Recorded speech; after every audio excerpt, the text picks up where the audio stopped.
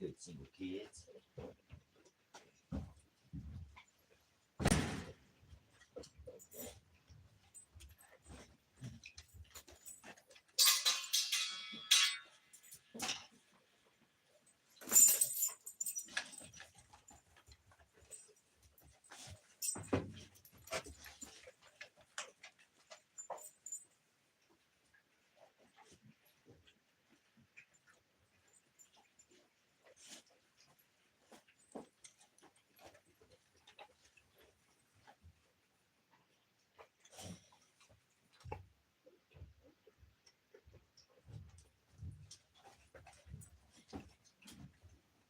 Thank you, Brevis. Good job.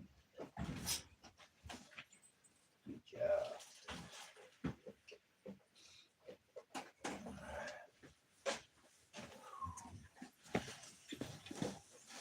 Let's get this light going. All right. Hey, we made it to the apocalypse. Apocalypse. Oh no. Oh no. Apocalypse. This is it. Whoa. So, starting on here. A little sore from working yesterday. Moved, I don't know how much block and brick and stuff moved around. But feeling it a little bit today. Old man. That's all right. Taking a little easy. It's still a little cool out here. Sun's shining again. So, looking for survivors. They say 90% of the population in America would perish if the grid went down. So, is the grid still up where you're at? I don't care.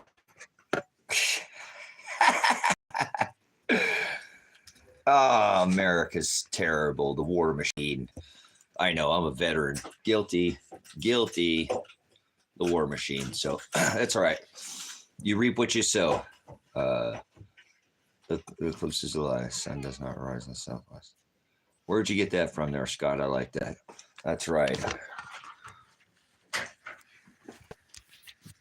That's right. All lies. The devil, Draco, Comet, the Aleph symbol that negates. Absolutely. Good stuff. Thank you, Scott, for there's a survivor. That's what I'm looking. I'm looking for survivors. People who know that apocalypse does not mean Armageddon.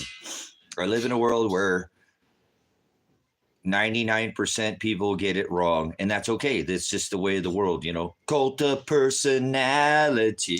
Remember that song? Yeah, it's what's culturally acceptable at the time. What the they're going to write a lot about this generation, guys. They're going to look back and go, "Yep, they seriously." No, I'm not kidding. They all stood on these X's, and they made them push their buggies down their shopping carts in a certain direction. And they did it. They went. Look at this. I know. Look at their pictures. They're all wearing face diapers. No, this is seriously. Check these people out. Look what they did. They let them. The governments all just ran roughshod on them. They just stuck them. They gave them the roll up your sleever. So, anyways, not everybody who took it wanted to, guys. So, apologize to anybody who did. I know a lot of people. What a freaking. What I don't know what people are getting. Can you understand that the whole world was put under a spell? Remember, you know, the scam.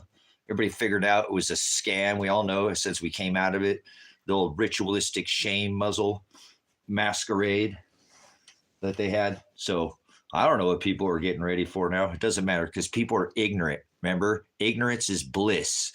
And 666 is the number of what? Watch 666 is the number of what? 666 is the number of the what? Right? People get 99% of the people can get things wrong. Doesn't matter. It is what it is. You can't change fact. Like if you put the face striper on and you put it in and it's on your Facebook profile, you can't take it back. It's out there. It's in ether. So he's not. We got a while for that comes there, Paul. Got to get through these books. Seals as these seals are open. We are in the apocalypse, which is Revelation. That's not Armageddon. That's the ignorance of society today. I could go walk down the street, done it before, do blogs, do what I call a man on the street videos, stick a microphone in somebody's face, just like it to you. None of you answered my question, but 666 is the number one. And 95, 6, 7, 8, 9% of the world is going to get it wrong. And that's okay. It's okay. Whatever, Fred. I don't care about you. You're a knucklehead. We're already in the apocalypse. See, that's what I'm saying. You're an idiot. Your ignorance is bliss. We're already 3 years into the 6th extinction, 12,000 cycle event. 6,000 years was Noah. You're wrong. That's the problem. Is you're already back in the old age of Pisces. You stink like fish, like Pisces. Your ignorance is bliss. We already left 12/21 of 2020. I don't normally cast my pearls before swine, but I'll throw a little bit at you. Why not? We're already in the new age. Whoa, whoa. So. Come on, man. Anyways, doesn't matter. You'll be the 90%. So what do you think it is? Just say, I won't, if you get it wrong, 99% of the world will get it wrong. It's okay. I'm just showing you what's really going on. You don't want to listen to it? It is what it is. You can't change fact. It's called the aletheia, the Greek word for truth. So, see, now we got people who think they're doctors. Look at this world. So, we're in the 6th extinction event, and somebody's going to come on a thing and try to be a doctor.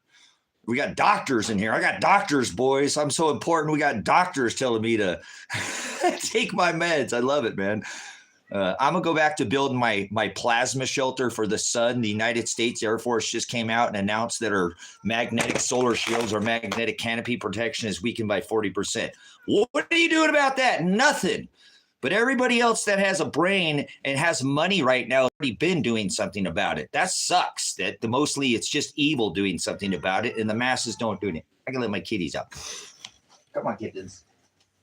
You guys, all my kittens. All the mules outside.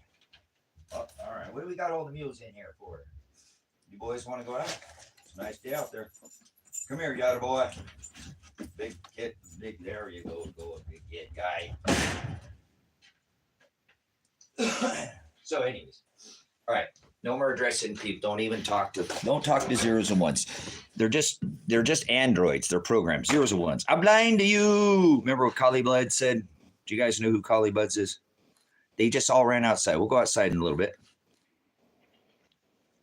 I'm gonna go to the back and get back to work. I gotta finish this. I got a lot of work to do, man. I got more work than I know what to do with. We're in the apocalypse. Apocalypse means to lift the veil, to remove the cover. We came into the apocalypse on 12/21 of 2020. When we came into the new age, when we're in the 6th extinction, 12,000 year cycle of it. We're already here. Congratulations. You made it. Pat yourself on the back.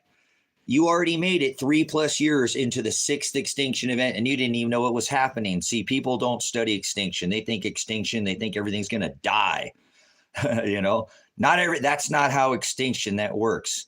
But they think apocalypse is Armageddon. So ignorance is bliss.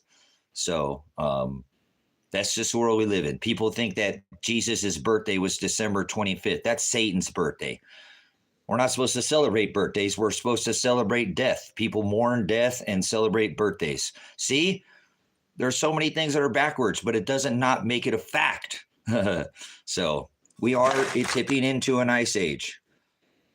We're 6,000 years in a 90,000 year cycle. We are a frozen planet 98% of the time. Ball. Yes, we're in Revelations. We already came into that. It's what apocalypse means. To reveal, to remove the cover, to lift the veil. Everybody, apocalypse. No, that's Armageddon. Don't ask for that. Oh, I get a little loud, so you might want to be careful with your mic. Don't get it too loud when I'm on here. No, I'm not wrong. You're an idiot. And I'm calling you idiot because it's the definition, you fool. Apocalypse, to remove the veil. Revelations, to reveal the truth. Ignorance is bliss. See, guys, people will still argue. Till you're blue in the face, you can argue. People don't want to. They want to argue with definition because they have a translation in their head. Ignorance is bliss. You're zeros and ones. You're an android. You've been programmed. So, and look at all the disgusting, filthy people who insinuate drug usage in this planet. They're all doctors or filth. You know, they don't produce good fruit. They produce evidence is definition, you fool. You got to name as Christian. Lollipop, Christian. Don't worry about it. Don't ask any questions. Don't get your lexicon out. Don't get your lexicon out. Don't get your dictionary out. Don't define the word in the original text that it was written. Just go by your translation. Ignorance is bliss. No worries about it. Not at all. Don't use it. It's called a dictionary. If you leave the definition, you've left the truth. Time to grow up and stop falling for the things of this world. He said, be in it, but be not of it. So there you go.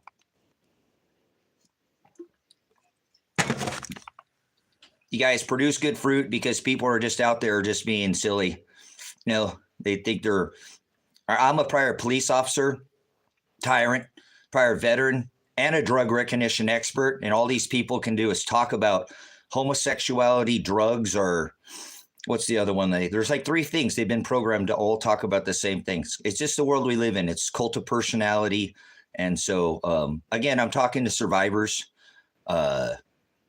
I'm talking to people who are already doing some. People already know. I'll stop addressing the trolls. Like I said, I don't even know why I said anything. They're not going to do anything about it. And failing to prepare is preparing to fail. I'm a United States Army military veteran. I've had extensive survival training. And community is the number one key to survival, guys. So you should probably find like-minded people and get a skill set, because everything can be taken from you. It doesn't matter what you have.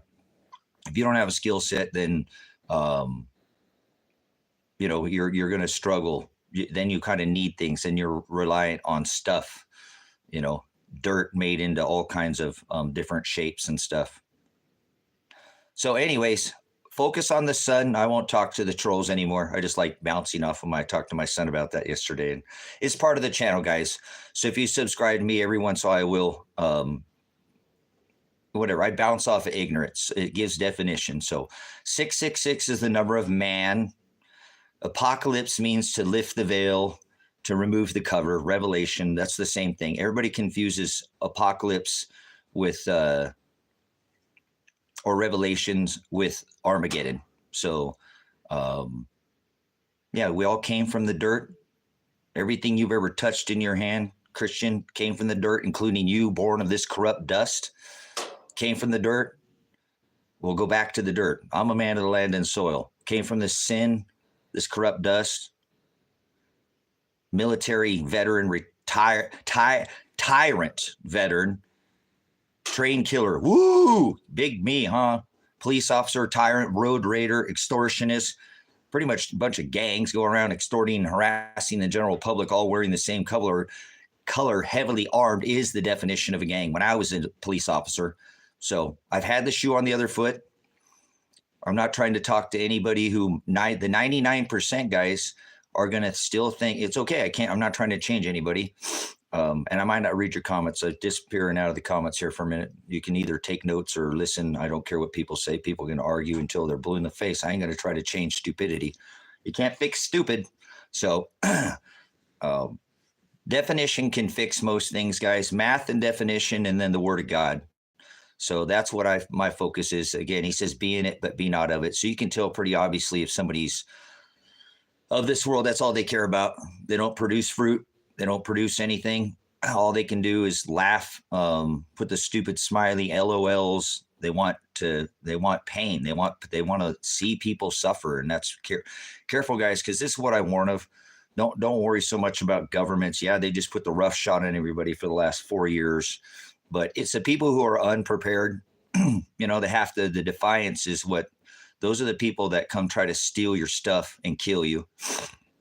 So I've always told people that the population density be the number one killer, guys. The more ignorance that you're around, you know, the more stupidity. People don't have anything. Failing to prepare is preparing to fail. Not having a skill set. They're reliant on their Starbucks. They're hopped up on Monster energy drinks and, you know, sugar at every checkout. go to the hardware store to get, you know, a board, and you get sugar-fied, right? Poison. Go to get a spark plug for your lawnmower, it's poison. So anyways, brothers, sisters, I'm talking to survivors, because most people aren't going to, we are in the 6th Extinction event, and extinction doesn't mean that things die off altogether, like dead. Most things die down. Everything that's still here, look around. We're in the 6th that made it through the last 5 extinction events. So there's still crickets and ants and giraffes and lions and tigers and bears. Oh my. So, and all of us, we're still here. So people just get things wrong, and I don't really more any care. I just need to, I shouldn't respond to it at all, but I do it for, like I said, it's kind of fun. I bounce off of it. I got to have some kind of entertainment in this world. It's a pretty tough world. We're in sorrows. We're in Revelation. We're already in that book. The heavens have declared it. I don't declare what age we are. The heavens declared it when the king star conjuncted with the morning star. We left the age of Aries, and we came into this age of Pisces. And we've been in that since the birth, the star of Bethlehem. Man, ignorance is bliss, isn't it? So the heavens have declared it. That's when we hit that 12,000 year extinction cycle. No, that's pretty funny.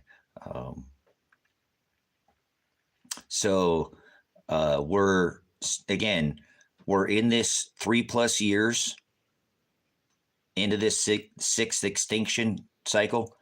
And you'll see that most people won't do anything. You can just see it by the comment section, guys. Look at more. There's a majority more of ignorance than there is of anybody doing anything about it. So I got to get back to eventually here today. I'm a little bit sore because yesterday I was busting my tail moving. I showed on the live, I showed some of the work what was done out here on the shelter. So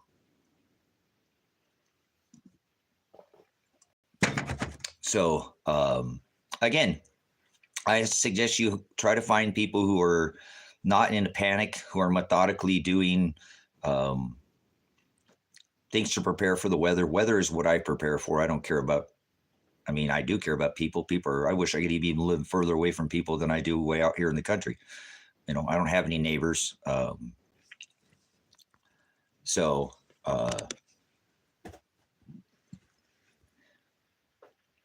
I suggest you look around and use your time wisely.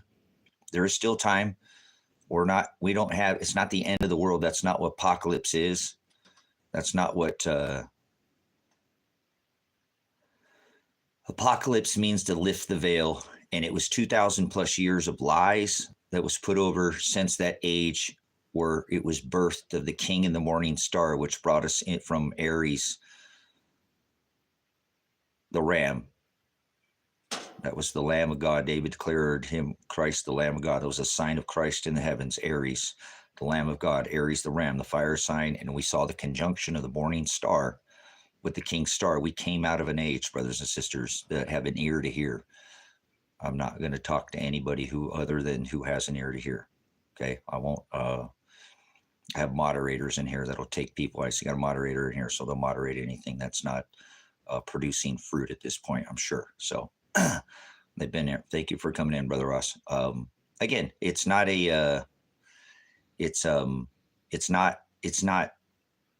what people think, guys. So if you'll use your time wisely now, people are going to figure out what's going on eventually, but it'll probably be too late. Failing to prepare is preparing to fail. So I'm talking about weather, and what's on my mind is this decreasing of this magnetosphere, the lifting of the veil, the apocalypse that's happening with our magnetosphere. Listen to me, brothers and sisters. This isn't the end. This is a sorrows. It's a burden. It's going to intensify. Our magnetosphere is weakening. That is an apocalypse. That is a revelation. The removal of our cover, our magnetic canopy, the protection. The U.S. Air Force just came out and said it's weakened by 40%. We had 5 low latitude aurora events in 1 year. We've only ever had 2 in a solar cycle, which is 11.9 years. 2. And that took massive X proton level energy to hit our canopy, which is being scrubbed off by this. That's why the sun's white now. 3 solar cycles ago, it's much more yellow. That's because it's hot. Nothing's changed with the sun. They're obviously messing and doing things up there with this eclipse and all that other stuff. But listen, that is an apocalypse. This is, I'm having an apocalypse myself. You know, the truth is being revealed right here before me. Hallelujah, Father. That's what this is. We're experiencing the removal of, remember, the skies will be rolled back like a scroll. That hit me the other day too. So that's part of that magnetic canopy that's been weakened and scrubbed off that I've been talking about. And then I've been telling you that 2,000 plus, 26 plus 100 years ago, we were in that magnetic pinch when those 4 large Jovian gas giants formed a square in 79 AD in our outer solar system. So the Earth got punched back then, and we had 100% magnetic protection. The veil had not been lifted, had not been removed. We weren't, that wasn't an apocalyptic event. Get it? I mean, well, it hit our Earth, but that wasn't the removal of the cover. It did. You know, Venezuela went off, Pompeii was covered in ashes. This Earth got wrecked 26 plus 100 years ago in 79 AD. I encourage you to study your history. Don't be freak out, but hey, we're here again. Thanks for coming in, DSW. I'm just a little sore today from working on doing all that block work yesterday and brickwork and trying to get that bottom of that. I'm going to try to get that floor. Kind of funny that I moved all that stuff in around to get that floor and get the base done, you know, for the walls coming up inside that shelter, and pulled it in and out. It's like a Jenga piece. You know what I'm saying? Like back and forth and back and forth and back and forth. But and then after building the forms for it, I built all the forms. I showed some pictures, and let me show you. I'll show you what I was doing yesterday. So everything, you know, as I'm moving all this in and out to get all this, you see how I kind of have to have a stage it all up, because in the corners, I want to run, in the corners, I'm going to run actual T-posts like I do through all my corners. So there'll be T-posts that every one of those blocks will be able to go through and hook around onto that T-post.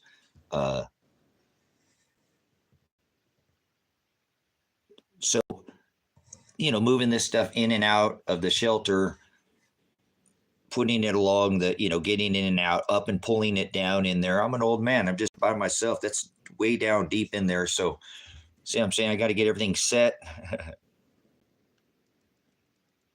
Nothing new under the sun is what the Word of God tells us, correct? There's nothing new under the sun. So, there we go. You know, that was my day yesterday. So this old man's a little sore, but I'm doing good. I'll get back out there and get back at it today. So I'm trying not to go right back at it first thing this morning. You know, it's still chilly. I don't want to go when I'm sore. I want to get these bones moving around a little bit more. I got the animals fed and all that. So, but again, after all that, I decided I'm just going to pour the whole floor at one time. So it is what it is. I got all the blocks down there, and I got the idea. I need to get it, and I needed to figure out. So still have to put the cover on this, not lift the cover. I have to put the veil on it, put that cover over it. So I got a lot of work to do. You know, and I'll get to it here.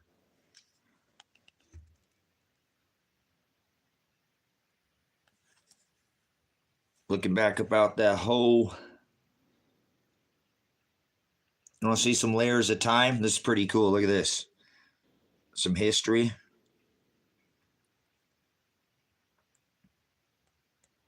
Look at this in the quarter. There's an event. Something got a little shaky. No, I don't have any help. Just me, man. This is what it is. God will provide in time, I guess. I can't worry about that anymore.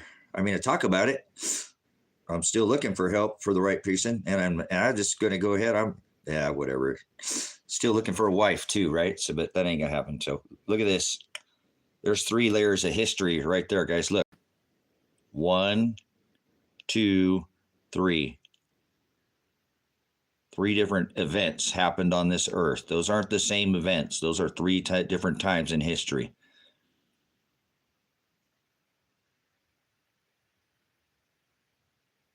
So 4 years to dig this by hand. I don't have tractors or money or none of that.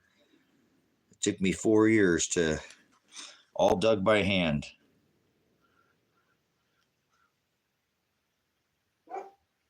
12-foot wide, 50 feet long by 10 foot deep. And then it's going to be backfilled with, another 10 feet back on top of it.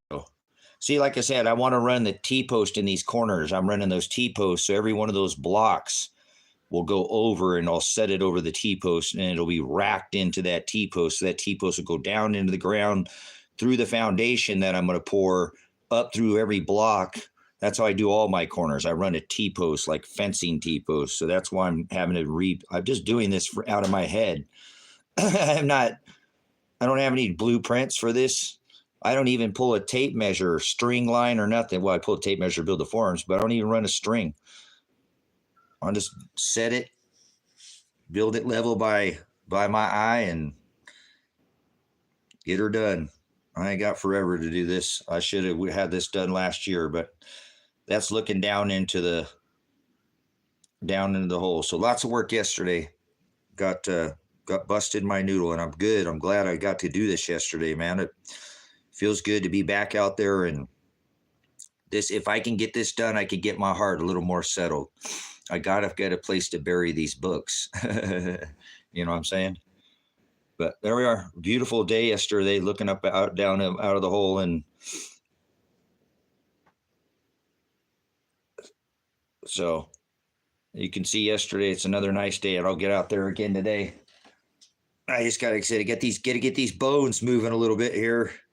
I was a little sore when I woke up. As you can see, everything in and out, in and out, in and out. All this designing.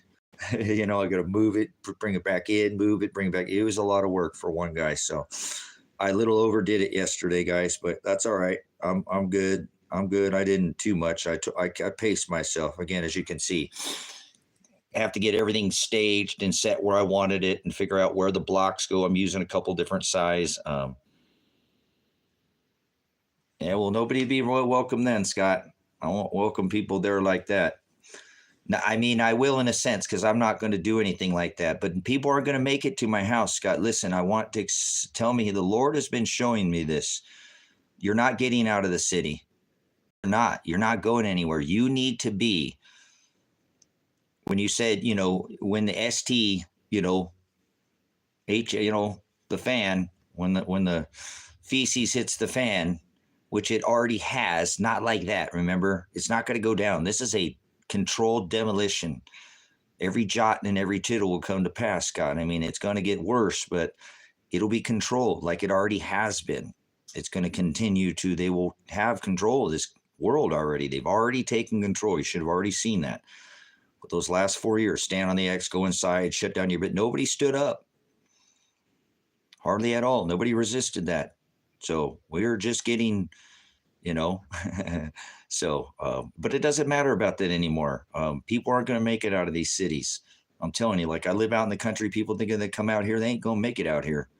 You can get locked in the city. Okay, well, if I'm wrong, then come out here and throw egg in my face. I'll give you free room and board at my property if I'm wrong.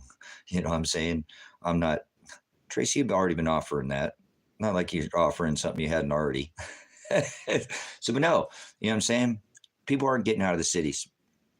Broad as a path, Broadway, big city lights. The Broadway is that leads to hell.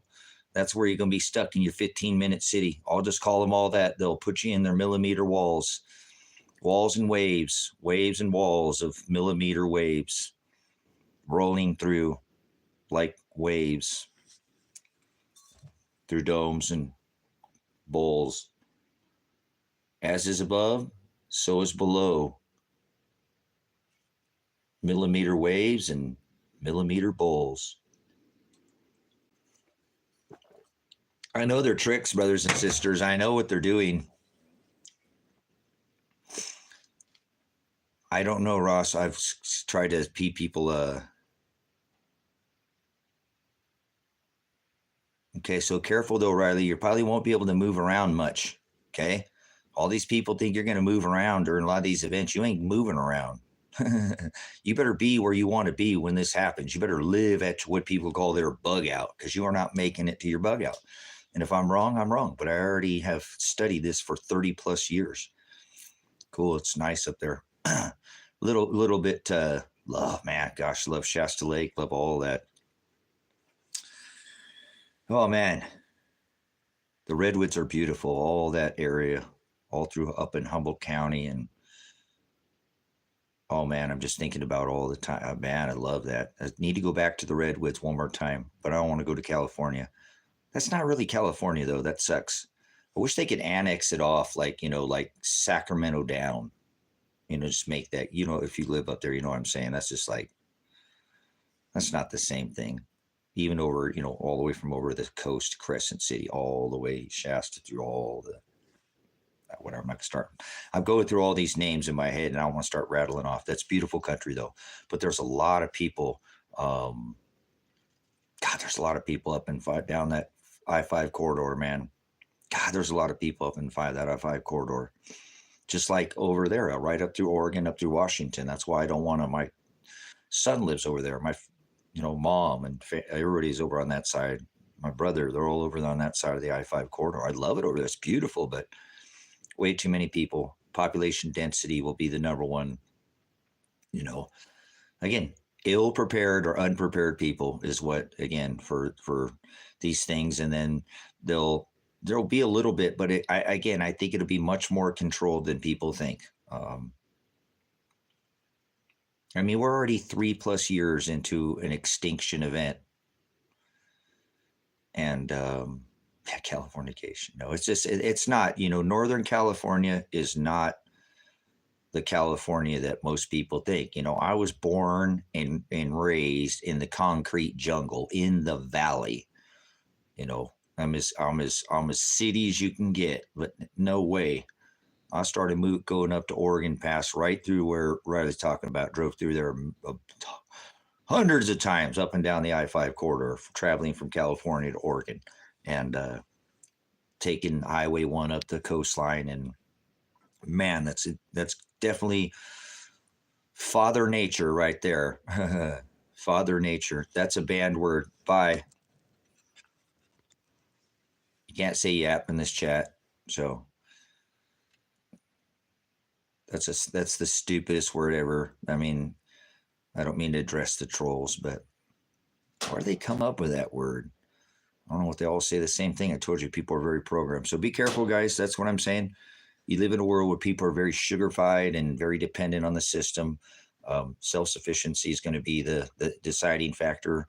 It's going to be nothing but, here's what I've already been shown. And again, sometimes I need to put things down, and I don't want to turn off the comment section, but I need to remember sometimes that I have a purpose here, and that my message that I'm trying to convey sometimes gets a little bit interrupted, because I try to address the trolls, and then I still try to, talk with the subscribers, because I don't want to make this channel isn't about me. You know what I'm saying? It's a community channel, but again, there's just so many things that, again, we're already years into this, 6th Extinction event.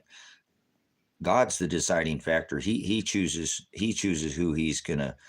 I'm sure that's what I'm saying. He already called out to whoever that should be doing something, and they're already a wise virgin. They're not going to sit around and do nothing. They're going to prepare. That's what he did. He said, I'm going to leave this place. I'm going to go to where my Father's at. Just like a bride tarried the contract, this New Testament, he divorced his bride. We're under New Testament and a new contract with Shiloh, the only begotten Son of the Lamb that came back in the flesh and made a testament, a contract with his bride, and that he would call their names out in that wedding feast of the lambs. But he calls those to be wise and to be prepared. So he left and prepared a place as a bride would tarry, and he said he's going to go to where his Father is at. He's seated at the right hand of the Father. I know that. That's where he said he would be. But he said he's going to come back, and he picks up whatever he bought. Sozo, saved, whatever he saved. If you were saved, you were already bought. And he tarried, and he's a prepper, remember? I'm going to go prepare a place. And he told us to do the same thing. So I have to be in the Hados in the same narrow way.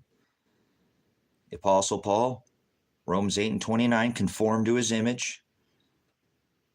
Matthew, deny self. Luke, disciple, I have to do what he tells. If I'm going to be his disciple, I have to do what he tells me, walk and follow in his command. If I love him, I'll do what I'm told, whether I like it or not. He's my Father who art in heaven, seated at the right hand of the Father. The biggest prepper in the world. He left and, right? Well, he's not in the world anymore. He said he left this place. He was going to go to where his Father is at. He's going to prepare a place and come back and receive me, redeem and pick up what he bought. Isn't that beautiful? That ain't religion. That's the fact, Jack. So I hope you're doing something and being wise, because you were warned. If you're foolish, you'd probably be going to the store trying to get TP for your bunghole. And going in the wrong direction. Murphy's Law, slam, bam, that door right in your face. And when, bam, you're supposed to be heading this direction, you'll be going in that one, in the wrong direction. That's why he gave you a commandment, girded, loins girded in my service. There you go. Headed in his direction. Deny yourself. Take up your cross. Matthew, daily. Can't set it down. Oh, can't go the other way. Well, I've been rebuked. Can't turn back, or I'm just that same old man doing the same old thing.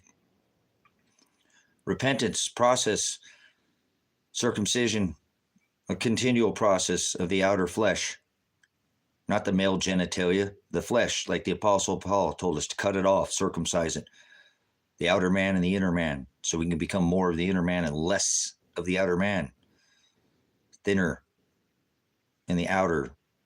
Christ in you, brothers and sisters. That's where he's at right now. Although he's seated at the hand of the Father, we have an outer man and an inner man, Christ in you. Our Father who art in heaven. I don't believe in a sky daddy God. Heaven, someplace where grandma's going to await judgment. Grandma's in the dirt. When the seventh trumpet sounds, the dead will rise. Would you cremate her? She was burnt in a fire from the ashes. She got smashed, crushed, whatever, buried in the dirt. The dead will rise. And that great day for his oligos, teeny tiny flock, as he calls out in the book of Luke, fear not, little flock, puny number, tiny number, for it's your Father's pleasure to give you the kingdom of God who art in heaven. That's where he's at, not some place in the sky. And he's going to pull the ashes in the dust, and the dead will rise from those ashes in the dust. Whoever 613 laws, statutes, commandments under the old. The Gentiles, they're going to hell. He didn't love them. They weren't under his commandments. They could do whatever they want. They were already not predestined. They were written as vessels of wrath, fitted for destruction, for the foundation of the world. I'll remember the I am, the Aleph, the one that brought the fire. Lot, get your wife, get out of town. I said, this is enough. Do the hokey pokey, turn yourself around. I've seen enough. Remember the promise of the rainbow. That's what it's all about.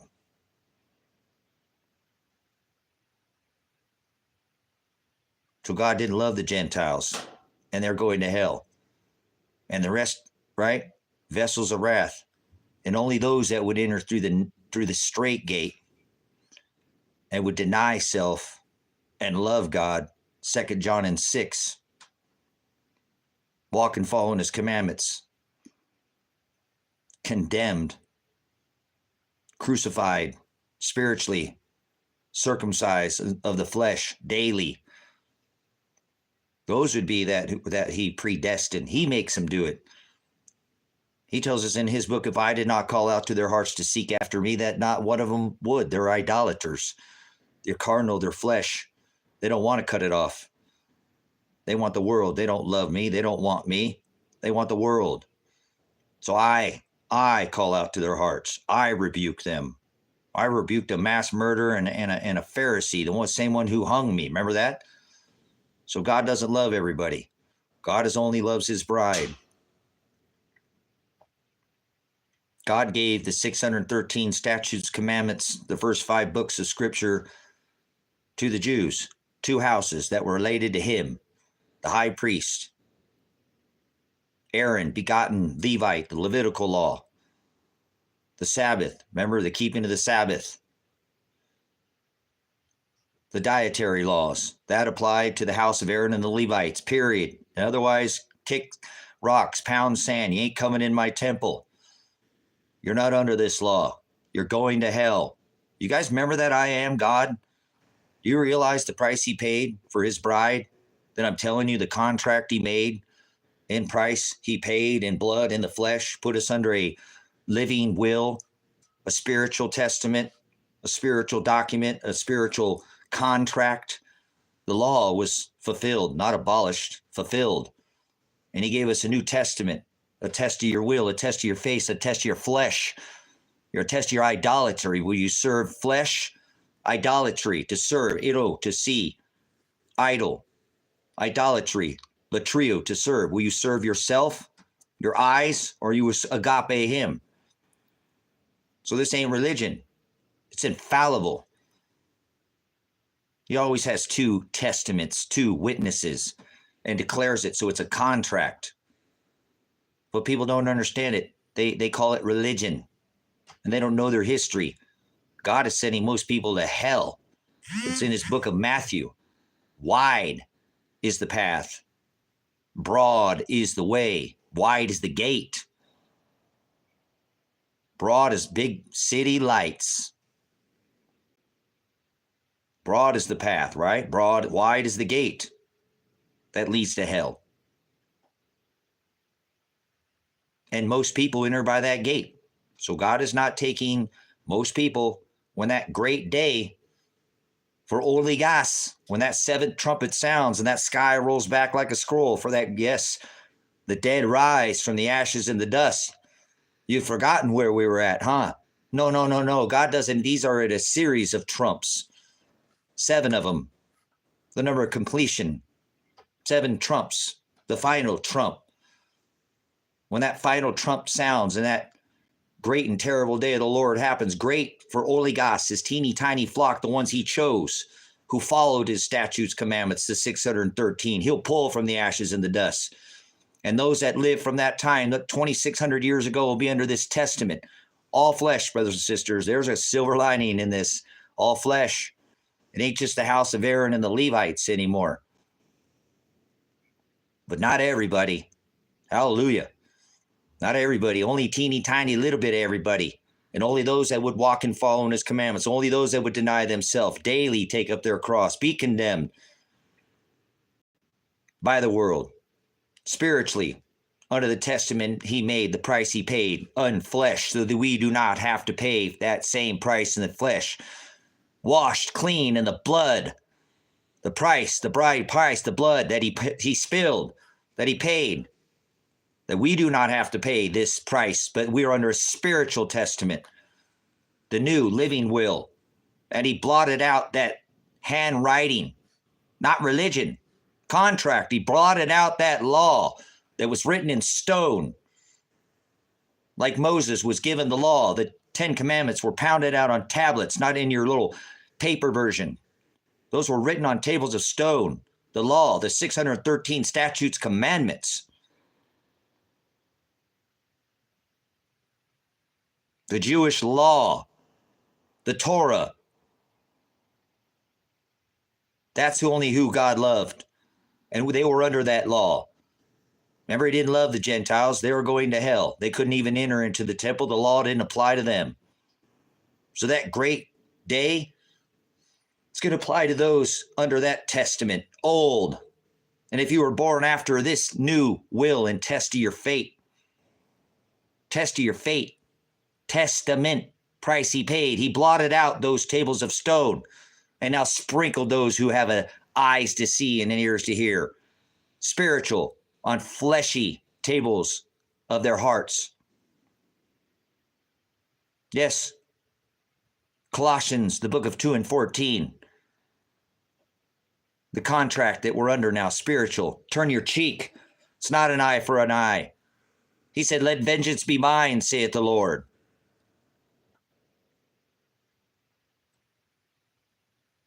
People don't like these aletheas, brother and sister. They don't teach this in houses made by hands. They're not teachers. They don't teach. They don't have definition. They don't understand the book. They understand religion. And if I remember when he came back here and he made his book of Revelation, the very first thing he did is he addressed the churches, all 7 of them. So we don't dwell in houses made by hands. He told us that twice. As I told you, there's always 2 testaments, 2 witnesses, as he always declares. It's a contract he makes. Colossians 2:14 once was written on tables of stone, is now pounded out, blotted out, fulfilled, and now sprinkled with that blood of the Lamb, of the flesh that he paid, that bride price in the flesh for his bride. So when that great and terrible day of the Lord comes, you ain't in heaven, up in the sky, Sky Daddy. It ain't Nimrod, Christmas Jesus. He dwells within us. He dwells within the Word of God itself, and his contract that he made, the testament, is a spiritual testament. It's a spiritual suffering. It's a spiritual price that we must pay. Conform. Those that I also did foreknow, I predestined, conform to the image of Christ. You must endure to the end to be picked up, redeemed, saved, sozo. We must go through much tribulation, thalipsis, to be with the Father, the Apostle Paul, after they stoned him, threw him off a cliff, threw 20, never mind. Study it yourself, what a stoning is. They ain't throwing little rocks. It's not what a stoning is. He said we must go through tribulation to be with the Father. The book of Matthew, he said we must deny ourselves every single day, and that we must be condemned. We must be crucified spiritually, brothers and sisters. The price he paid, blood. You must have those garments white. How you can have white garments if you wash them in blood? That's right. I want to find your garments white and spotless, washed clean with the blood of the Lamb. Spiritual blood, brothers and sisters.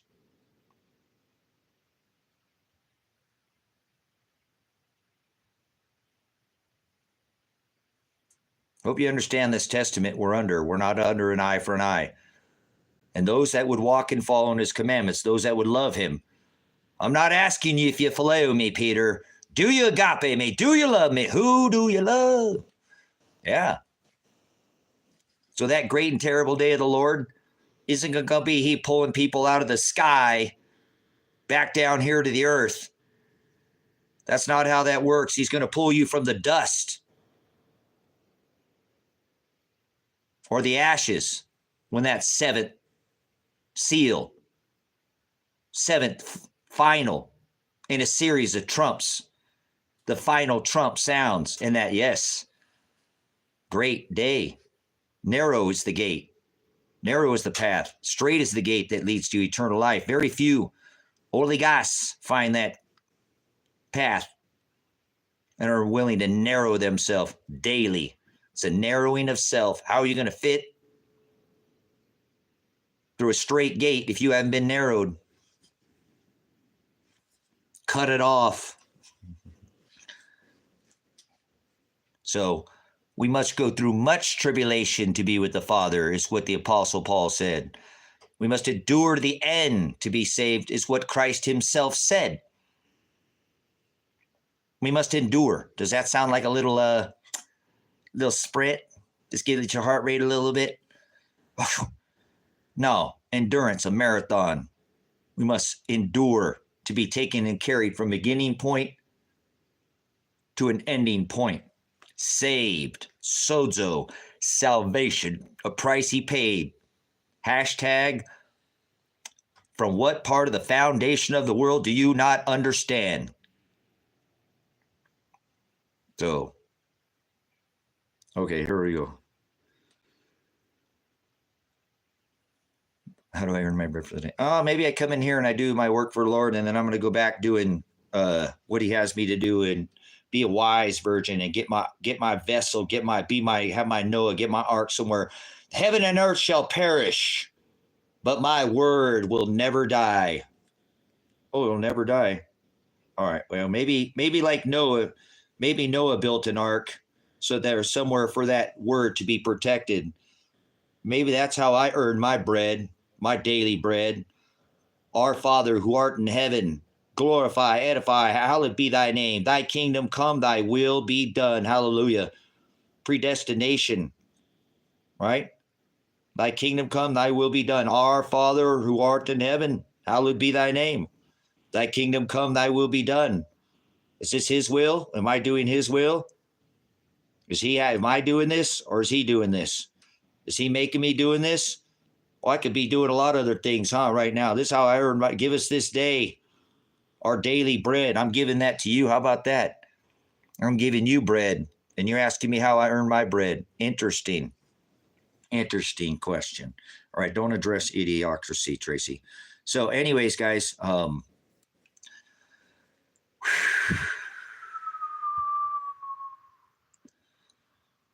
be wise, brothers and sisters. He tells us that He wants to have our loins girded in His service. Are you one of those people when the boss leaves, you go run off and oh, the boss is coming back, hurry up, get back to work? That's where He says people are going to be caught unaware. So it already is. The events are already happening, Cursed. We're already 6,000 years into a 90,000 year cycle. We're already 3 years into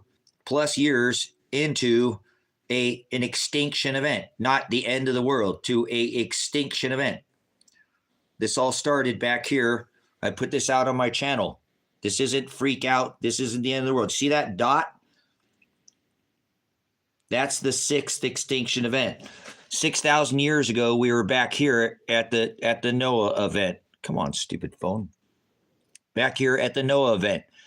I've shown this. Go watch my video. Okay, everybody right now, who in this chat has seen the 3-minute and 33-second video? No, we're in the apocalypse now. That's what this is. That's the day we entered into the apocalypse. You think that's the end of the world. See, guys? See, it's not, don't worry about it. Everybody does it. It's not a problem. It really isn't a problem. You just don't know the definition of apocalypse. You think apocalypse is Armageddon. And that's not what apocalypse means. Apocalypse has the same exact meaning. Well, to lift the veil. Okay? Somebody put the definition so you can get this straight. That's not what Armageddon. You're thinking Armageddon. And that's okay. The whole world thinks 666 is the number of beasts when 666 is the number of man. People can get things wrong, and it doesn't make them a bad person. You know what I'm saying? You don't want to be in an apocalypse? Oh, you just want to stay in this age of lies?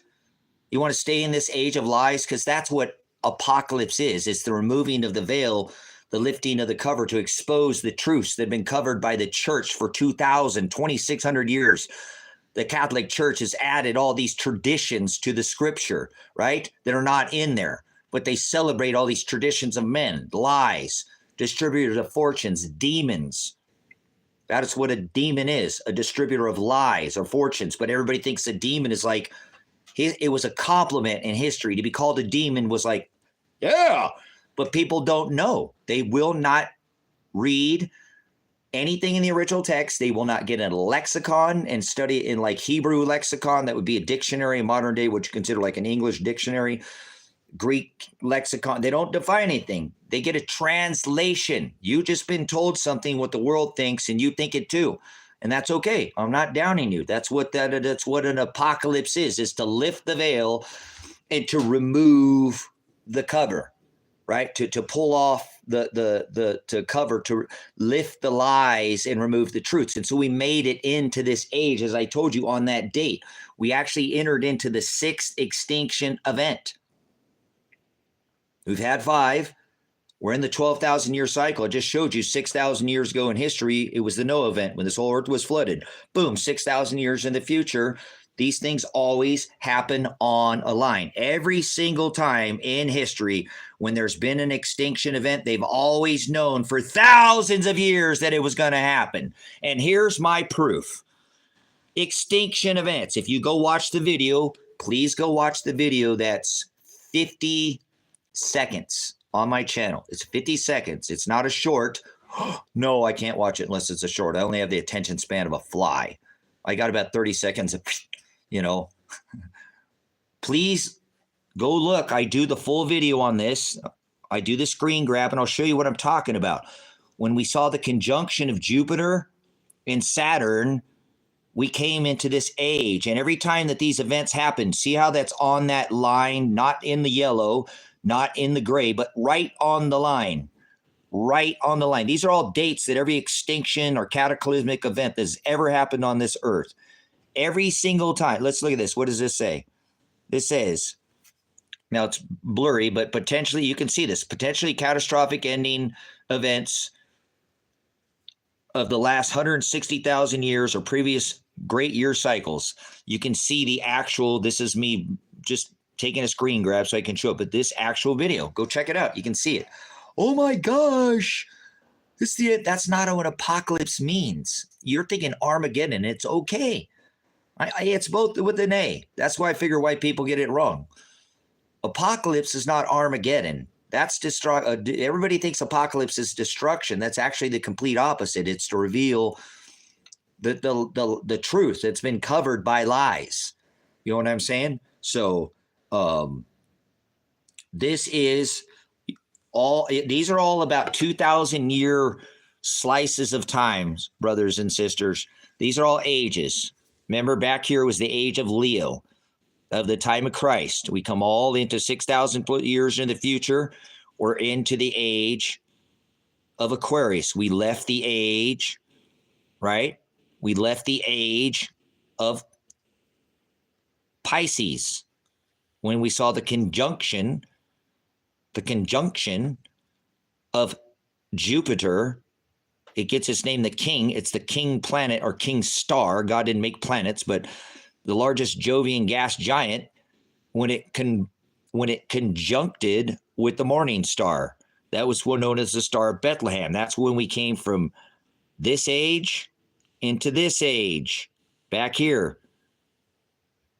This is the age where we came into, where we left Pisces and we came into the age of,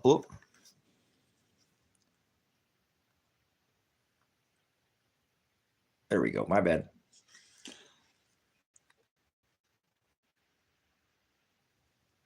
So this is a passing of an age, and this happened on 12/21 of 2020. So we've already entered into the new age of Aquarius.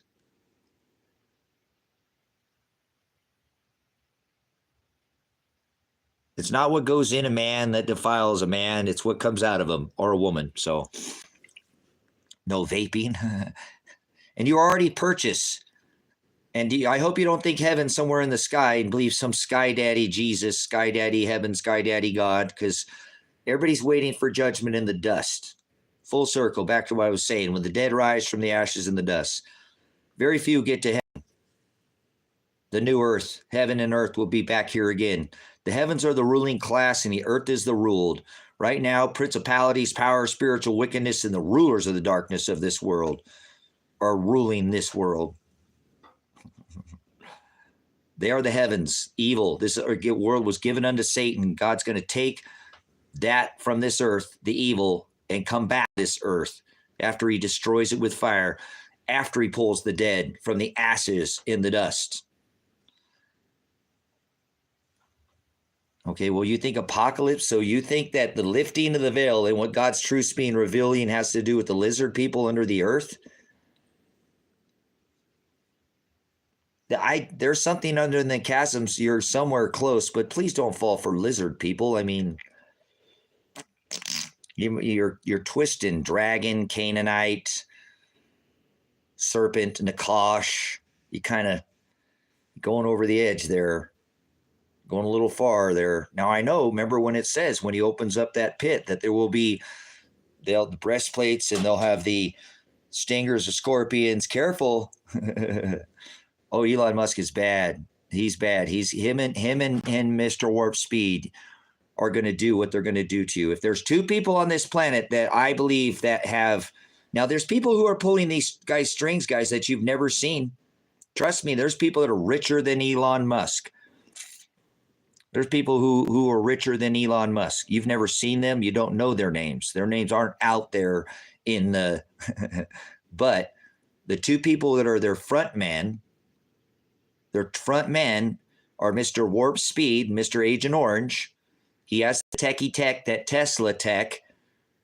That's why Mr. Stinky Muskrat they're playing with you. That's why they're so front and center. They're their front men. They're puppets that they use and pull on a string. Agent Orange, Mr. Warp Speed, space. There's no such thing as space. The firmament, the heavens are the ruling class. The firmament declares his handiwork. There are giants, gas giants in the heavens, right? In that, but that's called the firmament. If you'll study scripture, not study the translation, like you think apocalypse means Armageddon, and you think 666 is the number of the beast. You're speaking in translation, and you do that because you watch Star Wars, Star Trek. I'm old. Mork from Mork, the egg. Oh, the egg, the lizard people. Mork from Mork. He came out of an egg, huh? See, it's always been put in your head. You've been programmed. And growing up watching channels, and you went to school with everybody else, right? So you believe we landed on the moon, right? Yeah, telling lies on the black box, the Cabra to your vision, television. So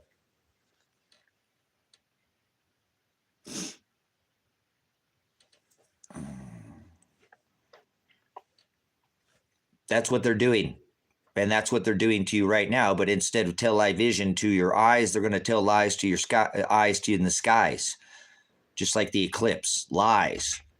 And if you paid attention and were a wise virgin and you were looking up like he told you, you would realize that we are not, this is all hocus pocus.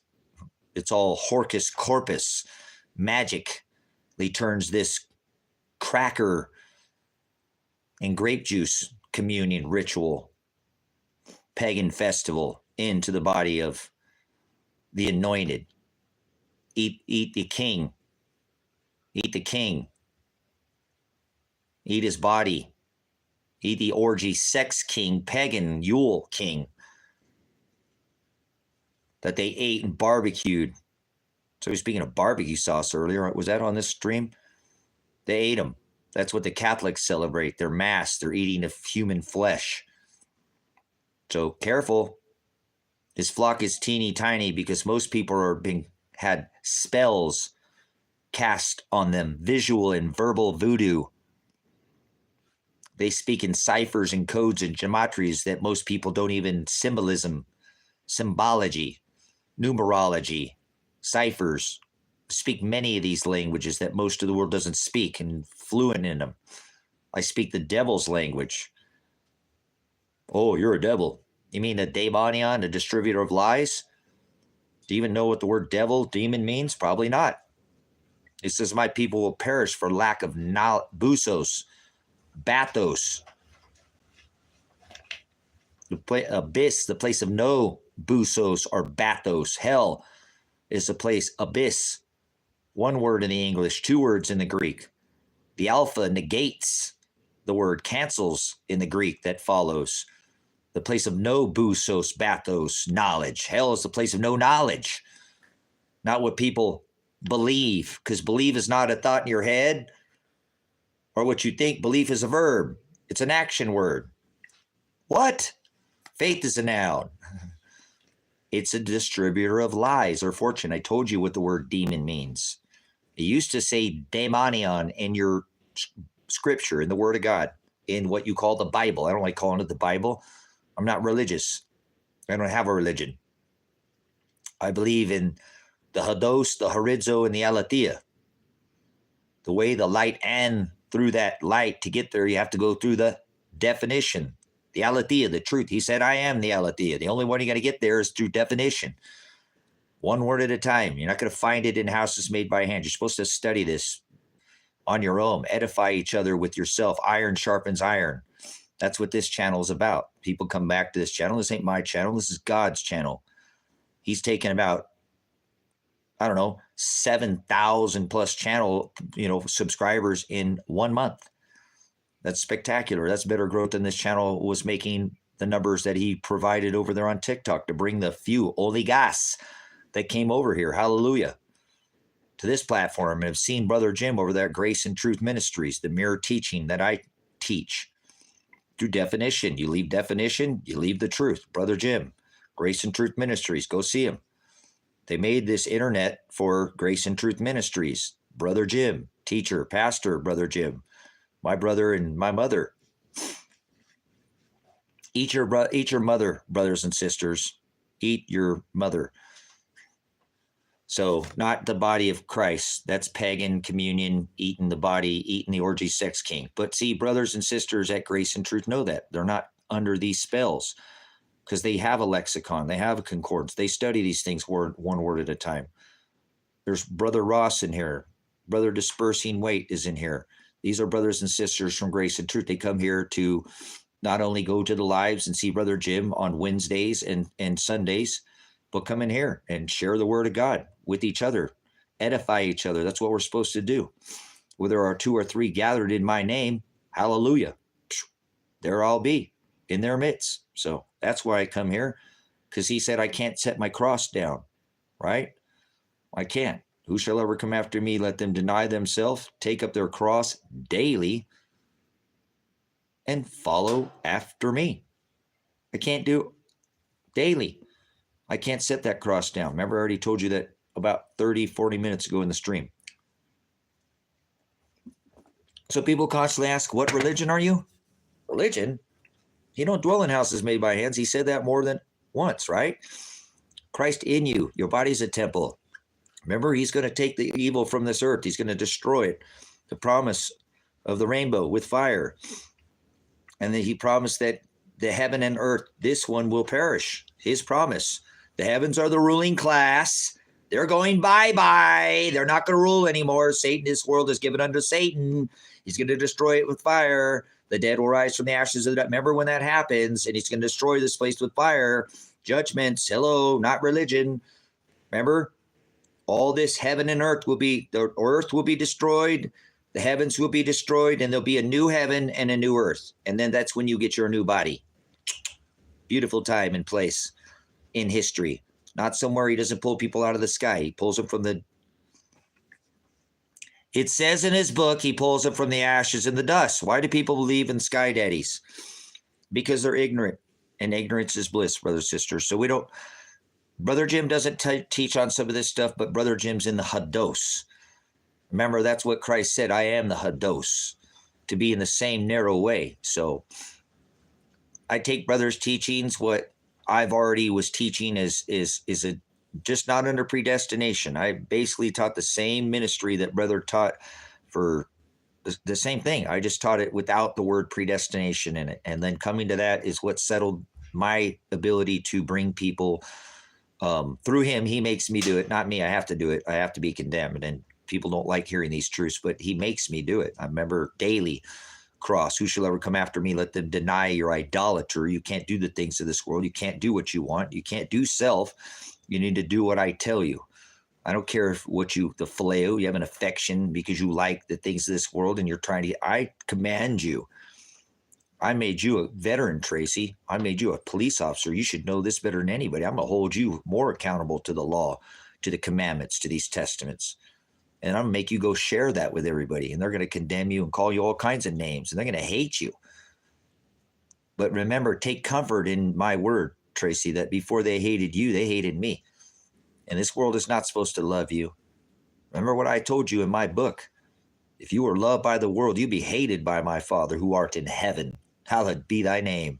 I am not going to deny him in front of anybody. People run away from me when they see me in this town because they know they're going to get a daily Jesus, a daily circumcision.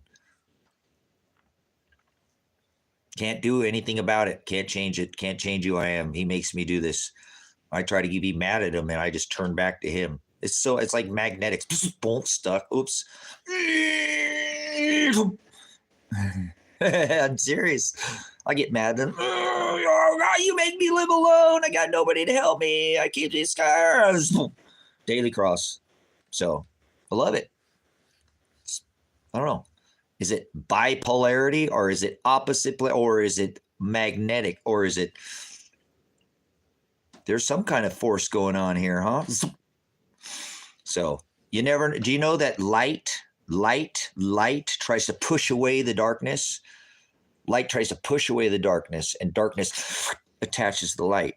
So careful that, but this, in this world, you must be as esteemed as the potter's clay. You must turn their works upside down. Remember, we have a left in our right brain, in our hemisphere. And he says, let no man steal your crown. So be careful, brothers and sisters. It's a very duality, as is above, so is below world that we live in.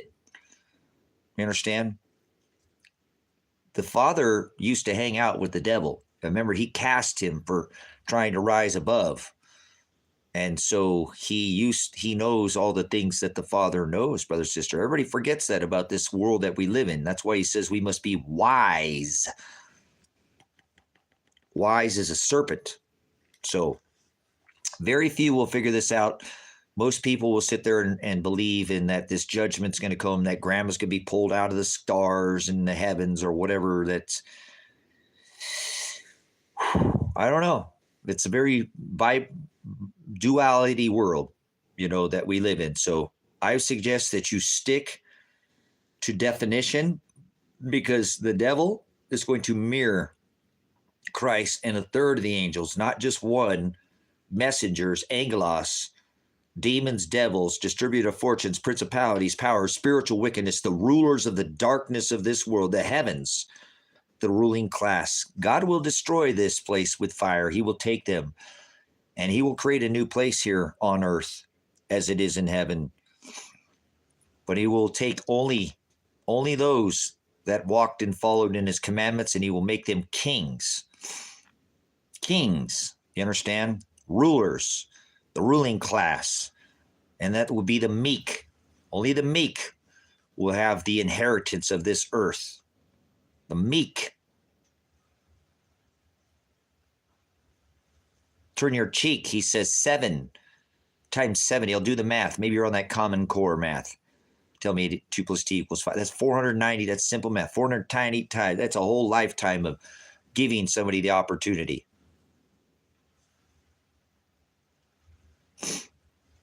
This is fabulous. It's so fabulous. I have doctors in here today giving me my prescriptions. Disgusting, filthy nations, Israel, Palestine, both of you are in apostasy to the word of God. You're going outside your borders, and you're killing people outside your borders.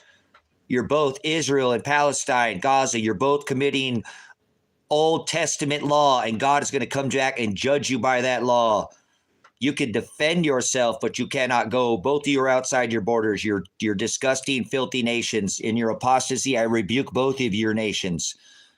In apostasy, I rebuke America for going with 1,003 military bases in 180 countries. That is an apostasy and opposition to the New Testament.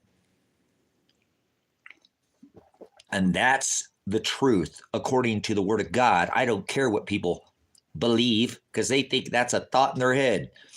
They're both an apostasy to the New Testament. I don't care what people think. I am under the New Testament. And the New Testament says, let vengeance be mine, saith the Lord. Not eye for an eye. You can't go hurt somebody because somebody hurt you. That's the Old Testament, and that's what both those nations are going by. So they're both apostasy. Russia, Ukraine, apostasy. America, apostasy. Hey, George Washington is a 33-grade Mason. Apostasy. But hey, at least he said, no foreign entanglements. And he banned Christmas, but he was still a Mason. So apostasy. Bring home all our troops. Shut down all our military bases. Take our power back. Take our purchasing power back. Get our... Get this out of their hands. Take this out of the hands of the war machine, the killers. It takes this to fuel the lifeblood of the military industrial complex, not black goo, not oil. There's this. They can't run their machines without this. They'll throw their gold and silver in the streets. That's right. Sell your cloak, buy a sword. Do not think that I came to bring peace on this earth. I did not come to bring peace. I came to bring a sword of division for one who believes the word of God and one who does not. A man's enemies, a woman's enemies will be the one of his own household, where one believes and the other does not. Matthew 10:34. I came to set a father against his son, division, divide. A mother-in-law against her daughter-in-law, a mother against her daughter. Yes, that's right. A man's enemies, a woman's enemies to be the man of his own household. America. In this house, apostasy. 1,003 military bases using silver, dropping 500 of these ounces in a smart bomb at the tip of a smart missile on top of people's heads. They'll throw their gold and silver in the streets. Truth will set you free. Truth will set you free, he said. I am the Aletheia. I am the Hados. I am the way, the truth, and the horizo, right? The way, the Hados, the Aletheia, the truth, and the horizo, the light. Hallelujah, brothers and sisters. Thank you for your word. Thanks for coming in. Just doing a little daily bread here. Take out my cross, being condemned by this ignorance, no knowledge. My people will perish for no knowledge. Please do not, if you want to be, right now, moderators take out all capital letters, no capital letter talking in this chat. So if you want out, just go ahead and type in all caps. My moderator is going to get their hands. Sorry, brothers and sisters, my moderators, but get them out of here. We don't no need to yell. There's no reason. You want to put some words in there with some other small words, all you want, but don't type in all caps. Grow up. You don't need to shout in here. I get to shout. I'm the host. I get to shout. Okay, let me see. Hey, so what's causing the apocalypse? The apocalypse is the lifting of the veil, Chris. It's the removal of the cover, and it's the removal of the lies. Okay? Jesus said delete comments, which challenge yours. Okay, get David out of here. He's ignorant. Free Palestine. Nope, no free Palestine. Who's Aquarius? Aquarius is the Most High, the water bearer, pouring out his see you later. Bye, Daniel. You don't deserve that name. You don't deserve your name, Daniel. You have no faith. Lion's Den faith.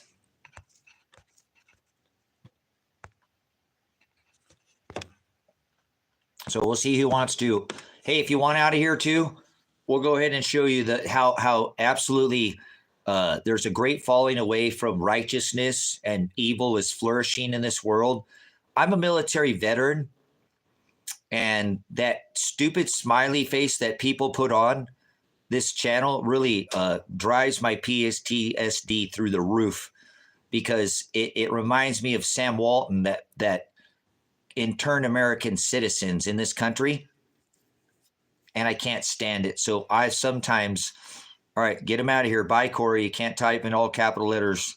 Palestine is committing atrocities. They're not going by the New Testament. Bye, Chris. You do the works of your father, the devil. You have to do it. So the smiley face reminds me of Sam Walton, who interned American citizens. Just to people has forgotten that Trump's uncle, yeah, that's right. Sam Walton, his uncle. Yeah. Now Keegan's a military vet. Keegan's a doctor. Hey, Santa Claus, your Santa Claus name is who your orgy sex king follower of your Christmas Jesus, Nimrod, Agent Orange. I hate your name, actually. I hate your name. Santa Claus, Christmas killed my father. All right, get him out of here. We're going to do a little moderating. So Americans were interned by the Waltons, guys. Sam Walton, his uncle, the family, Walmart. So every time I see that smiley face, I don't care. Hate is a bad word. I don't care. I can hate. God so loved Jacob and he hated Israel. I'm not a hateful person. All right. Bye, Jesse. Give your allegiance to a guy who decorates his house with Nimrod. I don't want to keep company with vipers. We'll just do some moderating. Yep. Ark's talking about methamphetamines and drugs. We see where his mind's at. I'll do some of my own moderating.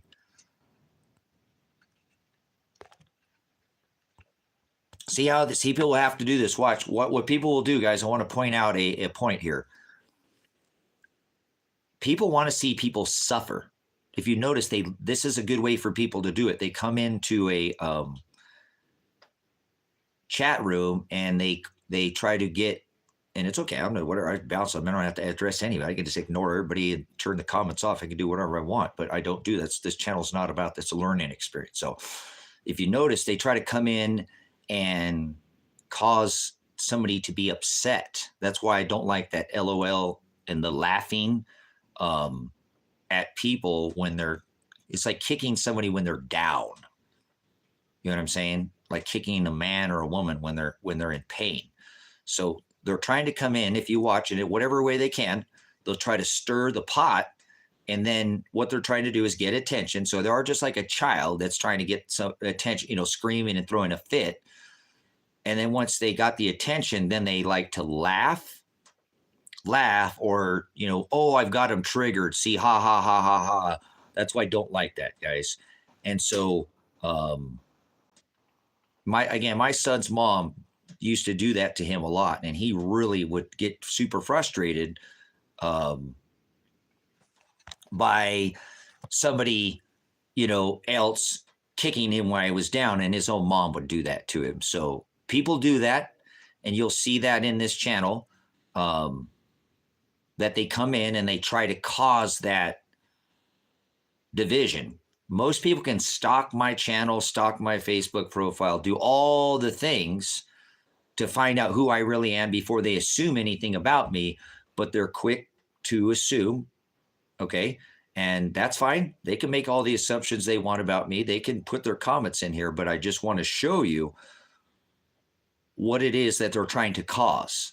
And that's why they laugh, because they want to see somebody suffer or in pain. They're trying to trigger that. So you should see people right now, guys. It's very, very easy to see somebody who's righteous, trying to do things that are worthwhile for other people. There's two kinds of people in this world.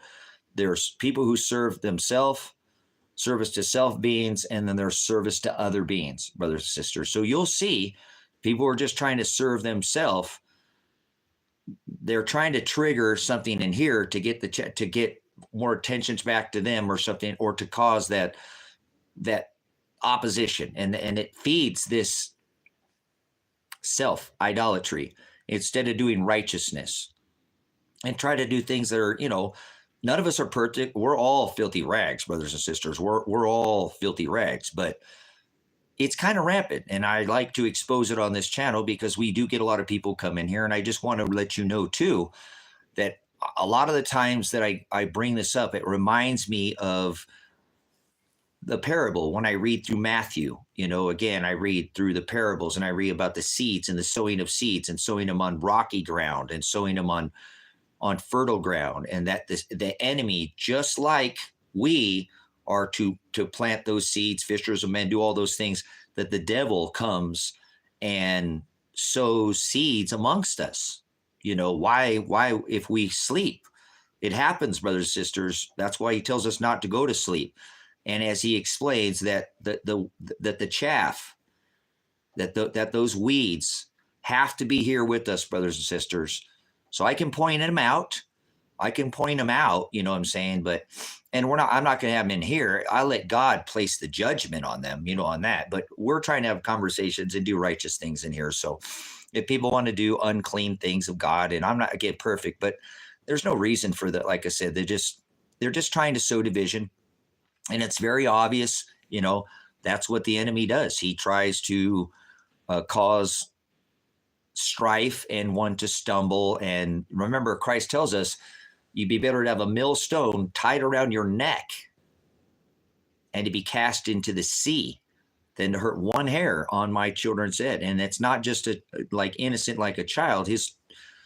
Your brothers and your sister and your mother are those that do the will of the Father. Those are the sons of God. Those are his children.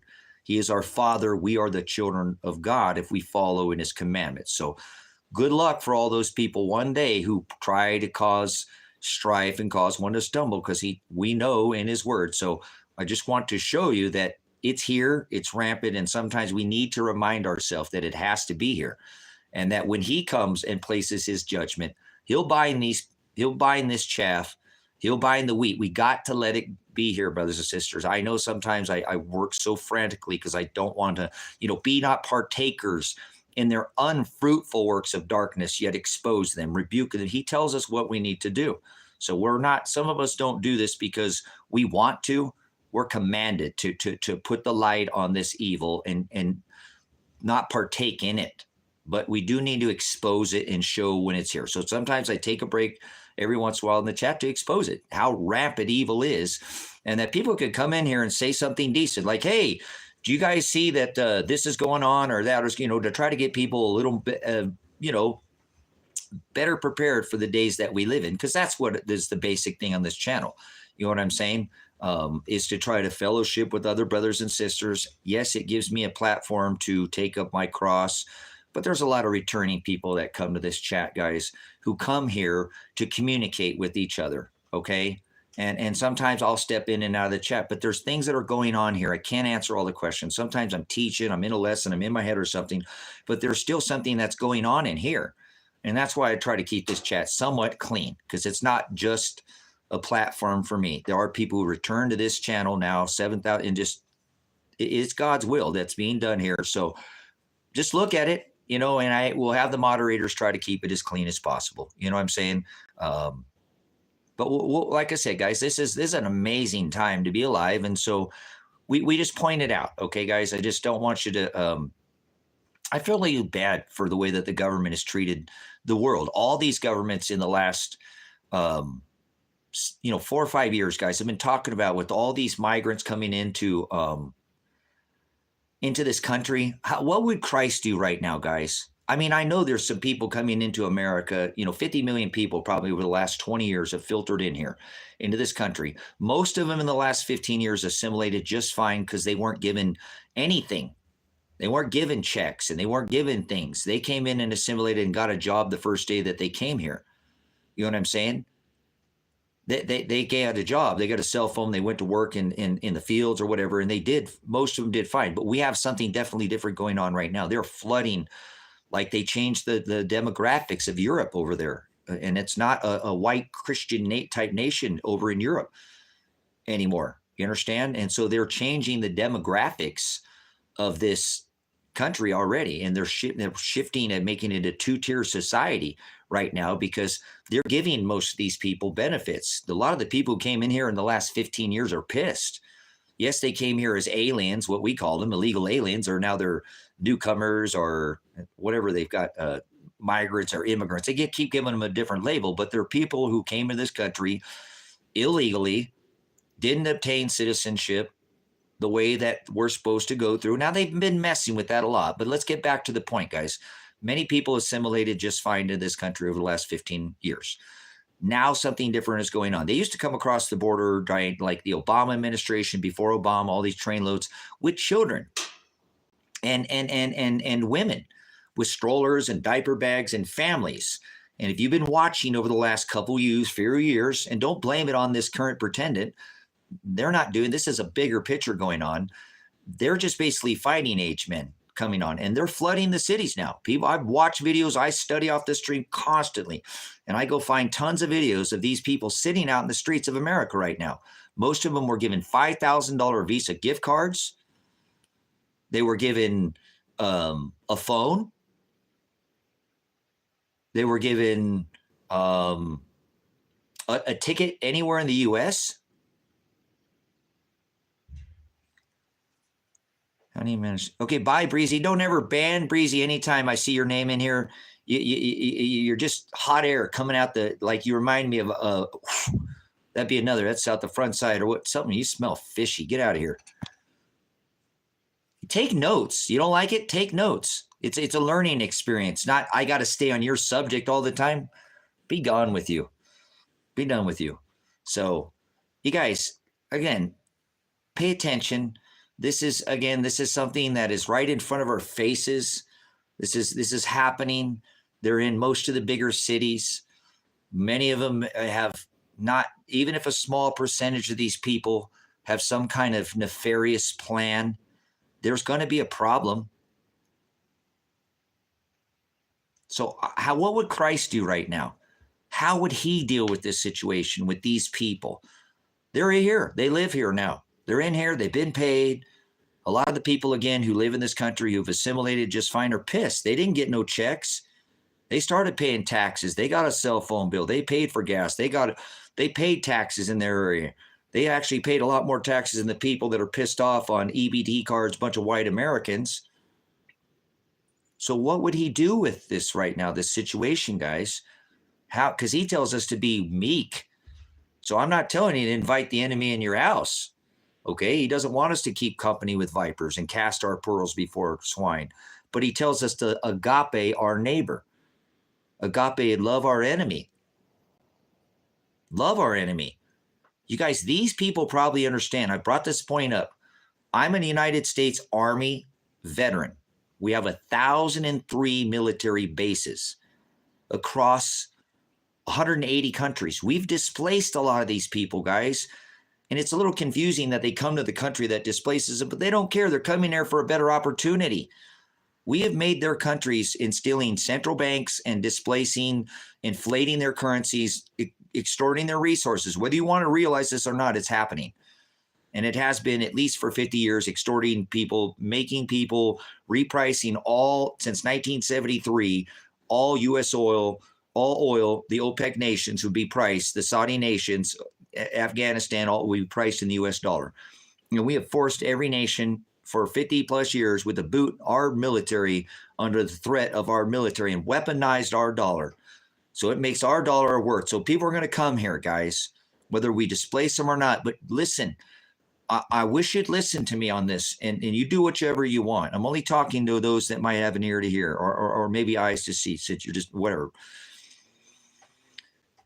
These people probably understand. You got to understand that as a military veteran, 99% of the time, we don't go kill the top commanders, the governors, the prime ministers, all these other top people who send the ages 18 to 30 to war. This ain't George Washington who goes to war. These people sit behind in their ivory towers and send the kids to war.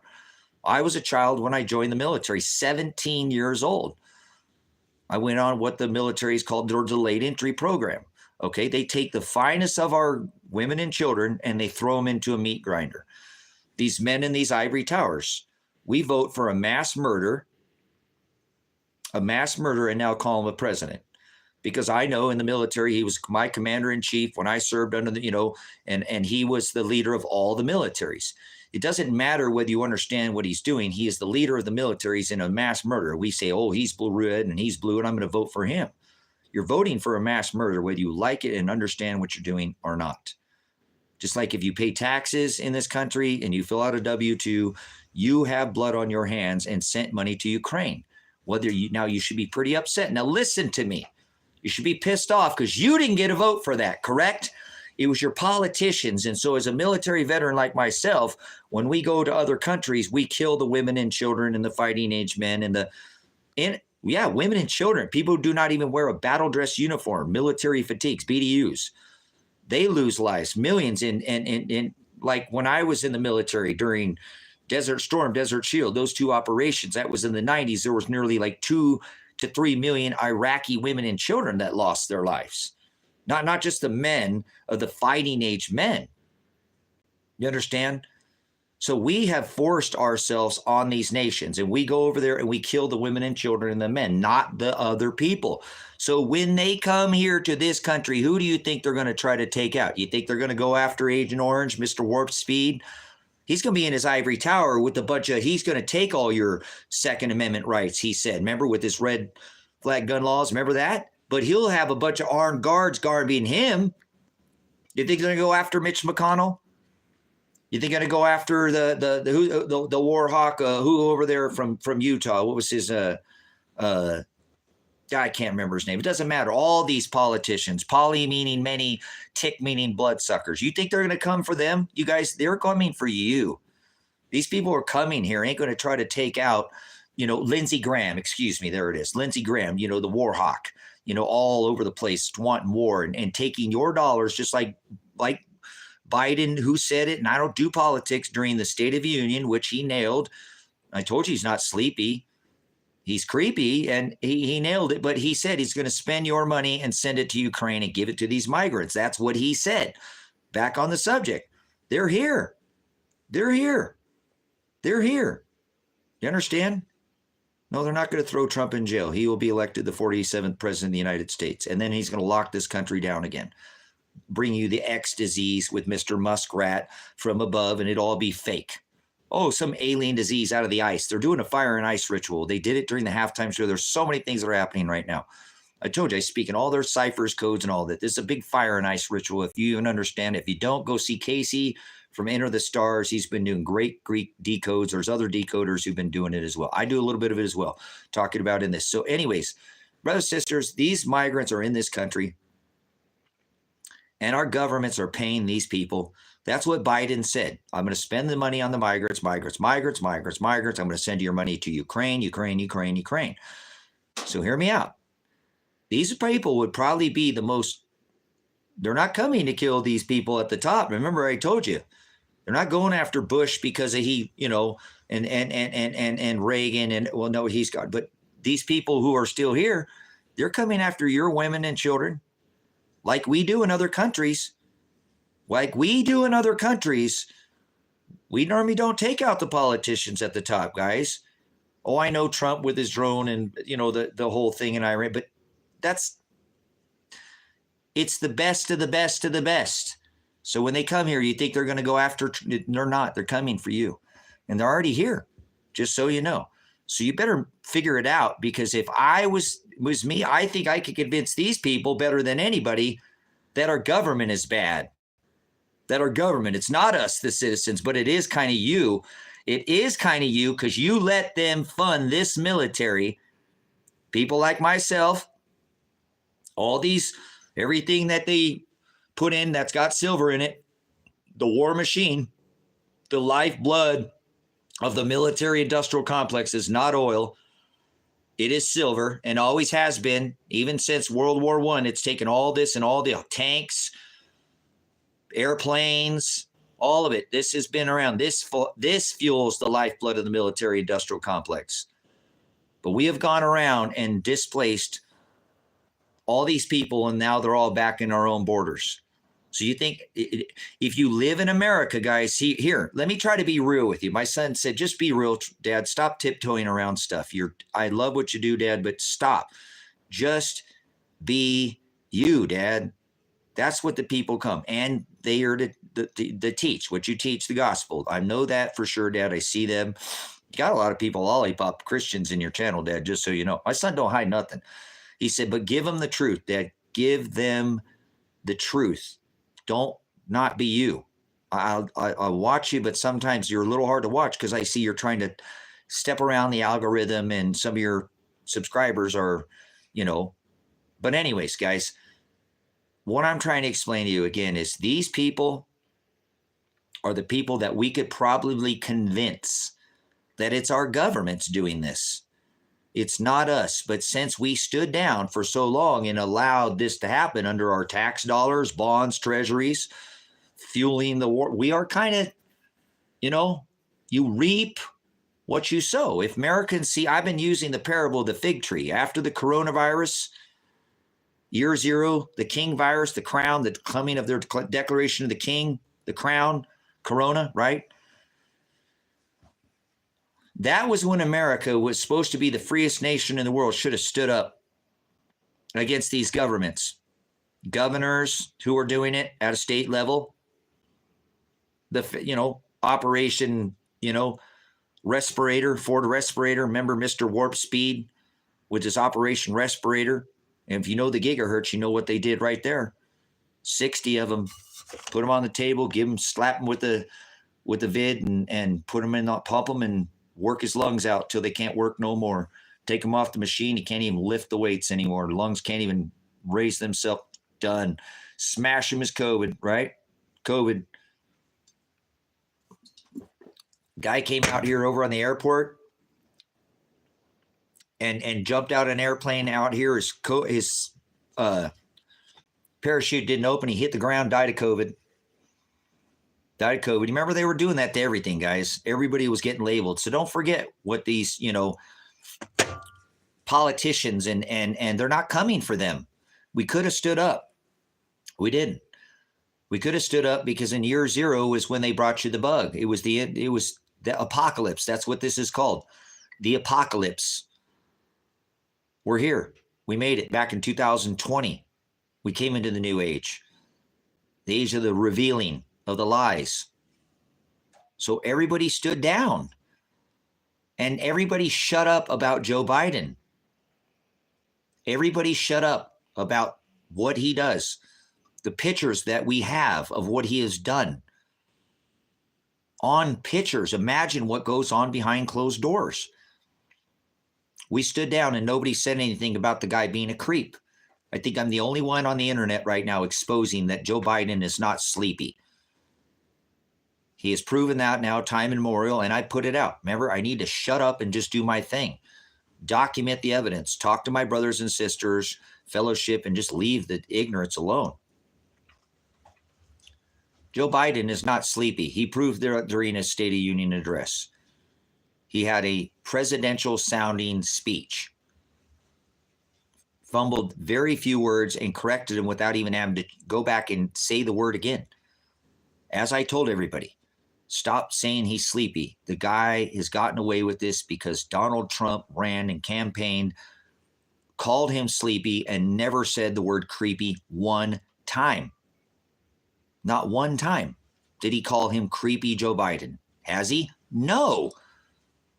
That should prove to you, Joe, that Donald Trump's motive's right there. You don't think Donald Trump knows that he's a creep? No, see, there you go. Statlock, you were programmed. You didn't watch the State of the Union address, did you? You didn't watch the red speech. You're just going because you're thumping. You probably support Trump and his MAGA death with his warp speed, gene therapy, roll up your sleever, protein spike mimicker, record earnings at Pfizer. Thump, thump, thump, thump, thump, thump, thump. I know.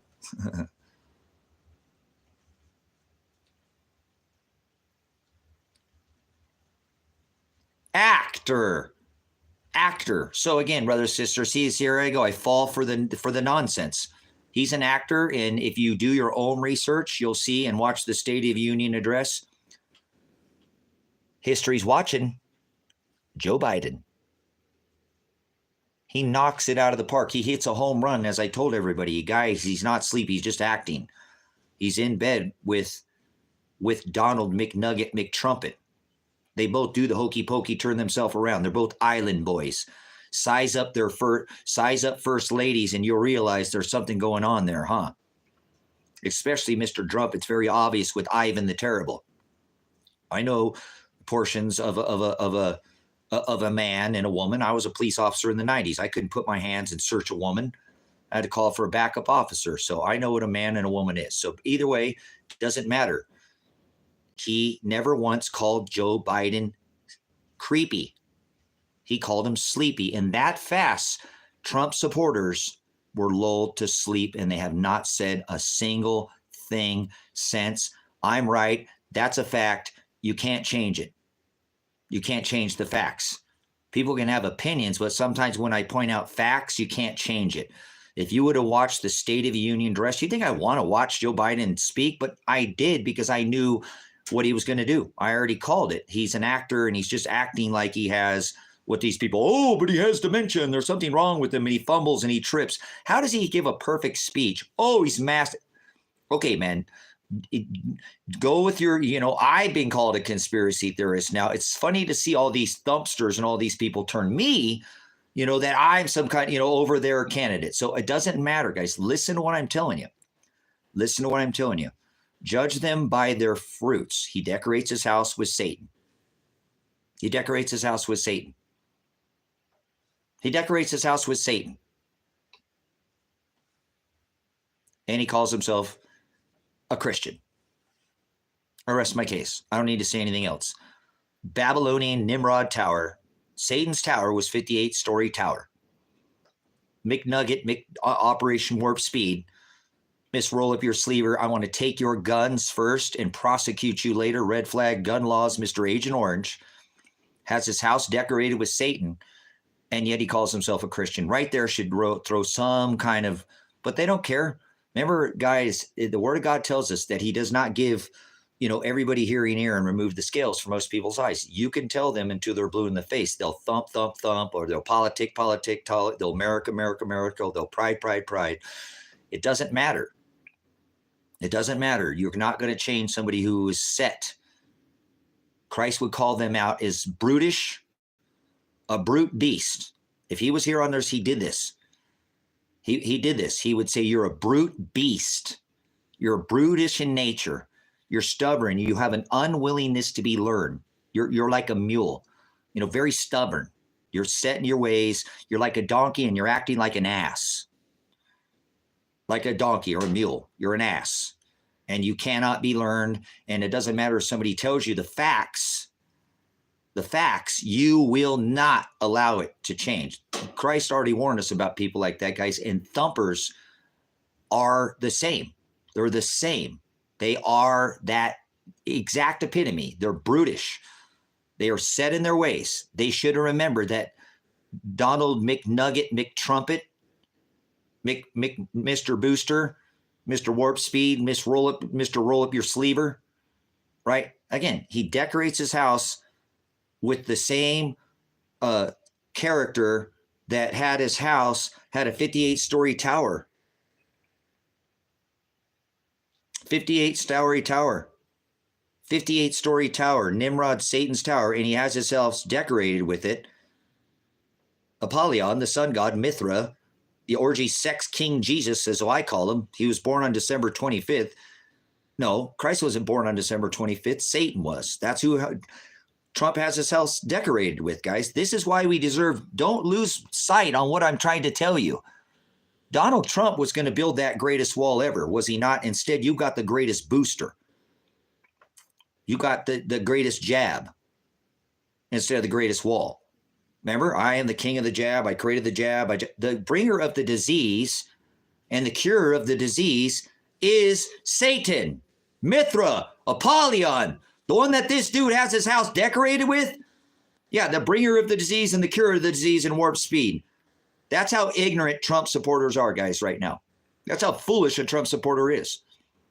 Seriously, that's your enemy right there. Anybody who would vote for a man who decorates his house with Satan and has Satan's tower was 58-story Nimrod Tower. 58-story Nimrod Tower. Satan's tower is 58 towers and Trump Tower is 58 stories. He lives on the 66th penthouse floor of a 58-story building, and it's still not ritzy. They will not look into any of this. They'll still thump, thump, thump. Or they'll go, well, it's better than Biden. Oh, so you're voting for evil. You're condoning evil. You're just as evil. You gave your money to this government, and they sent it to Ukraine. You have blood on your hands in America. If you filled out a W-2, see, it doesn't matter. You can't change fact. You can't change the fact that Donald Trump, see, boom, thump, thump, thump.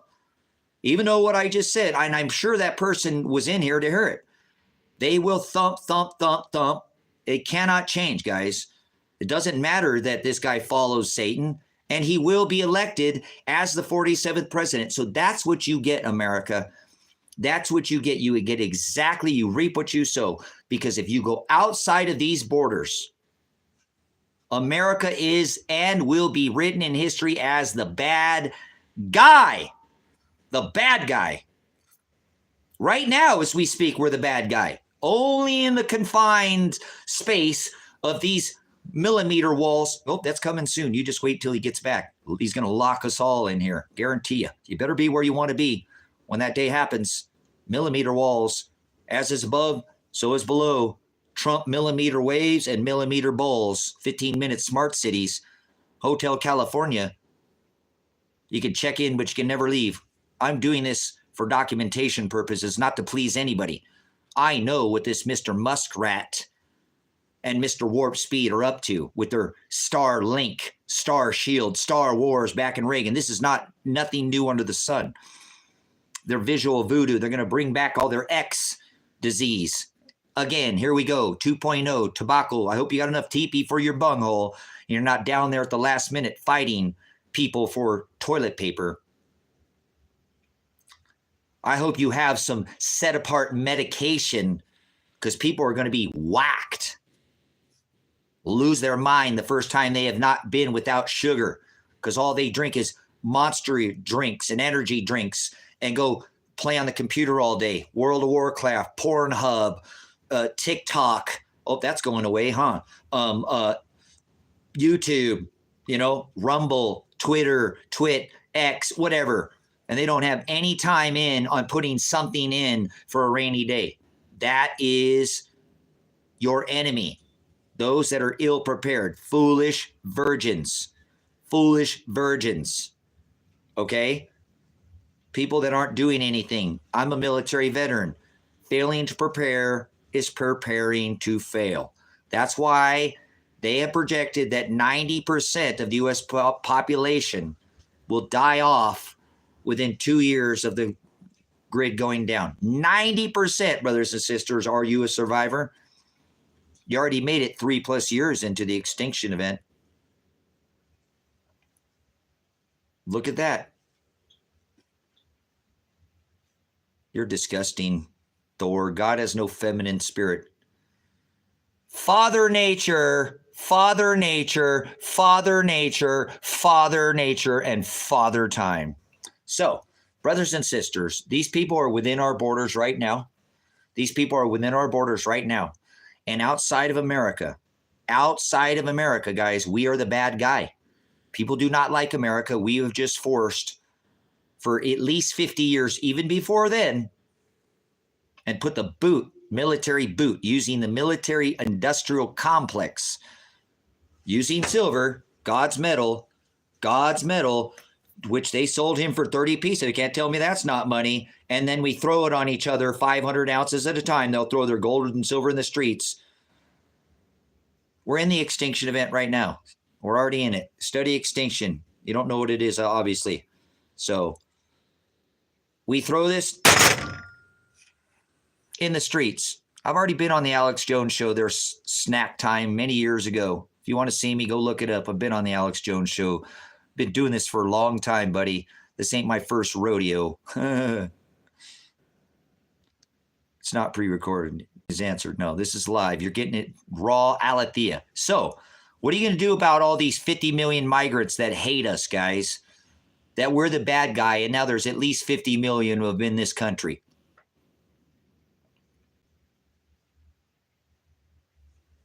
What are you going to do? Are you going to treat them like your enemy? He said, love your enemy. I'm not telling you to keep company with vipers, but you better be careful because what I just said is we're the bad guy. We're the bad guy outside of the confines. Does anybody live in America? There's 201 people in this chat right now. Do you realize you're the bad guy outsides of the confines of these here borders of America? I'm just bringing facts to your attention. It will go down in history. We used 180 countries and put 1,003 military bases outside of our borders, outside of our walls, and forced every nation to pay, using our military industrial complex, funded the Black Goo War with silver through 500 ounces, a monster box, and they'll throw their gold and the silver in the streets, have for decades in the streets on other nations, and now they're here. They're here. These people are here within our borders, guys. And people are going to sit around and make ignorant comments and not do anything. That's what I'm telling you. Not only, listen, brothers and sisters, not only do you have to worry about, and I'm not that everybody's nefarious, because I told you if you're early in the chat, most people assimilated just fine in the last 15 years, but they didn't give them checks, $5,000 Visa gift cards. Right now in the state of Maine, if you're a newcomer, a migrant, an immigrant, an illegal alien, they'll give you $1,800 to $2,300 a month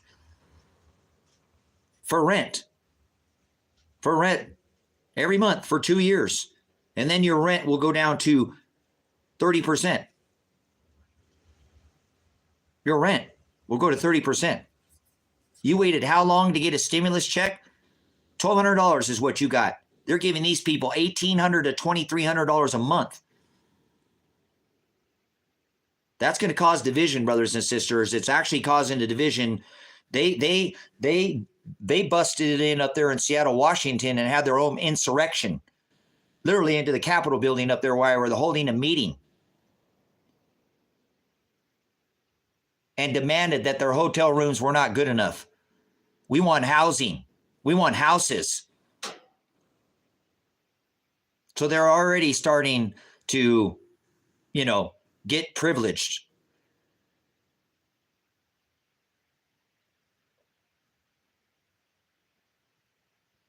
So, brothers and sisters, these are people that are coming across here. Many of them don't like our country now because we've used those 1,003 military bases to go force their nations and extort their nations.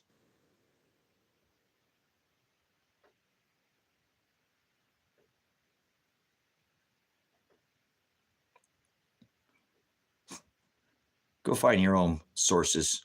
I'm not here to sit there and drop links. This is a live channel. Go find your own sources. It's easy to find the information that I put out. I don't put out information that's hard to find. We're not in the age of Pisces anymore.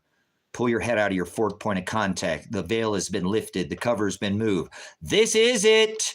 The apocalypse.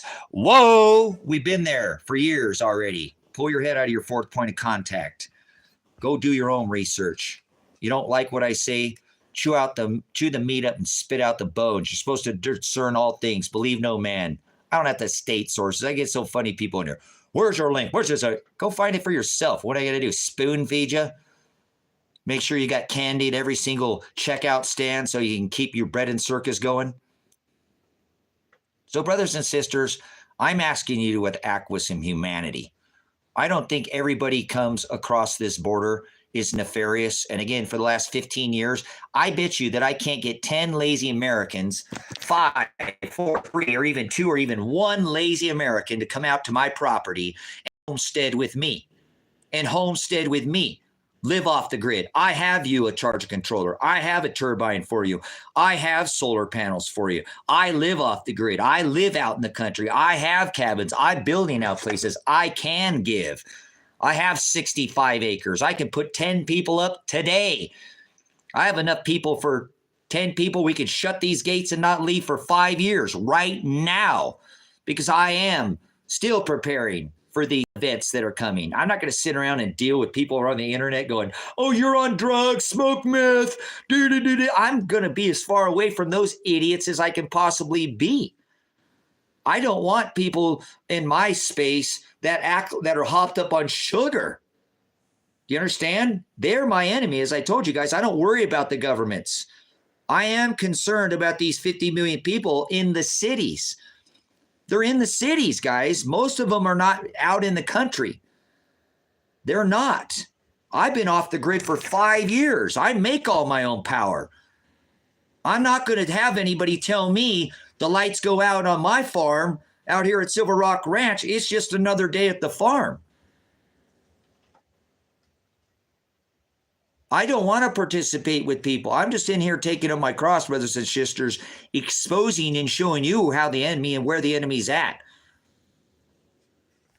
I've been preparing. Yesterday, I busted my nut, and I got to get up and get off my fourth point of contact.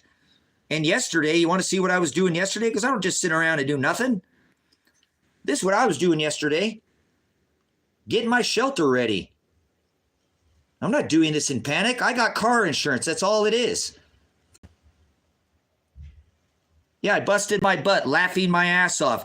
How many blocks did you move yesterday? How many bricks? How much tons of concrete? Laughing your ass off. Good for you. Laugh your ass off. Did you move any concrete yesterday?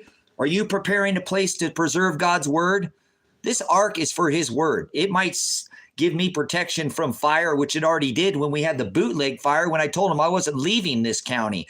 We were next to go on evacuation. Hurricane Katrina ain't letting nobody steal my stuff. Heck no. I'm staying here. You ain't making me leave. Because then he said, okay, Tracy, I know what you have. You don't have to go anywhere. What did you do yesterday? I busted my, you know what?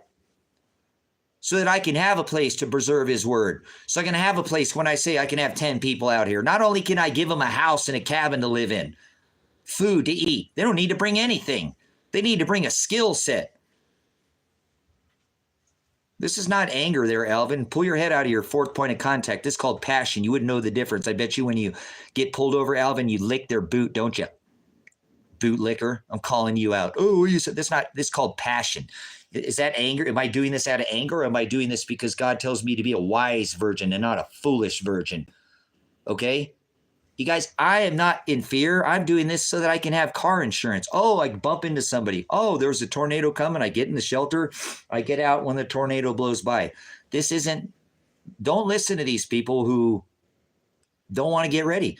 I'm a United States Army military veteran, and the preparedness community is the number one key. That's all I lack at this point is bodies. I have everything here. I have everything here. Oh, I'm not passionate. I'm off my rocker. Okay, Alvin. Well, then leave. You don't have to stay in here. Actually, get Alvin out of here. Please, dispersing weight. Get out. I don't want to cast my pearls before swine. I'm off my rocker. I'm off my rocker. Are you a U.S. citizen? Lucifer says Neptune. You've been in here before, Neptune. I've seen in here. You've been here. You're returning back. You're returning troll. So let's go out of the cabin here. Let's look at what self-sufficiency looks like. Are you on a smart meter?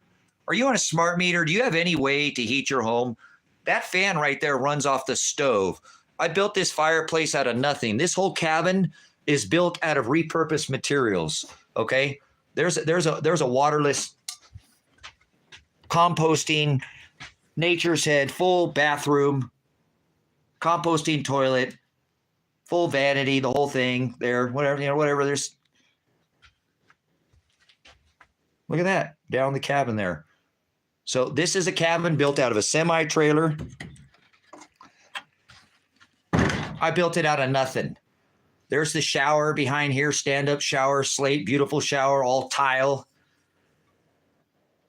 There's been a store brewing since the Federal Reserve, since Jekyll Island. Thank you, Soul. Somebody knows what they're talking about. So anyways, a little dusty out here. I can use a wife. Anybody want to come live with some crazy old man out in the desert who's built a UFO out here? I'll build you a cabin. I've done it before. I'm a decoder. You should go with a man of God who can know the word of God, who actually tells you where to study it and actually knows where to find the aletheia, has a concordance, has the interlinear Textus Receptus. Kind of got maybe he's got a funky taste in some of the strangest things, you know. You never know what you might see out at this place out here in the high desert. I got a lot of different strange tastes, but I do serious things too, guys. I don't sit around all day and sit on the internet. I do put a lot of time on this internet site because I'm doing it for God. Okay. Are you hooked up to a smart meter?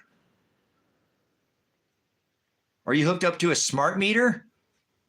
Because I wouldn't be hooked up to a smart meter if I was you. I don't think it's very smart to be hooked up to a smart meter. That's my little move over, Easy Bake Oven.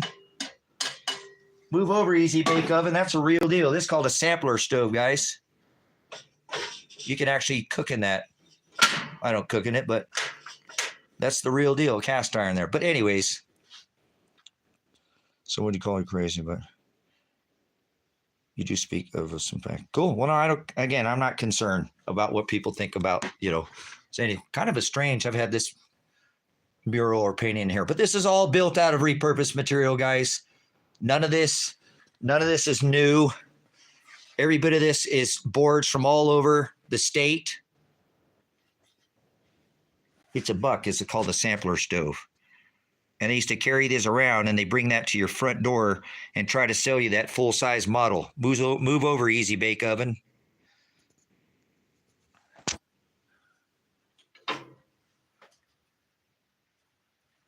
Cute. I love it. So anyways, yep, see, I got some little pans, little cast iron pans. But anyways, silly me. There's a name for people like me. So, but anyways, this is a cabin. Give you a little tour of what I do. You want to check it out. Here's the back side, south side of the kitchen wall. This all made out of beams. I wanted pinstriping, so I made it out of beams. See how big that is? These are all beams. Look how large. So this is what I do, guys. I built something out of nothing. Berkey filter, have that forever. Pots and pans all hanging up. Hey, I need a wife. Not that I can't do this. I'm just too busy doing everything else. I'm just going to put it out there. I know, Pontus, you've got a degree in psychology. Schizo man.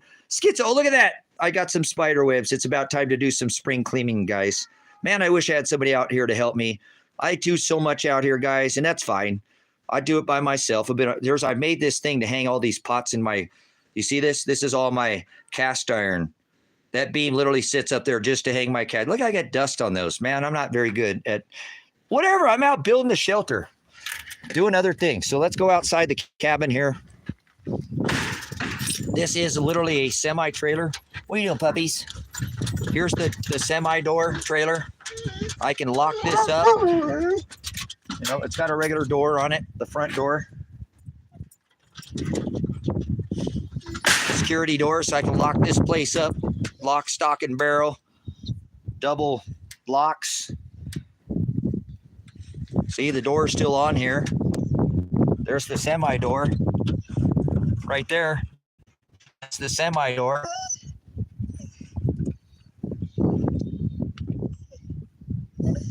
Yeah. Come on out. Come say hi. Come give us a visit. Come on out here in the country. It's gone country. Look at them boots. Hey, somebody said rocking chair, so they said I was off my rocking chair. Like, well, I'm going to come show you my rocking chair. Somebody come rock with me. I need a lady for that chair right there. Sure, come out here. I'm serious. You guys stop playing around with me. Don't be silly. I'll help you out. I'm not kidding.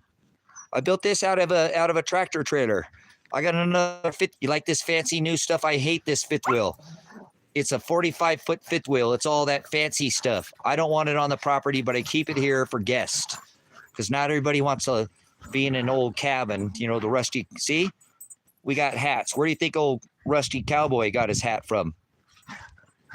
Copycat. Look at him trying to copy me. Rusty. Friggin' Rusty. Look at him up there.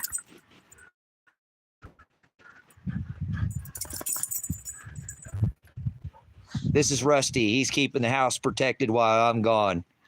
He always keeps watch over there. But see, we got that same hat. Who wants to come rock with me? I'm off my rocker. Wasn't that a song? I want to rock with you. I'm in the desert. I don't see you. Uh-oh, Minecraft mode. Here we go. I got to get away from this. Sorry, Vicky. I got to get away from the side of that building. So I need somebody to come rock in that trailer with me. Who wants to come rock with me? But anyways, another cabin being built out over here. This is the Rusty Dragon. You can see this one built out. I got the Rusty Butterfly back there in the back. So I got a lot of room, guys. Room to move out here. And beautiful day out here, so I can't stay on here all day. I'm actually going to have to go back inside, give you guys 5 or 10 more minutes, finish what I'm doing inside. I probably need to put something in my belly before I go dig. I wish I had somebody here to help me today. I really do, man. I wish I had somebody to help me. I'm just putting it out there because, man, that was tough yesterday. If I just had somebody to help me, hand me down some of those bricks, or blocks, I had to put them all by hand. But anyways, I'll get her done. Back inside. It's too windy out here, but it's not that windy, but it's actually going to be a nice day out here. So anyways, going inside the house here. This is the front door. I got to always keep that cover over for when I do the live stream. Sometimes I cover that front door. But anyways, back inside. Show you a little bit of what I'm doing. If you follow me, you'll see I constantly doing 50 things at one time. I never do this. I have way too much on my plate for one man. So, but that's okay. My main focus now, guys, is getting that shelter ready, getting it ready for this celestial alignment in 10-24-24. And when these 4 large gas giants line up, we're going to get rocked again. I think the weather will be increasing before that time. So it already is. I already see an increase in intensity in the weather around the earth. I pay attention to every day. So it's not something I don't pay attention to. Again, having 5 low latitude aurora events last year in 2023. I don't even know why I get on the internet anymore, guys, and talk with people, but I have to. I have to do my daily cross. I should spend every stinking waking minute just getting my security ready so that I can not worry about anything else. I could be out there in the woods fishing and doing other things while I have all my preps in place, like having good car insurance so that I know that I can just be ready for that day. And then I do that every day. I still live a normal life and do things and don't, but every day I prepare, and I have for decades, it's not something that I don't,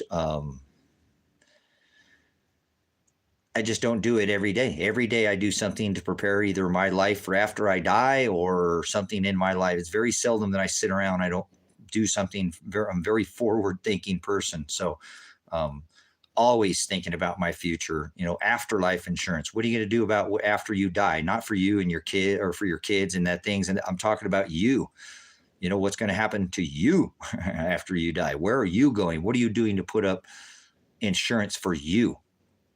Not your kids, not this world, so insurance is very important. I call it afterlife insurance. And so that's part of my lifestyle. I constantly think about what can I do to make my life easier, today. I mean, it's no different than maybe somebody hodling on, a piece of precious metal when we know these markets are manipulated, but we're not going to ever trade a piece of paper for currency for a piece of money and give it back. So that's forward thinking. You know what I'm saying? Yeah, they just had dueling tornadoes last year in California, and they had tornadoes again this year. Tornadoes in California, get out of here. So it's already starting to happen, and it's not in a panic. You know what I'm saying? I want to ask, why is there all this apocalyptic talk I'm hearing? You don't know what the word apocalyptic means, Deathstroke. I'm answering your question. Don't be offended and run off. Apocalypse means to lift the veil, to remove the cover. You think apocalypse means Armageddon, and you've fallen under a spell like the world. You think Armageddon, you think destruction. That's not what apocalypse means at all. Apocalypse does not mean destruction, but that's what people think. So apocalyptic talk, what do you mean? We're lifting the veils. Donald Trump, his house is decorated with Satan. He calls himself a Christian. Boom, I just revealed the truth. Did you have a revelation? That's called an apocalypse. The cover, the magnetic protection from our sun is weakening and scrubbing off. The veil is being removed off of this earth. The protection from our earth, the scrubbing, the lifting of the veil. So that's what apocalypse means. It has the same exact term as revelation, to reveal, to lift the veil. So define the words and don't fall for translation like the world, because you have fell under a spell.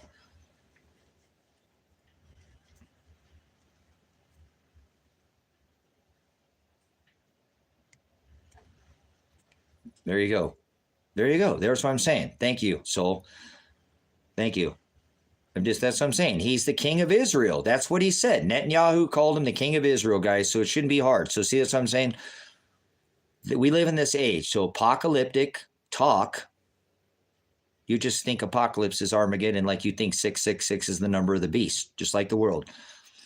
So remember that Nimrod had a 58-story Babylonian Trump Tower. No, it wasn't Trump Tower. It was called Nimrod's Tower. It was Babylon, but it was 58 stories, just like Donald Trump. Same exact amount of numbers. So, But anyways, guys, I got to stop doing these things, and I will. I will continue to come in here and take up my cross. So I won't stop doing that. Okay.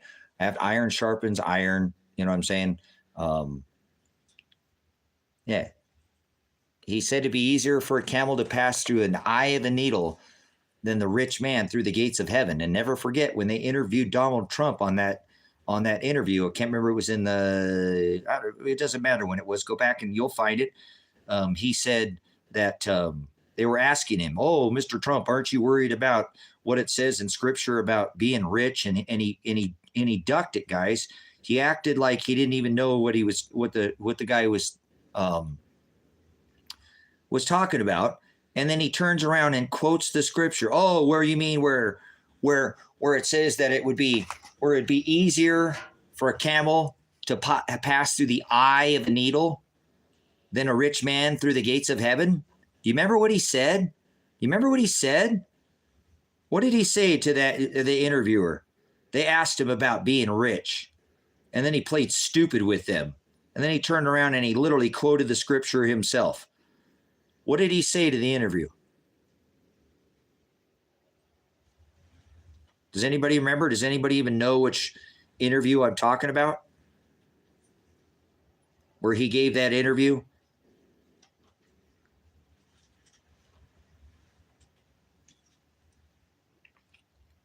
Yeah, Christianity is just the Egyptian religion from Egypt. It's where Christianity comes out of Egypt. Christ meaning the anointed. Christ is actually a pagan term taken out of paganism, the term itself, but nobody will study anything anymore. Everybody just falls for all these spells that are cast lies told to their vision. Tell thy vision. So does anybody remember what Donald Trump said when they asked him? He said, "Well, no worries. I'm inventing a microscopic line of camels, and I'm sparing no expense." Have you ever heard anything so blasphemous in your life? "Oh, no worries. I'm inventing a microscopic line of camels, and I'm sparing no..." Are you serious? And people follow after this guy after he said something like that? "I'm inventing a microscopic line of camels. A microscopic line of camels, and I'm sparing no expense." Why do people follow after him? Because they love a talking head. Like everybody went after Mr. Remember Mr. Donald McNugget, McTrumpet, right? McNugget, McTrumpet, the man responsible for dropping 3 steel buildings with 2 airplanes. Yeah, I said it. And I cannot wait until I'm dead and out of this flesh and in my new body, and I can go back and look and go, you know what, guys? Look at that. Nailed it again. The guy that was literally responsible after those 3 buildings were dropped with two airplanes, he came out. Remember, he was there in Manhattan and said, "I now have the tallest building in the world." So I don't know anybody on this earth, honestly, guys, and it's okay. I don't care what people think or whatever. Remember, some of these things I have to put out because the Father, commands me to do these things. So I'm not going to sit there and do 30 plus years of research and know I can go back in history and find that his family has had this techie tech since the 1800s, and they've held this stuff back from us since that time. And people just want to act like that's not a thing. And I know that they're going to reveal it. So that's the oil wars, guys. That is the oil wars. That's what got us into Afghanistan and Iraq. So when he says, when they say Donald Trump says, they ask him about being a rich man, and he lives on a Trump tower, a 58-story Babylonian tower, okay? When he says to the interviewer, I'm inventing a microscopic line of camels, and I'm sparing no expense. Every time I see this picture, it reminds me of how blasphemous Donald Trump really is. I've seen this picture, and I'm like, yep, Donald Trump right there. But people will revel after him, guys, so don't worry. You can't change thumpsters now, remember? It only took Donald Trump one time It only took Donald Trump one time for these. Remember how the word of God says you'll be changed in the twinkling of an eye. At the last Trump. And he said, Sleepy Joe. Never once did he say Creepy Joe, ever once during his campaign. And they were changed in the twinkling of an eye. Do you see what I'm saying? Look at that word of God right there. That's talking about the seventh, not then. But look at the parable. Look at the parallel that we have right now. Everybody knows that Mr. Creepy Joe can't keep his hands where they belong and his nose. The sniffer, Mr. My meme that said, if Joe Biden gets elected president, or our children not have spelling bees, but smelling bees, right? I got kicked off the internet a lot during the COVID because I was I was the meme master. But he was Creepy Joe. And all it took was for Mr. McNugget, Mr. Orange Face, Agent Orange, Red Flag, gun law, I'm going to executive order by executive order. I pass executive order to bring the National Guard to your door, Mr. Trump, and give you the greatest Jabadooski ever need be. You will bow to the altar of Jabba. Remember, he wrote that executive order. And you don't think that he won't use that order when he comes back as 47. You're sadly mistaken. I rebuke both Palestine. Why would you put Palestine in capital letters and Israel in small letters? How idiocracy is that? We see where you give your allegiance to the giants. Remember, the Anunnaki, the champions, Palestine. Know your history, guys.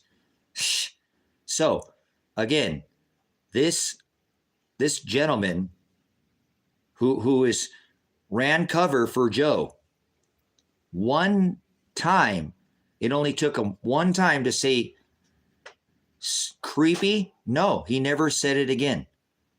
He never said it again.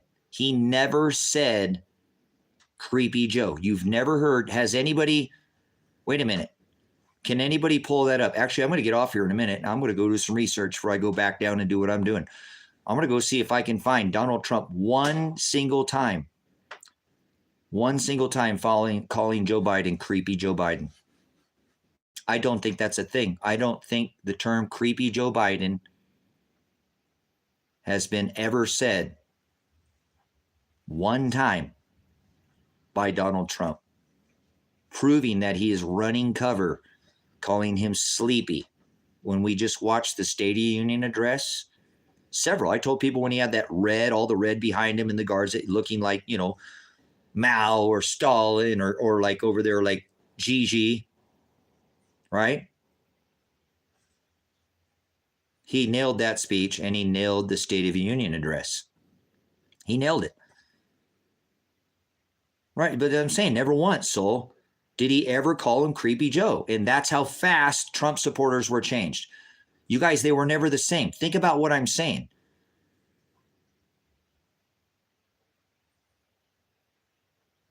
Because he's not sleepy, Lav. There's nothing wrong with Joe Biden's mental faculties. If you do not believe what I'm telling you, you apparently did not watch his State of the Union address. Don't be political. Don't be a thumper. Don't be a Biden. Discern what you see. No, don't be biased. Just look at the speech. Okay, they say this man has a mental disability. And then go watch his speech. He nails his speech, as I've been trying to explain to people. There's nothing wrong with him. They're both nearly the same age. So why is Joe Biden so? They're both old as sin. There you go, Dink. You're voting for a man that gives his allegiance to Satan. That's your problem, guys, these people. It's an act, Lav. It's an act. I've seen him stumbling. Well, how come he does that on one speech and he doesn't do it on the next? It's an act. That's what I've been trying to explain, Lab. I'm not upset at you. You've been had. So He fumbles a lot of speeches. He trips upstairs. He does that. That's an act, just like Donald Trump, just like Ronald Reagan, just like all of them. They're actors. They're playing a part. And I tried to tell people, don't be political. I don't do politics. I don't do religion. Just look at this as historical record. You're a citizen that's supposed to discern this country. If our government becomes tyrannical, we have the duty to overthrow this country, forming peaceful, redress grievances, but then using our Second Amendment. So just be a citizen of this country, be an American, and look at it without deciding. You know, in America, I grew up, I'm old. You see this? Red and blue didn't matter. They didn't even fly in the front of their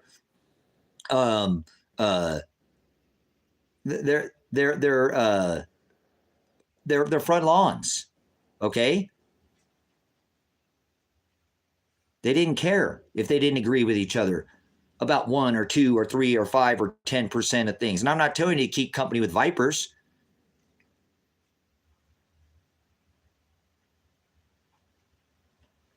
But they didn't, it wasn't a deal breaker.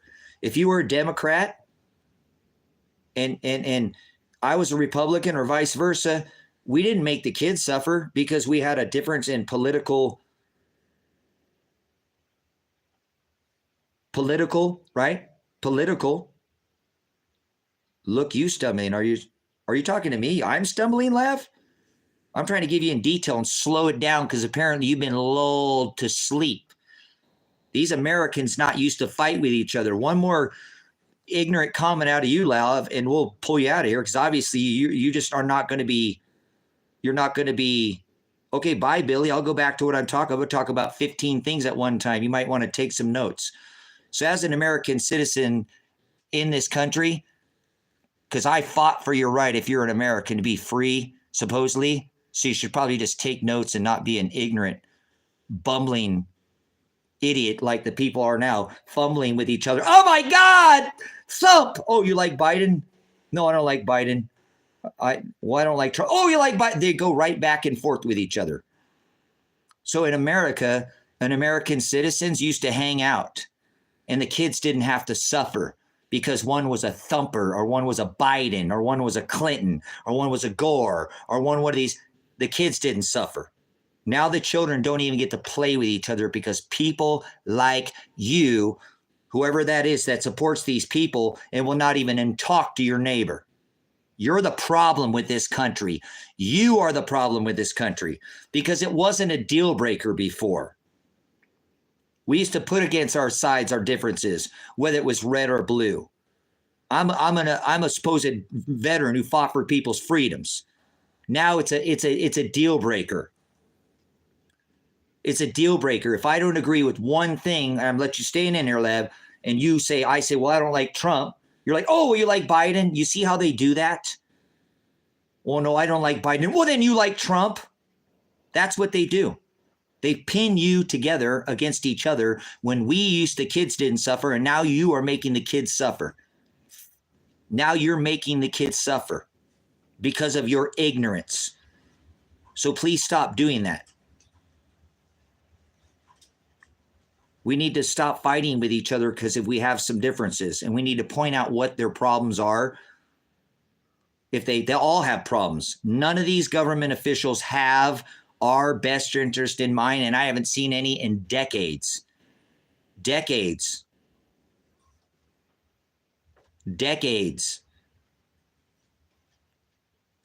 And these presidents, governors, congressmen, senators, sheriffs, troopers, deputies, all enforce what is called capital letter law on us, the corporation, on the stock exchange, the LLC America.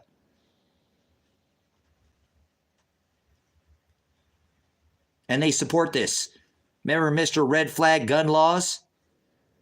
Mr. Trump, who said, I'm going to take your guns first. I'm a veteran. What if I'm cleaning my collection and my neighbor's a snowflake and he gets scared and he sees me cleaning my collection and he calls the law on me? Under Trump, he believes and has said multiple times, he believes in taking your guns first and prosecuting you later. your duty, your right to form a militia he wants to take away from you as he sits in his ivory tower guarded by men with guns. Hypocrisy. Hypocrisy. So I don't understand how people don't see what is coming right in front of their faces with what they're getting ready to do with this country. Because if you can't, right now, the law is in effect. The law is in effect. If you are sitting there cleaning your collection and your neighbor complains, Donald Trump supports the red flag gun laws at taking Mr. Agent Orange believes, when you think of Agent Orange, think of red flag gun laws, because he is the biggest Second Amendment.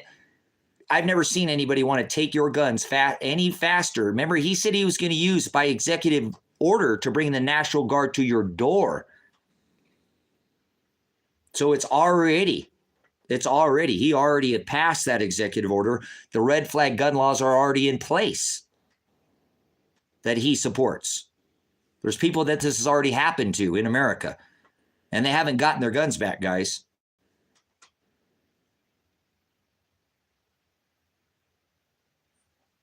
So he believes, remember, in taking your guns first and prosecuting you second. Oh, you want me to get you the video? I have it on my phone. I won't even try to argue with these people, guys. I don't have to worry about that. This is the same thing. And you'll see the same thing. Look at this, guys. Same thing. Drugs, homosexuality, they're all the same thing. It's always the same thing. Always the same thing. They think I'm crazy because I'm stating facts. Pretty interesting, huh? Let's go ahead. Yeah. It'd be easier for a camel to pass through the eye of a needle than a rich man through the gates of heaven.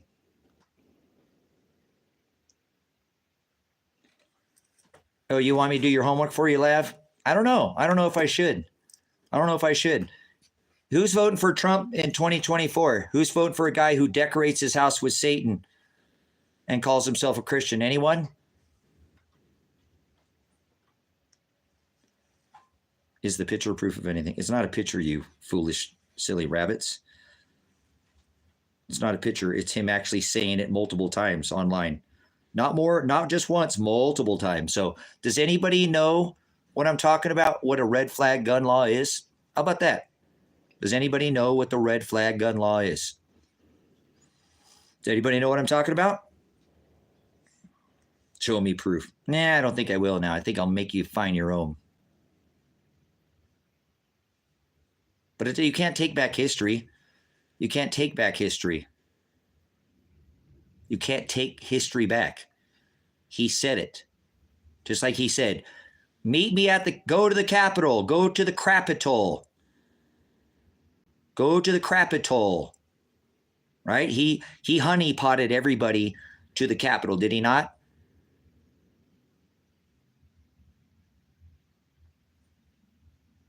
And then he pardoned Lil Wayne, the Gemini, a rapper, and he didn't pardon anybody from J6.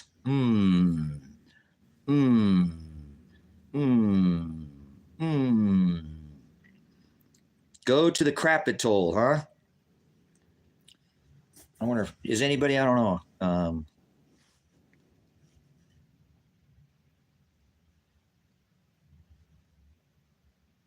Without a warrant, that's illegal. Yep. Can't do that. That's against your Fourth Amendment rights to be secure in your houses, papers, persons, and effects. What is the age of Aquarius? We're already there.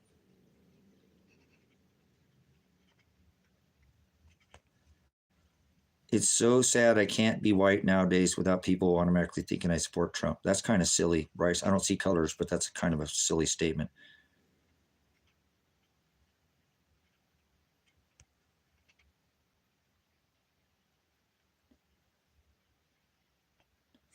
Huh.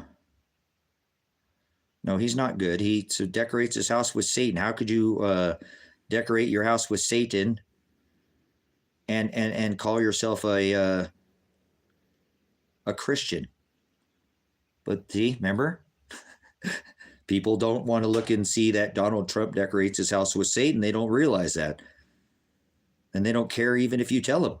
Oh, no, he does it. Well, show me the proof. You know, they don't want to go see it's been off the internet, on the internet. It's been in movies, you know, but they won't look at any of that for themselves. They want, I want to, go fight. How about this? How about people, wouldn't it be better if you found your own proof, if you heard something and then somebody is telling you, well, I got to see it. How about you go find it for yourself? Wouldn't that be better? You know what I'm saying? Wouldn't that be better supporting what you feel, because you're looking it up yourself. You're not just believing it from some guy who showed you it on the internet. Maybe I made up come on, we got Chat GPT, AI, all, whatever. You don't think that people can't make this stuff up? Don't you think he says to discern all things, believe no man? Isn't that what he tells us? Discern all things, right? Believe no man.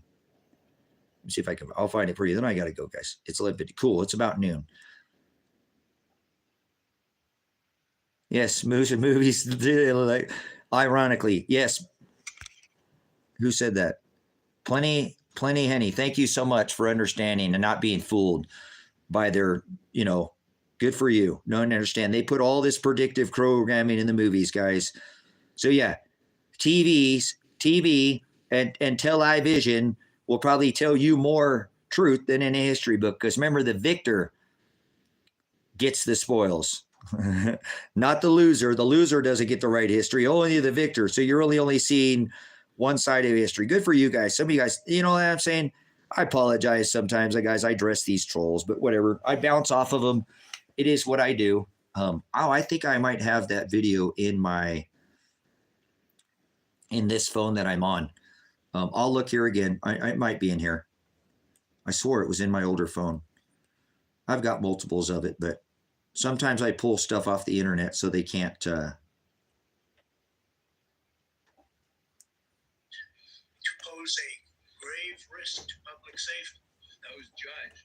Who does the judging? Well, that's right, the U.S. government. Okay, here, I think I found it. The U.S. government the power to define who is and who isn't a risk to themselves. Okay, you guys know Brian from Here's the Deal off of YouTube here.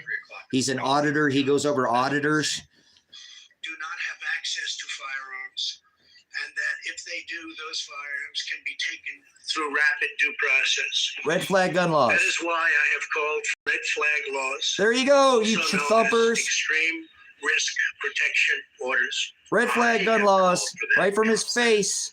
And in this right here, to add insult to injury. Here we go, Brian. You guys subscribe to Here's the Deal on YouTube. He's a good channel. Extremely anti-American. You know, cops are always, here's the deal. Just show me. Let me lick my boot. Respect my authority. But the focus is to literally give families and give local law enforcement additional tools. Look at this devil, Daemonion. Reported to be a potential danger to themselves or others. Allow due process, so no one's rights are trampled, but the ability to go to court, obtain an order, and then collect not only the firearms, but any Nope, that's not what he wants. Take the firearms first. Take the firearms first. Because that's another system, because a lot of times by the time you go to court, it takes so long to go to court to get the due process procedures. I like taking the guns early, like in this crazy man's case. I like taking him first. Red flag. I'm going to take him first.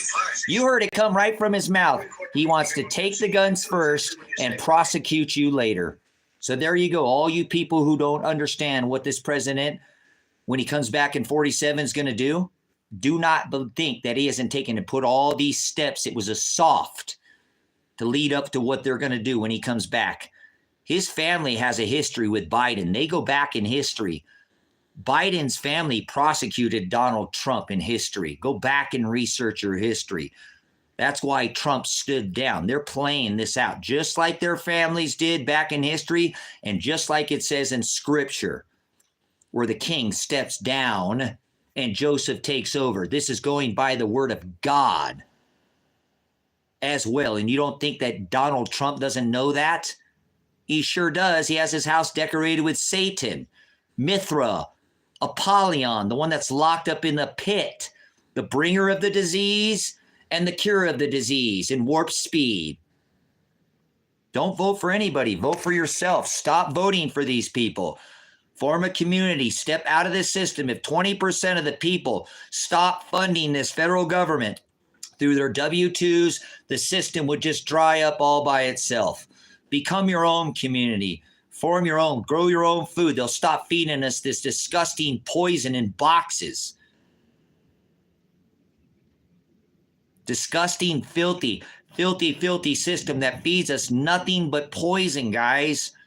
Form our own communities. Become our own central banks.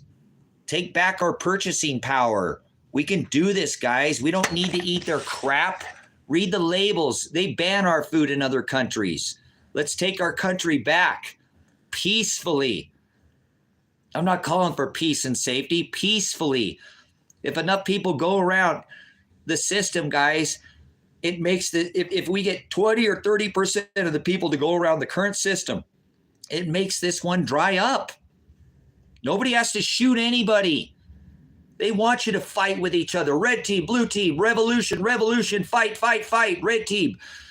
No. Go around this system. Stop supporting it. It doesn't always matter what you do.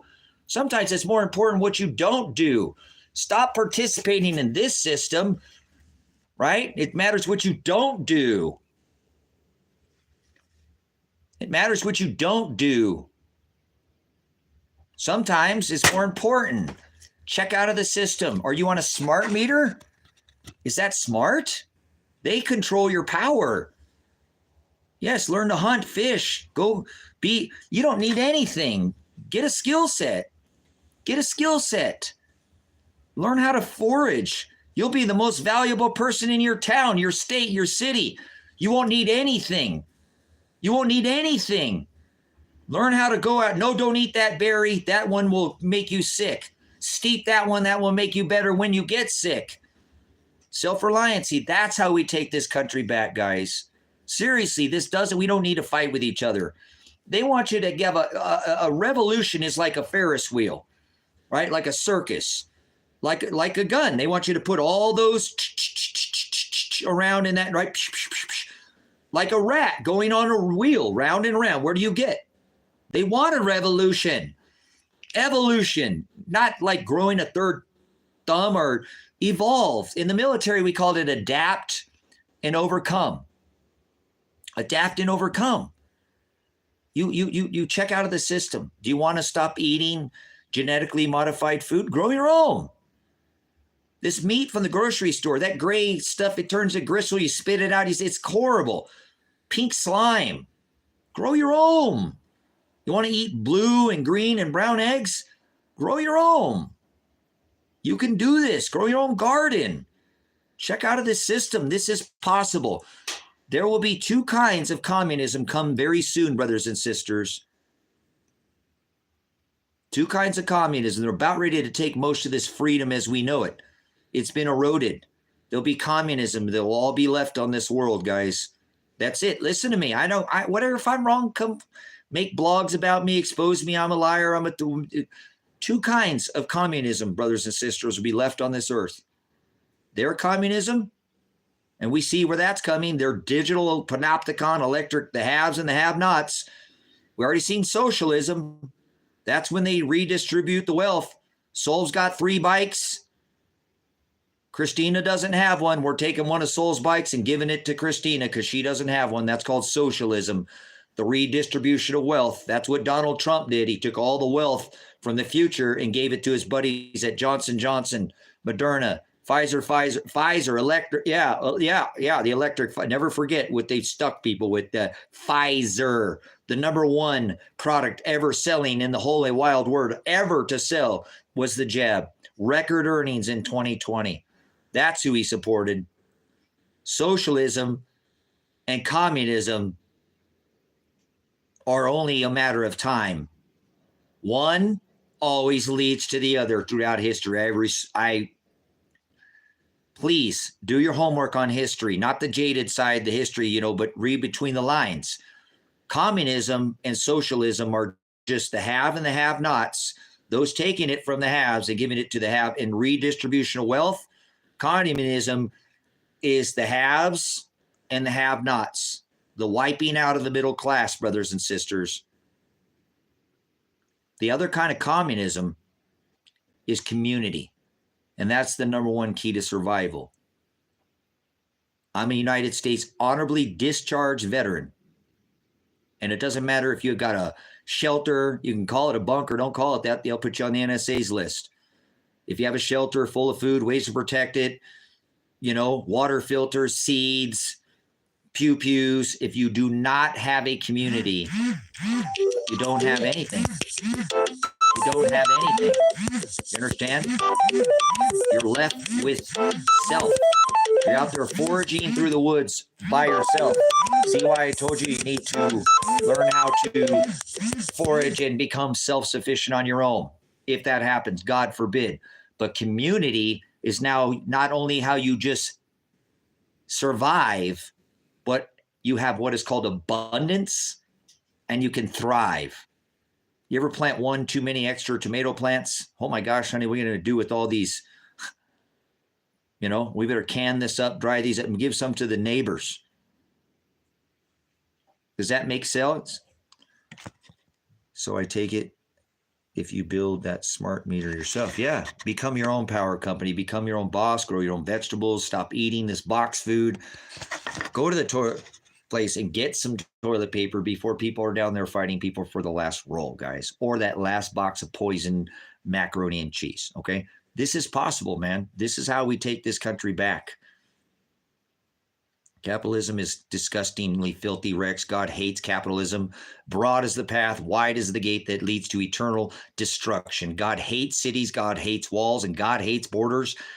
No, capitalism is disgustingly filthy. I hate capitalism. I despise, like God, I know he hates He says, broad is the way that leads to eternal destruction. Wide is the gate.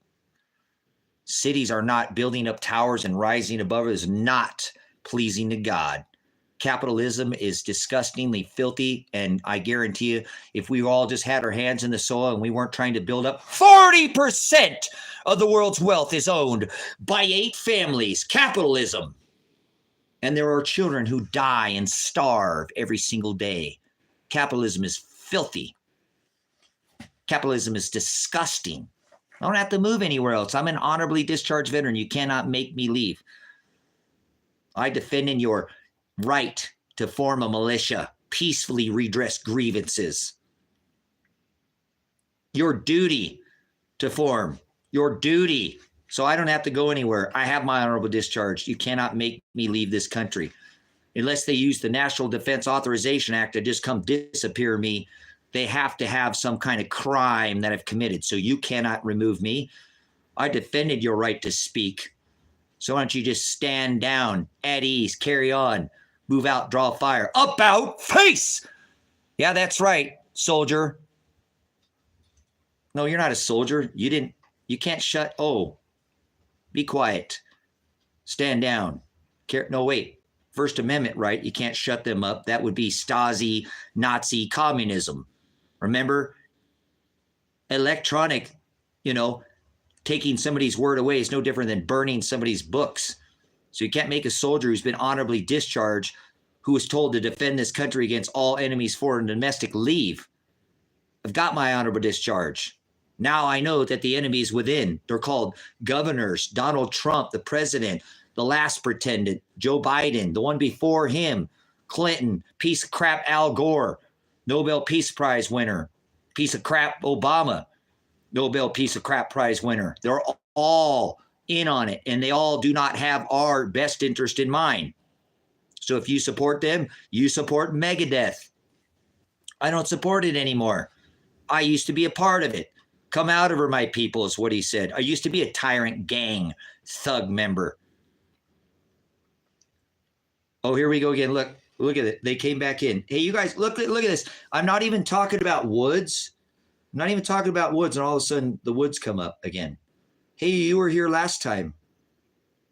You were here last time, Annie, huh? You're trying to bring that up again last time, huh? You guys, these FBI, CIA, DOD, NSA trolls, if I'm putting out 1% information, you don't think that they're in here? They just bring up stuff from old chats and know how to push my buttons. So it's not just trolls in here, guys. So don't think that you're not electrically being monitored. Every single thing you do consistently, everything you have done. So if you give your authority to this beast, remember, they're just trying to be like the Most High. He sees that you're voting for these mass murders. He sees that you're giving your allegiance to these men. He sees that you're not using your Fourth Amendment right to stand up to be secure in your houses, papers, persons, and effects. He sees you letting them enforce capital letter law on you. You're a man of the land and soil. So I know there's domestic enemies on this homeland, in this soil where I live. So I don't have to go anywhere. I actually have a right and a duty to protect my people, to protect my supposed citizens.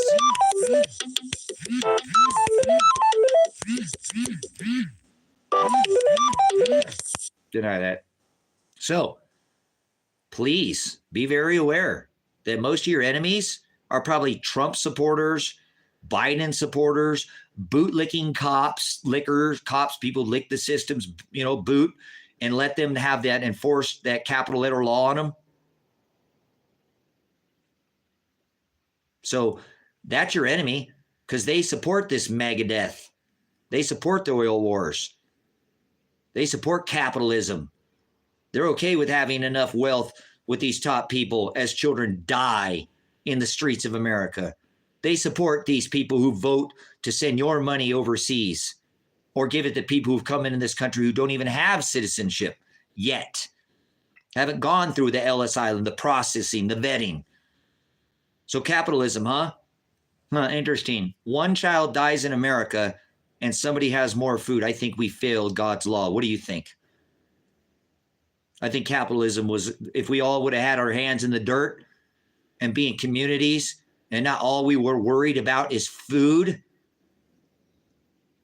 and a place, a roof over our head, and we got a way to produce power, we would have more food than we knew what to do with. And no children would be going hungry. If we were agrarian, if we weren't relying on the Starbucks or the Checkers or the Rallies or the McDonald's or whatever part of the East Coast or West Coast, wherever your fast food, we could feed ourselves. That's right there. And if one child goes hungry, then we failed, guys. So let's fix it. Let's do something about it. Let's do it peacefully. Let's not fight with each other. Let's not get in wars and shoot at each other. Have a revolution, red team, blue team, revolution. Let's try to form communities, small communities, as I said. I've been trying for 10 years, guys. 10 years. It's not easy. People can do this. I've got a whole decade into this, guys. I'm doing it 5-6 years now. I've been completely off the grid. I'm not attached to a power pole. I have them at the front of the property, but I'm not attached to it. That wind's blowing out there making me power right now. This stream is brought to you by the sun and the wind. Thank you, Father. This is built out of nothing, guys. I already gave you a cabin tour. It's just an old semi-trailer built into a cabin someplace out in the desert that I don't have the big bills. I can afford. My taxes are low. I build what I want out here. I don't follow their stupid ordinances and mandates. I don't go on dates with men. So that's not a law. A mandate's not a law. A code's not a law. An ordinance is not a law. I only follow God's law. He came back here in the flesh and they killed him because he wouldn't go by the law. Remember? Do you understand? They killed Christ because he wasn't going by the law. And he says conform to his image. That's so crazy, Tanner. That's so crazy. You got kicked out of the military because you wouldn't take the jab, but then they're inviting all these people back into the military because they can't even recruit soldiers anymore. Nobody wants to fund this. Look how many people were kicked out of the military, guys. There's good for you, Tanner. Good for you. I knew a female soldier that was in the military. She was out here in Christopher. I was talking. She was getting kicked out. They discharged her for not bowing to the altar of Jabba Good for you, man. You guys, listen, I got to go after this, man. I got to go after this. Have you guys seen the military statistics? Yeah, bless you, Tanner. You have our support here, man. That's difficult is the path that leads to eternal life. We must go through much tribulation to be with the Father. You did the hard thing, man. You did the hard thing. And people are going to probably cast shade on you, but God is watching you. And you know what, guys? I want to bring this up. Have you guys seen, because it doesn't get brought up anymore. Have you guys seen the blog called Died Suddenly? Died Suddenly. You guys, the reason why I bring this statistic up is because I used to be a military police, a veteran, 95 Bravo. Okay, I've been there. I understand the military. A little bit different. I've been under the Uniform Code of Military Justice. You know, I have a DD 214 that says honorable discharge. I've been under this. You guys, the military performed controlled tests. There were not too many controlled tests when it came to the Jabadooski. Do you understand? Because it was so all over the place. The military is a controlled environment, brothers and sisters. You fall under what is called your government property. I remember when I was stationed in Hawaii, and I was told if we got a sunburn in Hawaii, that you get an Article 15. If you hurt your body, if you got a sunburn and you couldn't perform your body, you would get an Article 15, and you get reduced in rank and pay because you are government property. Do you understand? In the military, you fall under what is called the UCMJ, the Uniform Code of Military Justice, that makes you a piece of government property.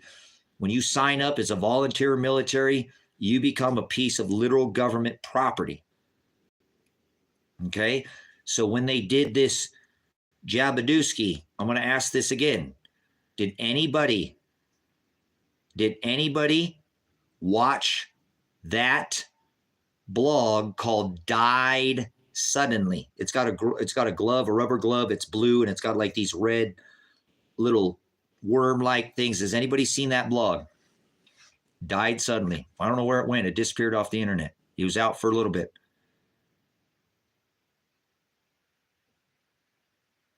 Anybody seen the blog Died Suddenly?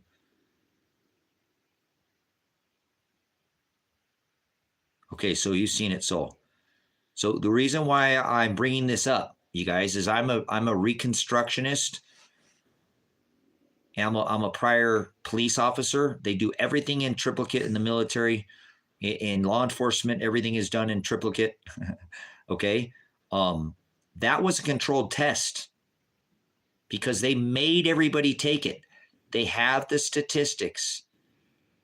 And they came out and announced that this was destroying the military, guys. From all these people who took this, their pilots can't fly anymore or having issues. This is look at the statistics they released is all I'm asking you, because this is somewhere where you can actually look at the effects. It's a controlled test. There was a certain number of people in the military. They knew that a certain amount of people took the jab. They have the numbers. They have the statistics. So if there was ever a place that you could find real statistics on the greatest jab ever in warp speed, and it talks about, guys, all these morticians that are seeing all this stuff coming in because they see the death. They see it. They're morticians.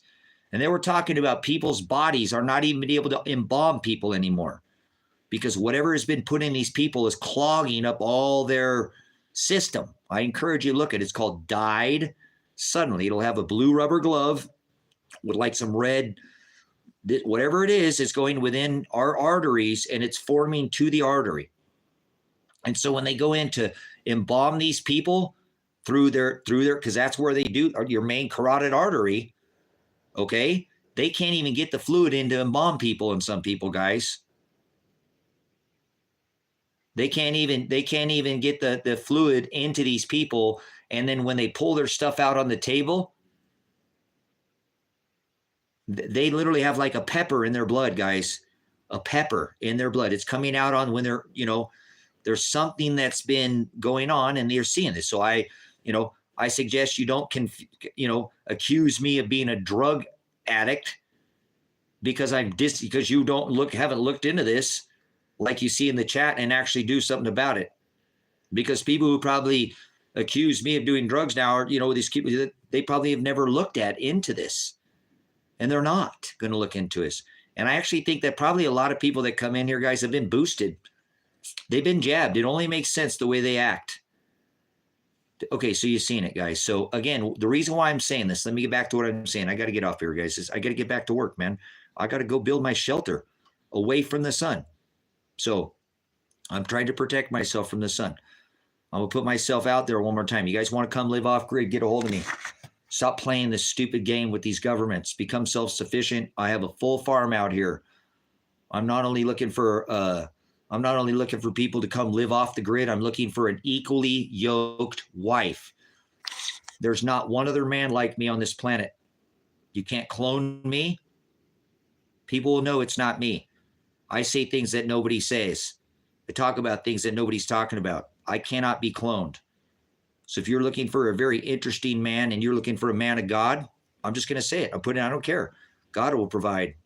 It's probably never going to happen. I've faced the fact I'm going to die alone and I'll be fine. It's okay. I don't need somebody in my life I'm just putting it out there. I'd like to find somebody. So if you're a person of God, you have to believe that what I have in my beliefs, or you're Jezebel, I'll teach you the word of God.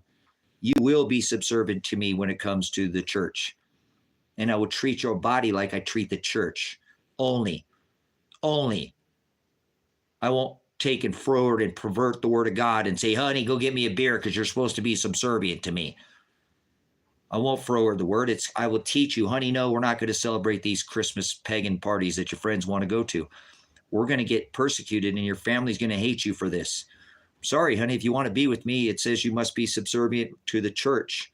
And this is the word that we can't do this. God says this is vanity, sweetheart. We can't do this. We got to stop. I know they're going to be mad at you because it's the kid's birthday party. But remember where it says in his word, honey, it says that it'd be better to have a millstone tied around your neck and to be cast into the sea than to hurt one hair on my children's head. Now, you don't understand, Nina. You don't understand. This is no control. There is no control. It's the church. It's the word of God. It's, honey, no, we're not going to study that watered down King James. And we're going to go study the interlinear Texas Receptus. We're not going to church anymore, honey. They celebrate Christmas there. They celebrate Easter there.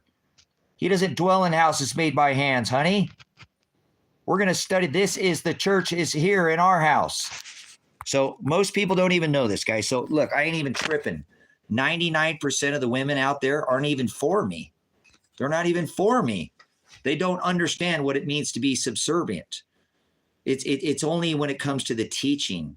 And the reason why this was, guys, is so that if I went out and had to have a job or go to war at the time, God did not want me, teaching her the traditions of men. I was a man of God. He didn't want her teaching the children when I went out to work or to war and teach the children pagan traditions. That's why a woman is supposed to be subservient to a man when it comes to the church. Not, honey, get me a beer. Honey, clean my house. Honey, that is blasphemy. That is not what,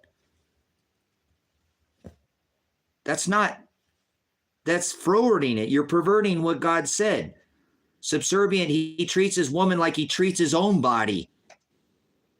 He treats his woman like he treats his own body, like he treats the church. So why would he ever mistreat a woman? Men, if they're Jezebels. Men are Jezebels. They have that Jezebel pagan Canaanite spirit. So I need to find a woman that understands that. I don't want my woman to be subservient to me like for any other reason. I want her to be a strong woman. Have conviction. She got women intuition. I ain't got no intuition when it comes to women's intuition. They got intuition like mad fire. They think emotional, man. They think about all the details. They can't think more rational. They can, but they think more emotional. God made women from men, from our rib.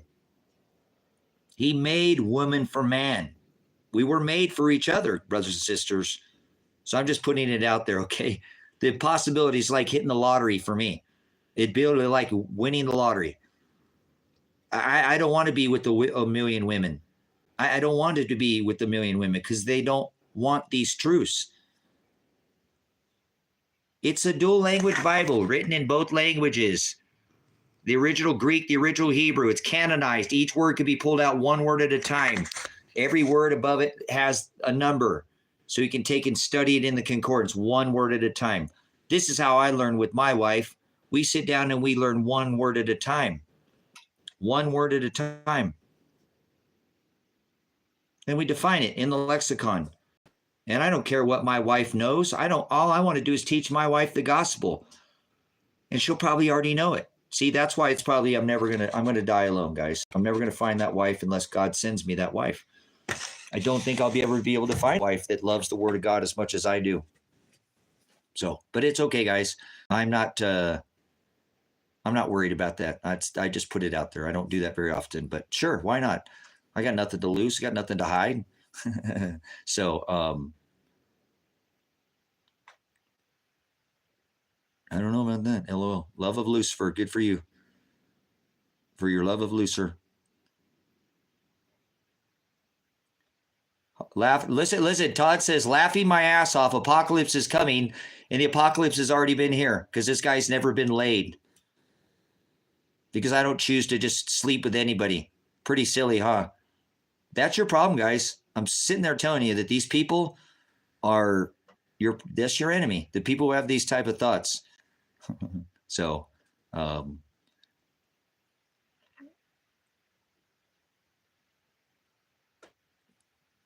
wait, hold on. Somebody's behind me. They're in your walls. Oh, look at this programming, guys. What is up with this society?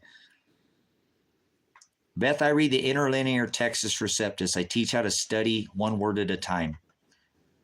All that matters is the gospel of Christ Jesus. Dave, the term apocalypse doesn't mean Armageddon. You're fooled like 90% of the world, 99% of the world. It's okay. I won't condemn you. The word apocalypse means to reveal, to lift the cover, to remove the lies that are exposing the truth. I recommend studying the interlinear Textus Receptus. Study the original 66 books, and they're canonized, meaning they were canonized. That means you can pull each word out. Here, I'll get a book here, guys. Guys, I got to get off here, guys. I got to get back to this world of the crap that I don't want to do, because I'm gonna try to ride out the storm. So here's a King James version. This is not some kind of wild book, some out of weird thing. This is the Hendrickson version of an interlinear, which means it's a dual language. It's written in both languages. The original text in Greek, and it has the Greek and the English in it, okay? This is how you study, guys. You don't, whatever, you study however you want. I'll teach you if you want to know, okay?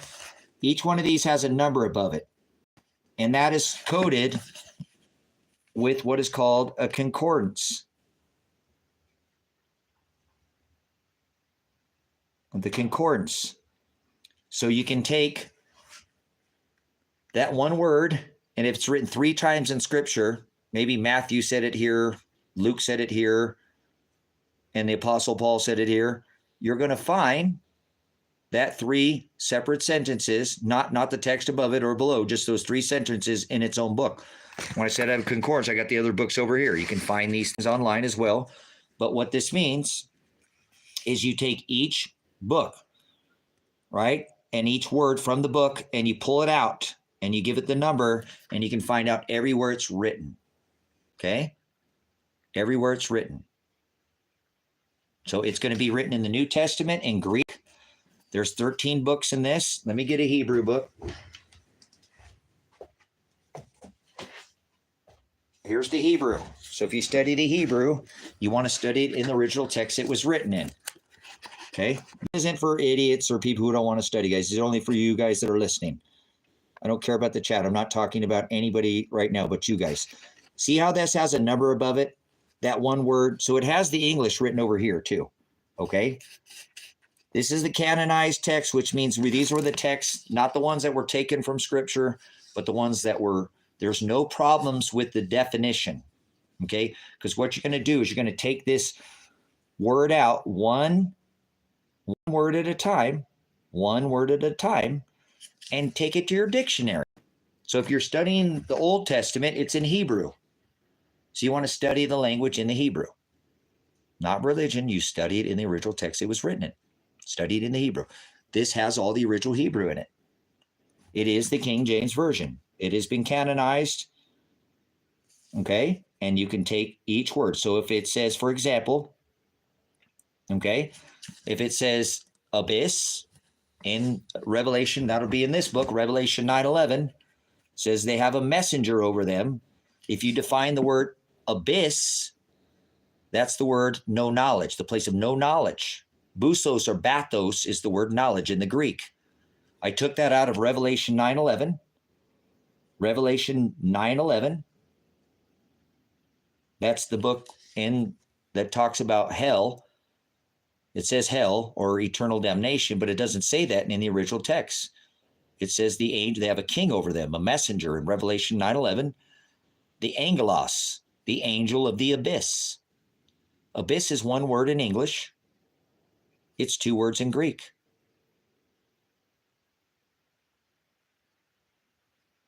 Right? No, it's one word in English, two words. So you want to study in the Greek and see, that's what I'm saying. It actually breaks down the words. Alpha is the first letter, A, alpha. I am the alpha, the beginning in English and in Greek. So the A cancels whatever word that follows in the Greek. So it means no. So hell is the place of no busos. Busos or bathos. That's the Greek word. You would find that in your lexicon. Lexicon. Your dictionary. This is where I'm getting this. I know what it says in the dictionary. I've studied this for decades.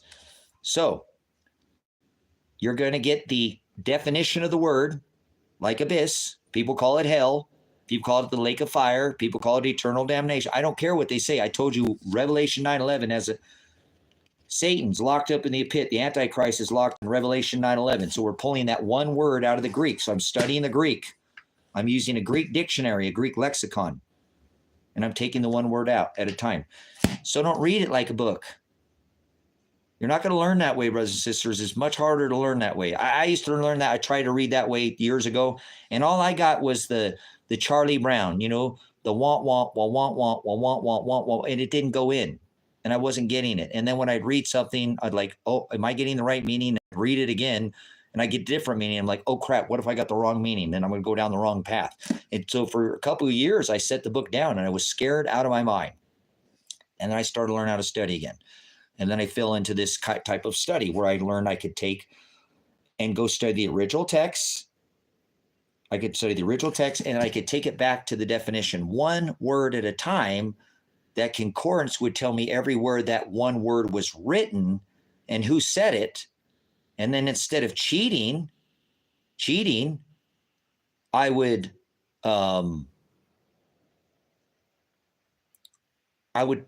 use the concordance and not see it. If the word has been written 3 times, like abyss in Revelation, maybe it's in Daniel, maybe it's in the book of Ezekiel, instead of going through and reading through each chapter and finding it, the concordance tells you by the number where to find that one word, who said it in a separate book. And that sentence they said. So Ezekiel said it here, you know, said in the book of Ezekiel here, it said in Revelation. You can find that separately in that concordance. I recommend that you don't do that. I recommend that you take and you use the concordance. If it's written in Revelation, you go ahead and open up the book of Revelation and go to that verse where it says abyss, right? Busos or bathos. If you studied in your lexicon, you realize, now, wait a minute. Hell is a place of no busos. That's the word knowledge. Wait a minute. This isn't what I was told. I know what you were told. You were told a translation. You need to define something in the original text if you want to figure out what the meaning of something is. If you leave the definition, you've left the aletheia. You leave the truth. Okay? So you take that one word, like abyss, which is knowledge. Greek word for abyss has two words. Two words. Bathos, Bathos. If you have your lexicon, you'll see that in your lexicon. That's your dictionary. A Jewish lexicon is a Jewish dictionary. So you take that word out, and you'll see that bis is two words. One word. The second word is bis. Two words in Greek, not one in the English. Two words in the Greek. Negates, cancels any word that follows. Bis is the word knowledge. This is how you study the word of God, brothers and sisters. That's why he said, I am the aletheia. I am the truth. That's a Greek word for truth. And you cannot go through this unless you narrow. Hados, to be in the same narrow way. You got to narrow off all the translation and come to the definition. A narrowing of what you believe, a narrowing of self. And if you leave definition, you leave the truth. So hell is not what people think. Busos or bathos is knowledge. The A negates. So hell is the place of no knowledge. That's the definition of hell. Period. Doesn't matter what you believe. Doesn't matter what you believe. Because believe is a verb. Did I lose my sound?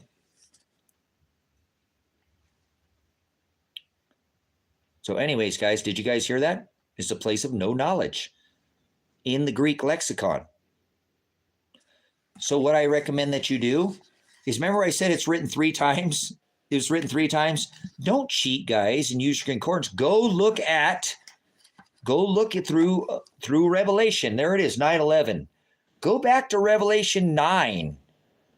Chapter 1, chapter 2, chapter maybe 5 or something, and read 2 or 3 or 4 verses before that sentence. So you've got, first thing you do, you pick a word. You want to study. You pick one word. You can study one word or one phrase and go to that phrase. You take the word and you define it in your dictionary. Now you have the original meaning. Now you go who said it. Paul said it here, Peter said it here, Luke said it here, Matthew said it here. Wait a minute, he said it in this sentence. See, I recommend you don't just read the sentence out of the concordance because you're just getting the one sentence. Go read 3 or 4 chapters before and at least 2 or 3 after, because then you're getting it in the context that they were saying it. So you've read it now, you got the definition, you know the real definition of it. Now you go see it, and Peter said it here, Paul said it. Wait, that they're not saying it in the same context. I know you need to read it multiple times in the context it's said. This gives you a completely different meaning of what the Bible and what Scripture, basic instructions before leaving earth. This is an instruction book, brothers and sisters. This is your tools to get out of here before leaving earth. And if you'll study it this way, seek and ye shall find. All glory to God for these ears. All glory to God. Thank you, Father, for giving people an ear to hear. I hope somebody can take this message. You do it. You're just using me, Father. I'm not doing this. You're doing it. All glory to you. And somebody can start one word at a time. I don't care. If you want to know, come back here. I'll give you a teacher that will teach you the gospel of Jesus Christ. You don't need to know anything that's outside of these 66 canonized books, brothers and sisters. Can you read it? Yes. I've read the Quran. I've read the lost books. Didn't you see that? I have them. I have them separately, but here's all the remaining lost books. Here's Enoch. Here's Jasher. Look at all these books that are just in this text alone. I have the lost and the forbidden books of Scripture. I have them over here. I have a library, but stick to the gospel. Stick to just figuring out how to get your cross. And I don't care how much you read. You need to know, are you taking up a cross? I'll show you how to get a cross. I'll teach you how to get your cross. If you want to carry your cross, it's a spiritual cross. It's not even a literal cross now. We're not under a physical eye for an eye law. We are under the New Testament, which says, let vengeance be mine. And people have missed out on this, brothers and sisters, because they go to church.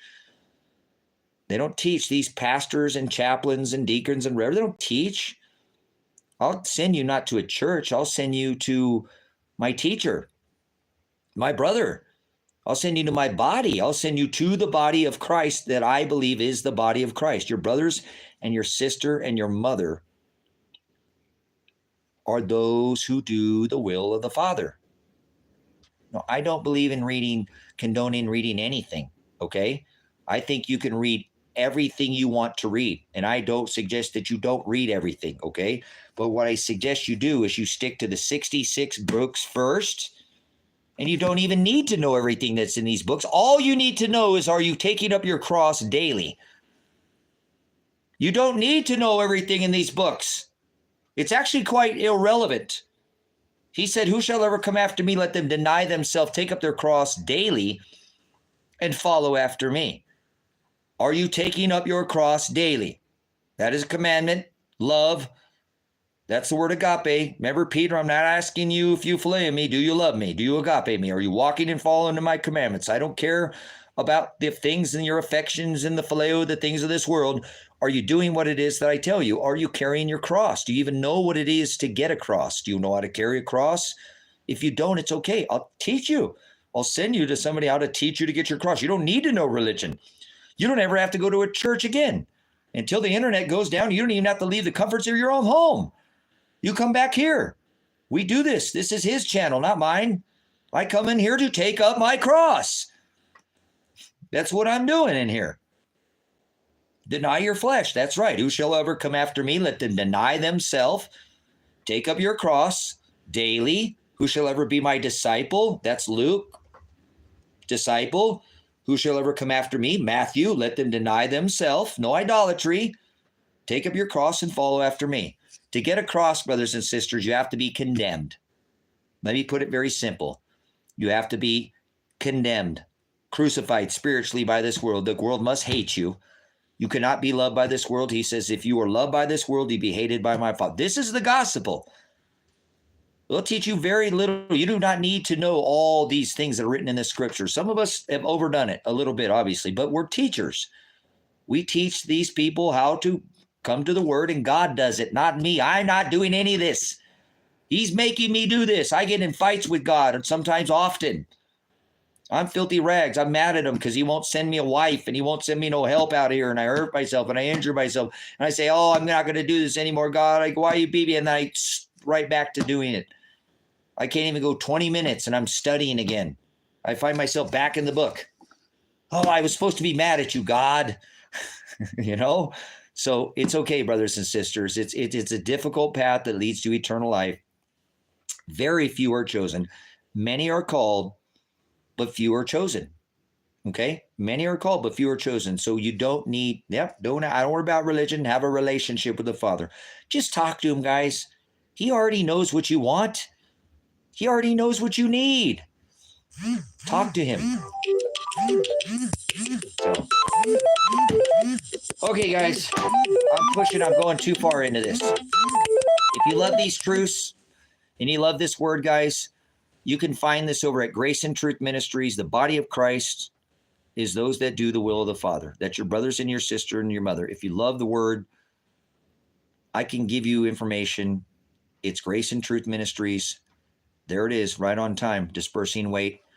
This channel is a mere teaching of predestination and the gospel on how to get your cross. So if you want to get a cross and you're interested on how to get that, it's spiritual. It's not even a literal cross. So I myself, dispersing weight, Brother Ross, all the body we are in here. Iron sharpens iron. Iron sharpens iron. We come back into this chat so that people can come back to the word. We edify each other with the word of God in this chat. We try to trim off the things that are displeasing, cast off the works of darkness, put on the whole armor of God. So that's what we're trying to do in this chat. We come together to edify each other with the word of God. Okay. So this is where I believe that the body of Christ resides. It resides in the aletheia. Okay. In the truth. And I can bring you to that because Brother Jim will teach you the same. He doesn't touch this. He sticks to the 66 canonized versions, the same thing. And he teaches identically how I teach you the same way. So it'll be a mere teaching. I don't want to throw or pervert what Brother Jim has done. He's the richest man on the entire planet. There is not a more wealthy man. Mr. Musk has not wealth I'm talking Brother Jim has cheddar, has has the kind of treasure that you can't fit in a shredder, that you can't fit in a dresser. Okay. This is the kind of treasure that you put up in heaven, brothers and sisters. And it is far beyond the most wealthy man on this earth. And if you disagree with me, come back and tell me, I don't know, I think you're wrong. I got this. I know the richest man on this planet. I'm not idolizing him.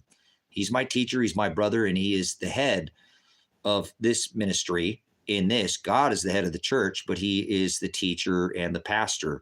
He's been teaching for 37 years, studying for 67 years. Okay. He is not like anybody else. He's rough around the edges. He doesn't sound like this easy peasy other cotton candy Jesus. He brings the truth, the aletheia, the fire, the true living testament.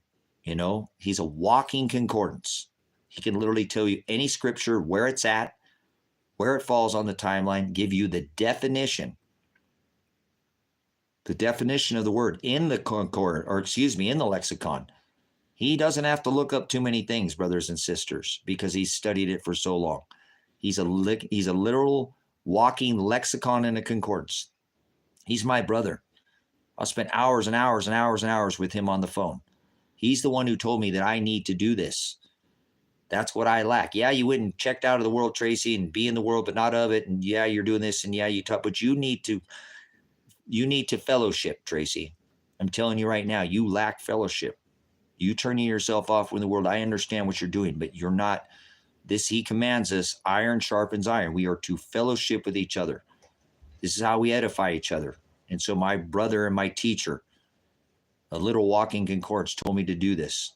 And that's why this channel mirrors his teachings. And this is High Desert Grace and Truth Ministries. One day this land, these 65 acres, will be turned over to the church so it cannot be taxed by the government or taken.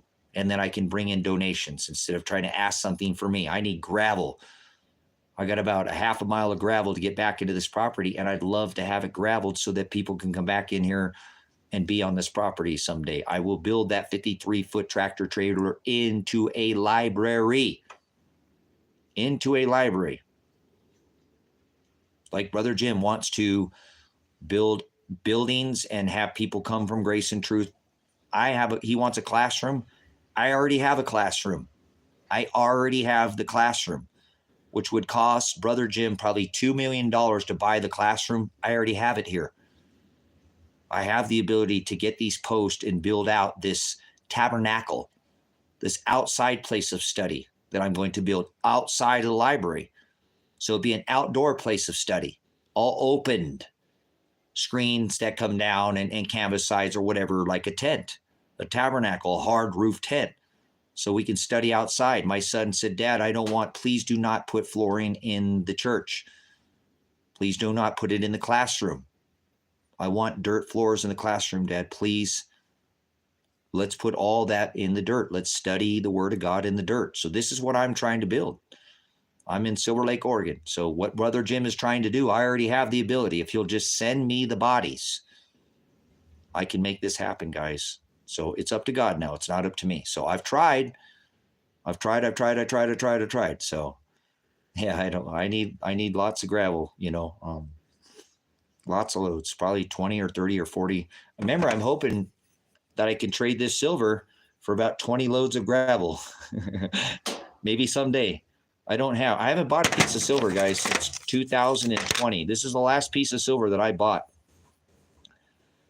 I've been taking all my money and putting it into the land and buying more power inverters and buying more solar chargers and buying more things for other people. I quit buying things for myself and started buying again things for other people. So that's where I'm at. That's what I'm doing right now. I want to form a community of people that don't want to do the worldly things and want to check out. I want to have a community garden out here where all we eat is the food. You don't need a food bill. You come out here, you won't need a food bill. We have the food. We will take care of all our food on this property. We'll grow so much food that we'll be able to give to this community. Organic vegetables, organic chicken, organic rabbits, hogs if people still eat pork. I don't eat it, but we can grow it out here. If we get 5 or 6 or 4 people out here 4, 5, 6, we'll get a cow. So we have enough. We'll hook up to the power. We'll go ahead and hook up a building to the power. We'll hook up to the grid, and we'll run a freeze dryer out here, and we'll freeze dry everything we possibly can for a later date when things break down and get more expensive. We'll have it here for the church. I think I have enough material right now that I could probably build 2 or 3 more buildings out here, guys, and house 2 or 3 more people than I already have. I have 3 buildings built out right now, almost, I'm working on them. These could be homes for people in the church. I'm willing to give this up. I want to give it all away. All I want is a little tiny piece somewhere on this land, and I've already decided I don't need that. I don't need that. I still have 5 acres on the highway and 20 acres that I'm still paying on. So these 40 acres, if I can I have 20 acres paid off, guys, done. It's paid off. I worked my tail off to get it paid off, but it's done. I've been paying on this one for 10 years. That one's paid off. This one, 10 years I've been paying on. If I can get this one paid off, I'm donated all to the ministry. Then I can go ask people, hey, the Crabbles up here, they're Mennonites. They run the mill out here. That's where I get a lot of my mill ends. I go church with them and talk with them a little bit in person. Hey, I need poles for this pole barn. I'm trying to build an outdoor tabernacle, a place of study. Will you guys donate these poles to the ministry? Grace and Truth Ministry, High Desert Grace and Truth. Oh, you guys are a ministry? Oh, yeah. I can't get nobody to donate to me. I have to put whatever's out here by myself. But once I turn this land over to the ministry, I don't think I'll have any problems getting help, going into the city and asking for, hey, we're building a big pole barn out there. Actually, I go to the truss company. I'll ask them, hey, I need trusses for the thing. Would you donate a set of trusses?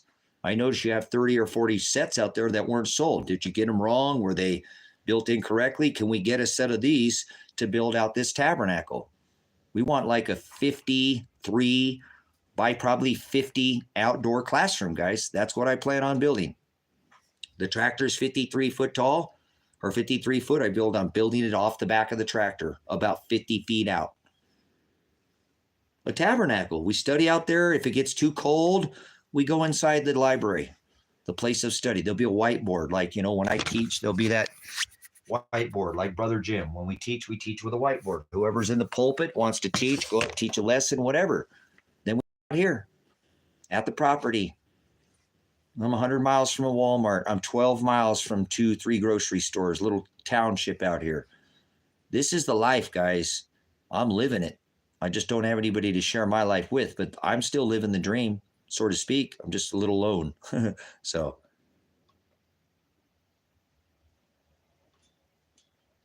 No, Vicky, and that's only if you're 501c3 funded. If I'm not 501c3 funded, I don't have to do that. But if I go 501c3, then I would have to do that. I'm not asking for funding. I'm only asking to turn it to a church so it can be taxed. The government can't touch it, can't tax it, or it cannot touch it. But it doesn't, the non-taxing doesn't mean that's funded. The church itself is not taxable. But that doesn't, and if I want to receive funding to keep my church going, that's why these priests, pastors, deacons, and reverends say whatever they're told and allow this paganism into the church, because that keeps their church afloat. That's what pays for their car and their nice salary and their nice house that they live in. They ain't going to say a word about that. They're living off the church. And I'm not saying whatever, but a man like me who's given the meat and I live with nothing, and they give these 501c3 church and people, think about all the tithing people do to these ministries, guys, fake ministries, millions of dollars pour in. And I don't even have enough gravel on my driveway that I get stuck and I can't even get out my driveway sometimes. Whatever, that's what God wants. Difficult is the path. So it's all right. It's all going to come together. I put a lot of work into this property out here. And as a matter of fact, I get back here, guys, and go back to that shelter, because I want a place that the word of God says there'll be hailstones, the weight of a talent. I've watched Jonathan's for a long time. He's out there like Jonathan Kleck. Been watching him since he started. So I don't agree with everything Jonathan Kleck says, but he is definitely Nobody's done what he's done, exposing the Vatican, you know, the angels all falling into the, you know, the porthole and the, you know, all their imagery of the mandibles and the, you know, the, I've watched Jonathan Kleck since he started. So crazy Jonathan Kleck, right? I'm sure people say the same thing about me, but that's okay. Discern, Jonathan Kleck has a lot of good information. I'm still subscribed to him. He's on my forum, on both my channels, my Silver's Light Gold, and you should see him as one of my subs. So discern all things with Jonathan Kleck, because he's a wild, but he'll send your thoughts through the roof, guys. There's no hiding what the Vatican has done. You know, the largest altar to Satan is the Basilica in the Vatican, you know. So go check out Jonathan Kleck. He is definitely our cool. But again, guys, I want to be able to have a place out here. Again, I have this storm shelter that I'm building out, and I've been building out because what it talks about in the book of Revelation. I care what it says about in the book of Revelation, how it says there'll be hailstones, 150-pound hailstones, 149-pound, 14-ounce hailstones. You know, when it was talking about no stone will be left in its place, it was talking about the destroying of the temple. But we're in that cycle again. 79 AD equals 1024 minus 1 degree of arc, minus 40% of our magnetic canopy, our protection. So we're going back into this cycle again. We're going back into this time where Nebuchadnezzar plowed salt into the land. I believe we're going back into this time where the water will come up onto the land, and this whole United States will be flooded out to the Rockies. It's a cycle. It's done it before. I'm covering it on this channel. There's nobody else that's putting out the content on the internet. Nowhere. I have put out elite one-off content on this channel that I've asked people to, there's been thousands, tens of thousands. We've had a lot of viewer count through this, you know, hundreds of thousands that have flowed through this channel. Flowed through this channel in the last month. And I put out the water overlay map. And I showed you where the federal government is very aware of this event that's happening. So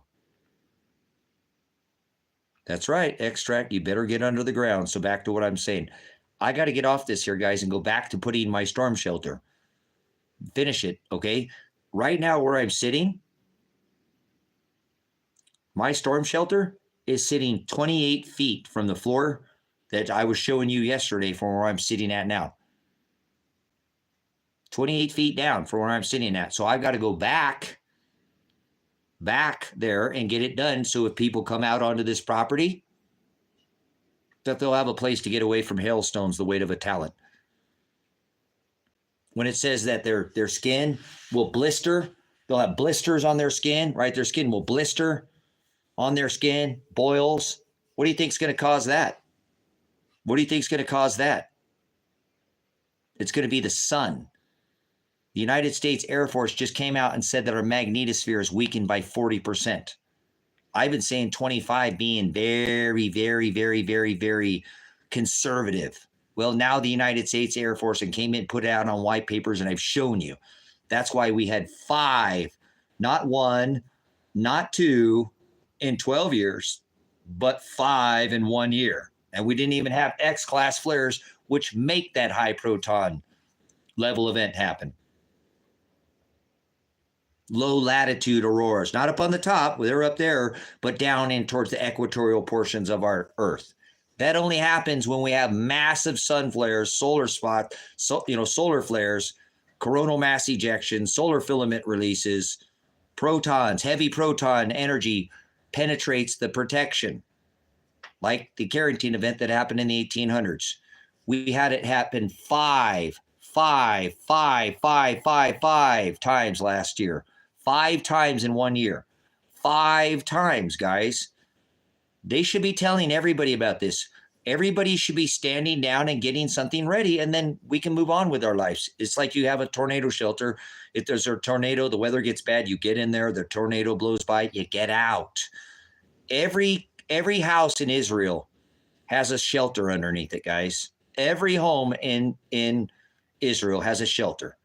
Everybody should have the ability to have a shelter. It's not always 70 and sunny. Okay? So don't listen to people who are fear porn, oh my God, God will protect you. No, God said be a wise virgin. Be a wise virgin. Don't be foolish. Put up that extra oil. So like Noah didn't listen to the world for 126 years. They scoffed at him. Imagine for decades, they called him a crazy old man. Never even reigned on this earth. Never even reigned on this earth. And they scoffed at him for decades. But God isn't real. Look at that. This person wouldn't even be here. Grim Reaper wouldn't even be here if it wasn't for Noah. Don't even believe in God. But God, listen to that. He listened to Noah, listened to that voice inside his head. He didn't listen to the world. He didn't listen to Grim Reaper. And Grim Reaper wouldn't even been here to this day and age. That's how ungrateful and unthoughtful and ignorant that person is. Because he wouldn't even be here if Noah would have listened to the world, right? Oh,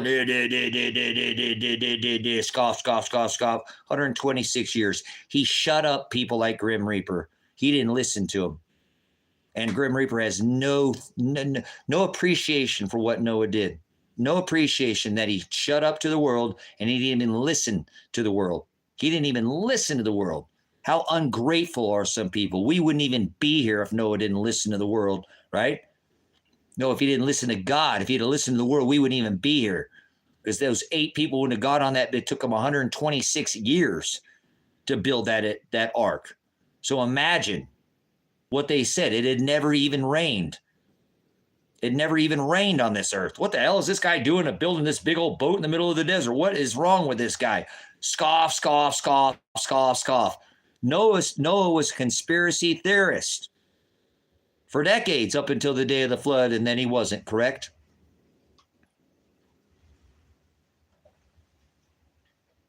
Imagine being this ill-prepared.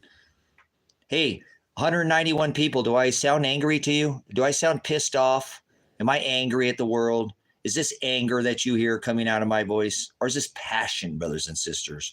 A passion for people who hopefully are wise. This is the problem, guys. That's what's going to happen. Those other people be like the foolish virgins. Bam! That door is going to slam in their face, guys. So please get out of the cities if you can. Thank you, guys. Much love, brothers and sisters. Look up this area that I'm in. It's very low on taxes.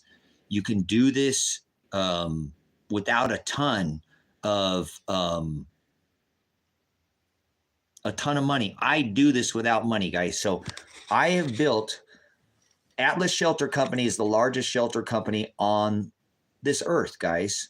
And I have built a 50-foot storm shelter out here. It would cost you over $100,000, $125,000 to build that storm shelter that I have built right now. By the grace of God and by hard work, hard work, guys. Put my nose down and don't do hardly anything but prepare for these days. I have a life. I do other things, but I spent years. It took me 4+ years to dig by hand. Years by hand. With buckets, 5-gallon buckets, 5 on this side, 5 on this side, 10 out the hole, nose full of dust and soot for years. And I didn't listen to the world. I had that Noah. That's what I was doing. But it took me 4 years to dig by hand. 50 feet. Into the hard pan, 2 hard pans, through all that 50 feet by 10 by 12. 4 years. I didn't listen to the world. Over 4 years. And now it's in the ground. It's there. I'm telling you, it'd be a $150,000 shelter to have Atlas put in a 50-foot. That's even large for Atlas. It's their first design. So I have this shelter for the body of Christ. Not trying to escape death. Our day of death has already been written. But we would be wise to get into the shelter if the storm gets, have you ever thought that maybe you might not be able to go outside because it might be like a microwave? The sun's energy. I don't think it'd be a permanent thing, guys. When I'm talking about this alignment, we come into it, then we come out of it. It's not a permanent thing that I've been talking about. We were in this same alignment. 2,600 years ago in the same celestial alignment that I've been showing you guys. So hopefully, if God, see, it's not up to me. God will send the people here that he wants to be in that shelter. I know it. He told me, stop worrying about it, Tracy. Just keep going on with what you're doing. No, the ozone layer hasn't been gone for years, Eric. You're speaking blasphemies. The ozone layer comes back and forth and back and forth. Do not say that again. You're a liar, and that is 100% incorrect. How about this? How many other layers of the atmosphere are there? You just talked about the ozone layer. How many other layers of the atmosphere? Come on, you could look it up on Google. You could have it in that fast. You can even copy and paste so you don't look foolish. The ozone layer comes back in a cycle, back and forth, back and forth. You're pitching ozone like Al Gore Nobel piece of crap prize winner pitched that there would be no ice. Stop spewing nonsense. These are cycles. You probably don't know the cycles. That's why you're opening up your mouth. You're like fake news, like Mr. Trump. So stop talking about things you don't have any history, historical record, or knowledge of, please, because you're spreading fear.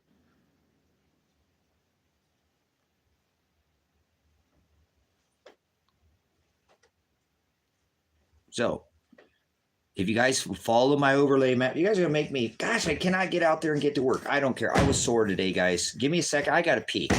I'll come back in here. I'll show you the overlay maps. I'll show you what's going to happen with my studies. I just talked to my son about this last night, and I said, son, this is killing me, man. I'm the only one on the internet that's putting this out right now. You know how hard this is to put out right now? He said, Dad, keep doing what you're doing. Do not stop. Dad, don't. He told me last night. He said, Dad, just keep being yourself. Keep being yourself. He said, Dad, people cannot deny. I'm watching, and now I know I'm your son. I'm going to have a little bit of bias. He's like, Dad, the information you're putting out is evidence. It's evidence. You're not being opinionated. Yes, you have this maybe on this, but you're showing all the evidence to prove it, Dad. You're showing overlay maps.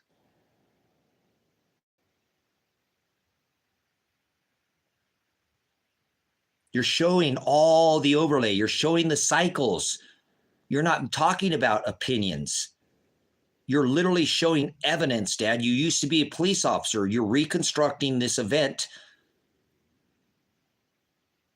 So just keep doing what you're doing, Dad. If you're wrong, you're wrong. Good. I hope you're wrong too. I hope you're wrong. See, that's what I'm like. I had to call him. I'm like, son, this is killing me, man.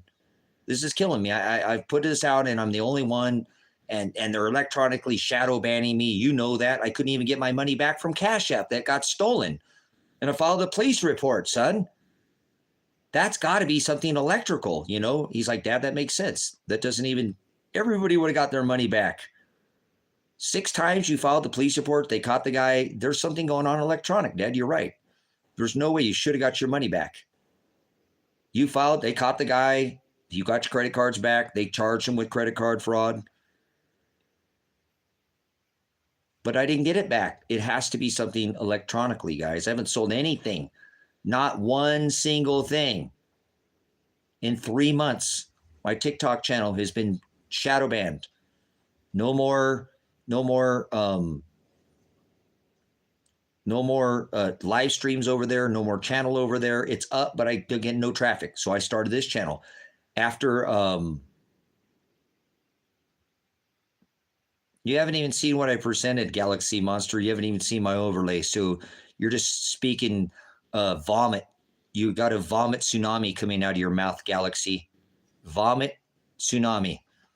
That's what you got coming out of your mouth right now. You haven't even seen my evidence. Have you gone and looked at my... No, you haven't. Galaxy, do you even know what I'm talking about? Do you have any idea what I'm talking about? You haven't even seen anything, and you're spitting venom. Do you have any what I'm talking about? I use scripture with everything that I... The seas and the waves will be roaring. The nations will be in perplexity. It's all biblical. It's all scripture, Galaxy. You're an ignorant fool. That's passion. It says it in the scripture. You're an idiot. I wouldn't put it out if it wasn't biblical. I don't want to put out this information. I hope I'm wrong. Millions of people are about to die. And I think they're going to take control and you're not going to move anywhere. And I hope that I'm wrong. I don't want to be right. If you don't like my yelling, pound sand, you lollipop, soft, thin-skinned. This is a world we're in the 6th Extinction event already. 3.5 years. 3.5 years into this plus, or 3 years and 3 months into this extinction event. So you can't take somebody with passion. You're not going to make it. You're going to be one of those people that doesn't make it. So I'm going to go pee when I should be working on the things of this earth for my body to protect them. But I've already put in work for 10 years. And I'll come back and I'll show you what it is. No, it's not the end of the world. The world already ended, Joseph. No fear porn, Joseph. No fear porn, Joseph. The world already ended as far as the age of Pisces, and we're already into the age of Aquarius. That happened in 2020. So I'll put the information in, and if you want to make it, you'll make it good. That's the attitude. Some of us are going to make it. Some of us are already doing things. Failing to prepare is preparing to fail. The people sit around and do so, their chances of making it, guys, are very slim. I don't care about those people. They're not, I'm out of the way of those people. Okay? I want to be around people who are doing something about it and want to thrive, evolve. Species die off in the extinctions. They don't die down completely, right? No, they die down, not off. You got extinctions all correct. You haven't even researched extinctions. We're in the 6th extinction event right now. How many of you knew that? There's 82 of you. How many knew that we were in the 6th extinction event already? 3+ years we've already entered into the world's 6th extinction event. I'll show you the pictures. I'll show you the overlay. No, Australia's not safe, Canada. No, it's not. Unless you're over there on the west side, or excuse me, the east side of Canada. I've gone over with mental health recovery. I've gone over with my brothers and sisters in Canada. I have more followers, in Australia than I do in any other outside. I'll show you the overlay with Canada, okay? If you want to come here, I'm not in a panic. Look, this is what I'm saying, guys. If I'm wrong, come here. I don't know if you can. I'll sign a contract with you that says you can come here free of charge. I'll put you up. And if after this event happens, you can go back to your home. All I want is a work trade with you. I mean, I need something. You can't sit around here and do nothing. But if you work a couple $100 worth a month or something in a work trade, I don't want your money. I don't want your money. And then if it doesn't happen, go back after this event. It's only like 5 of 25 is the latest that I think that this will happen. So we're not talking about years and years and years off. I have a place because God has provided for me. I got to go finish my shelter. Maybe Canada, you will be one of the people that comes here, and God wants you to be in that shelter because he didn't want you to get hit from a hailstone. He didn't want you to get hit with a hailstone. He wanted you to die by something else. Boy, he saved you and put you away for God. We don't question him. Okay, I'll show you what's going to happen. Just let me go pee here and I'll, the new age is the age of Aquarius. Okay, we're already in the new age. That's when we came into the 6th extinction event. That's when we hit the 12,000 year cycle. That's when Saturn, go look it up, the Great Conjunction. It's on my channel. So everybody's got 3 things to do. There's 76 of you. I better see every one of you. Either that or pound sand, kick rocks. I don't want nothing to do to you. You're blind to me. You're zeros and ones. You're an android. You're blind to me. Collie buds, you're blind to me. Okay. If you don't listen to what I'm telling you, you don't go do this right now. Fine. I don't care. Just be a TikTok, be a swipe, be an android. I'm going to go pee. I'm going to relieve this half a cup of coffee. I've got a bush out there that's calling my name. I don't want to go into my bathroom, and I'm going to go outside and pee on the land because I'm a man of the land and soil. I have a 3-minute and 33-second video on this platform and a 58-second video on my channel. Back out and go watch those 2 videos and come back in and I'll have the discussion. There's 2 videos. They're 3 minutes and 33 seconds. 3 minutes and 30 seconds. It'll tell you what's going on. I'll show you what's going on. And I'll add to that. Okay. I have a lot of other graphics. So go back off. Look at the video. It's 58 seconds long. It's got that celestial wheel around it. And look at the video. That's 3 minutes and 33 seconds. I'll be gone for 5 minutes, 10 minutes, probably 5. Okay. I got to start something to eat, guys. I'm getting a little hungry. It's getting kind of late and I haven't put any food in my body. So watch the videos and you'll know what's going on. Then you'll come back and I'll explain in more detail and I'll give you a little bit of support. Okay. Whatever. This is what God wants me to do today. I could get up and think, but I need to do this. So it's this channel. It's this channel. Okay. Whatever you, hey, listen, Leopold, discern everything I say. Consider everything I say a lie.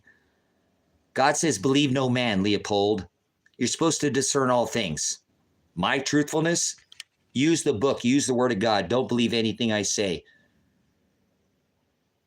Oh, but when you return, Christ, remember his apostles were there. They were asking him, not as in the days of Noah and Lot. What will be the sign of the second coming of Christ? What will be your sign in that day? What will be your sign? This eclipse is not a natural event. You're obviously a lollipop Christian, camera, and I've been exposing that it's not. The sign, right? Discernment of the sign. What will be the sign of the second coming of Christ? What did he say, guys? What was the sign that he gave his apostles? What was his sign that he gave the apostles? Not the sign of Noah. That'll be as in the days of Noah. They'll come like a thief in the night. There'll be giants in the land. They'll be drinking and giving unto marriage and building and partying. Not that sign. What sign did the apostles, they asked him, when he comes, what would be the sign of Christ? What was the very first thing he told his disciples? What sign did he give them? Come on, guys, I got to pee. Hurry up. My bladder is exploding here.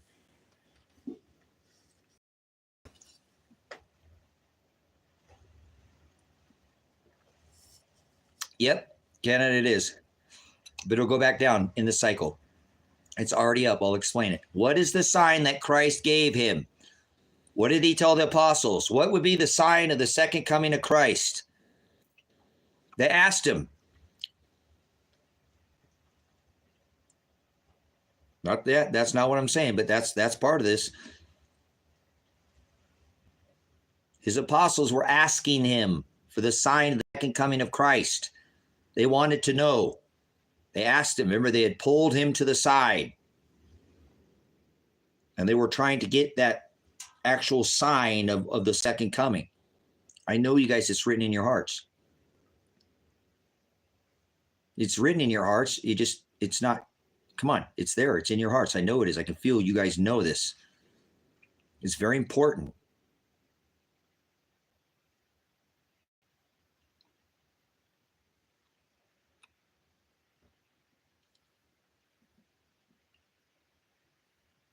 Okay. The sign when his apostles are asking him, brothers and sisters,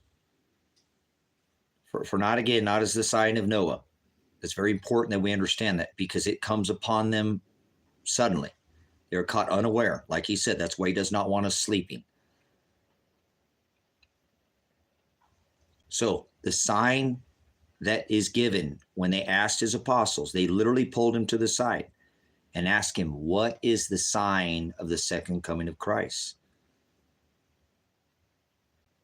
He told them, be sure that no man deceives you. Be sure that what the hell does that have to do with the second coming of Christ? Everything, brothers and sisters. That was the sign you were given from Christ himself. Christ Jesus, Shiloh, the only begotten Son of the Lamb. you were warned. The sign was to let no man deceive you. Think about what I just said. What kind of sign is that? I thought you were talking about discern all things, brothers and sisters. People want to think that I don't have any validity. Discern all things. Let no man deceive you. So if this deceives you, consider me unrighteous and rebuke me. Don't ever come back to this channel again. Do not keep company with vipers. Do not cast your pearls before swine. But if you find some validity in it, you follow righteous men. Believe no man, the word of God tells us, correct? Believe no man. Be sure that no man deceives you. Well, if we didn't believe any man, then we wouldn't have all our Thessalonians, Corinthians. Look at all the books the Apostle Paul wrote.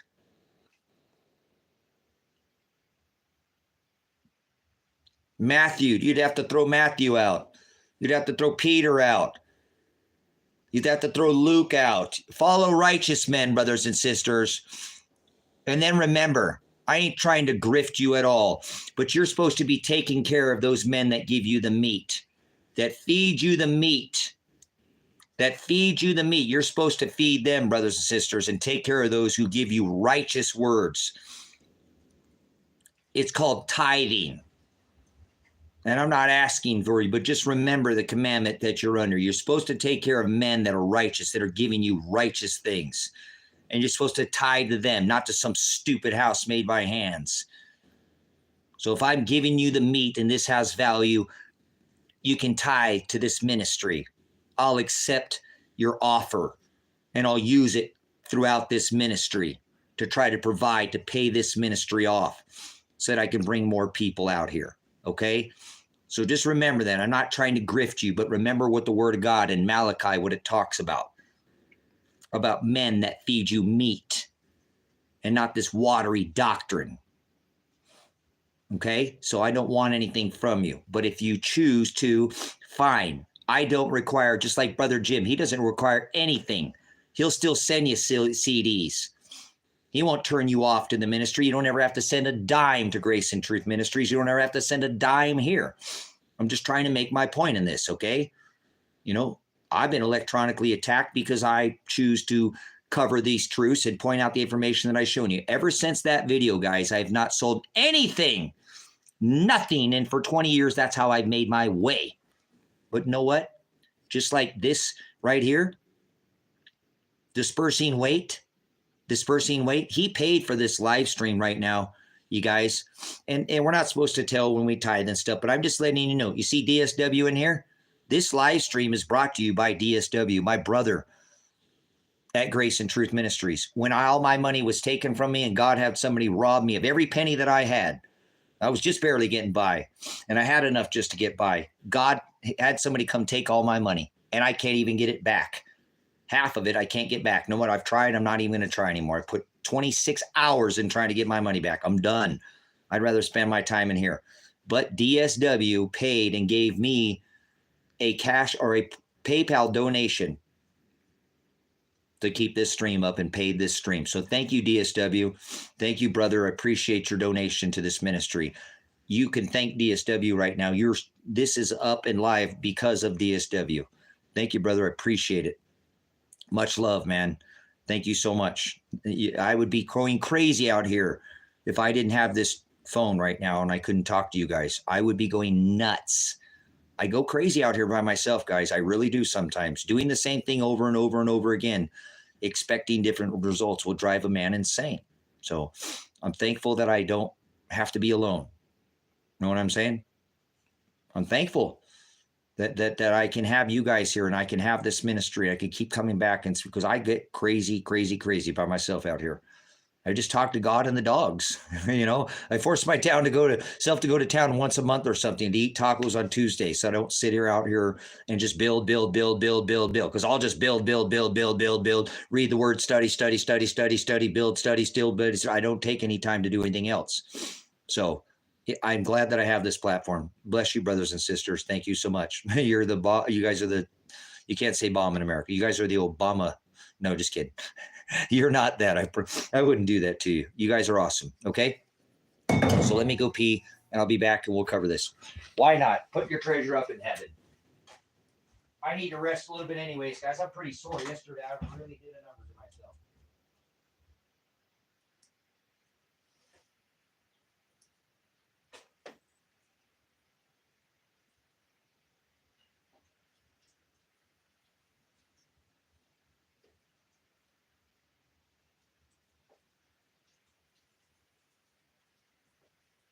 This is when you watch the video.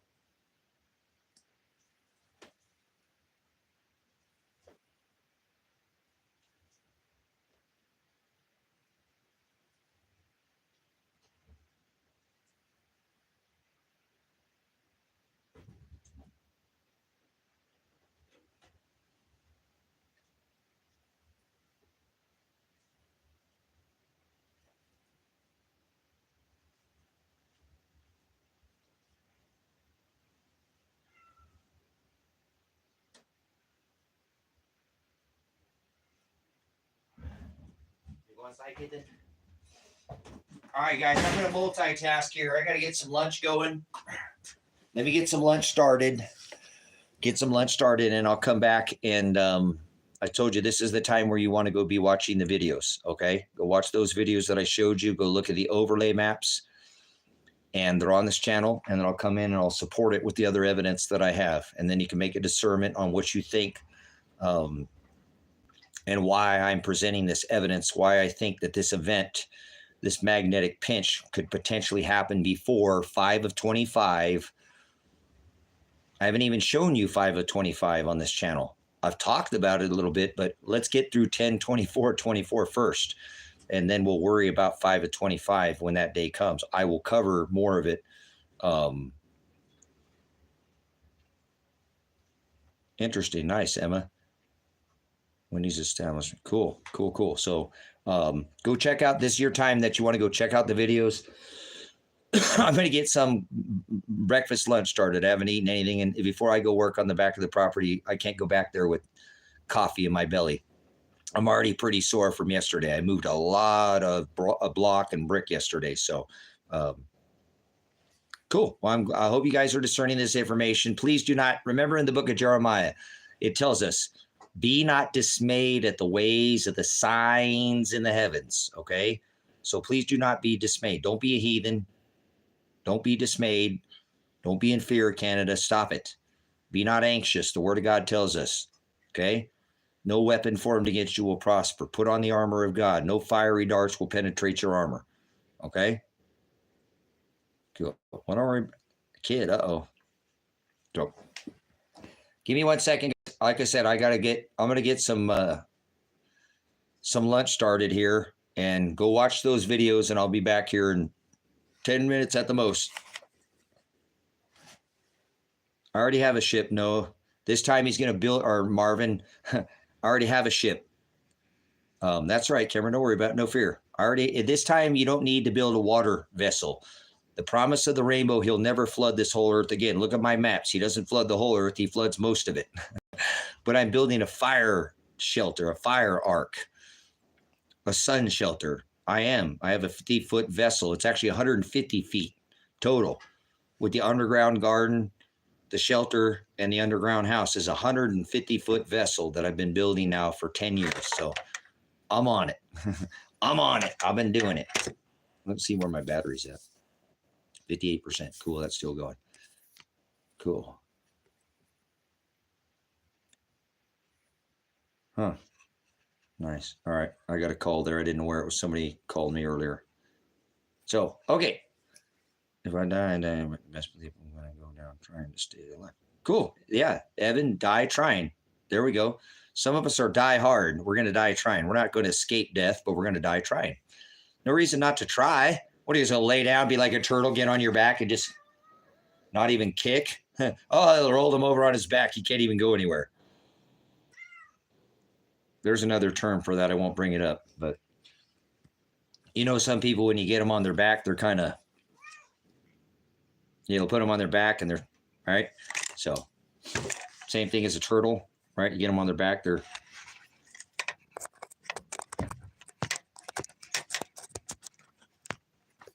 No, I don't smoke cigarettes. I haven't smoked cigarettes in 10 years or something like that. I don't give my money to big tobacco. No thanks. If I grow my own tobacco, I might.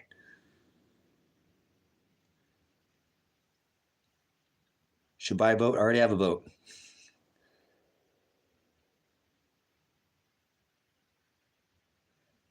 You think if I build a boat in an area the flooded, you might. I don't have any family. I don't have anybody, Cameron. I don't have anybody. It's just me. My son lives quite a ways away from me, and he's my brother, mother's son. So he's more like the sister and brother in Christ than he is my own son. But I don't have any friends. Not one. I don't have any family. Brother, I don't have any. My family won't talk to me for a long time. They don't like me. They threw me out of the family a long time ago because I won't do their Hollywood thing. I don't chase money. So it's just me. I'm solo. For a long time, I've been solo. So yeah, sometimes it's worse than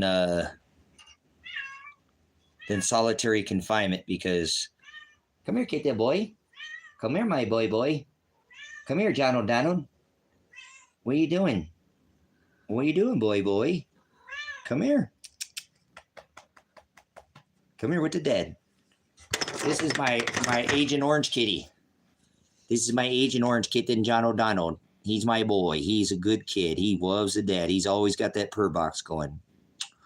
Did you love the dad? Hey, boy. Hey, boy. John O'Donnell. John O'Donnell. My cats, I have my animals. They're daddy's boys for sure. He loves the dad, huh? Him was his dad. He says was a dad. He's an Agent Orange kitten. He's a big kitten boy. You love dad? Can you guys hear his motorbox going?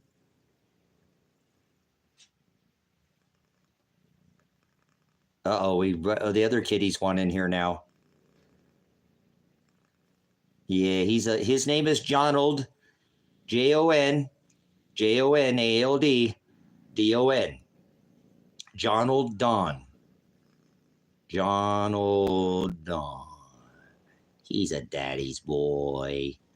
Him was the dad. You're a dope dilly guy.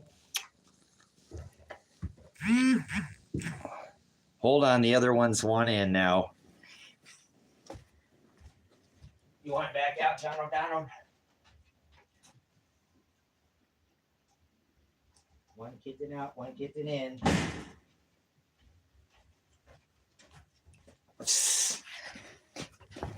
There's the other kitty came in now. It's musical kitties here now. Come here, boy. Come here, big kitten boy. He's my lion kitten. He's a big kitty. He's a big fluffy Russian tort, blue tort. Come here, big kid. Come here. Let's show to you guys. Everybody wants to see the big guy. Everybody wants to see the big guy. He's my outside kitten. And he's a big fluffy kitten. He looks like a lion. Oh, what are you doing? He doesn't like to be held like the other kitties. But he loves the dad too, huh? Him was a dad. Him was a dad. Him was, oh, hey. Stop for 1 second. Let me give you a kiss. You don't want kisses. But anyways, he's a beautiful big kitten. Big blue, gray, fluffy. Oh, you're so fluffy. You look at what's up with your hair today. Look at that hair. His hair normally doesn't look like that. He's been out there. He must have been cleaning himself. You look a little ratty today, guy. What's up with you? His hair normally doesn't look like that. What is up with that? There we go. He was just laying down. All right. He doesn't like to be picked up. He's an outside cat. He's an outside kitten boy. He lets me pick him up. Last few times he didn't have any issues like that, but he's just, come here, boy. Come here, kitten boy. Yeah, he's an amazing cat. He does a good job. I have no rodents anywhere around this farm. Nowhere. I don't see any sign of mice. He keeps this whole... Yeah, I'm just hanging out. I'm just hanging out with the dad. Just going to chill out on the couch with my dad while he's live streaming. Oh, kitty boy. Oh, pretty boy. Oh, pretty boy. Pretty kitten boy. Cool. All right, guys, I'm going to get some. So did you guys watch the overlay videos? Did everybody go see the overlay map? There's 138 of you in here. I'm going to take a pause real quick. Let's see if we can get that. It doesn't cost any money to hit that thumbs up, and it helps this get out so other people can see it. Your fingers aren't broke. Come on, guys. I should have at least 100, 200. Come on. That should be somewhere close to that. You don't have to give any money. You don't have to tie to this ministry if you don't have money. I know most people are broke. It just gets more and more and more. Gas went up like 50 cents the other day at the store. 50 cents in a day. Thank you, guys. Appreciate it. Go watch my overlay map. Go watch the 3-minute and 33-second video on this channel. On this channel. On this channel. And watch the 58-second video. And I'll come back with the evidence to support what it is that I'm telling you that I think is going to happen in just over 200 days. And I hope that I'm wrong. If I'm not wrong, hundreds of millions, possibly trillions of people are about to die, guys. It's that serious what I'm pointing out. And I hope that I am wrong. But I don't think that I am. I don't want to be right. I don't want to be right. But I'm supporting, as a prior police officer, a reconstructionist, an investigator. Look at what I've got. Yeah, you can say I'm mental there, Chris, but look at the evidence. Okay, you can say I'm mental. What do you have, a degree in psychology or something? What are you going to tell me to take drugs? Now you're a pharmacist? Tell me to take my meds or something? Pretty interesting that we live in a world. I'm putting out a reconstructive overlay map. And you seem somehow now have a degree in psychology. Pretty interesting, guys. Can you imagine I'm that popular that I constantly have doctors, psychologists, and pharmacists constantly come into my chat trying to get me to take meds. Drug recognition experts, right? Interesting.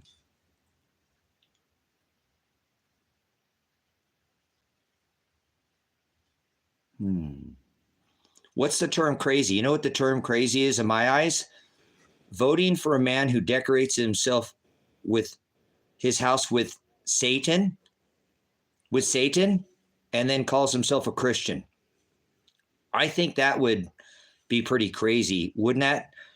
If a man decorated his house, if I had my house decorated with Satan behind me, is this all decorated with Satan, right? All this was decorated with Satan, and I called myself a Christian, would you call that person crazy? Would you call that person crazy? That's my question.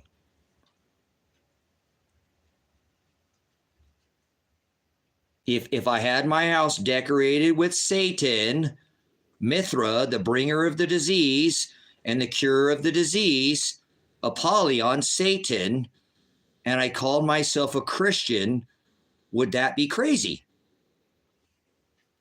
So I don't know. I don't have my house decorated with Satan, but I'm just, so people can call me crazy all I want. My name is Crazy Tracy. Crazy Spacey. Crazy Spacey Tracy. You don't even realize crazy is a compliment to me. Seriously, I take that as a compliment. You just don't understand. You try to insult me, but that's a compliment. My dad called me crazy my whole life. Spacey Tracy too. Crazy Spacey Tracy. He said, son, your brother's heads are in the clouds. You're in some other world, man. Hello, come back to Earth, Tracy. Hello. Nanu, Shazbot. I've been called crazy my whole life. My whole life I've been called crazy. So you might have to do a little bit better than crazy, because I'll admit I am crazy. I am crazy. According to the world, I don't participate and do the things that you do with the world. So you look at me like I'm nuts.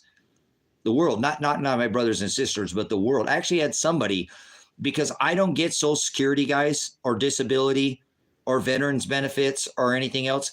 I've tried to file for Social Security because I broke my back in the Army, and I've busted my back in a car accident. And I tried to get Social Security to help myself so that I can continue on to get some kind of funding. You know, I work for myself, and sometimes my pain goes up and down. You know, it doesn't, sometimes there's no onset to why it happens, just as I have broken my back twice. So missing disc, it happens. But when I filed for Social Security, they just said, well, you're a veteran. Just say that you have PTSD. Just say that you have PTSD, and we'll give you Social Security. And I said, well, no, I didn't claim PTSD when I got out of the military. That would be false. I'm not technically insane. I have a very high IQ. I tested in some of the top percentiles in ASVAB. As a child, I got to pick my job in the military. They didn't just give me a grunt job. I have obviously a high level of studies. I've been to college, blah, blah, blah, you know, but no, I'm not going to say that I'm crazy, because that would be lying to you. But I actually had this gentleman. He was the craziest guy in town, right? He was definitely the town crazy. We got along real well, kind of funny. But he said, Tracy, he said, I don't see why you're so stubborn. He says, I see how hard you don't get child support. You're a single dad. And now you know how hard you work to provide for your son, you know, and you do not get any. You've had custody of your son now for like 8 years, 7 years or something, and you've never got a dime of child support. You don't get any disability. You've never been to the VA. You don't get any kind of benefits. And I know you're fighting for Social Security. He said, and I see that you're trying to get it medical. And he says, I've been on the phone with you before, because he was hanging out before, when I'm on the phone with Social Security, and the people are telling him, hey, if you just say that something's wrong with you mentally, we'll give you this Social Security. And I said, no, I see what you're doing. You're trying to get me to admit that I got some kind of mental disability, and you're going to try to take away my Second Amendment rights. I already know how that works. I already know I see through your plans. Okay. So, no, I'm not going to say that I'm crazy just to get Social Security. That'd be frauding Social Security, because there's nothing in my records ever to say that I've ever had any kind of mental anything. There's nothing, no disability, no nothing. I've never had a breakdown. I've never had it. There's no issues with my mental faculties. As a matter of fact, it's the complete opposite. And so if I frauded Social Security by telling them there was something wrong with me, I would be frauding. I'm not going to fraud Social Security to get my Social Security. And I don't want a check every month. I only want what I paid in since I was 15 years old. This guy, his name was Brett. And he said, listen, Tracy, he said, man, you know, I know you don't have pride. I know you don't have pride, but listen, everybody looks at you like you're crazy, Tracy, because you talk about so many things that the world doesn't talk about, and you bring a lot of truths. I think that you are one of the most interesting people I've met. You have such a diversity of things that you talk about. But when other people in this town talk about you, they call you crazy. Just so you know, you're crazy, and the people in this town, the world thinks you're crazy, Tracy, because you don't think like the world. And I think you're kind of foolish, because I know how hard, and you want to take care of your son, and you work so hard to have everything you have, and you've been fighting this, you know, system for so long to try to get what you paid into it. Why don't you just tell them you're crazy? They'll give it to you. I've been on the phone. I've heard them. The lady said, if you just say you're crazy, we can get this process going. We can get you benefits, but we have to go through all your medical history, and you have to do the trial and da-da-da. I said, no, I'm not going to fraud the system. So I even told that after 7 years of fighting the system, guys, I said, your people have called me up multiple times. I have you recorded saying that if you just say I'm crazy, I'll give you the medical benefits. And I'm not going to fraud the system to do that. See, again, I'm not trying to get a check every month. I just want what I paid in since I was 15. I joined the United States military at 17. I've been paying taxes since, you know, I don't anymore because I don't work for a W-2. I work for myself. But round robin, guys, round robin. Crazy? I've been called crazy thousands of times. Somebody calling me crazy actually is a compliment, but I thought it was kind of ironic, a little long-winded here, that this gentleman, he said, dude, why don't you just tell them you're crazy? They'll give you your Social Security benefits, you know, because if you look around, Tracy, I think some of the stuff you say is out there, but some of the stuff you say is absolutely brilliant. The world thinks you're crazy, though. Just to let you know, the world looks at you, Tracy, like you're crazy. And I think you're foolish not to get those benefits. Because I know you'd still carry a sidearm. Everywhere you go, you leave your house, you open carry everywhere you go. You always have. I've seen people get all scared of you when you go into the town and stuff. I've taken the guy into town and giving him a ride into town. People freak out because he used to open carry all the time. I go to places, no, you can't come in here. What, are you going to step on my Second Amendment rights? Call the cops on me. Then, you know, I make a stink about it. But I thought it was kind of funny, guys, that he told me. He's like, you're crazy, according to the world. So just so you know. And he said, I don't think you're prideful, but I think you could already had your money if you just told him you were crazy. So, but I won't do it, guys. Okay. The man's nuts. Grab him. No, don't do that. Don't do that, you silly world. Yeah, do the hokey pokey, turn yourself around. That's what it's all about. Sorry, I don't go on dates with men. I don't follow mandates, codes, or ordinances. They're not laws. I go by God's law. So that's what I did. I said, you know, it wouldn't be right to sit there and fraud the system and tell them I have some kind of mental disability. I was crazy. But I thought that was kind of funny, guys. Thanks for letting me share that long story with you. Yep. The guy's like, just tell them you're crazy, man. The whole world thinks you're nuts. According to the world, because you talk about what the world doesn't want to talk about. So according to the world, you're nuts, dude.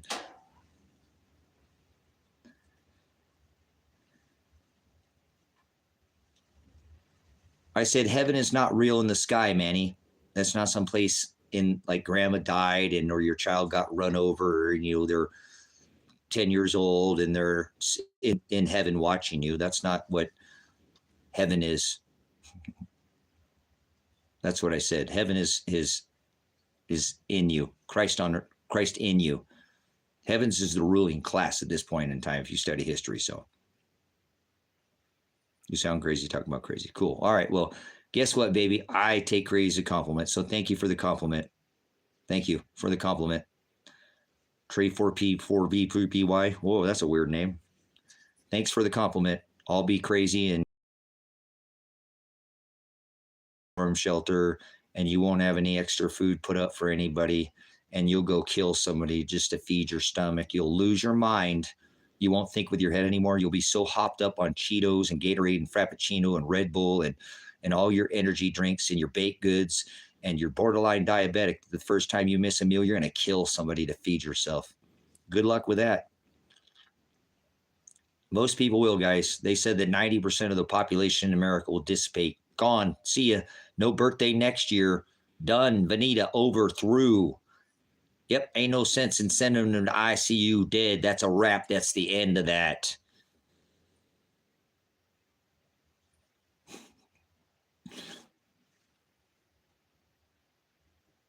Hopped on TikTok to me. Yeah. So everybody all hopped up on their 30-second shorts.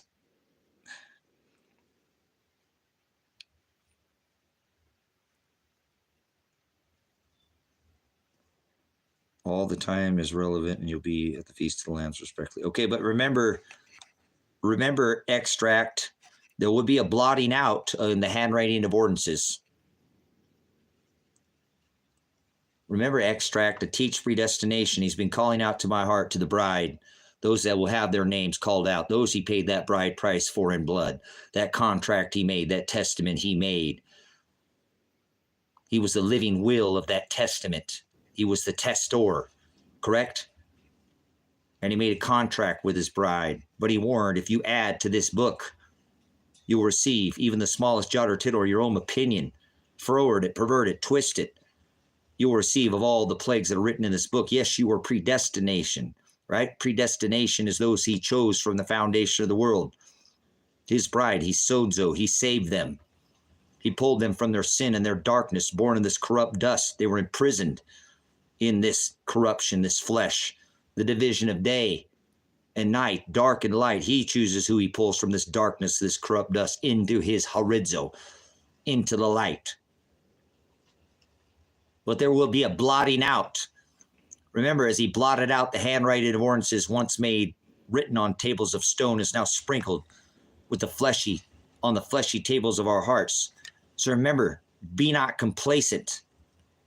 There will be a blotting out. If you add to this book or take even the smallest jot or tittle from it, your name will be blotted out.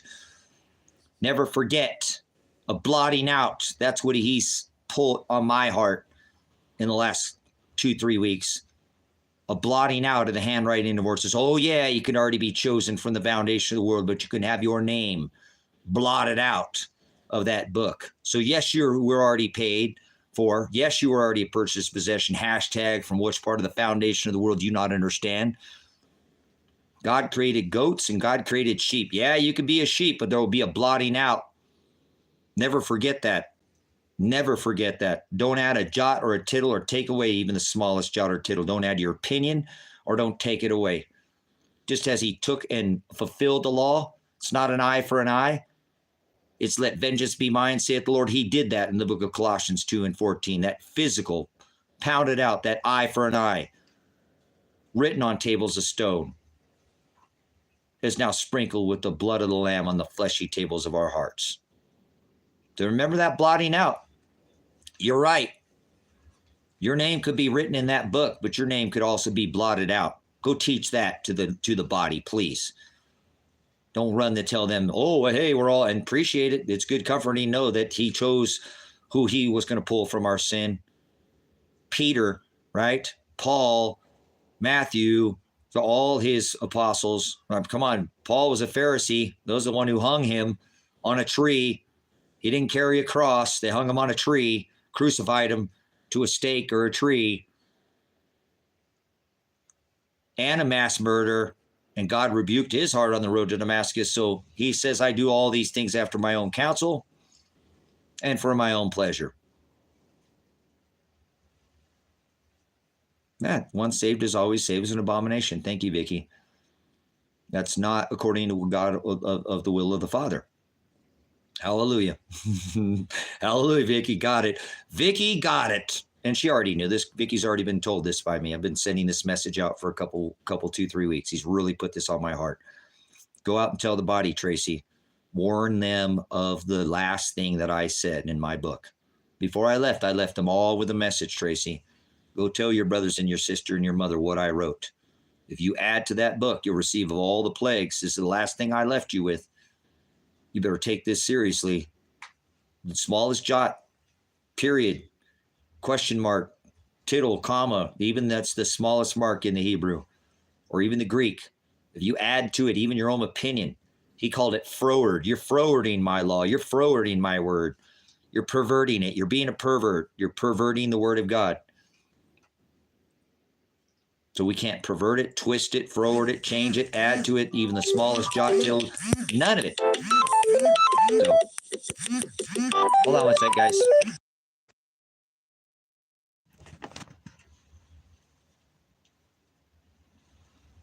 Okay, my bad, guys. That was my brother, my brother, mother, son, Elijah.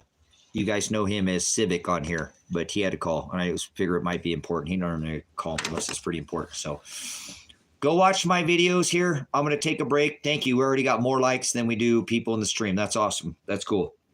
I hope you're gleaning some information from this. And guys, I'm okay. Like I said, I'm really sore from yesterday, and it's all right. Whatever. I'll just take the day and do more work in here, and I'll still get work done. I'll probably hold off doing concrete work today, and I'll pull more blocks down. I have a lot more block and brick and stuff and concrete to get pulled over to the hole. So I do want to go over the overlay maps, so I'm not going to come off here. Yes, I want to keep my word. I said I would show you this information. So give me a few to start this lunch. Unless you guys just want to come back at a little bit. You don't have to stay in here unless you're talking amongst yourselves, and that's fine too. I don't mind keeping the live going. I've got the battery plugged back in, so it's charging, and I'm gonna go get some lunch started, and I'll come back if you guys want, or I'll just come back later if you want to come back later in the evening. I'll make that the first thing I do is go over the water overlay maps. Yeah, oh yeah, I do. I'm a veteran, so I know I have to stretch out and warm up. It's called a warm up, Vicky Ann, right? And then a cool down. You're supposed to stretch out after you're done exercising as well. So not just when you start, but anyways, you guys want to leave the stream up, or you want to go ahead and come back later on? I'll leave it up to you. It's your channel. I just come here to take up my cross. The channel is not mine anymore. You're amazing, Ellen. My son says he does that too. He said, Dad, I just listen to you in the background. I'm doing stuff and I hear you. I just like having it's like having the stream going in the background. Like, wow, you guys are amazing. So bless you guys. You guys want to keep it going, or you want to come back later on? I will come back and give you this information if you want to hold on. If not, I'll be back later on in the afternoon. I got to put some work in out here and do something out here today. I can't put all my treasure up in heaven. The days we're getting, how many days are we until 10/24/24? We're like 218 days or something. It's coming fast, guys. It's coming quick. So, yeah, it's a matter. Like I said, I don't, doesn't matter to me. It's not going to hurt to keep the stream up. I'm not in a hurry, guys. I've got a lot of the work already done. So I need to finish it up, man. As soon as I'm done with the shelter, you guys, I would be like, you're not going to be able to touch me anymore, guys, like that. And I'm not saying, but I have my own issues. I have my own worries. I need to get this shelter done. I don't want to be building that shelter next year when there's a lot of weather to deal with. That might still be an issue. This same time next year, I don't think it's going to be as easy to build outside as it is right now. I think the weather will be much more intense at that point in time. So I don't want to be fixing my roof when it's raining. I'm the type of guy, I fix my roof when it's a blue sky and it's not leaking.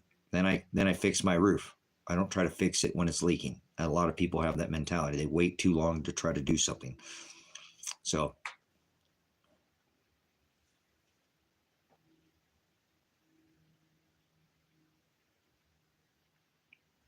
there we go, LM. Beautiful. Thank you so much. I appreciate it. You don't understand how valuable, and not like that, not like money, how valuable you're making yourself.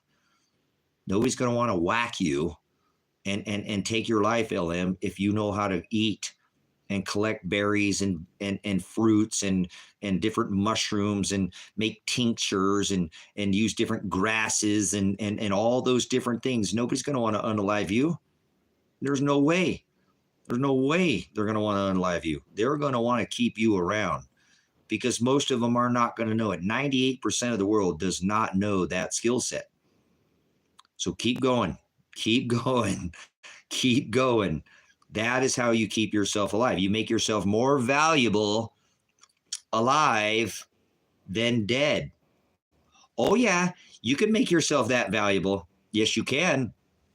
And that's one of the best ways on this earth to do it. I'm telling you, you're not bettering yourself. You're not better, but you're really separating yourself from society right now. And all you're doing is you're going back to what was done, and everybody could do. Everybody could do that 30 years ago. You understand? Everybody could do that not 30 years ago, 3 generations ago, not 30 years, 3 generations ago. Every man, every woman could go out into the wild without a Starbucks, without a McDonald's, well, there wasn't on them, and feed themselves. So you're just going back to the ways of old. Amazing, LM. Amazing. That's what I've been trying to tell people. The future is going back to the future. That is the future. That's why I have a Western town with the UFO up front. Get it? Back to the future. Ha, ha, ha. Okay, I'm going to leave the stream up. You guys, nobody answered me. That's okay. It's not a big deal. I'll go ahead and leave it up. I'm going to get some food started here, guys. Trying to get something to eat in my belly. Can't sit in here all day and chit chat. Sure you can. I could do whatever I want. I'm my own boss.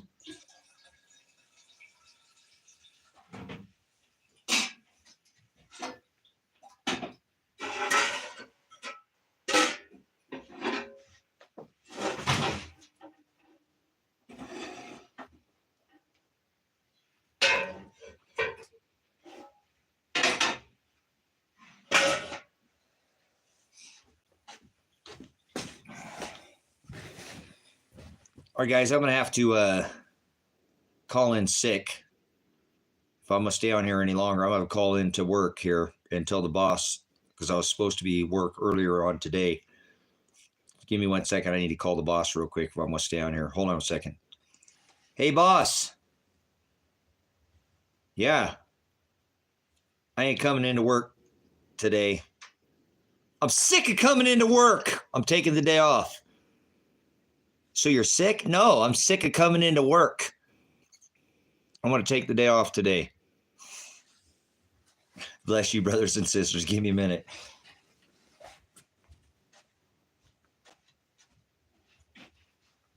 Become your own boss, guys. Become your own boss. Get out of these cities. Get away from these people who want to take all your money with taxes and fees and all that. That's not a life, guys. That's not. Think about how much of your money is taken from you every month. Taken from you every single month. Taken from you. That's crazy. Tax upon tax upon tax upon tax. That's crazy. I don't think God wants that us to be. I know give unto Caesar what is unto Caesar, but I don't think God meant us to have our wages extorted the way that they do this. And these people keep supporting it. It only takes 20%, 20%, not even a quarter, 20% of the United States people who live in America to stop filling out that W-2 and sending in those taxes, and there would be not enough money to fund the federal government. Yep, they'd have to close up their shop. The 20 people just said, the heck with this, I'm growing my own garden. I'm not eating this genetically modified food anymore. I'm not feeding my kids this crap. I'm not eating this crap. They couldn't feed us genetically modified foods anymore, guys. They'd have to stop putting all these preservatives and stuff in our food. It doesn't take large numbers, guys. I'm a history fanatic. I love history. And I'm telling you that the smallest numbers of people who have always been the people who have made the greatest changes in history. It isn't big numbers. You've been misconstrued. You've been led down the wrong path. You're not over the target. The smallest number of people have always made the greatest changes throughout history, brothers and sisters. History repeats itself, guys. Holy gas. Little teeny tiny clock, huh? Where's the lighter? Gotta light the gas stove. You cook on gas or electric? You cook on Teflon or you cook on cast iron? What are you doing, kid boy? So it's always been the smallest number of people who have made the greatest changes throughout history, guys. It's not large numbers of people. It doesn't take the masses to sway things. So again, if a little over 20% of people would stop going to the store and buying this genetically modified crap that they feed us, this poison. Victory gardens. You ever heard that term during the war? And stop funding these, disgusting, filthy, poison, box-flavored poison foods. They wouldn't be able to offer us this genetically modified foods, guys. Yep, I like Michael Jackson. Yep. Do-do-doom-doom. doom doom. Annie, are you okay? Are you okay? Annie, are you okay? Yep, you've been hit by. You've been struck by.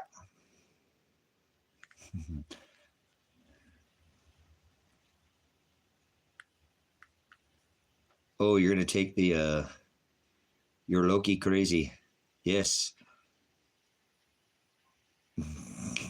Hey, I've been in a couple fist fights from my young age too, over. Someone said they're putting chip and Doritos and medication too. Word. Cool. Yeah, Tammy, I've heard that a lot of people are boycotting Doritos right now. I'm not sure if that's I haven't even researched, but I've seen there's like this boycott on Doritos. I figure it was like the Dylan thing. They must have put one of those, 1, 2, 3, whatever they call them, how many benders they are, bender, R2D2, LG, 3PR, C3PO, GQ, XYZ, whatever number they put on the end of themselves there.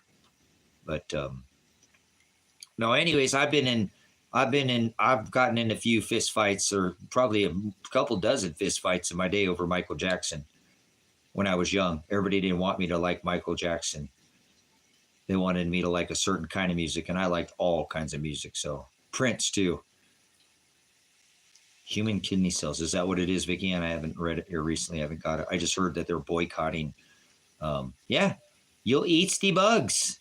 You'll eat the bugs. Yes, you will. You'll eat printed food by the mile. Soylent Green. Come to life. Annie, are you okay? Are you okay, Annie? I don't think that person was expecting me to say that I like Michael Jackson. You've been hit by.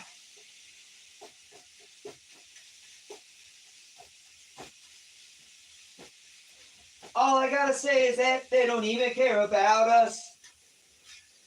All I wanna say is that they don't even care about us. Heck yeah, that song is a drizzle, baby. Might be one of my favorite Michael Jackson songs right there. All I want to say is that they don't even care about us.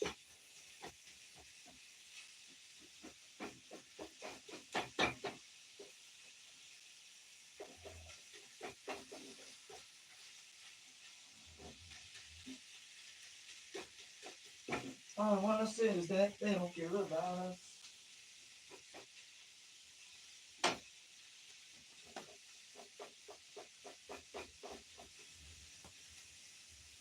Oh yeah, we got the good burger here. This is almost chuck. It's not quite ground chuck, but it is it's good burger out here. So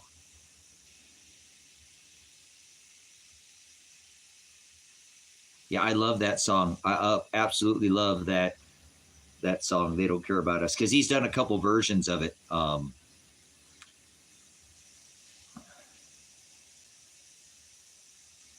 Ooh, yeah, Wesley, be careful. A lot of people who have a shellfish allergy are going to be allergic to insects, guys. If you have a shellfish allergy, you probably have an allergy to insects. And did you see that Tyson Foods is now doing a deal with one of those bug companies that does bug protein? Tyson Foods, guys. Tyson's Foods. Careful what they're putting in their food, right? You'll eat the bugs. You'll have nothing and you'll be happy.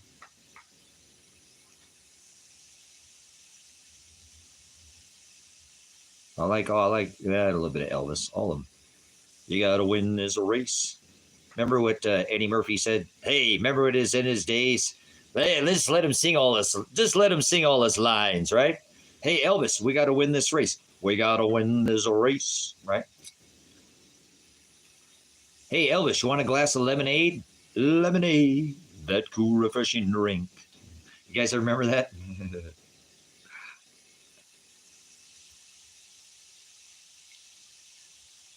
I answer who I want to. Nobody can make me do anything. Well, I'm sure there are. They put all kinds of drugs in our foods now. Poisons as well. Poison as well. A grip load of poison, guys, in our foods. Oh, wow. Super chat. Thank you, Spencer. What is the title about? Uh-oh. Damn it. You don't need to damn it. Please don't damn it. You're going to make me answer you. Well, I can also... I can just block you, but I don't want to block anybody, you know.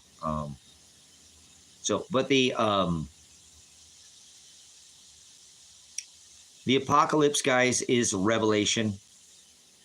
Apocalypse means revelation. Apocalypse means to remove the cover, to lift the veil. To Spencer. Don't silence Spencer because he gave a chat. So, Spencer, it means to remove the cover or to lift the veil, to pull off and remove the lies. Revelation and apocalypse have the same meaning. They're not Armageddon, and they're not destruction. Okay, most people will get that wrong. There it is, to take off the cover, to disclose. See that? Dispersing weight, just put Strong's Concordance, number 601. Apocalypto, right? Apocalypse, from 575 to take off the cover or disclose, to reveal, to remove the lies.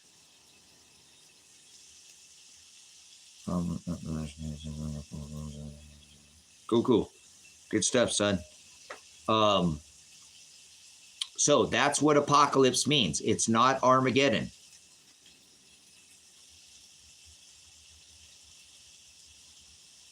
So it's not Armageddon, okay, Spencer? Everybody thinks Armageddon is apocalypse. If I walk down the street, okay, if I walk down the street and I said, hey, what is apocalypse? Okay, everybody's going to say it's Armageddon.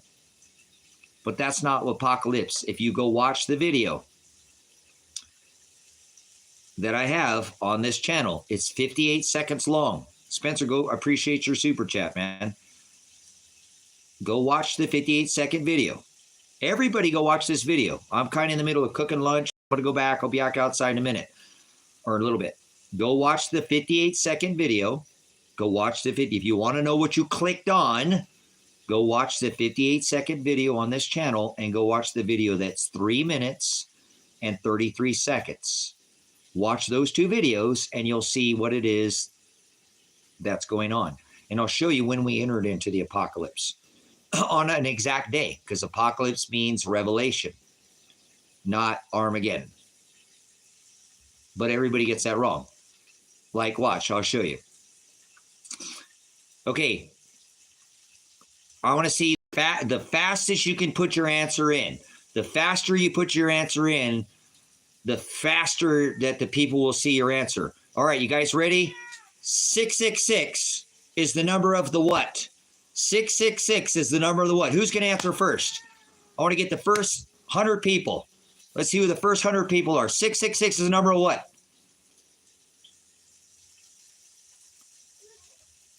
Come on, you guys, faster. Faster. Come on, you guys are...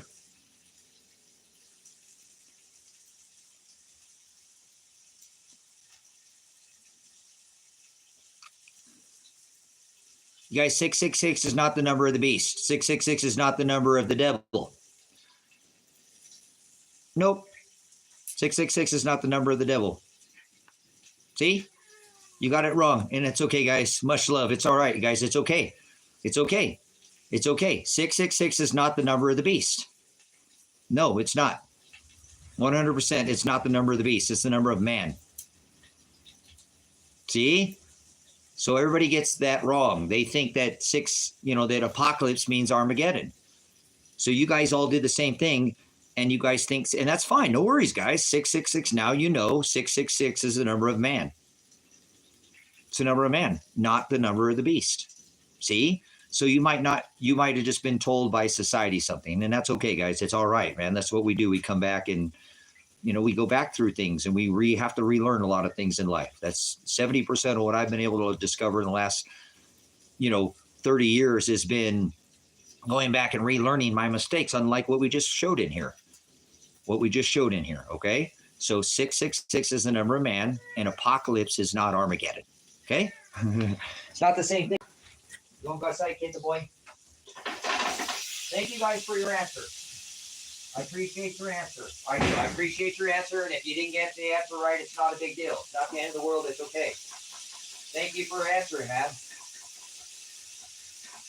I'm just trying to show you that it's not hard to make a mistake, guys. We all make mistakes. And that's why God wants us to go back and discern these things with each other. Discern this word with each other. Go back and edify each other. Iron sharpens iron. Iron sharpens iron. Iron sharpens iron. Come on, guys. Let's remember that. Let's help each other out. That's what this channel is truly about. Helping each other through definition. Helping each other through discernment. Helping each other with where we find these answers at in the book. We fix our mistakes with the Word of God. We correct each other. We judge each other righteously. We judge each other in this chat. We're not the chat that says, "Oh, don't judge your brother, don't judge your brother." We judge each other in here righteously. So, Apocalypse and Revelation are the same thing. Yes, absolutely, Phil. You got it. You got it. So, you guys, we can make mistakes in life. That happens. I've made a ton, and then I've had to go back and fix them and correct them. Okay, so it's all right. I've done it. I'm still correcting things, guys. I'm still correcting things. Stop telling people the apocalypse is happening. You're going to get people hurt.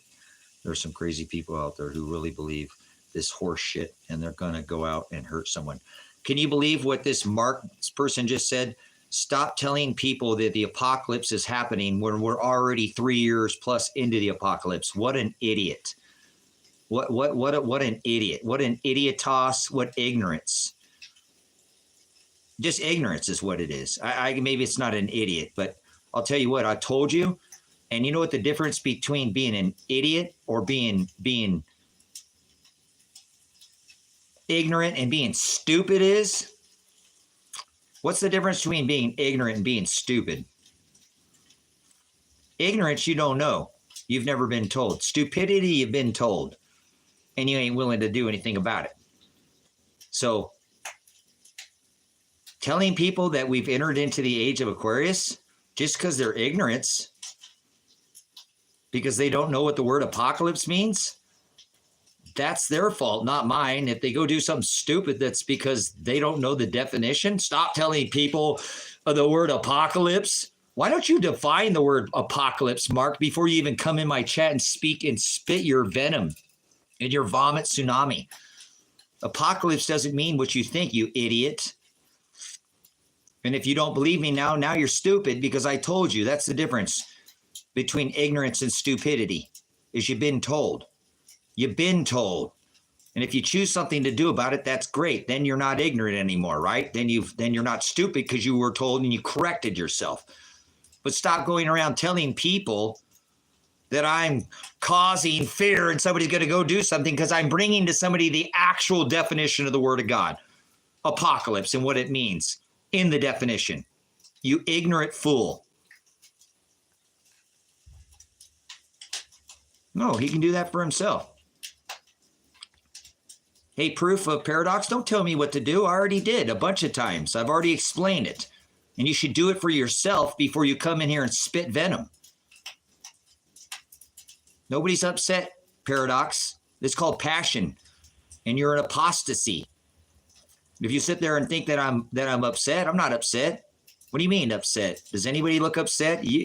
Are you a bootlicker? Do you go lick that cop's boot when he extorts that capital letter law on you? You do, huh? Lick that boot. You know the difference between passion? Don't tell me I'm upset. I'm not upset. I got nothing to be upset about. You should be upset that you're on a stupid meter and you don't make your own power. What about that, Proof? Are you in a smart meter? How smart is that? Don't come in here and cast shade on my channel. I'll rebuke your unclean truths out of here in a second. Get behind me, Satan. Look at this person. Drug usage. Drug usage. So just because your ignorance is bliss, it doesn't work in here. Nobody's causing fear. We're actually trying to get people to do something about it so they don't have the fear. They don't have the fear. It's called doing something about it. It's called being a wise virgin. Oh, hey, wait a minute. I think I should get some car insurance on my car so I don't wreck into anybody. You guys, I don't carry car insurance on myself. I don't carry car insurance on myself, but I carry car insurance if I wreck into you. You know how much peace of mind that gives me? I'm screwed if I get in an accident. I'm screwed if I get in an accident, but I have insurance to cover you. That gives me assurance when I go drive. If I wreck into somebody and I hurt someone, that they're going to be covered. The hell with me. I don't care about me. That gives me peace of mind. It's called insurance. You're in good hands, remember?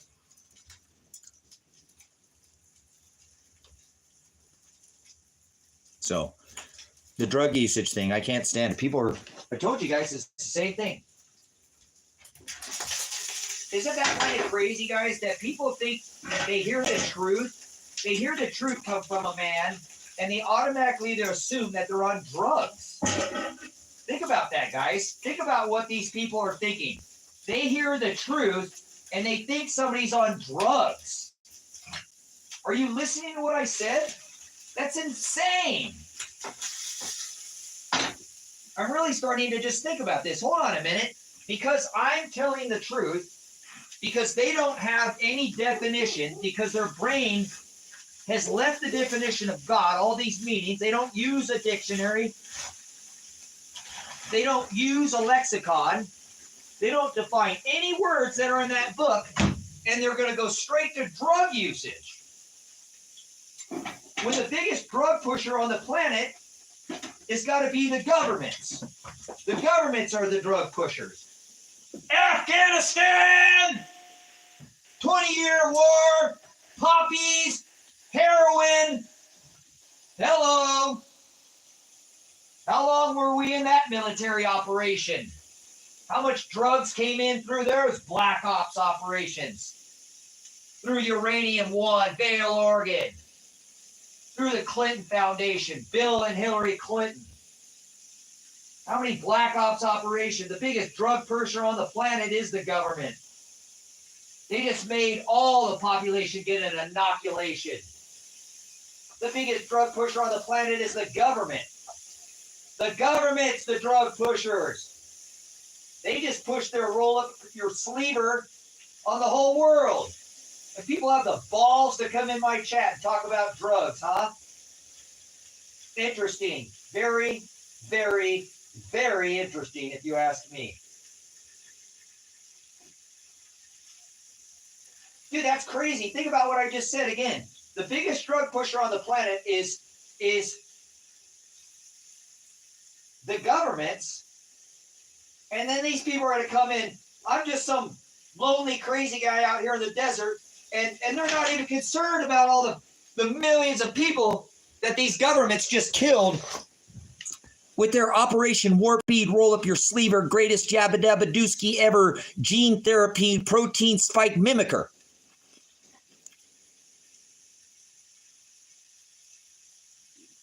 The biggest drug pusher on the planet is the governments. The governments. The governments is the biggest drug pushers on the planet. And you got people come in here and accuse me of drugs, and they're not even concerned about the biggest drug pusher on the planet. Interesting, guys. Isn't that interesting? They don't even care. Yeah, the big farm guy. Thank you, exactly. The big farm guys. The biggest drug pusher. Remember the roll up your sleever? The biggest drug pusher on the planet is the governments, and people have the balls to come in this chat and accuse me of being on some kind of drugs. And they're not even care. They don't even care. They don't even care about these drug pushers. It's crazy. It's just insane. Think about it. They have no concern about all these millions of people that were unalived by this, greatest jabadoo ever. The big farm guy, the two snakes going up the pole, remember? Big Pharma, the biggest drug pusher on the planet, the number one selling single ever item ever in the history of mankind was the Pfizer jab. That's right. The Pfizer jab is the largest selling single item on the planet ever. More money made off the jabadooski than anything, guys. Record earnings in 2020 for Pfizer. All the big farm guys, record earnings. Drug pushers. So all you people who insinuate drug usage in this channel, you're filthy, disgusting, and you do your works to the father, the devil. You're filthy, disgusting people to sit there and not even sit there and look at who's the biggest drug pusher on the planet. I'm in here trying to help people, bring people the word. You hear the truth and you automatically assume drugs, and you don't care about all the millions of people, potentially trillions of people that have been unalived from this greatest jab ever. This is how filthy people are in this day and age, guys. And that's fine. I ain't trying to change a goat into a sheep. But just think about how narrow-minded they are. That we just had potentially trillions of people unalived by our governments, and they're worried about some crazy old man out in the desert.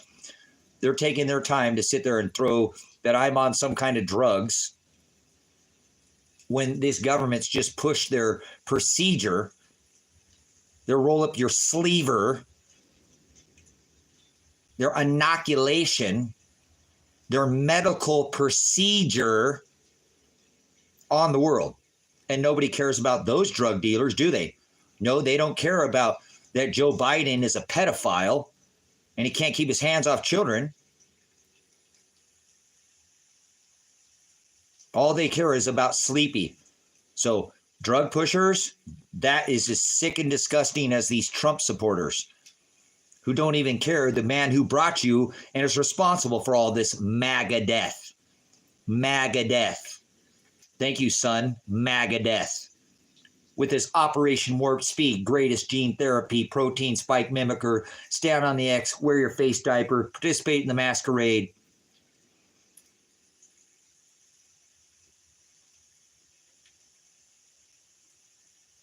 I meant billions, not trillions. My bad. Billions of people, not trillions. I know I said trillion. 8 billion. And there isn't 7.5 billion people on this planet. Go watch Truth Stream Media. Does anybody watch Truth Stream Media on this platform? Truth Stream Media. Does anybody watch Truth Stream Media? They're a couple, a husband and a wife. They put out insanely amazing videos. Go look at her video and his video about 2-3 videos back where they talk about this population and how all these populations are going down now. Down. It's not the mark of the beast, Tammy. The shot is not the mark of the beast.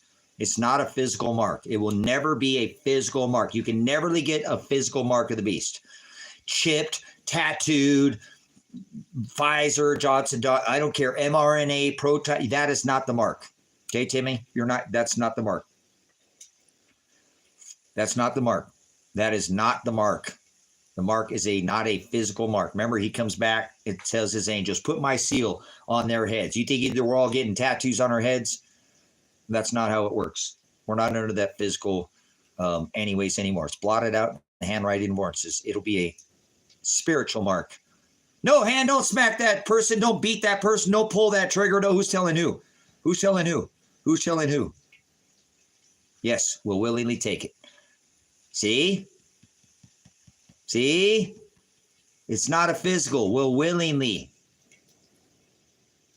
But it's not a physical mark. It will never be a physical mark. I don't care if they chip you, put a tattoo on your forehead, the beast. That's not the mark. It will never be a physical mark. There will never be a literal physical mark of the beast. Ever. like there'll never be a literal antichrist in the physical. Adolf Hitler, the seventh king. Oops, shouldn't have said that out loud.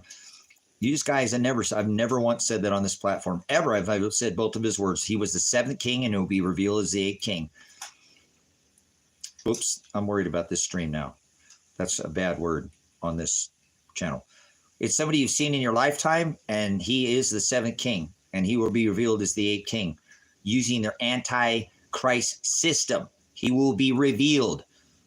The Yahtzee, Charlie Chaplin mustache guy will be revealed as an AI antichrist. He will not come back in the physical ever. He can't come back to life. It's not Lazarus raising Lazarus from the dead. That's disgusting. So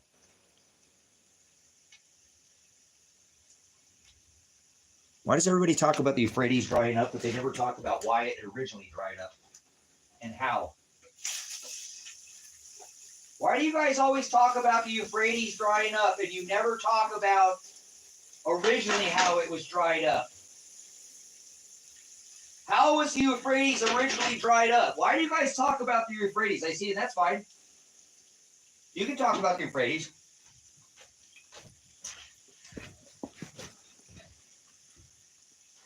But everybody talks like this comment by, and that's fine. I'm not. Why are you talking about the Euphrates? Do you remember how the original Euphrates was driven or dried up? That, I think, is more of a lesson to be taught than to talk about. And I'm not saying you can't. You can still continue to talk about it. I'm not saying that. But why doesn't anybody, because every time, and maybe 15 or 20 times the last year, somebody's brought up the Euphrates. Why? How come nobody ever talks about why and how and originally the Euphrates was dried up? There is way more of a lesson, in my eyes, to be learned from historical and biblical record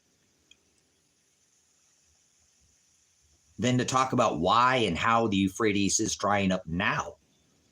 And if it is, why wouldn't you be looking at how it dried up to begin with and see if there's a parable and a correlation between the two and teach that? See, that's how I teach, guys. I overlay and I go back and I research and I do overlays and I reconstruct. So I recommend that you really study what happened to that, on the Euphrates. We can never be taken over. And then how the kingdom was overthrown. Because there's a huge lesson in the Euphrates to be learned. So, but I always hear people talk about the Euphrates, and then I bring up, and they're like, it just disappears. Like everybody just falls off the channel when I bring it up. So I would recommend, if you're going to talk about the Euphrates River, that you go back and originally figure out why, how they dried it up, and what was the effects of that before you even be concerned about why it's being dried or how it's being done. This is a huge lesson to be learned about us. We should put ourselves in that, the Bible's basic instructions before leaving Earth. There's a lot of examples we can put in our lives, like a parable. Parallel, hodos, hover, over the same, hover, hodos, to be in the same way. Hover over that. Okay, what happened back at that time? Does that have any relation to what's happening now? Can I find any parallels, parables? Are they in the hodos? They might not always be. But this is how my mind studies everything. Can I find that somewhere else? It's a mirror reflection. Everything that you wanted to find out of the Old Testament or the New Testament can be found in the Old Testament. It's a foreshadowing of what was to come. It's a mirror. The New Testament is a mirror of the Old Testament. You can find every definition of that New Testament out of the Old Testament. If they're not in the hodos in the same way, throw it out. All the answers are in that book. It's an old Jewish book. Why do you think Barack Obama fell like lightning in the book of Revelation, and that happened in the beginning chapter before God had even created man and woman? It's an old Jewish book. People call it religion, but they're idiotos. They're ignorant. It's bliss. Their ignorance is bliss. But please go back and study the Euphrates, because it's an excellent lesson. I teach it. I've taught it a little bit in the past. I think Brother Jim does some teaching. I don't know if he does a specific message on this. You might find he might. I don't know if I've ever seen him do a specific message on the Euphrates. He's talked about it in lessons, so I'm sure you can find. It's just very important, guys. I would parallel and figure out why the Euphrates was originally dried up and how and what they did and why it was, well,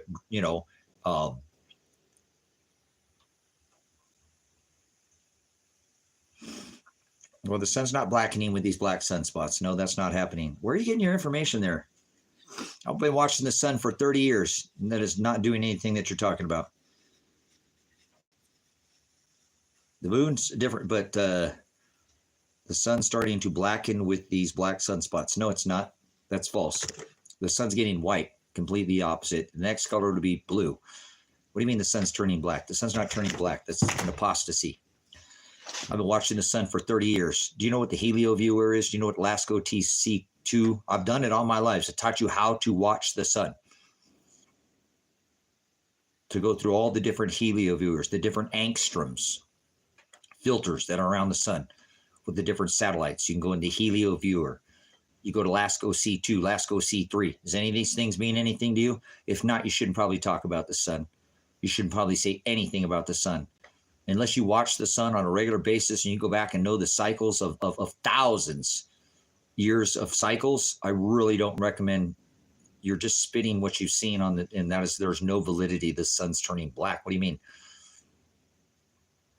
No, there's no validity to that whatsoever. That's nothing. There's no any information to support that. Again, I watch the sun every single day. Every day I go look at the sun. I get on the helio viewer. I go through all the different angstroms. There are like 20 different filters that you can filter through that show you different type of energy that's coming from our sun. So the sun's not turning black and it doesn't have any black spots. Those don't have any, there's nothing to that. So there's some black spots that come up. Have you ever heard of the three-legged crow and some of these other teachings and, times past? Again, I pay attention to the sun. They used to pay attention to the sun when they didn't have filters. They always looked at the sun, but the sun is not turning black. So, but I appreciate your comment, but that's, I've given you an example. Do you go on Space Weather News? Do you look at the BZ angle, the phi angle, the proton density, the wind speed coming from our sun? Do you watch any of that? The solar wind speed? Do you know what the phi angle or the BZ angle is of that proton energy that comes in through our our north and south poles? Probably not. And that's okay. But don't talk about the sun if you don't know about the sun. It's not what they say. I can tell you that. It's not some ball of fire. It might be the blue Kachina. That might come back. If it gets any hotter, it will turn blue. No, he wasn't just talking about sunspots. That's not what he was saying. He was saying the sun's turning black. Go back and look, school. You're incorrect. That's not what he said. So now you're jumping on the bandwagon and you're just as incorrect as him. He wasn't just talking about sunspots. He said that the sun is turning black. Don't be ignorant in here, please. I'll point out you're ignorant if you're going to want to be ignorant. So just don't jump on the bandwagon because that's all he did. Black hole sun was we already saw that. That was the 2023 eclipse, which was an eclipse. I called it before it ever happened. The vertical eclipse, which is not an eclipse. The diagonal eclipse in 2017, which is not an eclipse.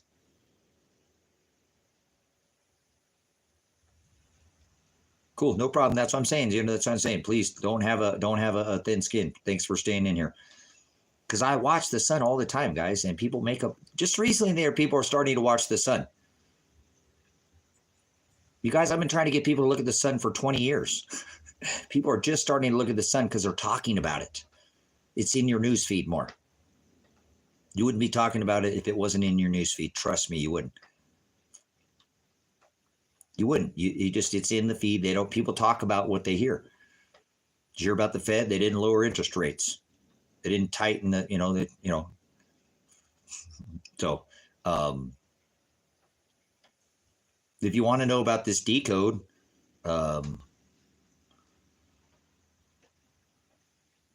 U.S. acts $50 billion, Ukraine, Russian, this is bad. 2020. So, anyways, there's not a person on this earth that knows more about eclipses, I feel, at this point in time, and has covered it with more detail than this channel. And covers the sun and what is going to happen with the sun, that the sun is the driver of the climate. Sun affects your genitalia, men. That's right, ladies. If your man is not performing in bed, it's probably has something to do with the sun. Look it up. The sun affects our kidneys. It affects cardiac arrhythmia. It affects your heart rate.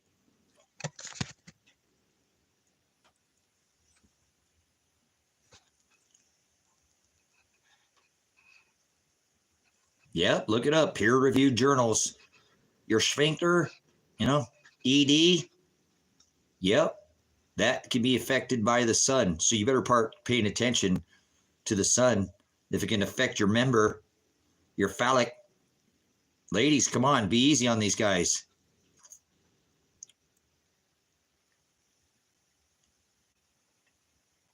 So, yep, your man's member could be affected by the sun. Your heart rate, cardiac arrhythmia. How many heartbeats your heart beats per second, per minute. It can affect the rate of your heartbeat, cardiac arrhythmia. So people who have heart problems, heart conditions, if they're, have a condition and they're one step away from that rhythm, that could be the matter of life or death. So if you probably got a healthy heart, you're fine.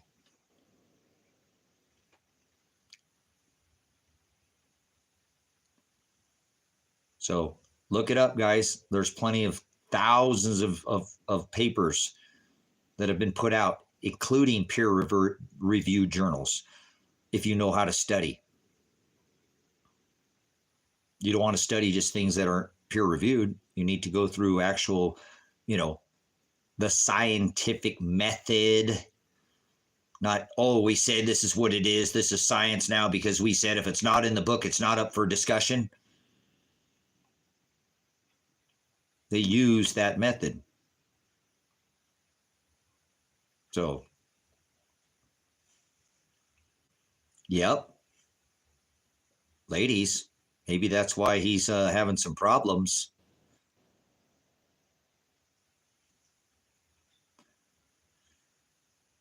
I know more than most PhDs. They're a guy on the world. Bring your doctor friend in here.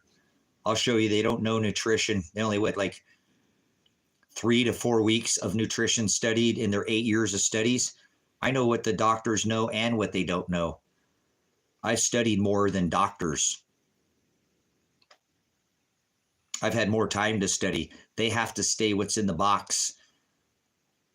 I'm a first responder, a police officer, traffic crash reconstructionist. I'll put your guts back in your belly if you rip yourself apart until the EMT comes. I was a military police and a police officer. So yes, I have been certified in first responder. So sure, I have a lot of medical training, extensive training. First responder, EMT. So I have a pretty good understanding of what most doctors know. They don't study nutrition. Doctors aren't going to keep you healthy. There's difference between an MD, a medical doctor, and an ND, a nutritional doctor. I've got a very good understanding what MDs, medical doctors, they're great. If you cut off your arm or they'll sew it back on for you, but they won't tell you how to stay healthy. They're never going to tell you how to keep yourself healthy. That won't keep them in business. Correct?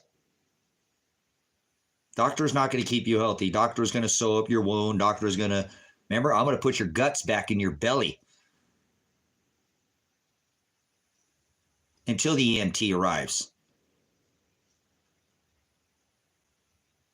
So I have probably a lot more training than most doctors do. And I know what NDs know, the kind they kill. Nutritional doctors, the one that will teach you how to stay healthy. Nutritional doctors, not MDs. Oh, they unalive NDs.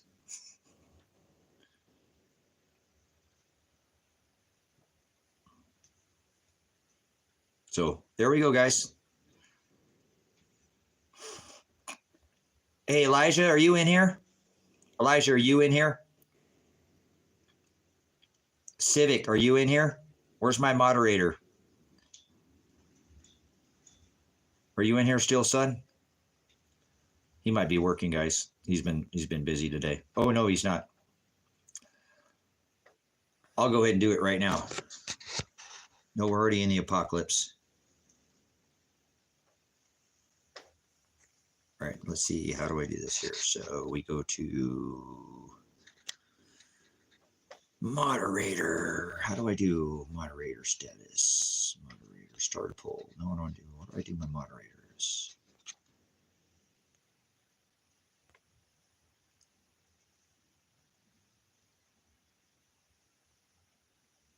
A nutritional doctor, Gian. MD is a medical doctor. An ND is a nutritional doctor. So dispersing weight, Ross, will you go into your, I think you guys are, you guys can moderate words out of this chat. Can you look and see if you can moderate the word yapping? I don't ever want to see that in my chat ever again. I don't want to ever see the word yapping ever again. So we can take that name completely so it's never seen out of here. Yap or yapping. I'm getting tired of saying it. So now you'll see all the people that are antichrist. There's one right there. Minus is an antichrist. Here it goes, guys. You'll see how. There's one right there, guys. There's one right there, guys. There's one right there. There's one right there. There's one right. See how defiant these people are? You guys can see it. Right there. Right there. You see how opposition these guys are? You see it? You see how they are just have to do the opposite. They have to. They have to do it. Isn't that funny? Isn't it crazy? Yeah, you're laughing your ass off because I don't want to see ignorance and stupidity. We're trying to have a chat in here and learn from each other, not sit there and do bread and circus. So they have to do the opposite. And you like napping, haha. So you're out of here too, Gina. It's too close. You do the works of your father, the devil. So you guys can see how easily these people have to do this. They want to cause opposition. Oh, bro, geez, get a grip. Bye, Smoking Saturn. Pound sand. Either be respectful in this chat or you'll be banned from this chat. Period. You want to be disrespectful? You want to be an antichrist? You want to say things that are speak of drug usage? Children come in this chat because I can't always filter, even though I have the filter that there's not supposed to be any kind of children in here. Children still come in here. So that's why I'd like to have the chat to be somewhat clean. Okay? Bye, Captain Capitalism. God hates capitalism. Your name is of the devil. You do their work. Get behind me, Satan. So if you want to be banned from the chat, go ahead and put the word yapping because I can't stand it. And I'll make sure that my moderator, you'll never see that word again. And nobody will ever be able to put that in the stream ever again. Okay? So we're pointing out the fact that people have to be the opposition. See? 3-minute yapping. Got to put it down. Has to be the opposition. That is called antichrist. They have to do the opposite. They just have to. You guys, they can't help it. See? Ninja's got to do it. Eric's got to do it. Quinn's got to do it. They have to do it, guys. You see how they are? Samuel's got to do it. See how that works? Gage's got to do it.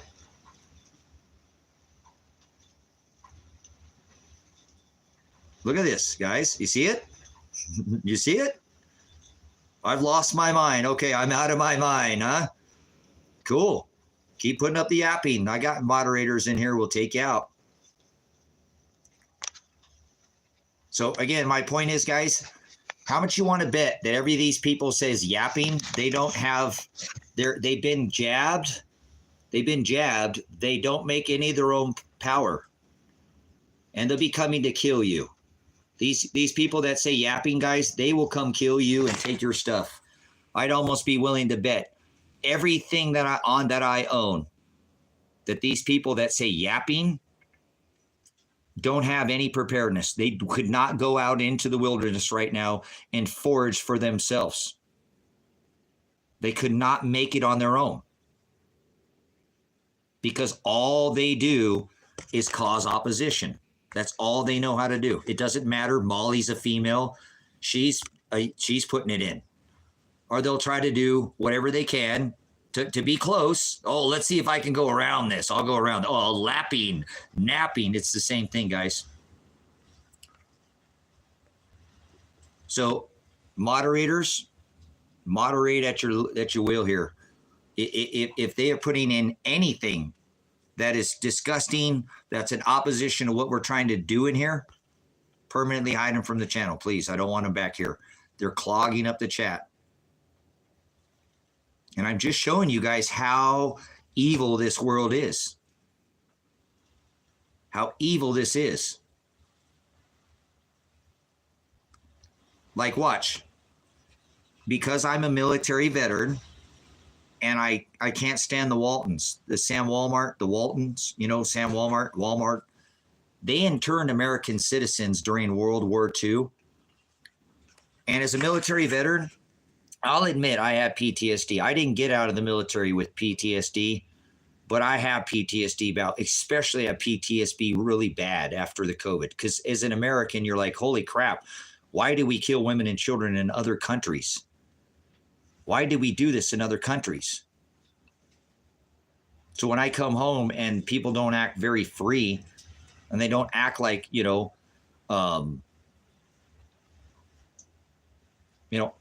Walmart interned American citizens during World War II. They interned American citizens during World War II. So when I see that Walmart smiley face, it triggers my PTSD and it hurts me and it makes me all irritated and it bugs me out. So I don't like seeing the smiley face. I wish they would take that off of YouTube.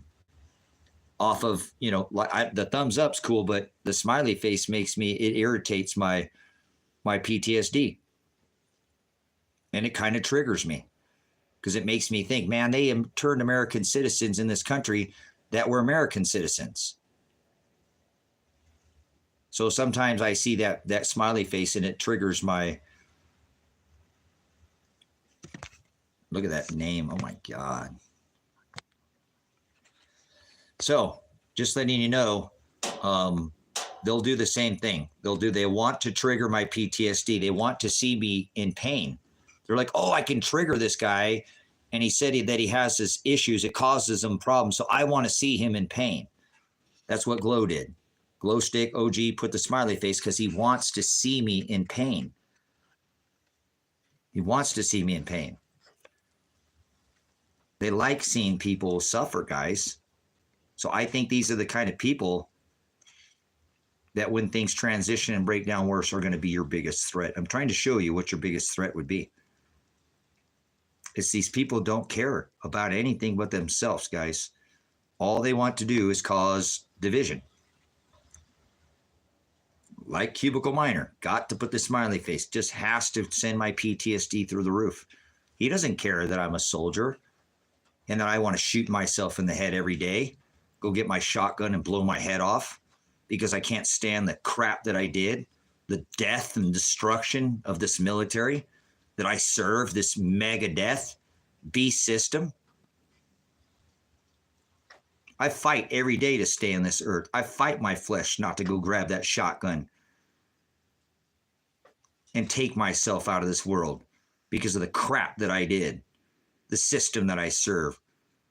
I was a police officer. I put people in jail for victimless crime. There's people still sitting in prison today that I put in jail. And I've been in law enforcement a long time. Victimless crime. So there's a reason why 22 veterans every single day get the gun and end their life, because they've realized the things that they did.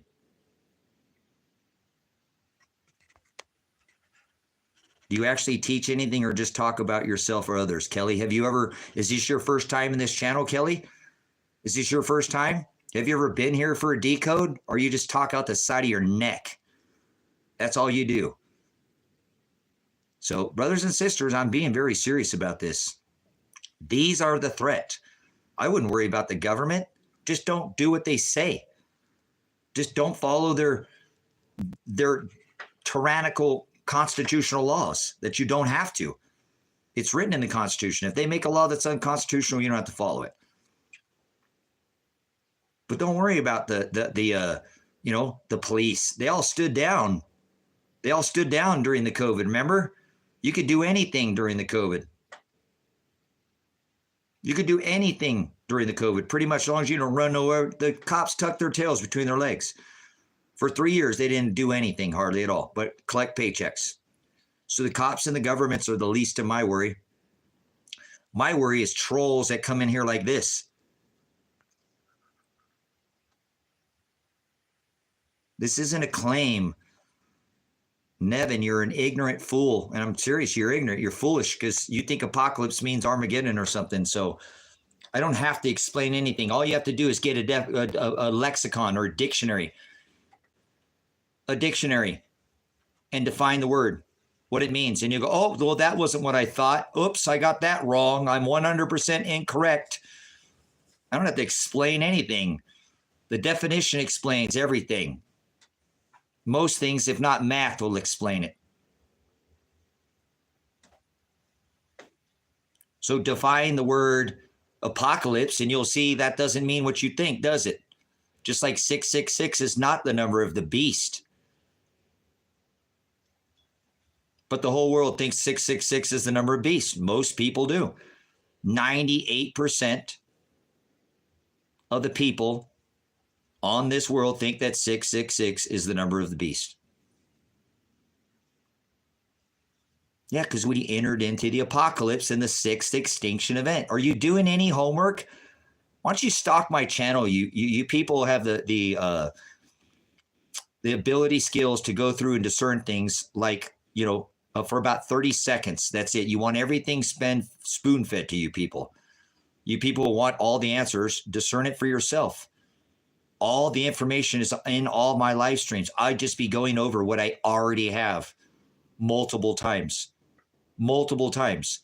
So go do it for yourself. Believe no man. Let your ignorance be bliss, but you're supposed to discern all things. So you can see the ignorance of society today, because apocalypse doesn't mean Armageddon. And that's what they think it means. And we've entered the 6th extinction event as of entering into the apocalypse, as of entering into the 12,000-year extinction cycle. 6,000 years ago was the Noah event.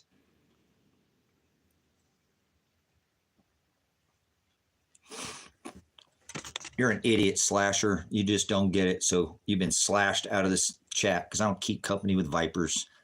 I don't cast my pearls before swine.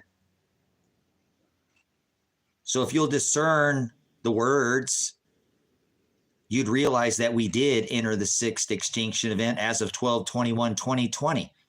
We're already in the apocalypse. Apocalypse is the word revelation. It has the same exact meaning, but most of the world won't define anything. That's why Sleepy Joe is not creepy anymore.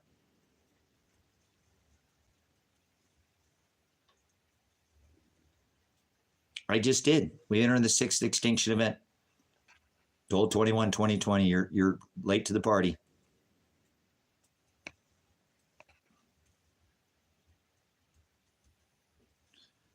The event is already happening. Go CS:GO. We're already in the apocalypse. We're already in Revelation.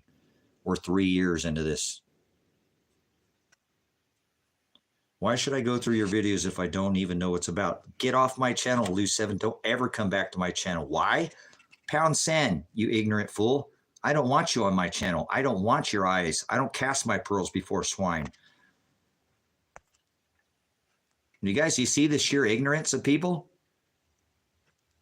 Doesn't matter. 99% of the world, guys, thinks that apocalypse means Armageddon. They think when I say extinction, they think everybody's going to die. They think everybody's going to die. And that's not how extinctions work.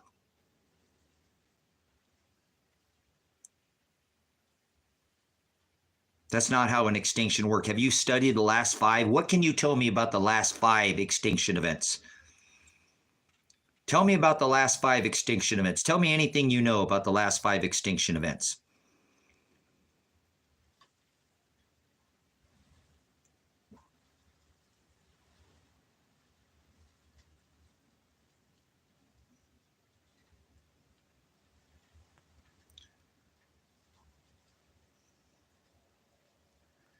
Yeah, sure seems like I'm here to argue. I ain't here to argue. Cliff, I can't turn a goat into a sheep.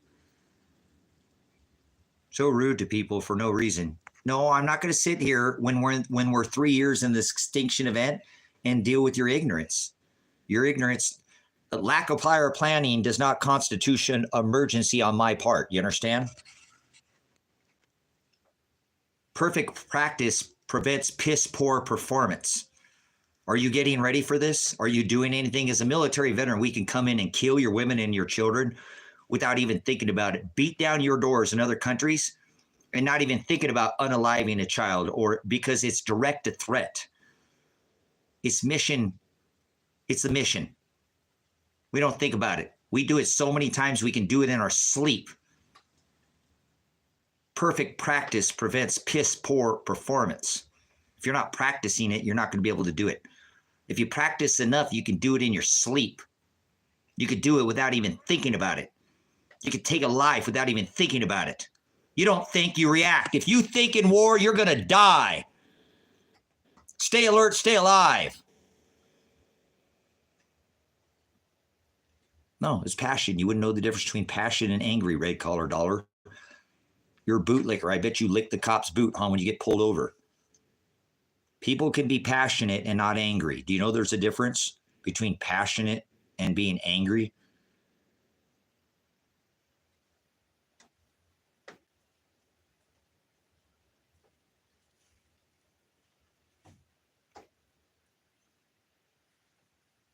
Somebody talk about the 400-year. I wish I could say I knew anything about the extinction events. 400-year cycle, mini ice age. Good. Does it correspond to the upcoming once every 400 years stationary eclipse cycle? Yes. Okay, I hope, Matt, you hope I get help. What do you want me to go to? A psychologist, a psychiatrist? You want me to go to a drug recognition expert? What do you want there? I need help? What do I need help? Because I'm telling you the truth? I'm telling truth and now I need to seek a doctor because I'm telling the truth? That's pretty crazy, man, if you ask me. I get called crazy, but because I tell the truth, I've got a problem and now I need to go seek some kind of psychiatric help because I'm telling the truth? Because I'm not lying because you believe a bunch of lies? That I need to see a doctor now? You really haven't told us anything? All right, well, you're not getting anything else, DJ. Pound sand, kick rocks. Bye.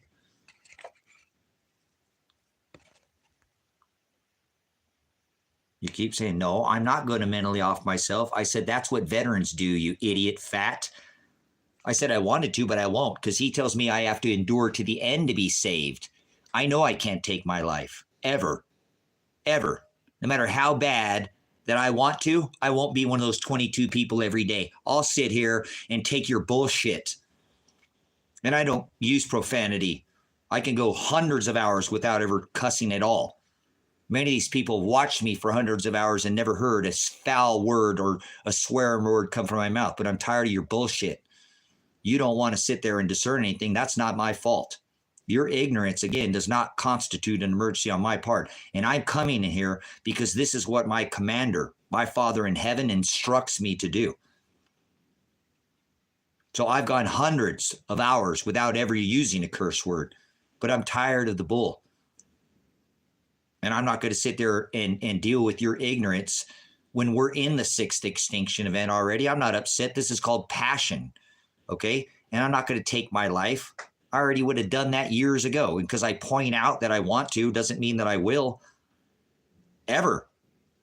I'm pointing out the fact that people can't hold on to this life because they found out that our country lies to them. And they go fight wars that aren't about what you see on television.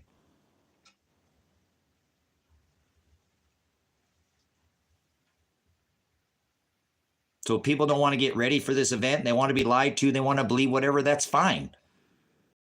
But I'm not going to stop coming in here and doing what it is that I know that I'm supposed to do. This is woe to you if you don't. I got a woe on the other end. I want to be on the other end of that woe. You got your own issues.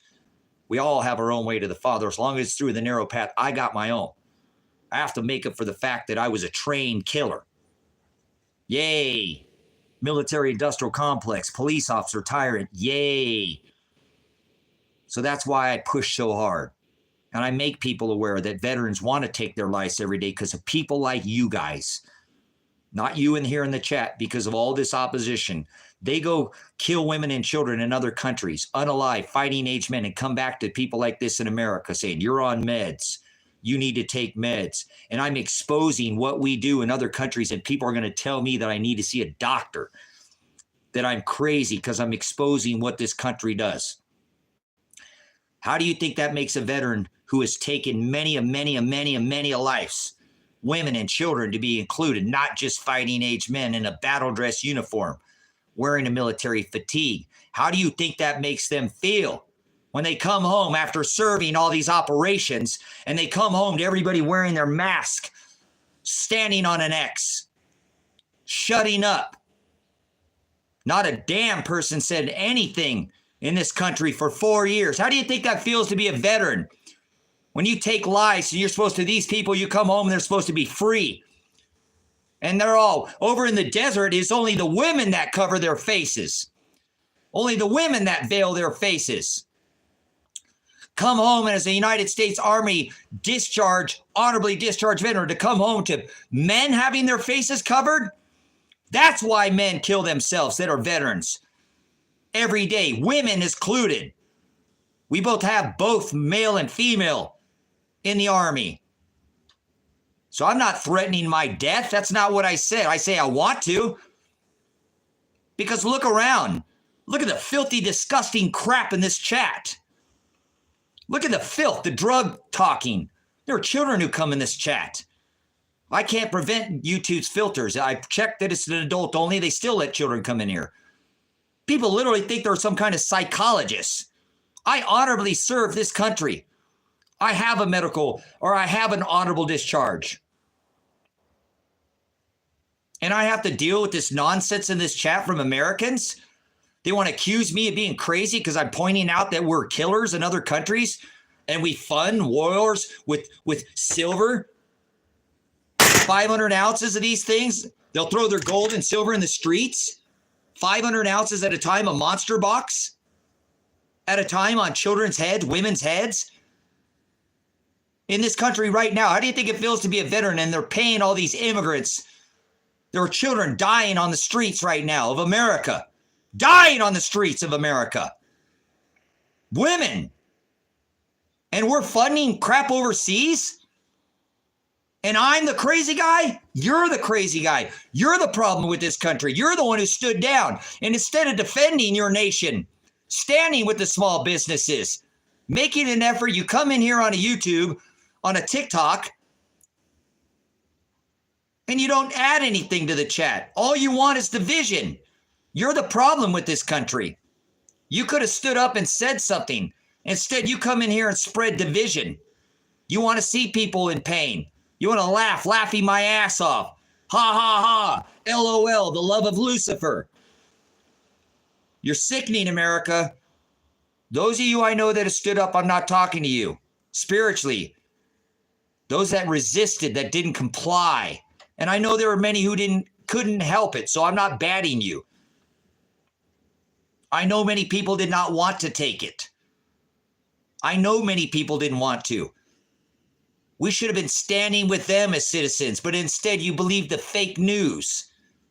What Mr. Trump sold you. A bunch of nonsense. You were supposed to get the greatest wall and you got the greatest jab.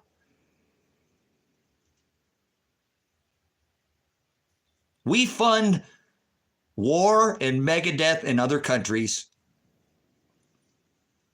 And there are children who starve in this country.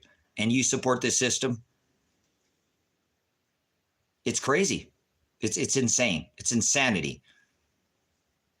So stop supporting this megadeath. I don't care who the next president is. If you vote for him, you're voting for a mass murder. You're voting for a mass murder. I don't care if he's wearing red or blue. He has a ticket to be a mass murder.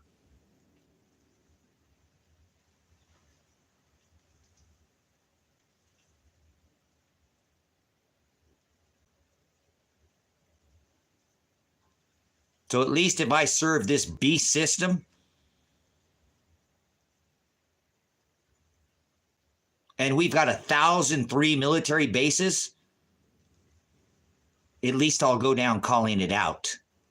I won't just shut up about it. I won't stick a gun to my head and blow my head off. I'll say something about what we've done in the past, what we're still continuing to do to this day. This day, stop it right now. Stop funding these wars. Go out and buy some silver. This is what it takes to fund the military-industrial complex. This is what it takes. This is the lifeblood of the military-industrial complex.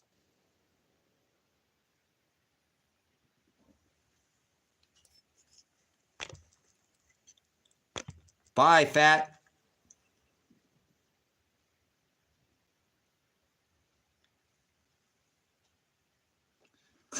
Yeah, it looks fake, huh?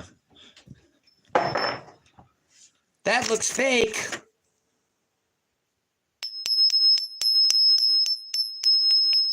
Oh, wait a minute. Oh, hold up. Wait a minute. That doesn't sound fake. That sounds pretty real.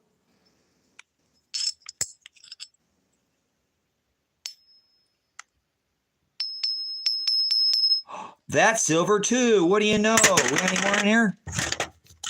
Oh, let's do the silver dollar. Yeah, Chris, if you bought enough of it, it would. 499 of these in the tip of a 500 in the tip of a smart missile. Smart bomb, 500 of these, a monster box of silver.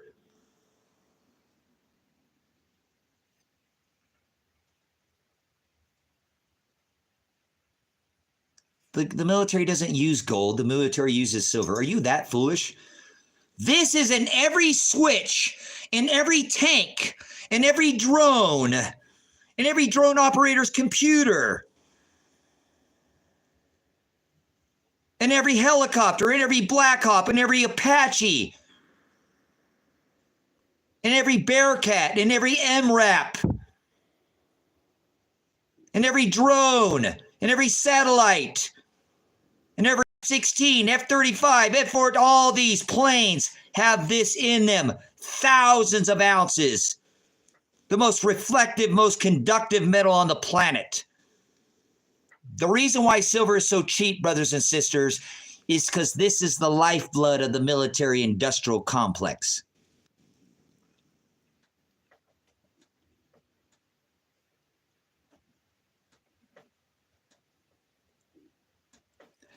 Sure, they got access, but if we take what that's on the surface, it's going to be a lot. What if it takes 500 ounces and you only take one away and that system doesn't even work?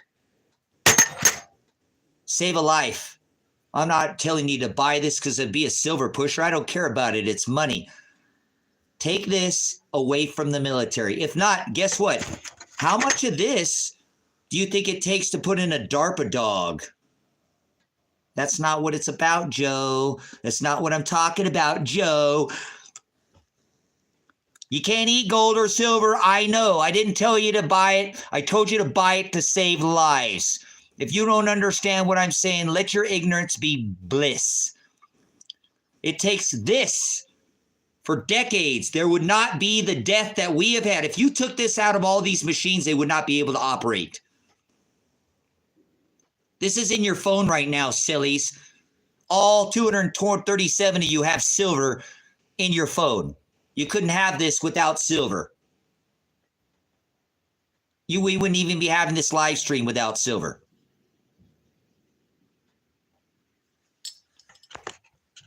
Bye, Chris. You do the works of your father. Get behind me, Satan. You'll be ashes under my feet. You just watch.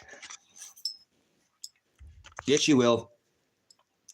You don't have to believe in any of this, guys. But if this was not in every one of these machines, they wouldn't be able to operate their machines. How much do you think of this as in a DARPA dog? You know, the ones with the guns on the top of them? How much of this, how much is these are in a DARPA dog?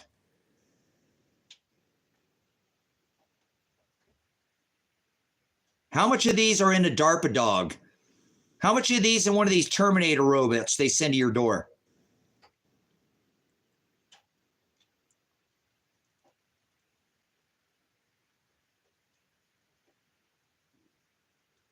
How much of these are in a DARPA dog? How many ounces do you think they're in a DARPA dog?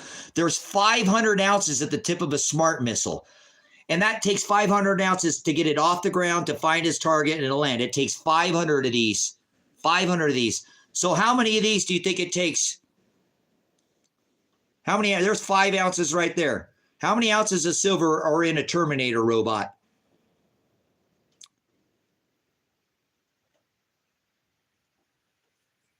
There's 500 ounces, between 3 to 500 ounces in the tip of a smart missile. 33 says TGR. 250 says George. I don't know. I don't know. Yeah, they have these robots, and I'm sure they'll unleash them to you pretty soon. Everything always starts out really nice, but then they turn it against you, right?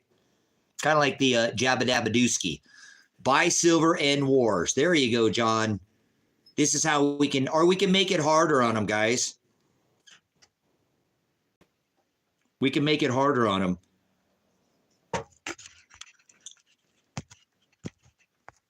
Chris, you're an apostasy. You do the works of your father, the devil. Don't talk about methamphetamines in this chat. You were already told. You're in timeout. Don't ever come back. I'll remember your name. Tucker. Mother Tucker. Big Mother Tucker. You guys ever play that game, Big Mother Tucker? It was a video game. What I'm telling you, Beth, is that this silver right here funds in all the switches. This is all the switches. This every bit of circuitry in every tank, every drone, every satellite, every Bearcat, every MRAP, every helicopter, every airplane. This is the lifeblood of the military industrial complex. This is the lifeblood of the military industrial complex. Look at this talk, guys. You see how rampant it is? Do you see the programming? I know there's a few of you guys in here, and I've talked to you about how they're programmed to either talk about drugs, homosexuality, or they're all the same thing. They're androids. So every time I want you guys to see when anybody comes in here and they talk about drugs, they're an android. They're an android. They've been programmed. Remember? They've been programmed. Programmed to come in here and say the same. They can't help it.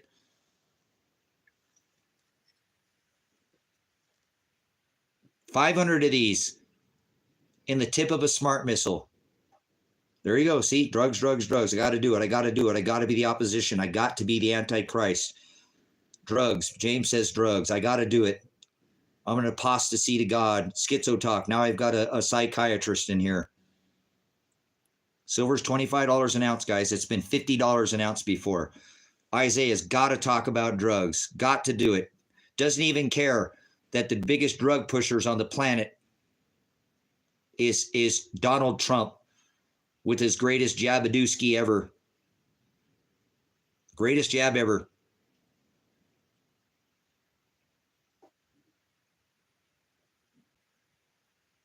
James is questioning whether drugs are bad or not. Okay. Meme for the homeless. Apostasy to God. You guys see what I'm saying? Look at this. Look how rampant this evil is in our world right now.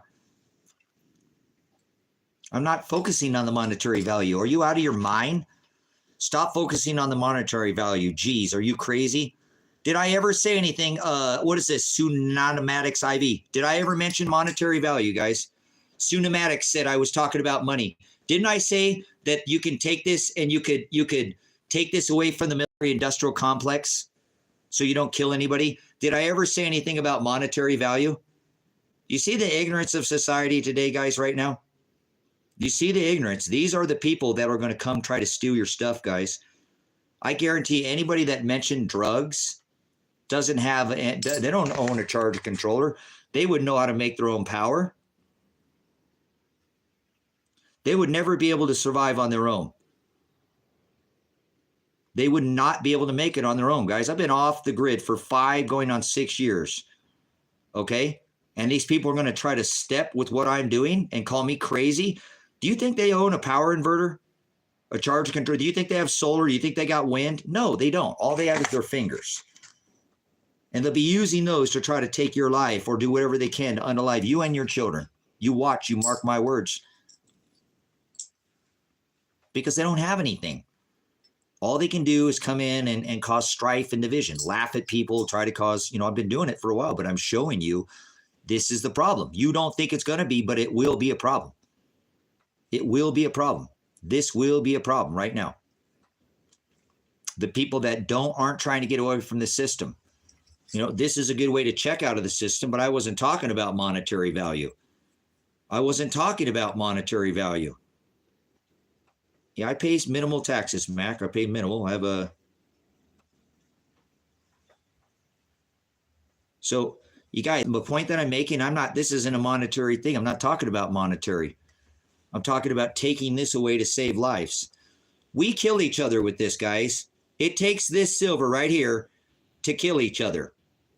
Are you aware of that? It takes silver to kill each other. They put this in a drone. Some man is sitting at a computer screen on the other side of the world, and you just got, Roger, send me grid coordinates. Yep, you just got your neighbor and you taken out. But it takes this silver to make that happen, correct? That drone and that computer takes this silver. So that's what I'm telling you. If you take this out of their equipment, they'll not be able to operate their electronics.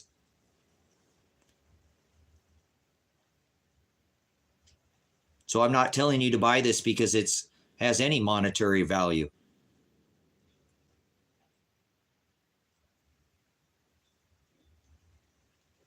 So imagine do you think that this is God's money? This is God's money. They sold Christ for 30 pieces of silver. 30 pieces of silver.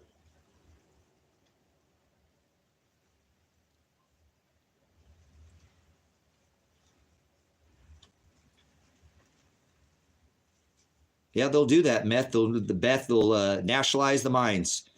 It's already happening. The Mexican mines are already starting to nationalize. No, there's not that much supply on the earth. You guys know nothing about the silver market, I can tell. Peak silver was in 2016, you ignorant fools. You know nothing about the silver market. Nothing. Zero. I can already tell you. People are talking. I've been in the silver market for 30 years. You don't know the silver market at all. I can tell by what you guys are saying. You do not know the current prices. You don't know the last. And here you go. Peak silver, 2016. These are the 2 largest silver mines on the earth. This is 2016. This is the supply, guys. That's peak silver back in 2016. There's been less silver every year, less silver every year, less silver every year, less silver every year. Less silver every year. Peak silver, there was more demand every year since 2016 for both commercial and investment silver since 2016. That's it right there. The 2 largest silver companies in the world, those largest silver mines. Silver mining is not like they have silver mines, guys. I know most people know this much about silver. It's only a $900 billion market cap. $900 billion. It's tiny market. tiny, tiny, tiny. So most people do not have any idea about silver. They don't have any idea what it is. And I'm not saying that there's some that don't, but most people as a whole, like 99% of the people think 666 is the number of the beast. Most people don't know about silver. Most people don't even own silver. Here, I'll prove it to you. See this piece of silver right here? I'll show you how little most people know about silver. This piece of silver right here is the most recognized piece of silver on the planet. And she's obviously lost her luster here because I carry this in my pocket everywhere I go.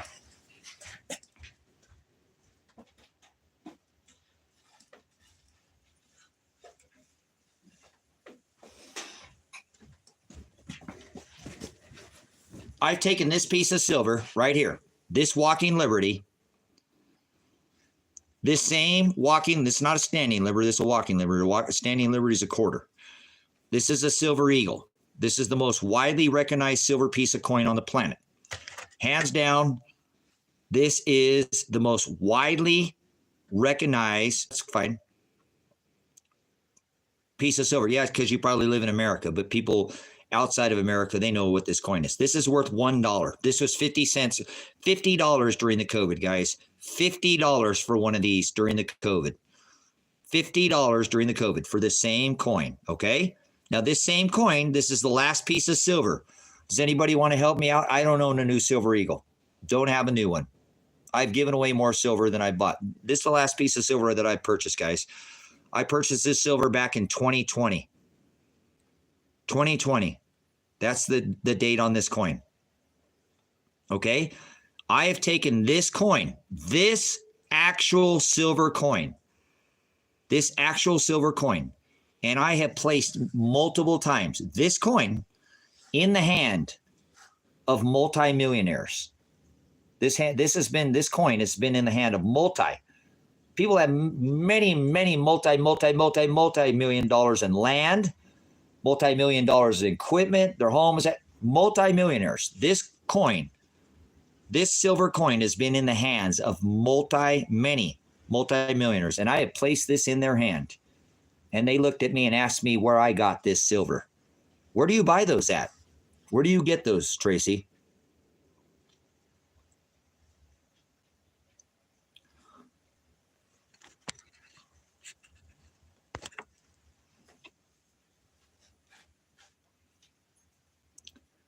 I have placed this silver in the hands of millionaires, and they've asked me where to get it.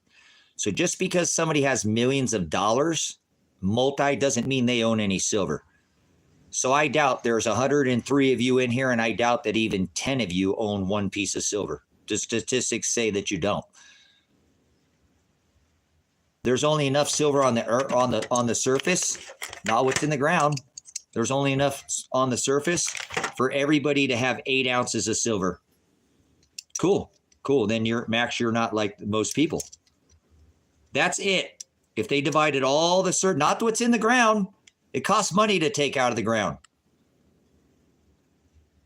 Cool. Well, this is obviously a little bit channel, so good for you. There's only enough, guys, for 8 ounces. That's 8 ounces of silver right there. That's it. That's what everybody's allowed. If they divided all the silver, well, if the wholesome grail's got more than, got a couple dozen, some of you guys aren't getting some silver. Some of you guys aren't going to get your silver. You understand? He said he's got 40 ounces. Somebody's not getting their 8, guys. That means a bunch of you aren't getting your 8. It takes 500 of these in the tip of a smart missile, guys. 500 ounces. That's a monster box of silver. That's one monster box. 500. And then when they drop it, they'll throw their gold and the silver in the streets.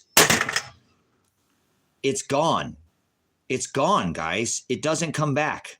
They blow it up. It's decimated. It's gone. There's no more ounces. They're gone. 500 ounces in the tip of a smart missile. So 8 ounces. Cool. 10-ounce bars are neat. I don't own one. This is the biggest bar that I own is a 5. But 10 are neat, guys, because when you feel... I was just talking... Hey, Ice, I was just talking to my son about this. No, Lee. Ice, what I see. Mind to get hooked on phonics. Lee. I was talking to my son because he just went to his local coin shop and he was trading in some silver or some $2 bills to try to trade them in for silver. He said, because I told him, I said, hey, you should get a silver bar, a 10-ounce bar, just to have it. Because guys, when I place this 1-ounce coin in somebody's hand and they've never had silver before, I swear it feels like that's 10 pounds. Lee will know what I'm talking about. You're feeling all the energy stored up in this silver, guys. If you never held a piece of silver in your hand and actually had a piece of silver, like a silver dollar or a silver buffalo, well, this is like a mercury dime. This a bullion around. Okay. So listen, here's what I'm saying, guys. I'm not a silver pusher. I'm telling you to get this to save lives. But what I told my son is, I said, man, you should get a 10-ounce bar because it's neat, because this is crazy, guys. And we had this discussion. I can take this is a 5-ounce bar, but I can take a 10-ounce bar and put it in my hand. And I'm telling you, gold is a good investment, Beth. It's $2,100 right now, and it's still a good price. It's at its all-time high. Silver is sitting at half of its all-time high right now. That's why silver is the better. If you're looking, I'm not giving economic advice. That's not what I'm talking about. I'm just giving you some statistics about silver. But again, if you look, again, what I'm trying to convey to you, this silver market is so stinking tiny. There's only a $900 billion market cap on all silver. Can you name any asset right now? This was $50 during the pandemic. For this same silver eagle, this got up to $50. It's been $50 before. Okay? So what I asked my son to do is to, instead of, because he's been buying silver, but he's been buying fractional silver. He's been buying smaller pieces. He knows that there's 14 silver dimes in 1 ounce of silver. So he wants to have 14 transactions instead of one. You ever heard that put all your eggs in one basket? But I told him when he gets a chance, he should buy a 10-ounce bar. A 10-ounce bar. Okay? A 10-ounce bar. Because when you put 10 of these in your hand, it doesn't feel the same. And this is what we were talking about. It's crazy. When you have a 10-ounce bar in your hand, now this is a 5-ounce bar, the weight, it doesn't feel the same. And I was talking, he's like, that's crazy. I don't know how that works, Dad. I said, I know what it is. It's all the energy is stored in this 10 ounces. If you've never held a piece of silver in your hand and somebody puts it, you can feel the energy that it took to get it out of the ground, There's a lot of process that takes. There used to be a day's wage for a piece of silver, guys. A day's wage. This used to be money. Again, they sold Christ for 30 pieces of silver. Look, guys, this is God's money, and you don't have to believe me. This is God's money. Do you think God wanted us to kill each other with his money? Do you think God wanted us to kill each other? Do you think he ever intended us with this metal to kill each other with it? They sold him for the 30 pieces of this. Do you think God intended us to kill each other with his money?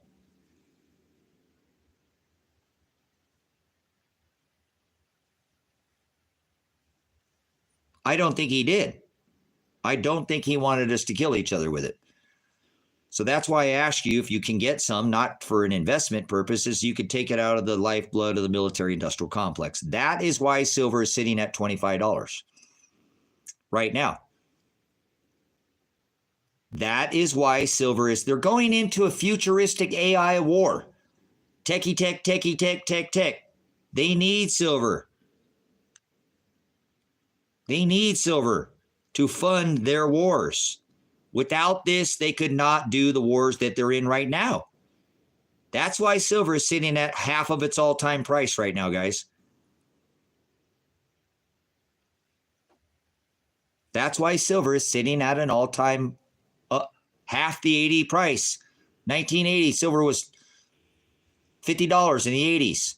In 2012, silver hit $50. $50.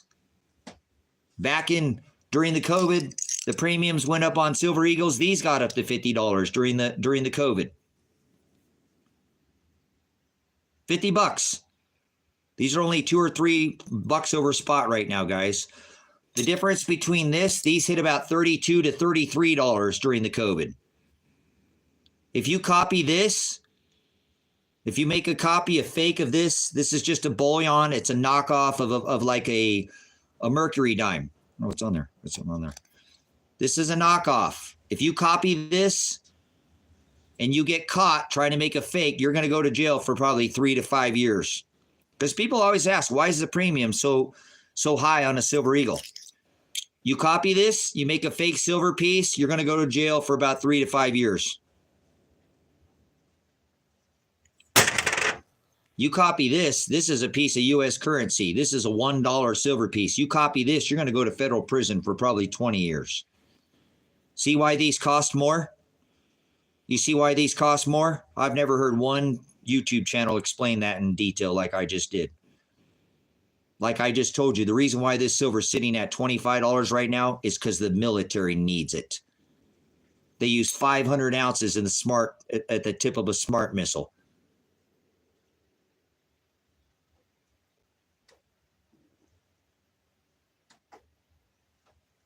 $500 ounces, hit the ground, gone, decimated, never to return again. Normally dropped on a child or a woman or a man of fighting the best of the best that we have, 18 to 30 years old.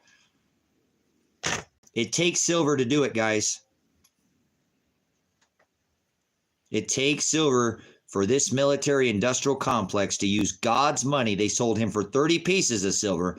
I don't think he ever intended us to kill each other with it. So I'm not giving you economic advice. I'm telling you, this is why silver is $25 an ounce. I know why it's $25 an ounce. They need it to fund their wars. It's been used since World War I in military equipment. It's not new. And as they more go into this tech world that they go into, they're going to need more of it. Every single piece of machine they make needs more of this silver. All these new electric cars, more silver. All this electric, new silver.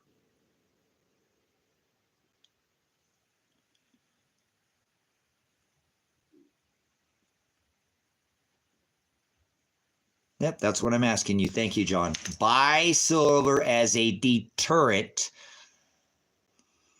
not an investment.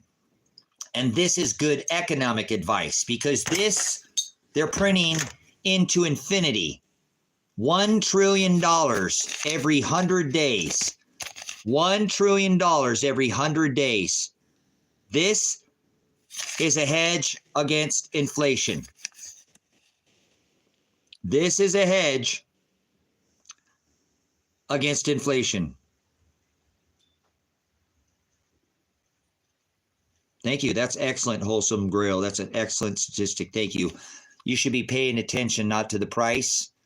You should be paying attention to the ratio, just like Grail said. The price doesn't matter. The price is a tool of manipulation. Oh my God, did you see silver's going down to $15 again? Better get it out of the safe and sell it. Oh crap, I'm gonna lose all my money. Oh wait, they're printing up all the money. The money printers. They got their inflation creation machine. $1 trillion, right? Making every one of these worth more every time they print more, right? Their inflation creation machine. This is money. This is currency. This is currency. In order to be money, it has to be dividable, tangible. You have to be able to make change, and it has to be a store of value. A store of value. A store of wealth. This has lost 98% of its purchasing power since 1913. Your local coin shop, Jeremiah Wade, go build a relationship with your local coin shop because you'll be able to go trade your paper with your LCS called your local coin shop. Then you don't have to wait online to get it. You don't have to wait online to get it. And you can take it right there. And then God forbid you ever have to go back and sell it, which you don't want to trade it. You're going to trade a fiat debt note, a piece of paper, an IOU. Amex is good. Online is good. Amex is good online. But I'm saying what you want to do is you want to build a personal relationship with your local coin shop. not your pawn shop, with your local coin shop, because they'll give you the closest to spot or over on the premium as no, pawn shop will give you less than spot, under spot. Your local coin shop is going to give you the most value for your metal if you have to change it back in. If you have to exchange this paper for real money and then back for pay because something comes up, this was a liquid asset. That's the nice thing about silver and gold, is it retains its value. It doesn't lose its value. The price of silver never goes up. The price of gold never goes up. The purchasing power is what is moving. The purchasing power is staying the same. No, the price of metal is not going up. It just costs more money to buy the same thing. That's not the price of metal going up. That's you losing your purchasing power. Most people can't understand that, wrap their brain. I know some of my economic folks that have a brain, oh, that's right. So you want to go back to your coin shop, your local coin shop, because they'll give you as much as you can get for your metal. And then if they have them right there, then you don't have to wait for money, money metals exchange to send it in the. You don't have to wait for APMEX, SD Bullion, JM Bullion, which are all reputable dealers. But you want to form. Yes, Scott. Yes, they will. And I push that, Scott. On this channel. I push.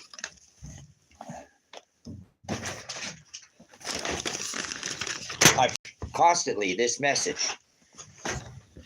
If you don't have one of these water filters, you can't carry 1,000 gallons of water. Look at how old this one is, guys. I mean, do not buy even one piece of this. Do not buy even one piece of this unless you've got water filtration, rice and beans, enough for 3 or 4 months. This, I believe, will be worth more than this. This will be, you could buy 3 of these right now for the price of one of these. I had somebody, told me they would trade their wife for one of these. He said, man, if I was thirsty and I didn't have one, I would trade you my wife. I've had people, this is a 1,000-gallon water filter. They make other brands. The Sawyer Mini is a great way to go. Quite a bit more expensive. So I believe that you'll be able to trade these for more than you trade for this.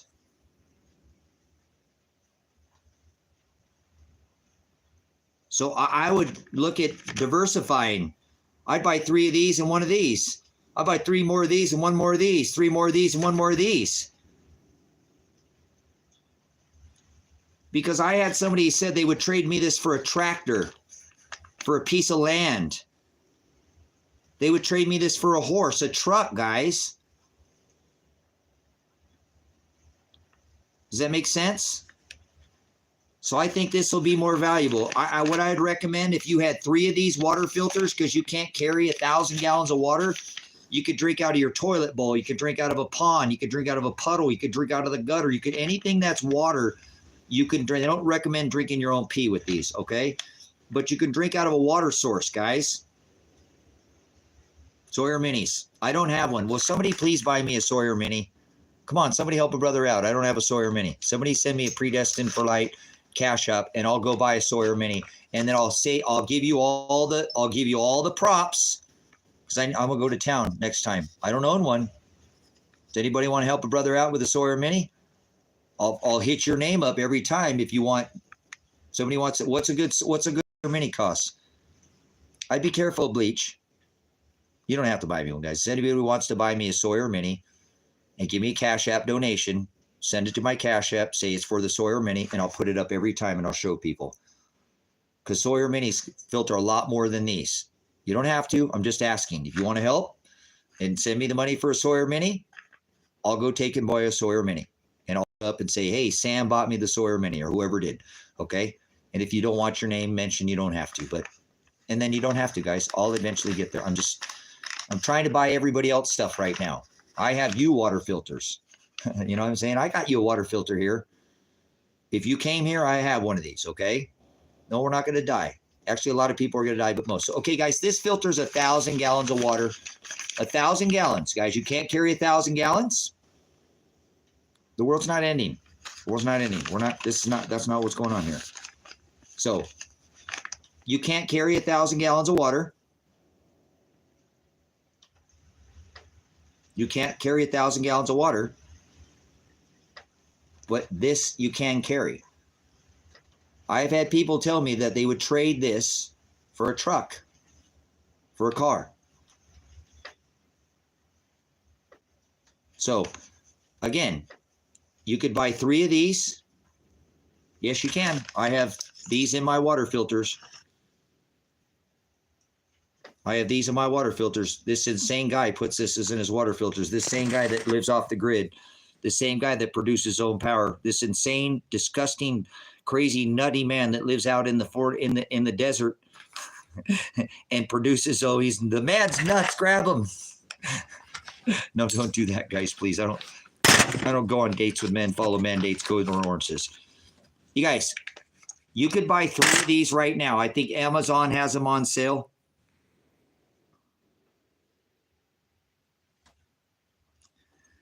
Right? You could buy 3 of these right now. So what I recommend that you do is that you keep one for yourself. Take care of yourself. Keep one for yourself. Listen what you could do with this $30. You could send me a Sawyer Mini. Let's see. Did anybody send me a Cash App? No, no Cash App. Oh, well, I tried. It's all right, guys. You don't have to send me. If you do, great. If not, you could buy Canadian Preppers. Thank you. Excellent, excellent, excellent. Cool. So you can buy 3 of these right now, guys, for the price of 1 ounce of silver. They're about the same price with the premium. You can keep one. You could trade one. You could trade one, guys. Maybe there's something you need that you didn't have. You could trade one of these. And then you could give one away to somebody and give them 1,000 gallons of water for $30 right now, guys. For later. See what I'm saying? For later. So you could have one for yourself. You could have one to trade, which would be good to have some kind of horse trading item. Maybe there's something you need. Hey, I'll trade you for that big basket of vegetables or something like that. You know what I'm saying?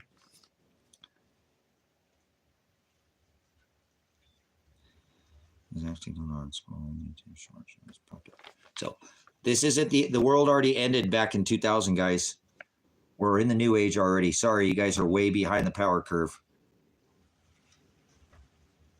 Don't listen to Canadian Prepper. All right, bye, Sam.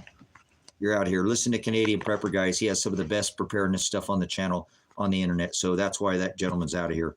Canadian Prepper is an amazing source, guys, for some of the best preparedness. For some of the best preparedness on the item. Canadian Prepper does not carry cheap crap. Canadian Prepper carries the best of the best. And his stuff is more expensive because he carries stuff that's good. Products, some of the best products on the earth he carries. He would not carry it if he didn't use it. So Canadian Prepper is an amazing, actually Canadian Prepper has a source for over-the-counter medications, guys. If you got some kind of medications that you need, get a hold of Canadian Prepper. Okay? There you go. John knows. He's got top-of-the-line stuff, guys. His stuff isn't cheap. He doesn't have the cheap stuff. He's got the good stuff. He will not carry it. He will not carry it unless it's good.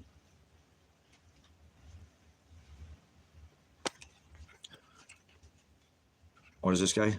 Y'all don't listen to this guy. He's crazy, says Madeline. I'm crazy, Madeline said. He's insane. Don't listen. Mr. Orangutan says, don't listen to me. Don't buy a water filter. Be starving. Have to kill somebody and take their life. Have to commit murder. Have to commit murder because you didn't have a water filter. Don't listen to anybody. Just wait. So you just have to take somebody's life. You ever taken somebody's life? You know what that feels like? You ever look at a man or a woman when death is when it's fleeing their body? You ever looked into a man's eyes, a woman's eyes, a child's eyes when that life is leaving their body? You want to be that person? Go ahead. Don't do anything about it. Failing to prepare is preparing to fail. So Canadian Prepper, guys, has a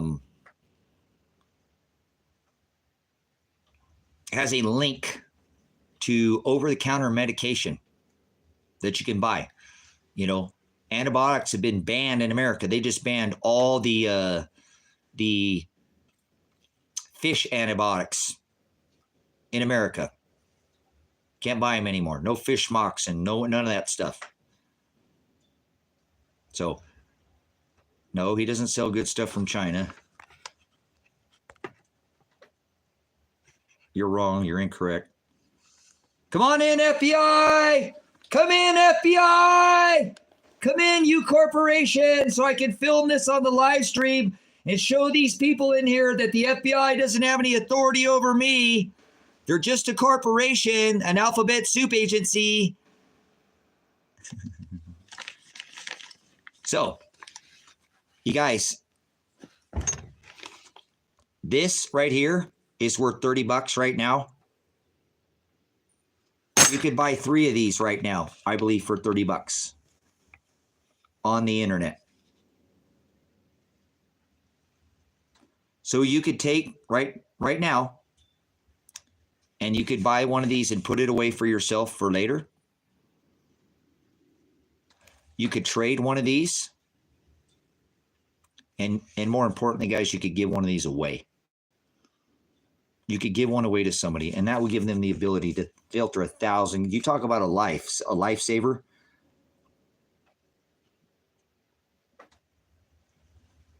I buy and I sell and I trade. I'm a farmer.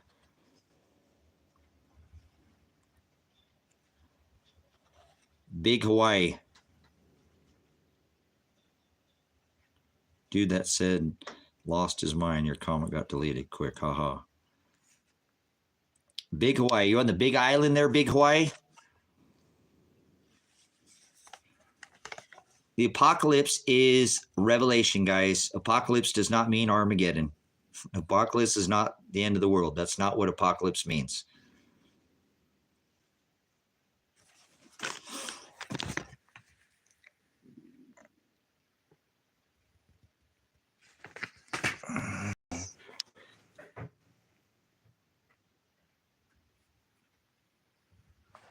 All repurposed materials, guys. I don't build anything new.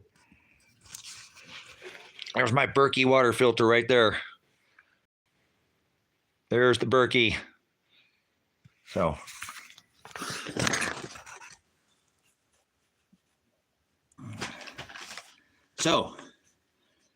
what I recommend that you do is you try to go get some food, get a water filter, get a way to protect your stuff. You know what I'm saying? To protect your stuff. And then it's pretty amazing. If you listen to what I'm saying, guys, you'll be able to give this away to somebody. You'll be able to give this away. You'll be able to give this away to somebody, and that would give them the ability to filter 1,000 gallons. Imagine if this was gifted to you guys. Imagine if you were without a way to filter your water. Imagine that. You didn't have a water filter. It's already here, guys. It's already here. Apocalypse, it means revelation. Guys, come on. There's a lot of ignorance, and that's okay, guys. This is fake. I know what he's talking about. Cool. No, I'm not sponsored by LifeStraw. Nope, I'm not sponsored by LifeStraw. I went and got this at the Goodwill for 50 cents, guys. 50 cents. This was $1. And I bought it at the Goodwill. It's another filter. I don't know. I've never seen it before, but it filters 120 gallons of water. I'm sure it's got the same thing in here. So, yeah, I got to get up here in a minute. So, Yeah, I know. For 50 cents, it was $1 and it was half off. I know. Huh? I was like, well, I've never seen that before, guys. I don't know if you guys ever seen one, but I'm like, hey, I'm going to take that home. For 50 cents, Frontier Plus is what it's called. It's got a tip on the end of it or whatever, the straw, and it's got the straw portion of it right there. But for 50 cents, this will filter 120 gallons of water. Interesting, huh? You're not off good. You're not off grid, brother. I'm not your brother. Don't call me brother. I'm not your brother. Those that do the will of the Father, your brothers and your sister and your mother that those do the will of the Father. Don't call me your brother. I'm not your brother. Watch the opposition. Here it goes, guys. Watch. Watch. They'll have to say brother. They'll have to say brother. They have to do it. They have to do it. These are the people that you need to worry about. Children, that person right there doesn't have a water filter. Doesn't have any silver. Doesn't live off the grid. Probably lives on a smart meter and has been boosted. Okay, sister, Poland, poison.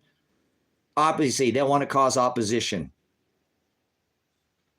Vandy, brother, you're in my wall. These are the people you need to be worried about. They don't have a life straw, guys.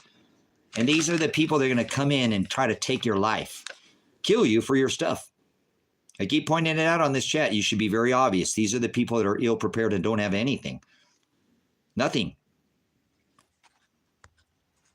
See, there you go. Look at them, guys. They're so easy to see. So easy to see. See? Swamp Then Games.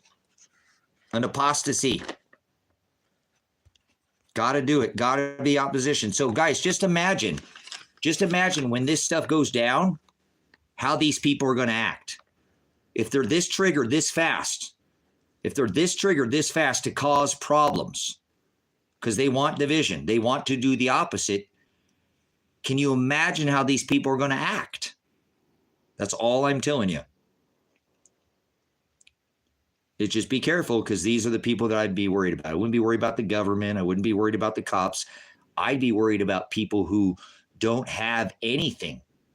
They don't have anything. Okay? So if you're interested in getting off grid and you want to come out to this valley, I can give you information on this valley out here.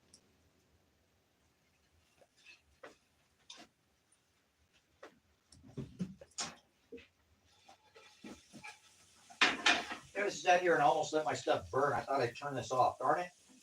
It was on low. It did burn, but I haven't even eaten yet. Darn it. I haven't even eaten, but I'm going to right now. We're going to talk on the phone and eat at the same time. And I'm going to multitask. I've taken the day off, and I'm cool. Guys, I'm cool with taking the day off today. I worked really hard yesterday. I'll show you what I did. I'll show you what I've done out here, okay? Give me a second. I made some peas, or excuse me, some carrots and some hamburger. What time is it? 3:57, and I haven't eaten anything yet. All right, guys. Right now, we're going to take a break. We're going to take a break, and you're going to go do what I tell you. No, you don't have to do anything. Do what you want. Would you please go watch the 58-second video? Would you please go watch the 58-second video on this channel that shows the overlay map of where we came into the apocalypse? Okay, where we came into the apocalypse. And that's not Armageddon. And I'll show you, and it shows again what it explains. There's an event that I believe that is coming up. That is coming up. I believe before 10/24/24 that will potentially, I hope I'm wrong. I hope I'm wrong. Kill billions of people before the end of this year. And I hope I am wrong. I don't want to be right. I don't want this event to happen, but it could. It could happen. Do me a favor and go look on my video. It's 3 minutes and 33 seconds on this channel, on Predestined4light. I put it up, the one that got me banned on TikTok. I put it over here. So far, the channel stayed up. I had to do some editing to it. Go look at the channel. Go look at the video and make your own decision. If you want to laugh your fucking ass off, that's the first time I've ever said that, ever, then go ahead and laugh. But failing to prepare is preparing to fail. Don't do a thing about it. It's better to have and not need than to need and not have. Go look at my proof. Go look at what I'm giving you. And I apologize for my obscenity. That's 2 times in one stream. You guys can tell that I'm a little sore today. And I worked really hard yesterday. I worked for 8 hours yesterday. And I'll show you what I did yesterday when you come back. So I apologize. People laugh, but they're not going to do anything, guys. And those are the people that come steal your stuff. Come steal your stuff. Take your stuff because they don't have anything. So I apologize. You've never heard me. I've never said that word on the internet, ever. But it's just upsetting when I look at people and I know that they're going to be the people that I'm not going to probably be affected by them. I live way out in the country. You're not getting out of the city. You're not going to leave the city. You mark my words right now and you'll remember, God, that crazy guy on the internet. He said I wasn't going to get out of the city. You're not leaving the city. You better be where you want right now. Right now. So this happens, you don't have to go take lives. And again, I apologize for my obscenity. I apologize. Never once have I cursed and said that word. But it's just hard to watch because I know one of you, brothers and sisters, are going to be affected by one of these trolls in here. One of these evil people that don't have anything. And they're going to be what is called opportunistic. And they'll be motivated by their stomach and not their head. They will not think with their head anymore. Have you ever dealt with anybody that's only thinking with their gut? Their stomach, they're not thinking with their head?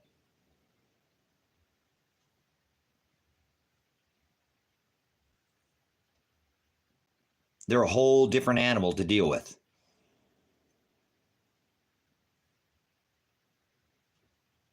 What's my favorite thing? Having the knowledge there, George. I think it's awesome to be off the grid, not to be on the system, be on 40 acres, not have to worry about neighbors. Hey! Hey! Hey, you! Hey! Hey!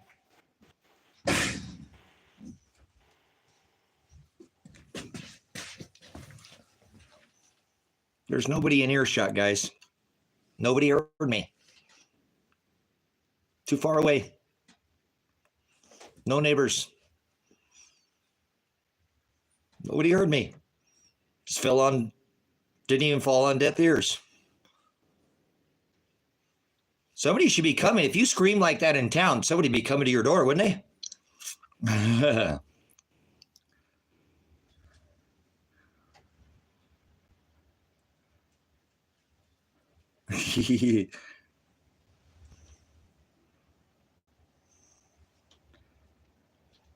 Yep, better be careful.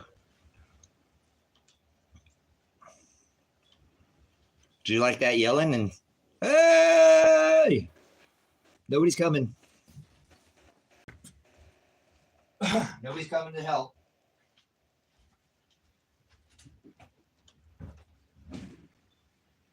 Hey, you guys! Hi, puppy dogs. I know. You're like, what is Dad talking about? What is the Dad talking about? You know I'm not treating or you guys are good boys. You guys are good boys. I love you boys. I love you guys.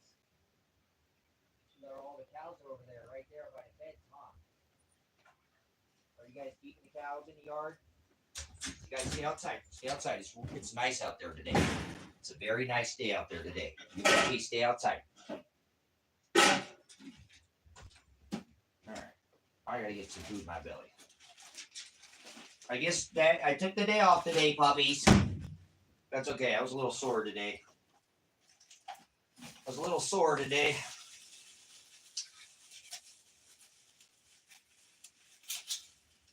I wonder how many tons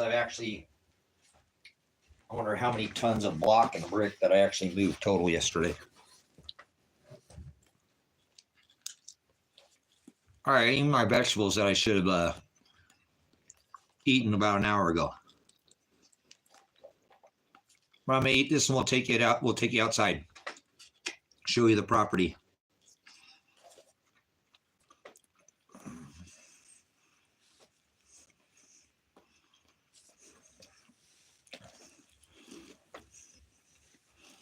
Your name is stupid. If you sin, you will burn in hell, guaranteed. You're an idiot. That's the stupidest name I think I've seen in a long time there. If you sin, you'll burn in hell, guaranteed. That's an apostasy. That has no biblical meaning whatsoever. You're an idiot. You should change your name. That's not biblical. That's not biblical.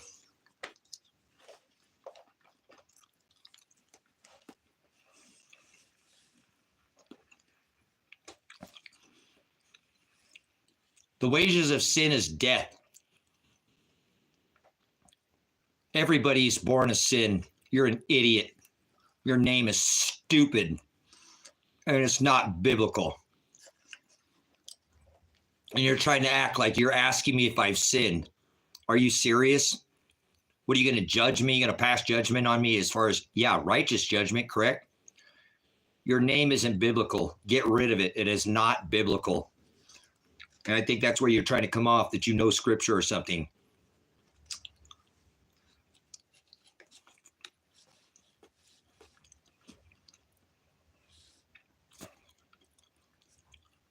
Ban this person, please. Ban this person. They're an apostasy, the other Jesus and the other gospel we were warned about.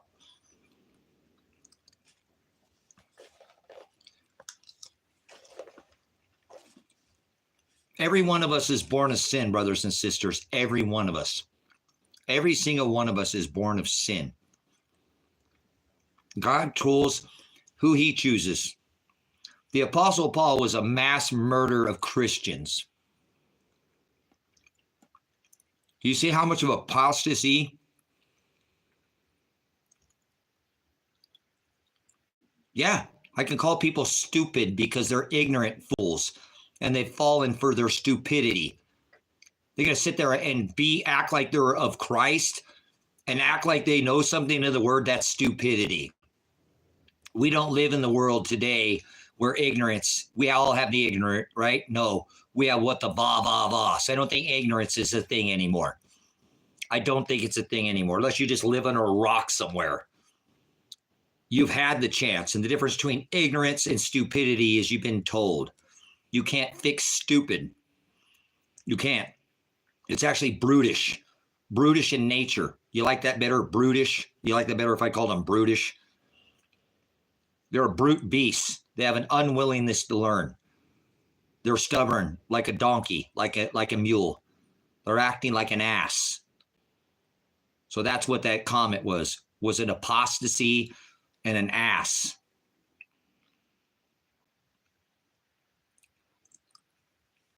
No, he said, be not partakers in their unfruitful works of darkness, Colton. Rebuke them, expose them. You've fallen for the other Jesus and the other gospel.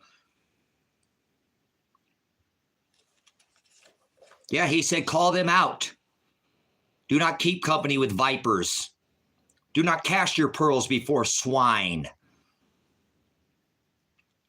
Love, agape, push the gospel on them. That's not biblical. And they're pushing around acting like they're biblical. They've obviously done some homework to have a biblical name. They're stupid, not ignorant. You can't play ignorance. If you're going to sit there and act like you got a name and you're coming in and passing, oh, if anybody who sins is definitely going to hell, They know a little bit about, see, you can't claim ignorance anymore. That's stupidity, and there's a difference. Brutish, a brute beast, an unwillingness to learn, an unwillingness to even change their ways. Stubborn like an ass or a donkey or a mule. That's what that person is, completely in apostasy of God. Every one of us is born of the corrupt dust. Every one of us is born of sin. The wages of sin is death. Nothing that person had in their thing. That's why I told him, change your name. That's not biblical. It's not biblical. We're all sinners. We're all pulled from this corrupt dust. We're all born of sin. We're all born of sin. The channel name is Predestined for Light. Though he pulls from the sin, from their darkness, they're imprisoned in sin. He pulls them from their sin into the light. So this person says, if you sin, you're going to, what? All of us have sinned, and we're going to continue to sin. But we have to stop sinning. Didn't you hear me? I just said the F word. I've never said that online. Ever. Not once. Not one time. But I got a little flustered, and I sinned, didn't I? See, I still sin. His question, do you still sin? Do you still sin? Do you sin? Are you predestined? Are you a sinner? Are you a sinner? Are you a sinner? Are you a sinner? Every one of us is a sinner. Every one of us. Look at this, guys. Proof that, hey, don't ban this person real quick. Don't ban, oh, you already did. That's okay. Vicky, they're in here, aren't they? Have I been talking about the woods? Vicky, I wasn't talking about the woods, have I? The CIA is in here, guys. The NSA is in here.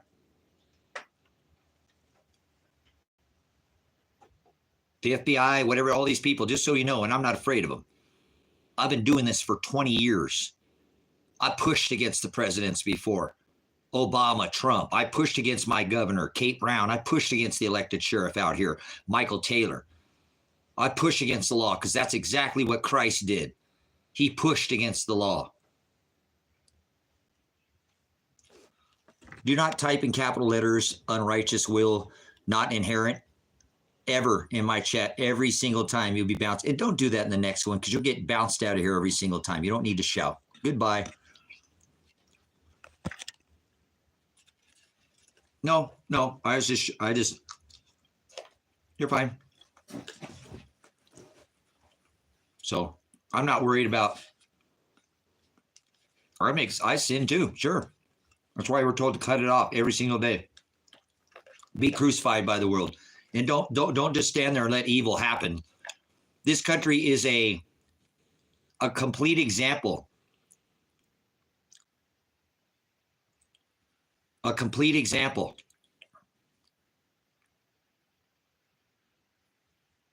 That's exactly, this country's proof. So, am I blameless? No. Am I sinless? No. Nope. Am I trying to stop sin? Yes. How many hours have I ever, I've never said the F word online ever. I've streamed for hundreds and hundreds and hundreds of hours, so I still sin too. All of us sin, but I try not to. I try to do righteous things.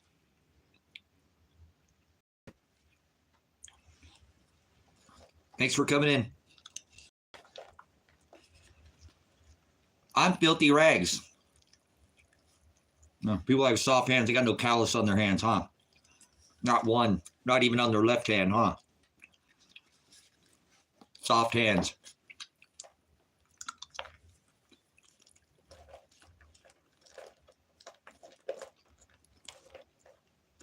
Good stuff, guys. Appreciate it. Thank you, brothers, sisters.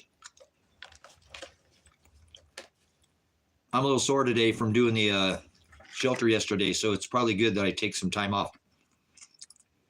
I worked really hard yesterday, man. I worked my butt off.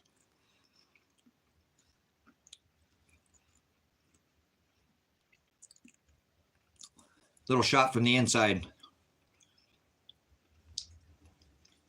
From here, where I sit in the cabin, this is 25 feet from where I'm sitting right now. 25 feet down where I'm sitting right now.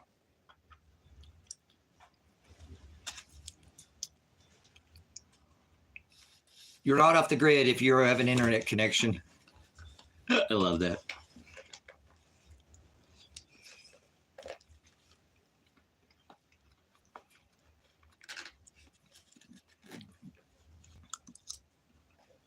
Carrots and meat.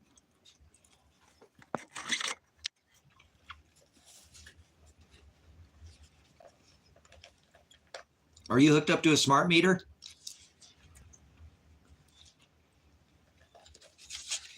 Carrots and ground chuck steak.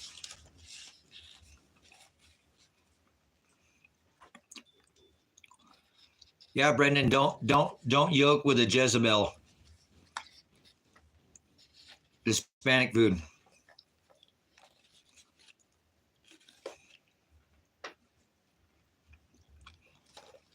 I'll be on later tonight there. Yeah. I can get something down around this property here.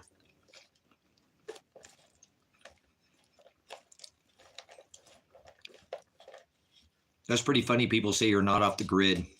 That's pretty funny. Hey, you're not off the grid. You got internet. I wonder how many days those people lived without ever not producing their own power.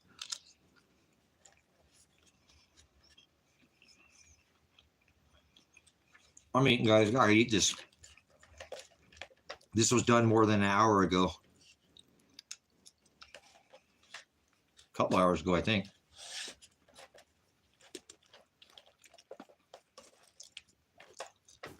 But anyways, yesterday I was working on the shelter, guys. I'm working on this plasma shelter. It also archives. It will also be an archive for the Word of God. I had to take and set everything up and take it back down and set it back up and take it back down. And so I've had to move all these blocks from over and over and over again. Here's looking down from the bottom up out of the shelter, the storm shelter. This is a 50-foot storm shelter.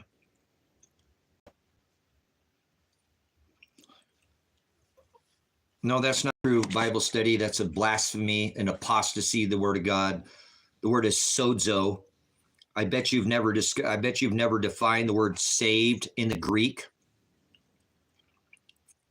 Yeah. Do you know Bible Study 101 that the word you're using is called sozo? Sozo, saved. Did you know that, Bible Study 101?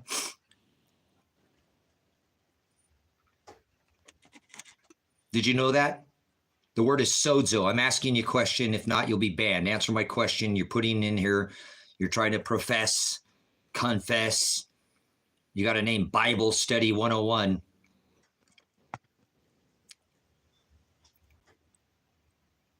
Do you know that the word sozo is the word saved? Probably not, huh? Do you have a lexicon? Do you have a concordance? You ever taught anybody how to study the Word of God?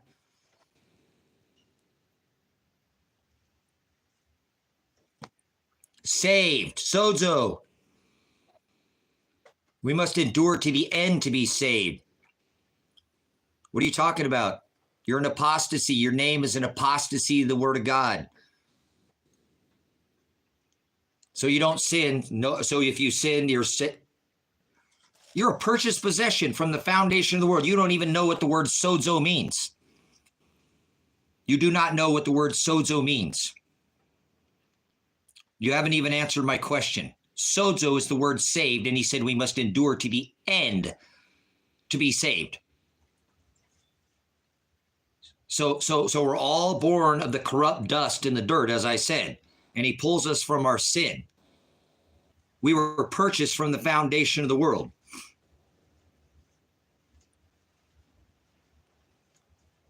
Sozo, saved. You're acting like it's somewhere in your lifetime. Let me ask you a question.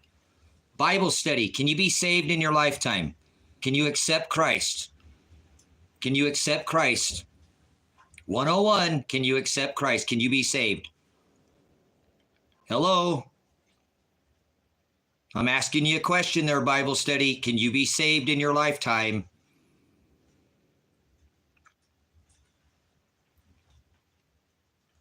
Can a preacher save you? Can a pastor save you?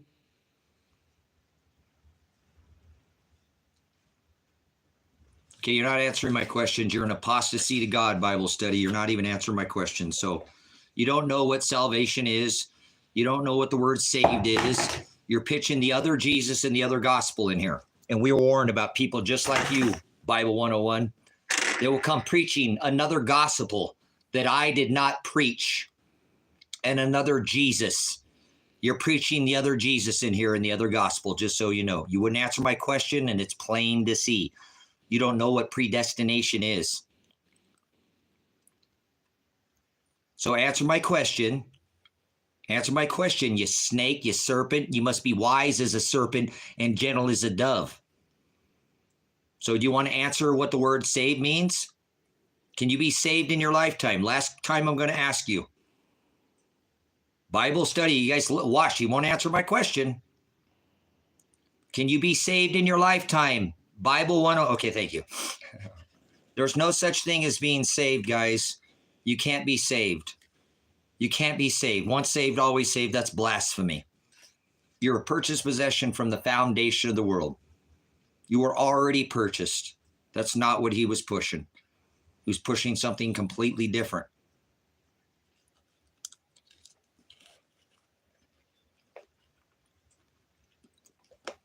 They banned him, the love of Lucifer. Bye, Big Don. I don't like the LOL. I'm going to take that out of the chat. Okay, guys? You will never see the word LOL anymore. I'm going to make sure the LOL, and we'll show you here. Watch. You want to see the opposition in this world right now? You want to see your biggest threat to you? You want to see the biggest threat to you? There you go. There you go. See? Boom. There you go. There you go. That's the opposition. They have to do the opposite, guys. That's your enemy. Right there. Right there.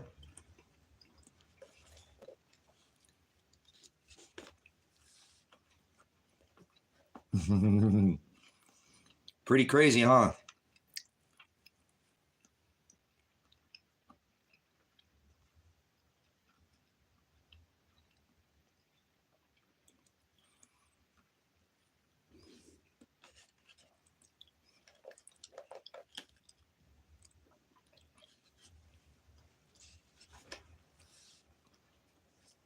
I don't like people to laugh at people. That's one I want in here.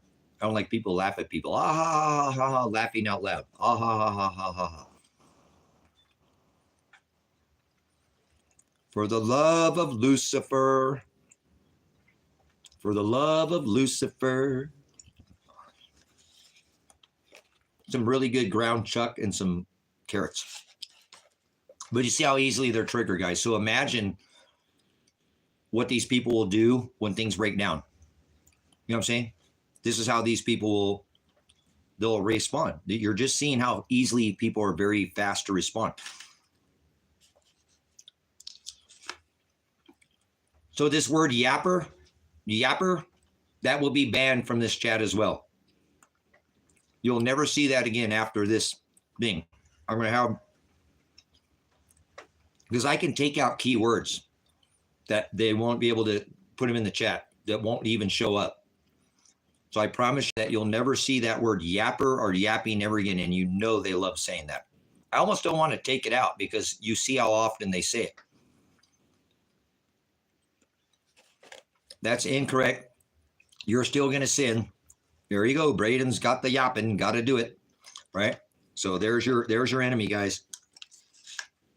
Yep, enemy. See how easy it is to spot, guys? Evil's not hard to find.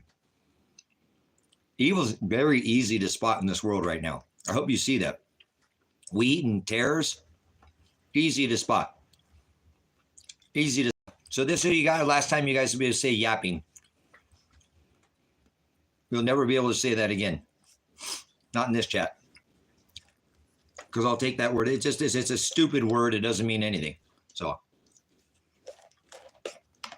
it's just somebody trying to cast shade again. Just trying to cast shade.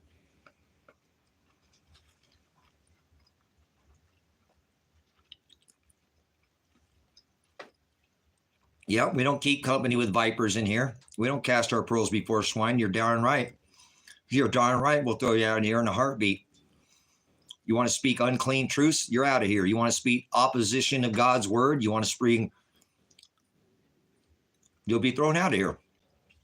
So you want to speak of drugs? You'll be thrown out of here.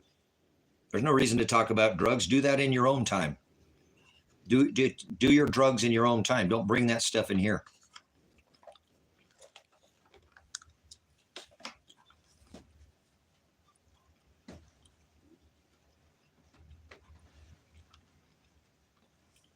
Cool.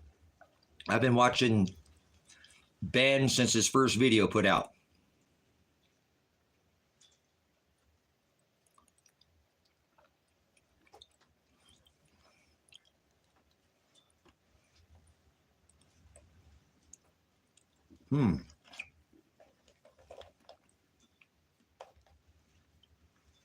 I work for myself. I'm self-employed. I called in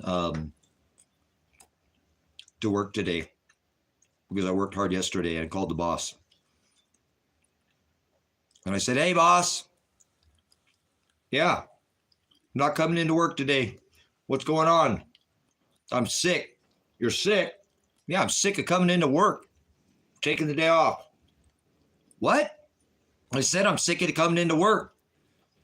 These people online have been 7 hours. I've been trying to go to work and they need the word. They need this truth. I'm calling in sick of coming into work today. So I'm working with you guys here today. See, I just called the boss. That's what I do for work. I'm my own boss.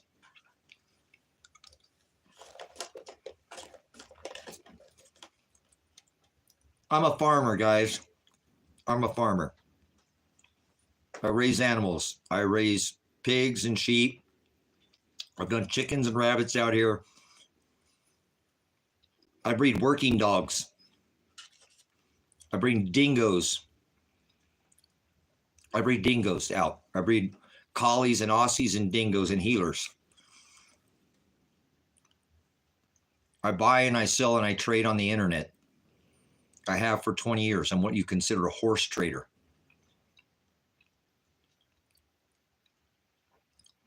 I'm a horse trader. I buy and I fix and I trade and I sell things. When I get cash, I spend it on something. Like, for example, I have a jumping jack out there. And I have a plate compactor. And I bought those for $200 a piece. And I bought another piece. I had $500 cash. And I bought 3 pieces of equipment from a lady. Her husband died and they were sitting in his garage for a couple of years. So I took them out and I went through the motors. I've had a small, a landscape company, so I know how to work on small engines. And so I fix up and I make things nicer and then I turn them for a profit. It's what I do for a living. That's how I made my way out here. FTO, stop calling it weed, please. Don't call it weed in this channel. It's cannabis and it's a medicine. It's God's medicine. Stop referring it to as weed. You make it sound like a drug. It is not what goes in a man or a woman that defiles a man. It's what comes out of them. So please, again, when you say it's weed, you make it sound like it's a drug. So please remove anybody that says that word in here. Don't take God's medicine and turn it into a drug like they've done. I've been a medical cannabis grower. Medicinal cannabis grower. It's medicine. So if you want to act like it's a drug and treat it like a drug, then you're going to get banned from my chat because I don't talk about drugs. I don't put drugs in my body.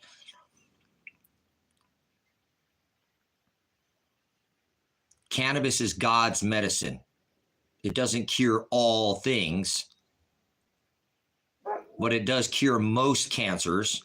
I've cured cancer myself with the medicinal cannabis with the patients that I've had. So stop. That's right. If you don't use it for medicine, then you're using it as a drug. And I don't use it as a drug. I use it in oils, in cannabis. I don't need to use it as a drug. So if you're so ignorant, it says in the book of Genesis, if it bears seeds, it's here to us for us to consume. And it's not what goes in a man. Oh, so if you're, so because I've been a medical cannabis grower, I marked my body. Am I going to hell because I have tattoos as well? Am I going to hell? I got tattoos, right? That's it. You're going to hell, Tracy.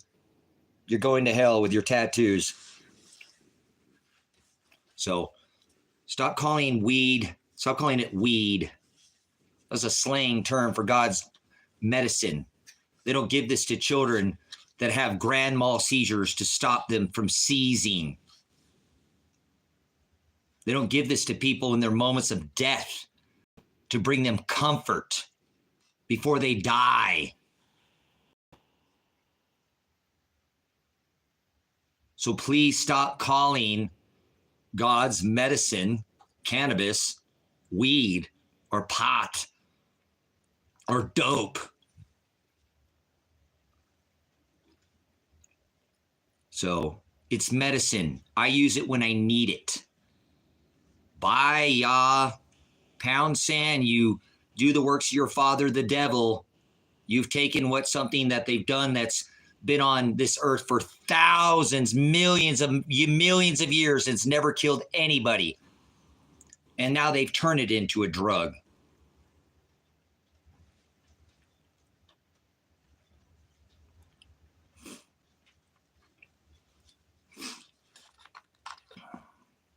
Yeah, whatever you guys do, wouldn't even know what God's medicine is. You're going to go to your medicine cabinet and take your medicine meth, you medicine meth addicts, you medicine cabinet meth addicts, you Adderall, all your medicine cabinet, and you're going to point the finger at somebody who uses medicinally cannabis, God's medicine, but you're going to go to your medicine cabinet and point fingers. Good for you. Good for you.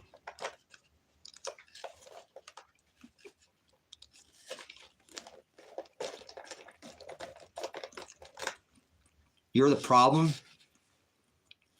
in these countries because there are children in states that cannot get access to legal cannabis for their children, and they have to watch their children suffer. You ever have a child that's had seizures? Have you ever had a seizure yourself? Elijah, ban the term yapping. I don't want to ever see the term yapping in this chat again. Yapping, my moderator's in here, so guys, you'll never see yapping again. Moderate the words yapping, yapper, yap.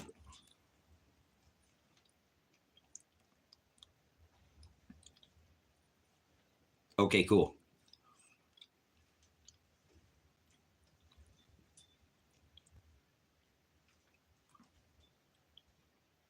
So if your wife has seizures,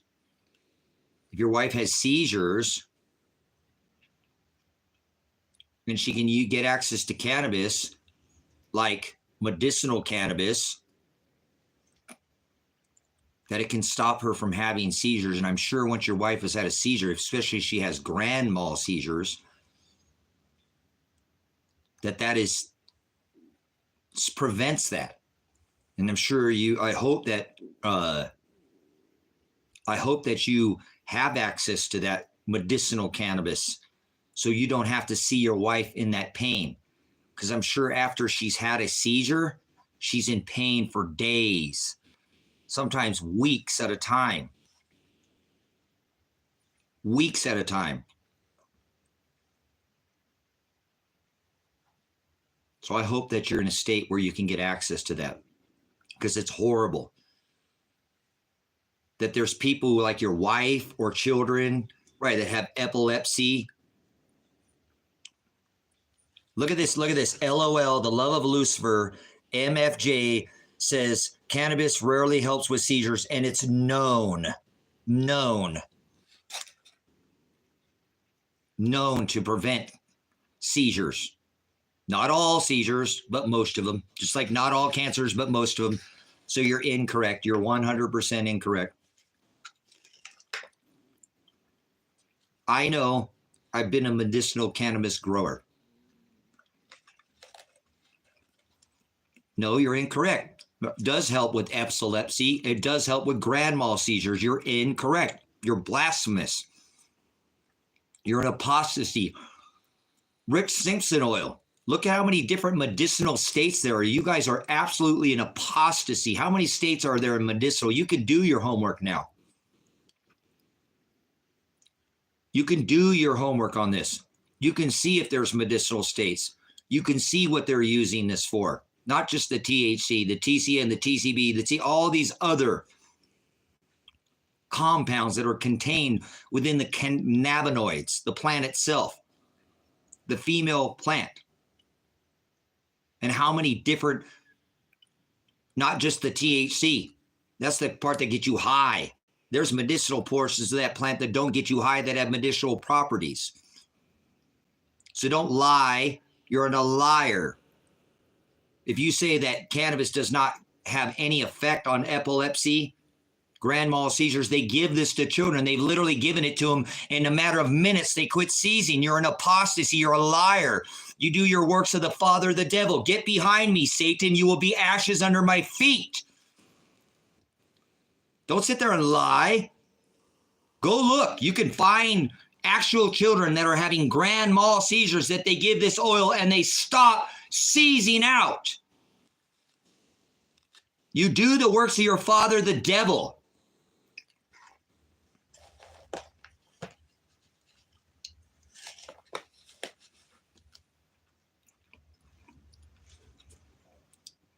Well, sure, Aspen, if you use it like a drug, sure. But it's not a drug if you don't use it, overuse it. And now that what they've actually did it by turning it into all this heavy, I'm not saying that you can't use oils, but that's supposed to be used as medicine, not something you do every single day. That's a drug.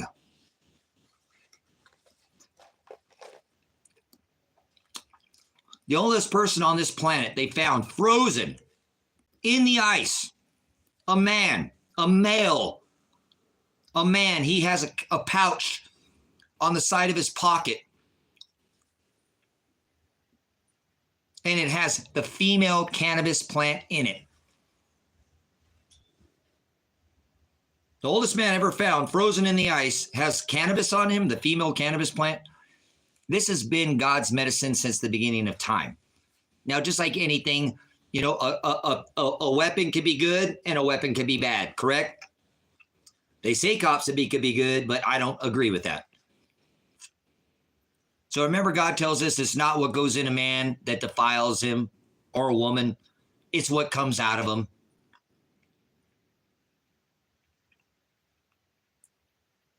So there's how many medicinal states are there right now? How many medicinal states are there right now? How many medicinal states are there? So go look at how all the different medicinal states and see all the different things that they've been able to cure with cannabis. Why do they give this to AIDS patients? Autoimmune deficiency syndrome, AIDS. They give this to AIDS patients because their immune systems are weakened and they don't die of AIDS. Their immune system breaks down and they die of the common cold. They die of whatever's going around. So why do you think that you have weed? If you want to say that, you got weed in you right now. You got weed in you right now. You got cannabis in your immune system. That's your cannabinoids.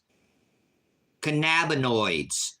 That's like your disc in your back. I'm missing disc. I don't have the two discs. I got a broken vertebrae, missing disc, busted vertebrae, missing disc sitting on that other one. That's obviously going to be problems. So they give this to people to keep their immune system from weakening, autoimmune deficiency syndrome, AIDS patients they give cannabis to so they don't die. It helps boost their autoimmunity. So think about it. All these people who throw shade on cannabis, they got cannabinoids in their system. That's pretty silly, huh? And why is it that we can, I mean, I'm not advocating drugs, but why is it that, you know, a cup of coffee can kill you, right? Caffeine can kill you. Nicotine can kill you. Hey, you take 2 tablespoons of water down the wrong thing, it could kill you. Why has cannabis never killed anybody on this earth? Because it's not a drug. Drugs kill people. Why do you think you have some of it in your body? How the heck do we have a plant? How do we produce what a plant produces?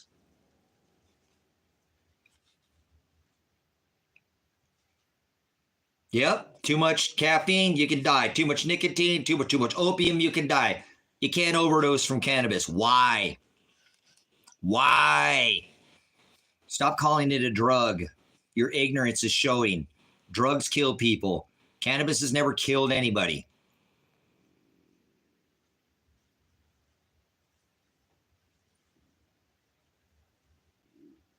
The ignorance of society today. The ignorance of society. We also produce DMT. I don't do that. I've never said people, oh, well, you use cannabis. You've seen me use cannabis. Why don't you try DMT? No, thank you. I've already been, you know, pushed to the moment of death over and over and over again. Death creeping on my back. I'm sure I know what that feels like. No, you can't OD on cannabis. That's incorrect. Don't say that or I'll ban you from this chat. Thank you, Yaya. $2 from my moderator, Yaya. Thank you. So, again, I just want to make mention of it. I can't stand that. Shows the ignorance of society today. You know, children need this medicine. You wouldn't give children Tylenol, right? You wouldn't give them medicine when they're suffering. No, don't do that. Do you know in the state that I'm in Oregon, they have a juvenile Oregon medical marijuana program for children? For children. Oh, your child suffering, you don't give them no medicine, right? They don't have children's doses of medicine, right? No, we don't give children medicine.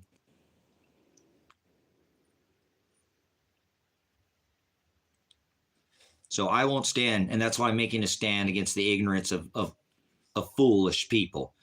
This is God's medicine. And you're going to go in your medicine cabinet and fund the big farm guy and go get your prescriptions. So you do whatever you want. You want to sit there and support pharma? That's fine. I don't want to support big pharma at all. I don't put drugs in my body. As a matter of fact, in my medical records, it says, if you put drugs in my body, if you give me a painkiller, if you get anything, I will sue you. They actually have to legally get authorization from me in my medical records to give me a painkiller because I refuse to take any medicine. None. None of it. None. I was in pain because I busted my back, you know, or my hip a little while back on that thing. Bad. And the gentleman that I gave a ride that day when my wallet got stolen, or all my money got stolen when I dropped my wallet, he tried to give me 2 Advil. He's like, dude, I've been watching you all day. I can tell you're squinting and you're grunting over there and I can tell you're just, dude, here, take a couple of these Advil. I'm like, no, I don't want them. He's like, are you serious? He's like, man, you're in a lot of pain. I can feel you're in an excruciating pain. Well, I've been sitting in this truck all, you know, but I'm like, no, thank you. He's like, are you serious? I'm like, no, I don't want them. He's like, why would you not take those? I said, maybe when I'm 80 years old or something, I'll take Advil, but I don't want to take that right now. I build up an immunity to it. I'm going to take it when I'm old and I'm sure it will work. Just like cannabis works properly if you don't overdo it. If you don't overdo cannabis, it works excellent. And small amounts of cannabis work excellent. Okay, you can think I'm wrong, but I don't care what you think. You can laugh your ass off too. Keep laughing your ass off, but you don't have to believe that this is God's medicine. Watch children suffer. in other states that there's no medicinal cannabis, that's ridiculous. That's ridiculous.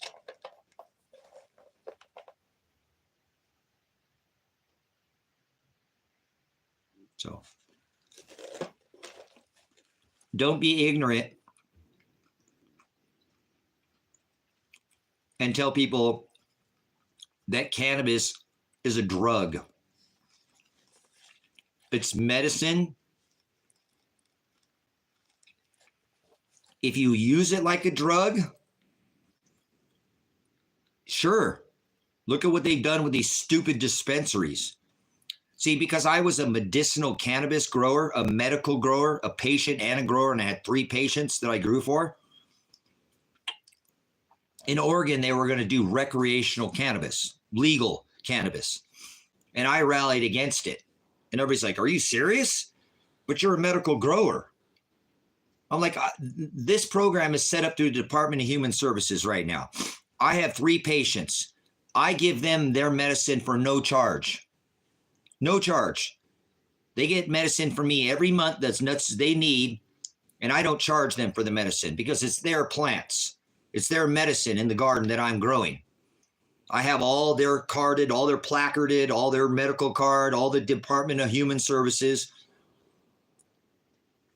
I'm growing for these people. These people are on my card, right? So I'm medicinally growing medical cannabis, not recreational pot, weed.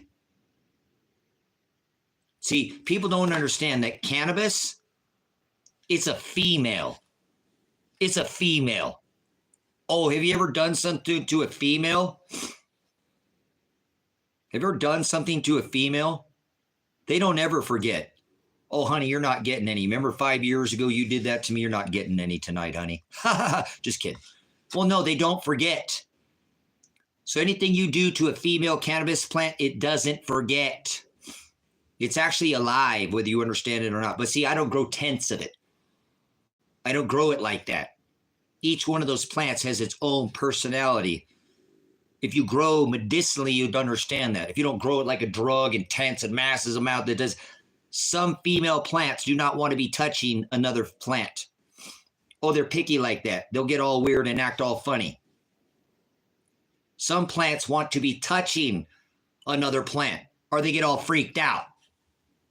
Some plants don't want to be near the light. Some females want to be near the light. Some females do not put me near the fan. Some females want to be put right on the fan. See, each one of us is an individual. Each one of those plants is an individual plant. But they don't grow it like that anymore. They grow it in tenths and tenths and tenths, and they don't grow it individually. Each female needs watered at a different time and needs different things at a different time. Instead, they just water everything uniform. That's a drug. That's a drug. Each plant has its own.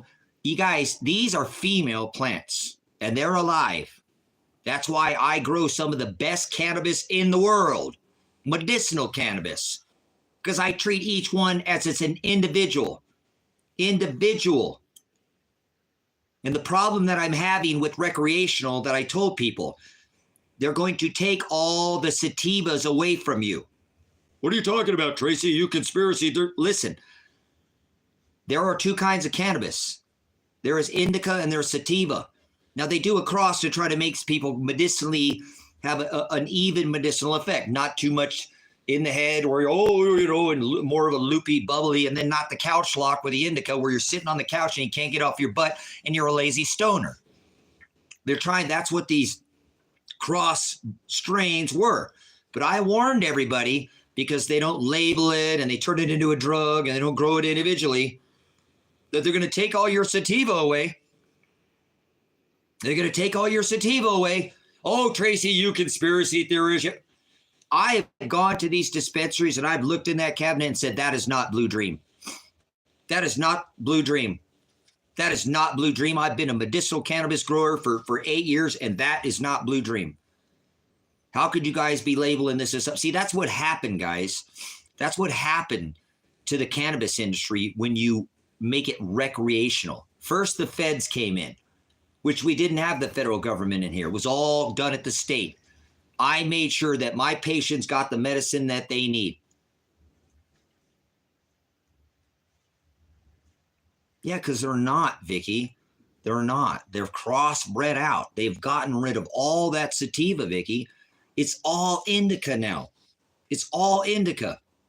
They have literally stripped all the sativa exactly as I told everybody. It is so hard to find a independent sativa strain. And I could grow so sativa and make you feel like you're using indica medicinally.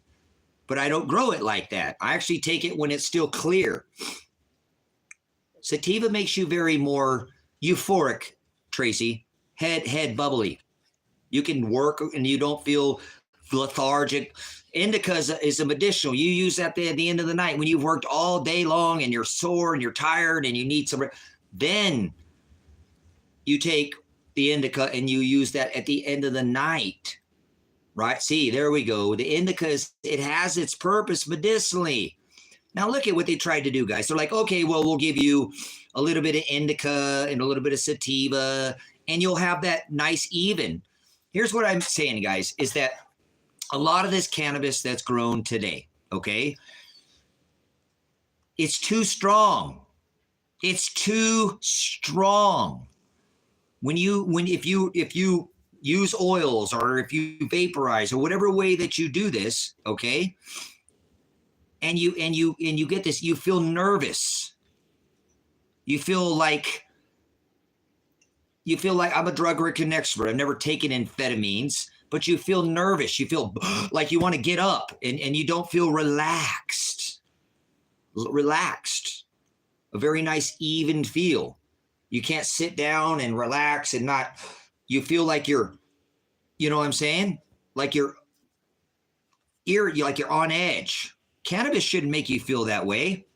And that's why they tried to take and cross the indica with the sativas to try to give you a very even feel. Even feel. Okay, so you can still, if you have to work around the house or the property or do it, you can still function. You're not so stoned out of your brain on indica that you've been couch locked and you can't, and you're a lazy stoner that doesn't do anything. Maybe you play video games all day, but you don't do anything. That's why I don't like when people call cannabis a drug, because yes, they've turned it into a drug. And that's exactly what happened when they legalized medical cannabis. They grow it for, yes, because it's too strong. Sometimes it can be too strong, guys. I don't know if you've ever been, I grow, I'm not a cannabis grower. Okay. I grow the cannabinoids. I grow the actual medicine. The actual pistils that are on the end of the plant look like a little punching bag. See, I use a microscope, and there's a science to growing medicinal cannabis. Okay, so if you grow cannabis and you watch that trichome, that's what that's called. There you go, your trichomes. You can watch that with a microscope, and it goes from a very clear looking to kind of a milky color, kind of a milk, kind of like a fogged window. It's kind of got that haze, light, no discoloration, but a light powdery color. That's when I take my sativa. That's when I take my sativa right there. I take my sativa right there, because if you cut down that plant, guys, for 2 weeks, before 2 weeks, there you go. For 2 weeks, it still does. You shouldn't cut the plant off, the flower off of this. You have to leave it on the. Some people like a little bit. That's fine. I understand. Everybody's a little different. See, that's why some people need a little bit more. Okay. 10 minutes ago, saying anything talking about. Oh, yeah, because we're not talking about big pharma, and this is not a drug there. Okay, so if you don't like the conversation, you can leave. Okay, this isn't a drug. We're not talking about drugs. We're talking about medicinal cannabis, you ignorant fool. Leave. I don't want you in here. I don't cast my pearls before swine. I'll take care of you myself. Get behind me, Satan. So the problem that I'm having, guys, is that they have taken this medicine and they have turned it into a very strong,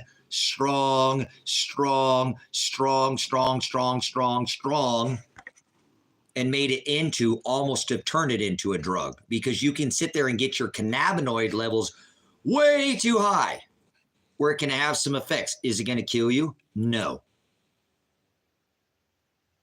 Okay. So when you're growing this plant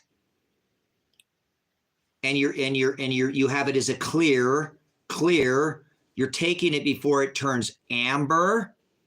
It'll turn dark brown, like a root beer color, and then it'll eventually turn black and fall off the end, that little ball on the end of the trichome.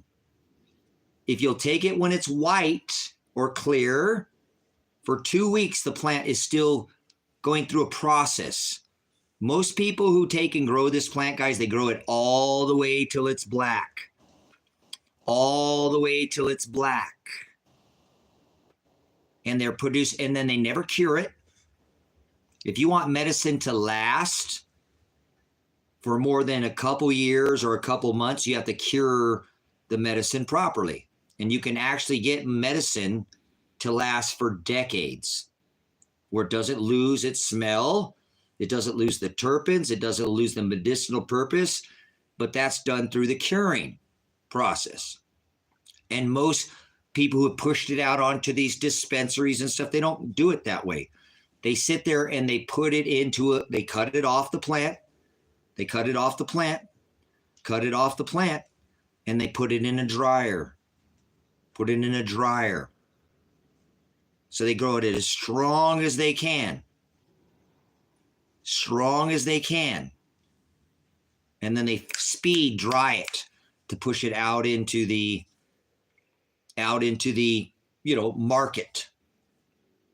So they're growing it as strong as they can. And that's why some people, when they use cannabis, are like, wow, I've used cannabis before in the past, but this is way stronger. Yeah, this is what they do.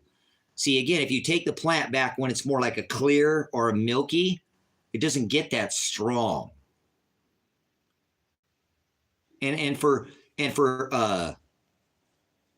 2 weeks, the plant that goes through a process where from the stem, all that medicine is going to come out, back in to the plant to where it's going to settle itself out. A lot of people take the plant and take the medicine off and try to cure it that way. What you want to do is you want to leave that medicine on the plant, because for 2 weeks it's going through that process, and then you leave it on until it breaks. That stem would break. So people take it before then, it's not done. So, but they don't want it. They want to rush it and get it out as fast as they can and turn it into a drug and make money on it. It's medicine. I used to give my patients medicine for no charge. Every month, they would get enough medicine, 2 to 3 ounces of medicinal cannabis, extra if they needed it, for their medicine. And they got it for no charge. So the problem that I have with medicinal cannabis growers is they're not medicinal cannabis growers. They don't know how to cure it. They don't know how to grow it. They don't let it sit on the plant, on the stem for 2 to 3 weeks until it breaks. It doesn't matter how long it takes. But this is medicinal cannabis. That's why I'm a medicinal cannabis grower, and I don't grow weed or drugs, or I grow medicine the way that God intended us to use this medicine. And then I take that medicine and I put it into a press, not with different kinds of chemicals, and I press that down. And I get all that medicine, and then I use that oil. That's how I use medicine. Everybody does it different. So they take that plant, and instead of using it again like a medicine, they've literally grown it as strong as they can. They don't cure it. And most everything in this day and age right now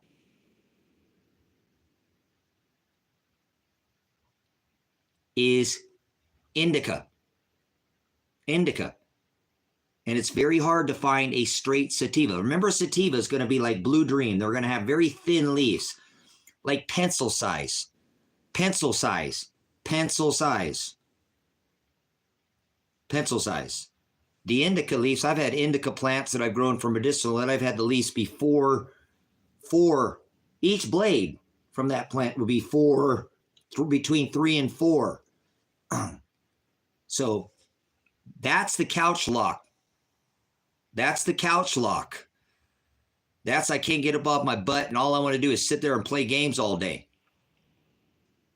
It's too strong, guys. I'm not saying that indica doesn't have its purpose, but you need to be using that at the end of the day. You can't operate on indica. You could, but you're going to be lethargic.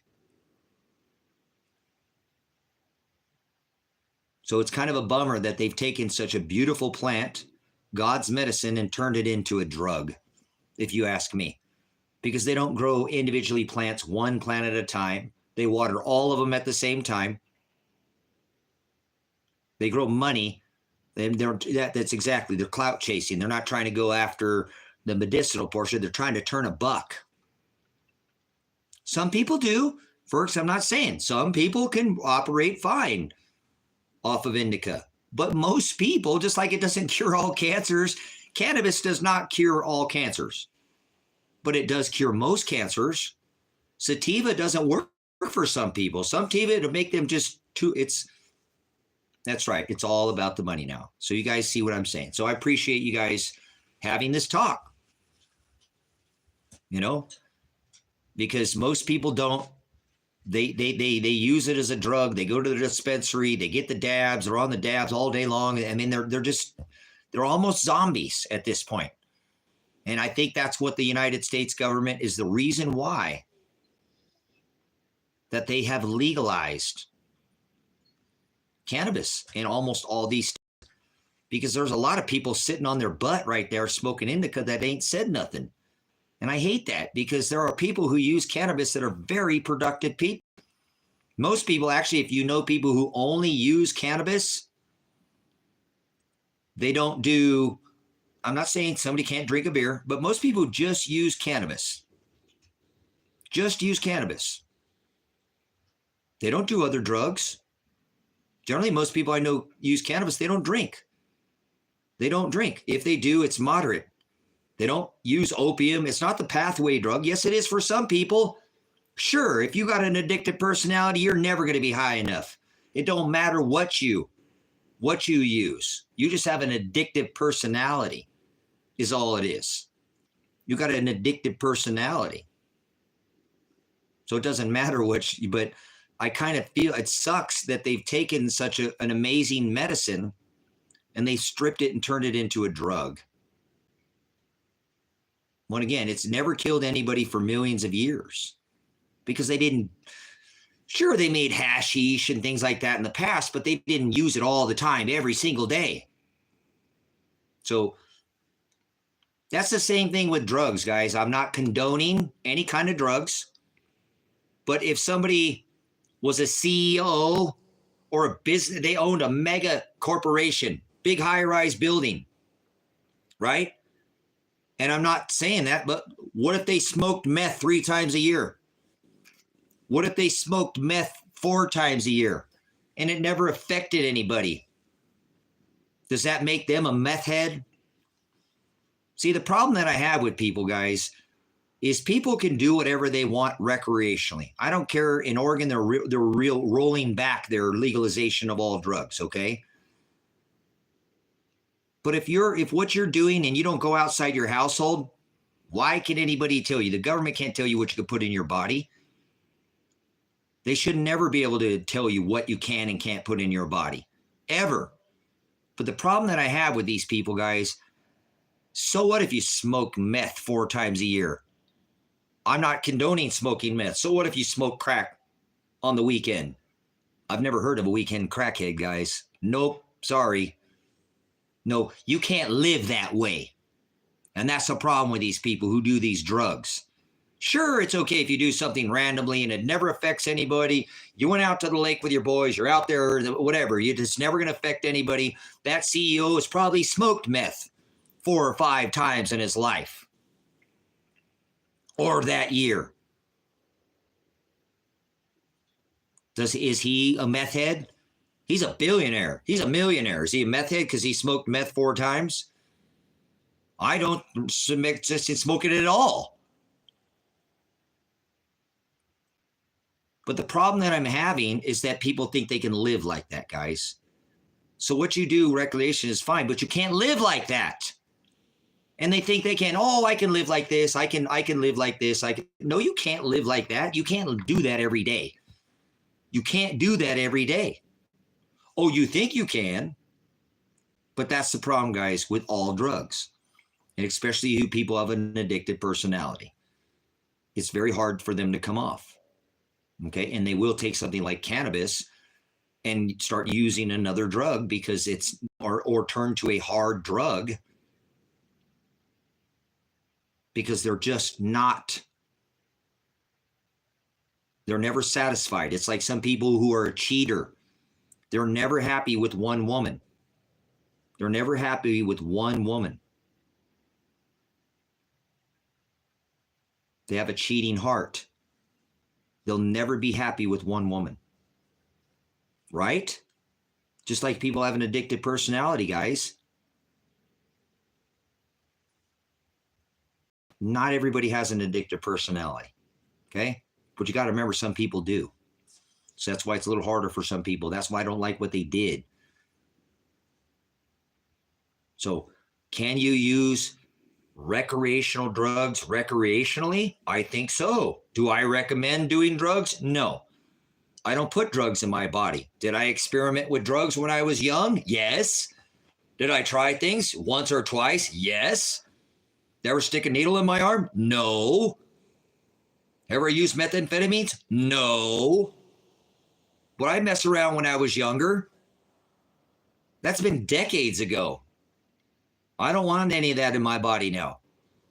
I don't want it in my body. I don't want drugs in my body. I want to be 60 years old and stand up and still be able to have a 6-pack. I'm 50 and I have a better physique than most people that are 20 years old. If I shave off my beard, you wouldn't even know I was an old man.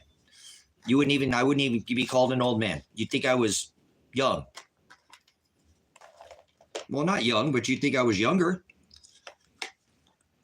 If I shaved off this beard, you wouldn't even know I was old. Oh, man. Because I take care of my body. Here, I'll show you. As you see a picture of me at 49 years old last year. Let's see. I don't ever shave my face, but I did here. I don't know what caused me to shave my face last year. Oh, somebody wants to see the 6-pack. You're long in the tooth? Absolutely, always. I can stream for all day long. Never stop. Let's see, camera.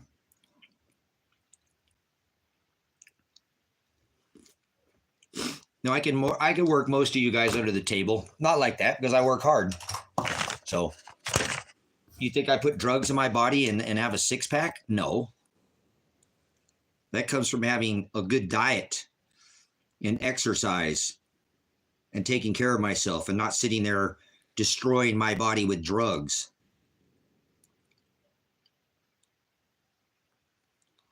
So you might not believe me, but there's me at 49 years old. That's me right there last year.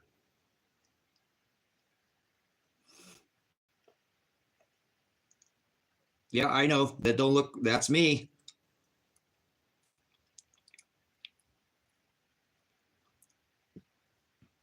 So it's just the beard. The beard makes me look old. See you later, Bubby. Yeah, that's me, believe it or not.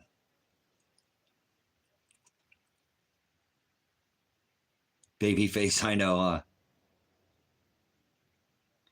That's your nephew. No, that's not. See, Vic, you've already seen the 6-pack. Unbelievable. Oh, unbelievable. Uh-oh. Moby's pissed. Moby Dick. We got Moby pissed off.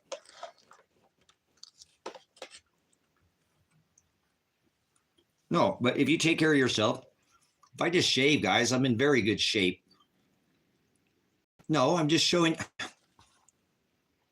Oh, I'm showing you myself. This is vanity. I'm showing you myself because they call me an old man all the time. And I'm saying that I'm in shape. Have I lifted up my shirt yet? Pound sand, get out of here. Bye. So this is me. How old do I look at the picture? No wrinkles. Good skin. I take care of myself, guys. Thanks for bang a lot. She bang. Remember that song? What happened to She Bang song?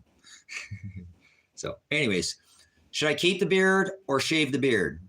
I'm not going to shave off my beard, guys. Just not going to do it. But some people, could I pull off 40? Nice. Hand push-ups. You too then, Marcus, right? Against Dice. 40? 40 years old? Do I look 40?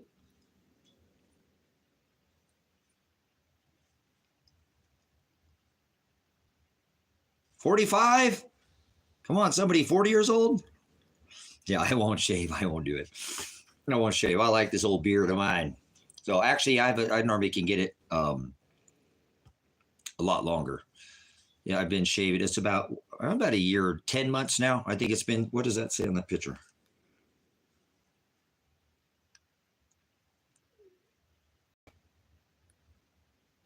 See if I can find the details.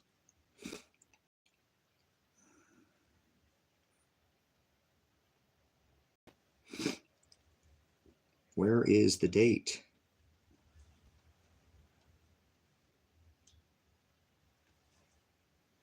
Yep, December 30th, 2022. So a little over, yeah, a little year, 2 or 3 months. So, but anyways, it's not about looks, guys. It's about being in shape and taking care of your body. So if I just took some colloidal copper, I could turn all this beard into not a gray beard. I could turn it into, and get all my color back. But that's all right. I like having a gray beard. Actually, I looked at some of my beard, I don't know, about 2-3 years ago, and I was like, man, I have a lot of black still in the, I definitely have gone to all gray beard now.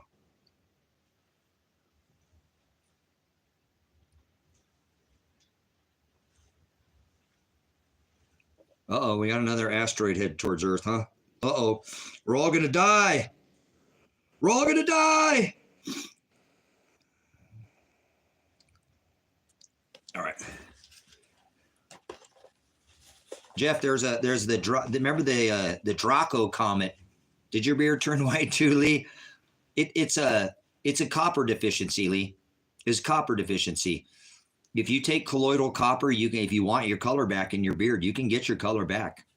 Just take colloidal copper and take it over time, and you'll see that your color will come back.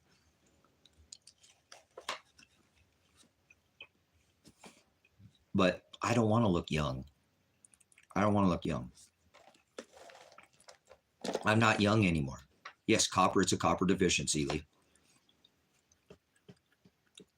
Yeah, cool. Yep. You can probably bring it back if you want to. I know many people, I've seen people, pictures of their beards and facial and gray hair, and they start taking colloidal copper.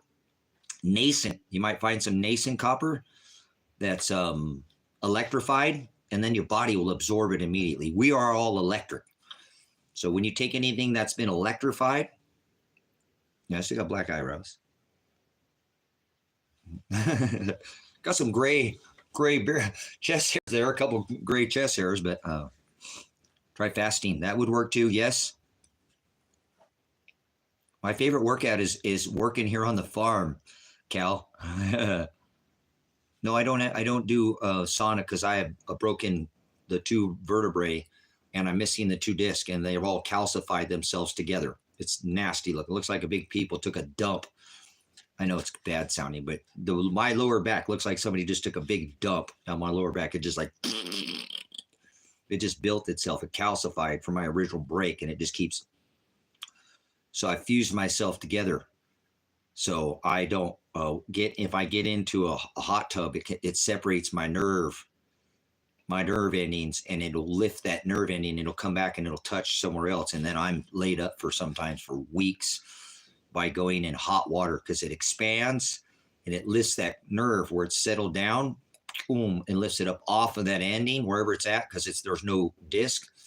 I don't have two discs. I've gone. I don't have my lower. You got your L5, that's your vertebrae, your tailbone, and then you got S1, S2, S3. My S1 I broke in the Army, and I never had surgery. I had scoliosis when I went in the military, so I didn't tell them about my back. I didn't want to get kicked out.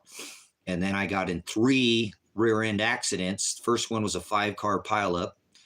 The second one, I broke my back again. I had fluid in the frontal lobes of my brain. I was a passenger, and we were sitting at a stoplight, and a car was, I think, like 47 miles an hour. They just ran right into the back of the car. And that's where I broke my back the second time. And that really put me up for a long time. I just gotten out of physical therapy, and then bam, I got whacked again. And then I just got out of physical therapy, and bam, I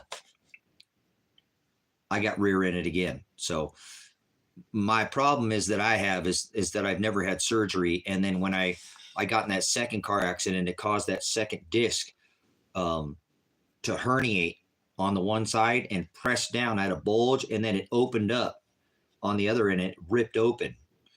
That disc ripped open, and all that spinal fluid for almost 6 months leaked on the back to my spinal column. And I'm telling you, you want to be in some excruciating pain. It's not an electric like a nerve type. And you'd think it would be more of a nerve type pain, but it's not. It's like somebody took a hot metal poker, like for a fire, and got it hot red, and just kind of went like this with it the whole time.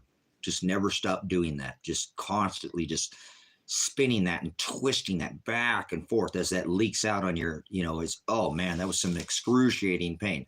But that disc is depleted and now gone. And then I broke the second one, and that caused this one to have issues. And then this one tore, and then this one compressed. And that's where they said, you got to have surgery, man. You've got to have surgery. You cannot go any longer. My son was there at that time. I was at the Slocum building in Coburg, Oregon, or Coburg in Eugene, Oregon. Dr. Phillips was there. My son was in the office, and he said, I'm not giving you cortisone shots. I run the risk of crippling you. Your damage is so bad in your back that if I give you cortisone, you probably won't be able to walk anymore. I'm going to hit your nerve endings and potentially paralyze you. So because you have so much issues, you actually need 2 major reconstructive back surgeries. You want to come in and break your first vertebrae that's broke. Your body has welded itself together naturally. We need to get that up off of there and insert a new vertebrae. So they have to take the vertebrae out because it's all hammered. It's calcified. It's probably not usable is what they figured. So they're going to have to build another one or use one of these polycarbonate. They have all this stuff now they can use. And then jack me up and put this plate, like a disc. It keeps that sciatic nerve from pitching down and touching. And then I have to heal.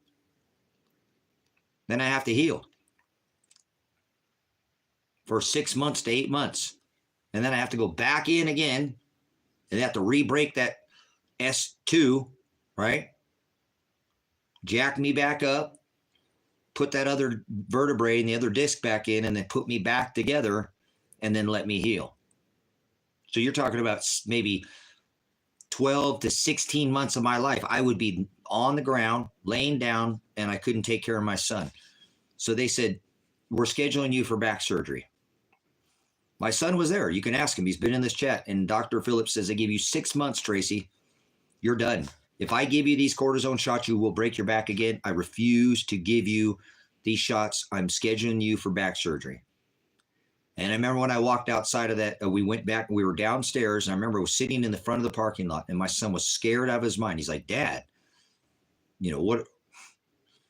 You're not going to be able to walk again. I'm like, no, son, don't worry. I'm fine. And he got a little upset. And so I moved. I moved. My son was afraid. I got scared that they were going to cut me open and I'd never walk again, because I had done a lot of homework before. And I've asked people that have had back problems, even half as bad as what I have. And they're like, dude, this is the worst thing I've ever done. I feel way more problems than I did when I started. And then on the other half, I hear people say, hey, man, this is the greatest thing. I have no more pain. I live with pain every day like you, and I have no more pain. This is amazing. The surgery is perfect. But I look at, and my average is about 50-50. 50% of the people feel good, and 50% of the people say, I wish I would never had that. I don't like by chance or rolling the dice. I'm almost certain I'd be in that other category. So I said that when my son turned 18, that I'd have back surgery, guys. My son will be 25 in November.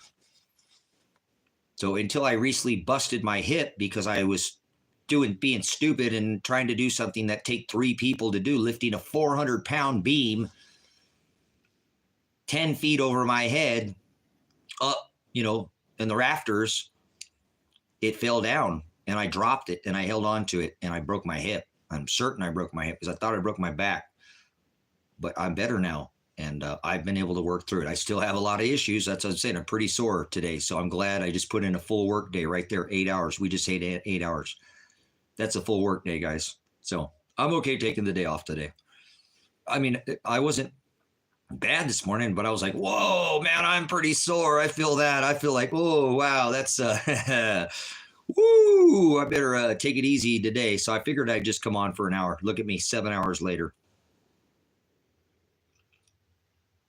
Talk about long in the tooth. So, so anyways, guys, that's been 12 years ago or something that the doctor said that I couldn't walk. And I work out here every day. Like I said, I'll work you under the table right now. You come out and let's see who can, whatever. I'll cook you lunch or something if you outwork me or something. I don't know. We'll figure something out to make it worth our time. But I work hard and I keep myself physically in shape, because I know that when I lay down and I sit too long, I get sore.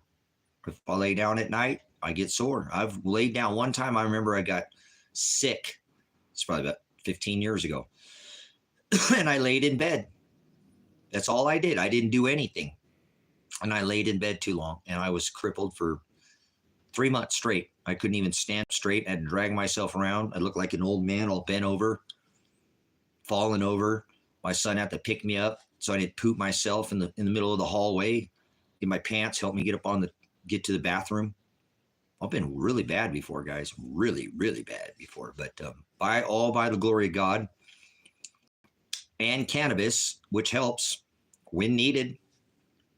For something they told me I would never be able to walk, I'd have issues. Here I am 12 years later, standing upright with a 6-pack, 50 years old, and I have a better physique than most people that are in their 30s or 40s. I know people who are 20 that are not in very good shape, that have a lot of problems at 20 in their 20s. So I feel really good. I don't get sick.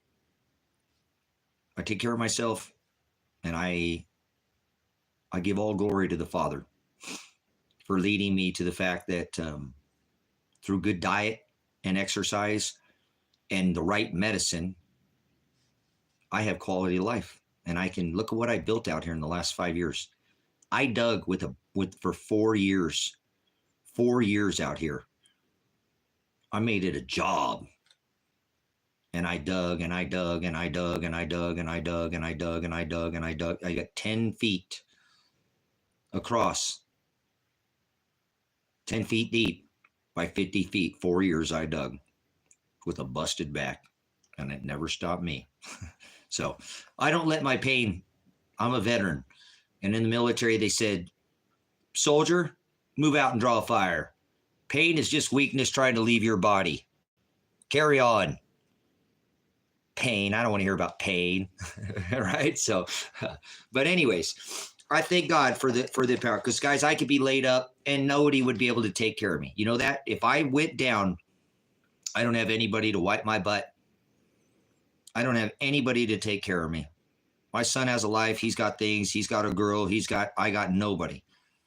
So I have to take care of myself, because if I go down, I don't have anybody. The last time I went down, my son was living with me. It's been that long. So if I went down this time, the cats would probably eat me before anybody figured it out. I don't think so now anymore, because I have this channel.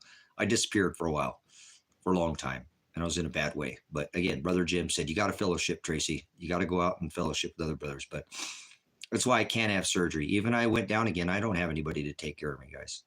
I would have nobody to help me. So I technically can't have surgery. There's just no way. I would probably meet my fate if I had gone that way, because I can't have, there's just nobody. I don't even have any benefits anymore, because I refused back surgery, and because I refuse medication, and I won't let them put medication. I have this thing on my medical record that it's how do you come across the info? I'm the only other one talking about it, Tracy Henry. There's just myself and Adapt 2030, the only people talking about the 10, 24, or 24 celestial alignment. I've not seen one other TikTok, one other YouTube, one other Twitter, one other Rumble talking about the gas giants alignments, the 4 Jovian stars that we were lined up in 79 AD. There's just one other platform that I can send you to. Are you going, Tracy, you going to Adapt 2030? Not Agenda 2030, Adapt. Agenda 2030 is, there's nothing to that. That's like a fairy tale, or like Santa Claus or the Easter Bunny. There's no such thing. Yeah, there's nothing on it. They're hiding this. And again, I'm the only person that I know that's putting out the water overlay map, which I believe is going to happen before 10/24/24. Before 10/24/24. Yeah, there's the only other resource. It's David Devine. He's an amazing resource. You're going to come back here, Tracy, and you're going to go, Tracy, thank you so much. I'm Tracy, by the way. Tracy, just same as you. And you're going to go, wow. Wow. That guy is covering Tracy. Wow.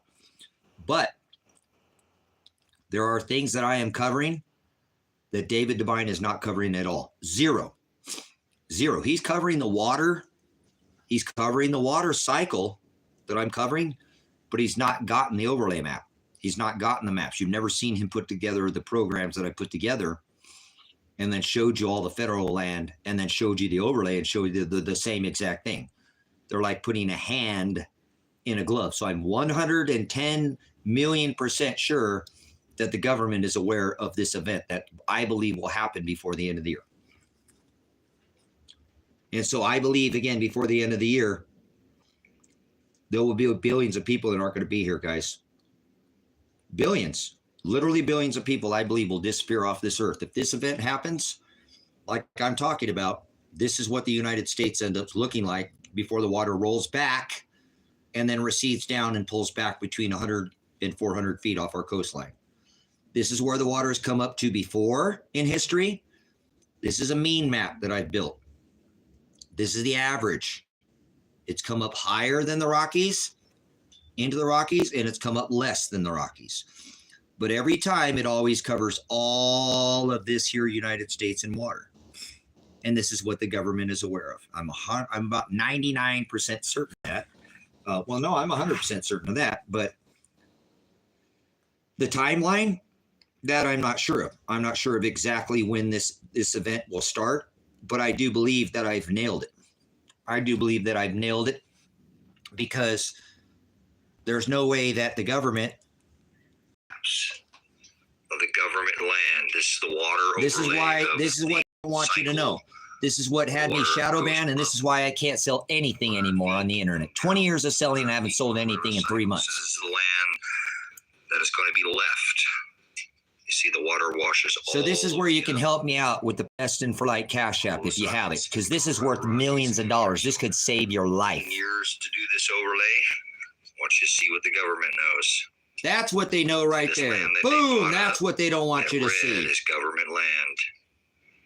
What do they know? That's what they know. Look at that. Why does that map match exactly the same? They're a perfect match. There's your proof there. Look at these lines. Look at this line.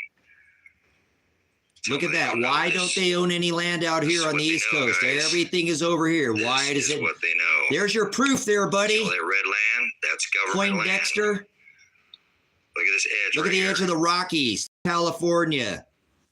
Where's the proof? I got more proof than this, you bozo. The clown. You acted like a clown. Find your own proof. This again. Apologize, a little bouncy. I'm trying to use the. Look at that edge right there, right now. Look at all that perfect line up. Look at that. Look at Washington. Look at that line up there. You don't think the federal government knows this is all the land that's been taken over on the West Coast? Either federal or by state parks, or how come those match? That's what they bought. So all the rest of this ocean. How come they match? Gone. Or see all this. How come they match each other? How come they're identical? On the East Coast. Those aren't even the same scales, guys. Why don't they have any land purchase over here on the East Coast? Because they know it's going to go underwater soon. I don't think this is going to be an event that's going to happen 10 years from now, guys. Look at that down in the bottom of California there. Look at how almost near perfect that lines up. Look at that edge up towards the top. All right.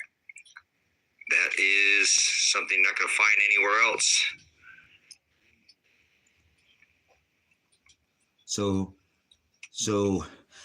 me science videos, not you showing.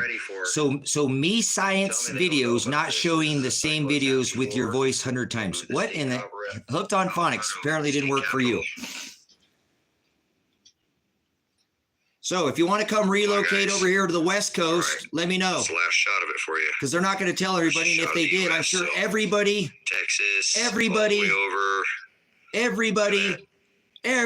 would be over here. So you can check this and double check to make sure that the government owns all this land.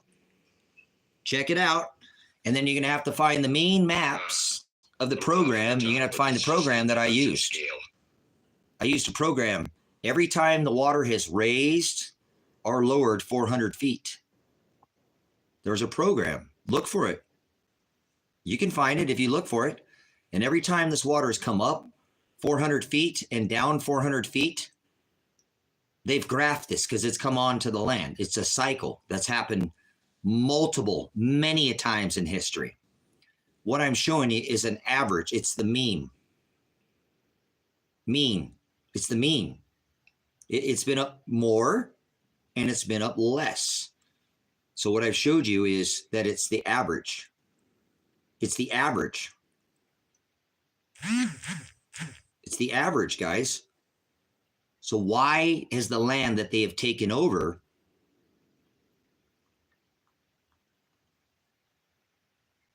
on the West Coast, why does that map match the land that has been taken over either via parks? I'm sorry, but that's not true at all. It will not raise 400 feet. That's right. It won't raise 400 feet because it's already up, master. This next cycle is going to go down.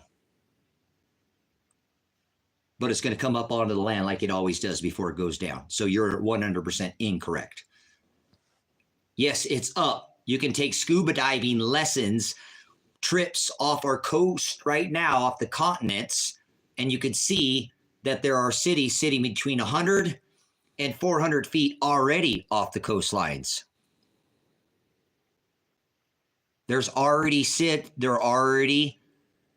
cities under the water right now. So get your tinfoil hat there, Bob Love, and you'll be underwater and you won't do anything about it. That's fine. I hope I'm wrong. But I'll show you guys it's the magnetic pitch that I believe that we were in 2,600 years ago. So we're going to go back into the same celestial alignment that we were in 2,600 years ago. The last time this happened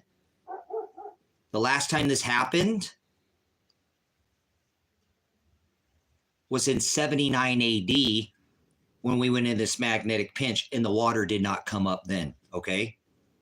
The water didn't come up then, but we didn't have a weakened magnetosphere by 40%, okay? It's going to need to be well over 1,000 feet raised to sea level. No, you're incorrect. You apparently don't know anything. I love the ignorance. I'm the only person that's putting this information out on the internet, and people are going to say anything about it. I guarantee you, you've never been on the programs. I've watched this federal land on this map, guys, since I was a child. Since I was a child. To go all the way from the northern portion of the state to the southern portion. You used to be able to get through all of these. There was no gates. Okay, then they started putting gates on everything. And then all the gates started being locking up. So where you could go in through, and I used to be able to travel all the way up from Portland through all the Columbia down through the middle of the Cascade Range, through Salem, Eugene, all Marcola, all that back through, all the way through the Cascade Range, all the way down to the Klamath. And you could do that all on the back roads through the woods. And now it's all shut off. It's all shut off. You can't get to it. So I started noticing this 30 plus years ago. I'm like, why is all this land being taken over? Look at the map. You can't tell me they don't know that this is going to happen. This is just a little bit off because the scale. You see this? This actually goes right there. This goes right there. I'm just the scales. I got two different scales. I got to work with what I have. I had a lot more stuff. This stuff has been pulled out of my phone many a times. When I'm storing this information, I've had my SD card, everything on my phone completely gone. Gone, everything on my phone. So I know they don't want this information out. I know that since I put this information out, I haven't been able to sell anything on the internet. I dropped my wallet, somebody picked it up, and they stole all my money out of my credit cards. I can't even get my money back from CashApp because they don't know what's going on electronically. They can't figure it out. I know what it is. I'm being electronically harassed.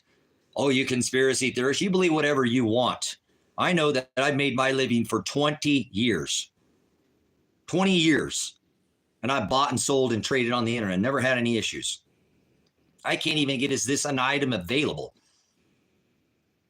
Hey, spammer, I think you're gonna scam me. I need the code. Tell me your telephone number. Nothing in 3 months. And so I'm making a big risk at doing this. Yeah, and I hope that I'm wrong. But what if I'm not? What if I'm not wrong? Okay, you want to know what's going to cause it? Here, let me show you what's going to cause it. It's the magnetic pinch that we were in back in 79 AD, when the four large gas giants formed a square in our outer solar system. The four large Jovian stars.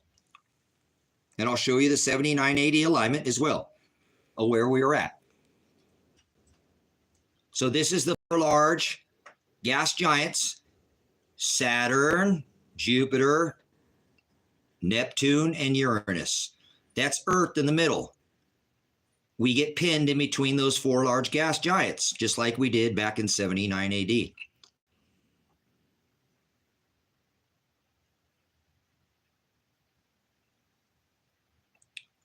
Earth. Magnetism. Magnetism.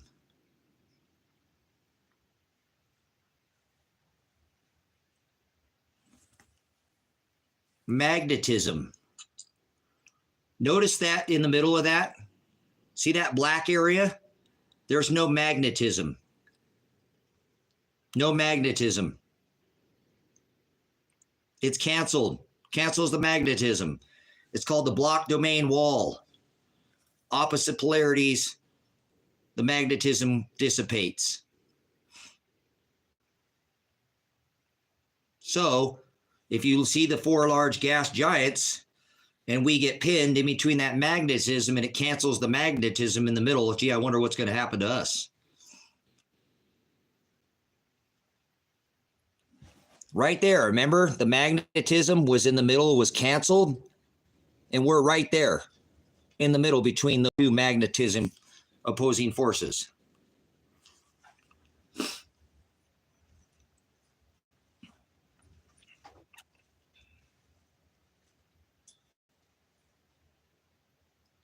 Yeah, don't think nothing will happen.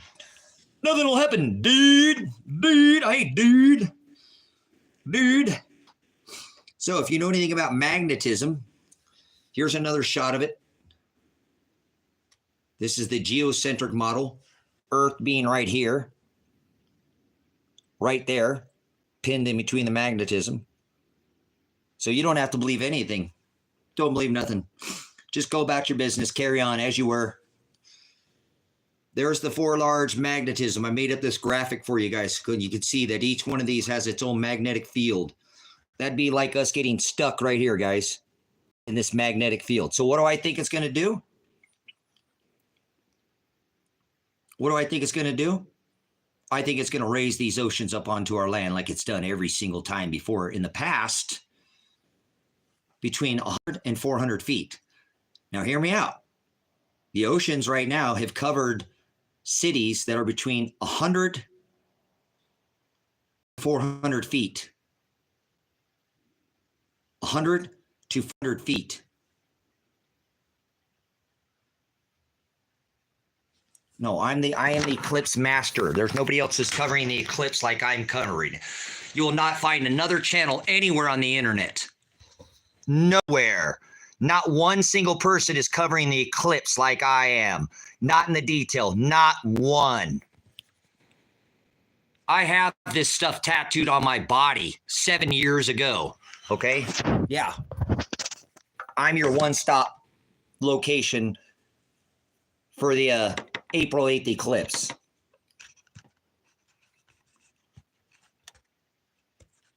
Nobody else is covering it like me. Not one. Not one. In the detail. So give all glory to God. This isn't about me. This is my time. This is what I was sent here to do. So believe whatever you want. I hope I'm wrong. I hope I'm wrong. Because if I'm wrong, then nobody's going to die. So you can think I'm crazy. Crazy. This guy's nuts. Look what I just gave you. I gave you evidence. I gave you evidence. And if you don't want to see it, you're one of those people where God says he will not move the scales from their eyes. He will not give them a hearing ear. You can sit there and tell somebody until they're blue in the face. So I'm only speaking to those who have eyes to see. If you're interested in locating to the West Coast, I can help you with that. I'm not going to put out this map and not try to open up my own home if I have to. So go back and watch the 53-second video, and you'll see that we have entered the 6th extinction event right here. Right here. The only one that's made this graphic right now. There's not putting out anywhere on the internet. Anywhere. That's where we just hit on 12/21 of 2020. Check out the video on my channel. It's a 58-second video.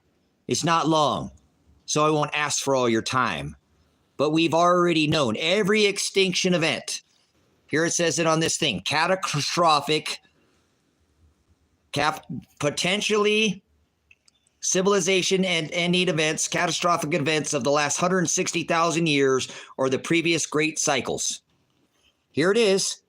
All the times we've had a catastrophic event or an extinction event, they happen and they're marked every time by the date and where they have happened in history throughout time. Notice on the line.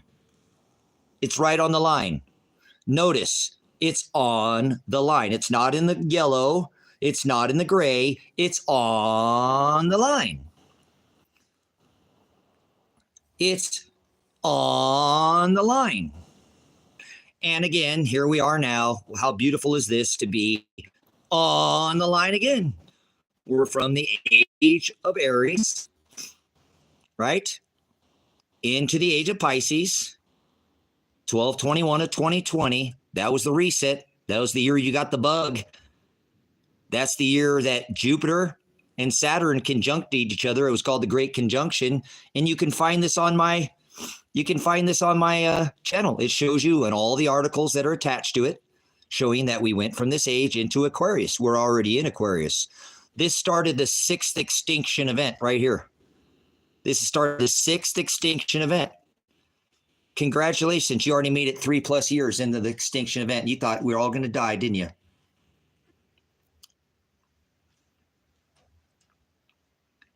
So you can see this gets people excited. And guys, if I'm right, then billions of people are going to die before the end of the year. And I hope that I'm wrong. I hope that people come expose me. I hope the FBI comes out here and arrests me and throws me in prison. And I'm wrong. I hope I'm wrong. But if I'm not wrong, then billions of people are going to lose their life soon. Potentially, maybe. We'll see. I don't know. I know what I've put together. I'm a prior traffic reconstructionist, traffic crash reconstructionist investigator, certified at the age of 19 as an investigator. So I'm giving you a reconstruction map.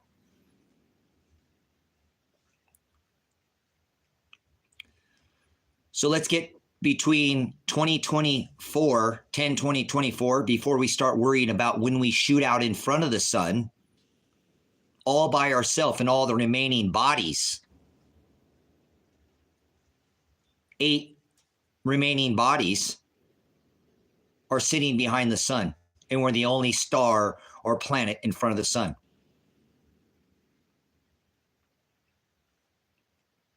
We're going to be the only celestial body in front of the sun on 5/25. Come out here if you want, Miguel. I'll put you up until this event's over.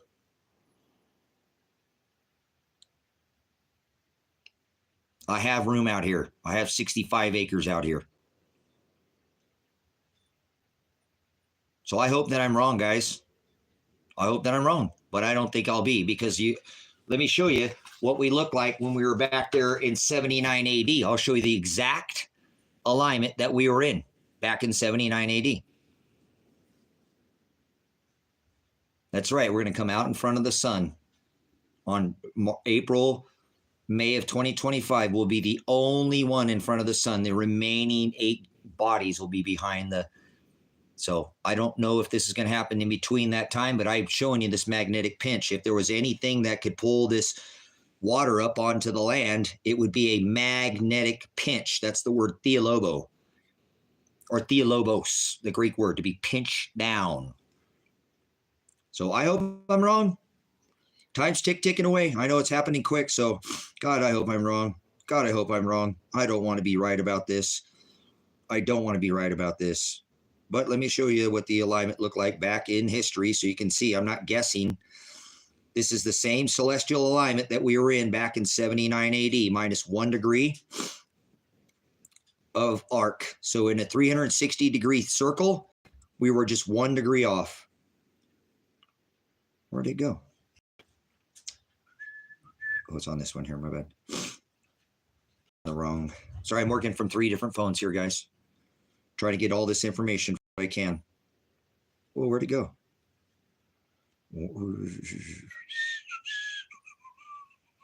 Hey, wait a minute. Is it on that other phone?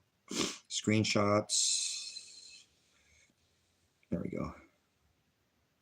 No, it is on this phone. My bad. I'm working, like I said, guys. I've got a couple of phones here. Thank you, brothers, sisters. Appreciate your time. I should be out there working on my storm shelter, but I'm not. I'm here spending my time with you guys. You guys are worth it, though. If even one person hears this and they're able to do something about it, it will be worth my time, because I'm already over here on the West Coast. I'm just not like, oh, hey, ha, me. But I'm already over here. So come on. Where did it go? Okay, there's this one. That was my favorite thing to do during COVID, guys, was whistle. Okay, here it is. Okay, so it's funny out there no longer teach us about history pertaining Christ in schools. Yeah, no, they took Christ out of school. So here is the alignment that back in 79 AD. I'm not making a prediction. I'm not predicting anything. I'm not making a prediction. All I'm telling you is that this is the alignment that we were in back in 79 AD, and this is the alignment that we're going to be in 10/24/24 that I showed you. So it's the same exact alignment. Now, if you go back in history in 79 AD, you will see that Pompeii was covered in ashes. Venezuela went off. Here's your 79 AD alignment. That is 79 AD right there. 79 AD.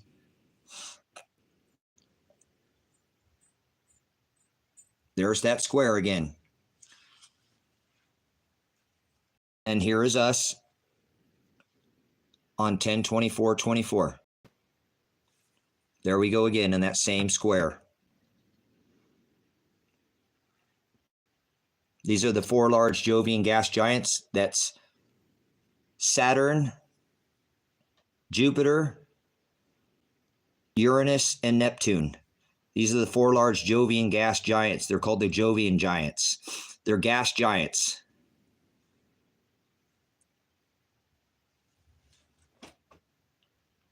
They're not a rocky body. No, gravity wouldn't cancel out. Well, kind of. Hold on. Let me show you, because you're onto something. It's a good question. That's right. That block domain wall, where there's that's right. Gravity will cancel out between those two. That wall right there, you could call it magnetic.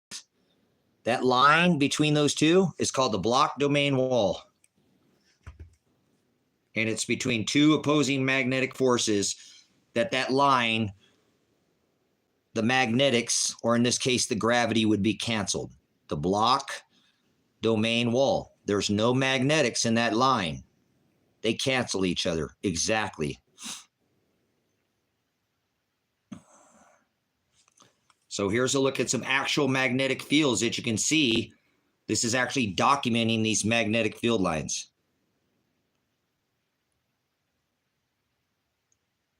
No, I don't do drugs, you stupid idiot. Stop insinuating drugs. I got a runny nose on one side. Stop it, you fool. Stop implementing drugs in this channel. You do the works of your father, the devil. You're an accuser. Stop accusing me of something. I said that I didn't do drugs, you fool.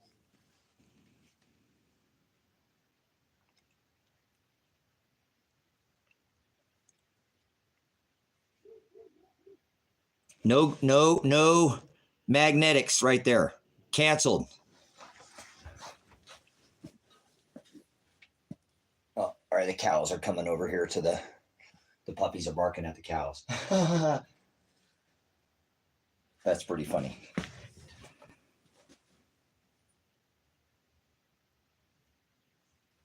Yeah, whatever you think, that guy, I don't care what you think. When I was on drugs too. Okay, liquid, hot magna.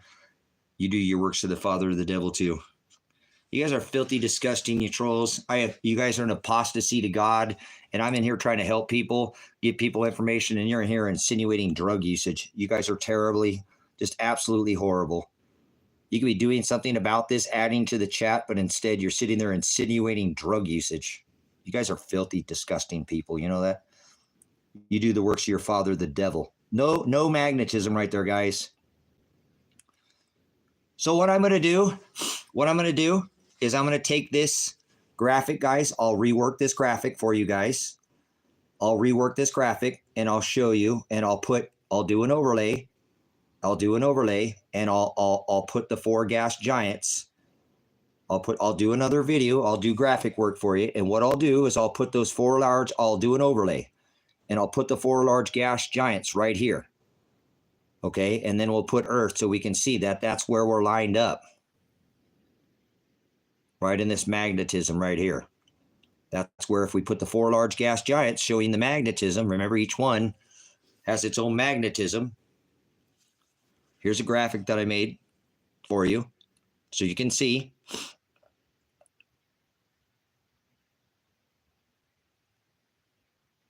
See, that means we would be right here, guys, stuck in that magnet all between all these. So I think it's going to affect the weather. If we don't see the water event, I hope we don't. I hope I'm 100% wrong about this water event and it doesn't happen for another 1,000 years or something. Okay? I hope I'm wrong.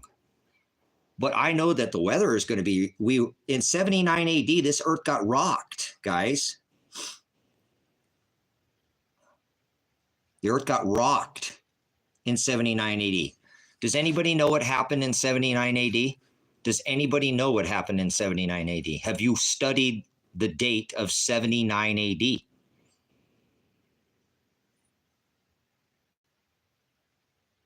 Yeah, that's probably the last thing that's going to happen, Andrew, is nuclear war. You're worried about the complete. This is something you could do something about, and you're worried about mushroom clouds.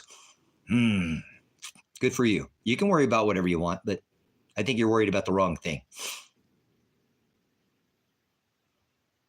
We're in the 6th extinction event already. So what happened in 79 AD?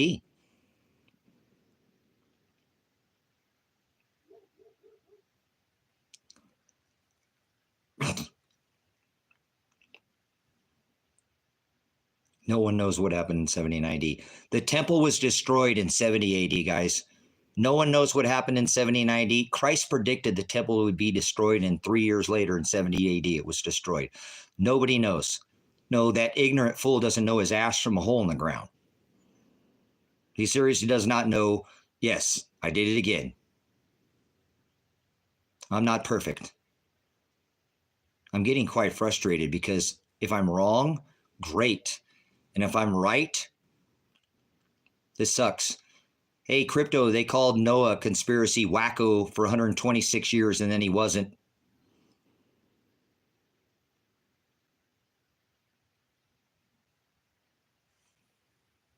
Oh, there we go. The eruption of Vesuvius. Thank you. Vesuvius went off. Pompeii was covered in ashes.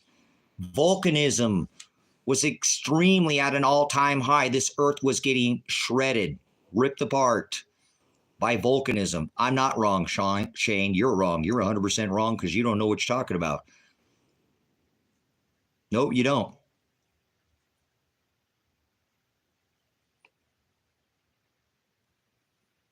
$10.24.24. 10.24.24 is the four large gas Jovian stars form a square in our outer solar system. This would be a picture of what the magnetism. Okay, hopefully I'm wrong about the water overlay, guys, but you can mark my words that this earth is going to be affected by the weather. Weather is what will affect this earth. Weather.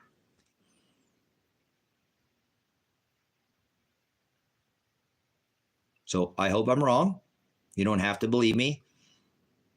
You can see everybody thinks I'm mentally ill. We've got many psychiatrists that come in. This is great. I cannot believe how much effort is being put into. I can't believe how many psychiatrists are in here, how many doctors have come into here. I mean, this is just a YouTube channel, right? This is I'm some guy who lives out in the desert, and I got doctors coming in here. I've got pharmacists coming in here. Yeah, it's pretty crazy. So, cool. Okay, guys, I'll stop addressing the trolls. I just think it's funny. You guys should. That's what I'm saying. Just be aware of these people that aren't doing anything about this, guys, because you can do something about this. You know what I'm saying? Right now, there's still time. It's not 10.24.24 yet, right? We're not there yet. We haven't come into this gas giant alignment. What I'll offer is I have 65 acres of land over here. And if you want to relocate over to the West Coast, get a hold of me. We'll figure something out. I don't even have to put you on this property that I'm on. I have other properties that I can put you on. So you don't have to be here with crazy me. And then you can sign something that says you can go back if your house is still there after 5 of 25. Go back home. Good. Go back home. You don't have to stay here. If you want to stay here, we'll work something out. So I'm not going to sit there and not open up my say that something like this is going to happen. Will this be the end of the world? No. Sorry. This won't be the end of the world. No. We're already in the 6th extinction event. We're already in the 6th extinction. Hold on. Let me read this. Let me show this. I'm a rocket engineer that works at Area 51. The extinction event is coming, and I confirm this. Blaze, you're an apostasy. I rebuke you. You don't know your ass again from the hole in the ground, Blaze. You don't know what you're talking about. Area 51, nonsense. Aliens, bullshit. Seriously, the extinction event is already happening. You're a liar, Blaze. You're a liar. You're a liar, Blaze. We're already in the 6th extinction event, you idiot. Yeah, I'm being a little salty today, aren't I? Because I'm tired of the nonsense. This person's saying Area 51, the extinction event is coming. I can confirm it. It's already here. We've already entered the extinction event. That's how much of an idiot that person is that works at Area 51. We're already in the extinction event. Congratulations. Just pat yourself on the back. You already made it 3+ years into this extinction event. We've already made it 3 years in the extinction event. I already showed you that. I've already showed you that, did I not?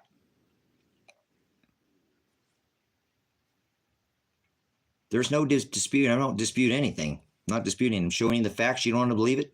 Go on, do whatever you want. An extinction, we've already had 5. We've already had 5 extinction events. Are you aware of that? We've already had 5 extinction events. We're in the 6th extinction event now. What date did we come into the extinction event, guys? What date did we come into the extinction event? That's right. It's a continuum. Cool. Hope someday to be 2020. Exactly. Ice Age, I believe, was the last. No, we were in an Ice Age in the 1800s. Some of you guys got it. Some of you guys got it. Okay, cool. Some of you guys have got this. And I'm not trying to change anybody, guys. Don't worry about that. People are going to do something about this. And think about if this was true. If this was true, right? Let's say it's not, but let's say it was true. Do you think they would move everybody over to the West Coast? If this event was coming, do you think they would move people over here to the West Coast? Do you think that would cause an issue? If they told people that something like this was going to happen, do you see how a bunch of people would move over to the West Coast and that would cause a massive panic? See, I'm not saying the world is coming to an end, but if the world was coming to an end this Friday, and the world is not coming into an end this Friday, if the world was coming to an end this Friday, and it's not, if the world is coming to an end this Friday, would 5 years ago been a good time to tell you guys? Would 5 years ago be a good time? If the world was coming, which it's not, this Friday, the world is coming to an end this Friday, which it's not. Would 5 years ago be too soon to tell you? Thank you, Andrew. Somebody's got another. Thank you, Andrew. Exactly. This isn't a theory. This isn't a theory. We got rocked in 79 AD. Our planet got rocked. We're going back into the celestial alignment. This isn't a theory. This is a fact. We will get dominated by weather. We will get dominated by weather. That I'm certain of. 100% certain we will be dominated by weather. Weather will dominate this earth at one point. People will not care who the president is. It'll just be weather.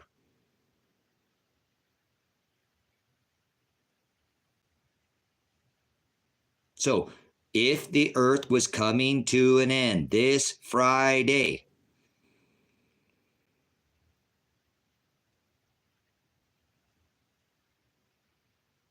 would 5 years ago be the right time to tell you?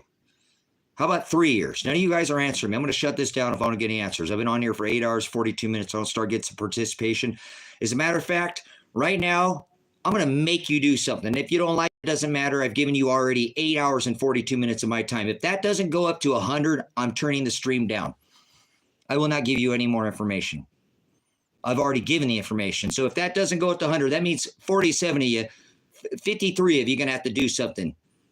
Or we're done with this stream. You can go watch all my other stuff. I'll come back later. I'm tired of dealing with all these idiots in this chat. There's just a bunch of idiots. So you guys got about a minute, and I'm turning the stream down. If you don't want to hit that button, you don't want to support this channel, that's fine. Be done. I'm done. I've already put out my information. It doesn't cost anything to hit that button. I could be wrong, but you don't want other content creators to know this information. You don't want other content creators to know. That's fine. That's fine. Thank you, guys. I appreciate it. But it doesn't cost anything. The reason I'm saying this is this doesn't cost anything, guys, to make. And okay, that's fine. I won't shut it down. Okay. But please, guys, it doesn't cost anything. You can help a content creator like myself. You don't have to believe me. But if you do, then you should hit that button. Then it helps push that into the algorithm so other people can get this information. Goodbye. Goodbye. Don't let the door hit you on the way out, please, in your rear end. See ya. Adios. Arrivederci burrito. Yeah. Bye. See ya. See ya. We're already in the extinction event, guys. We're already there. We're already there.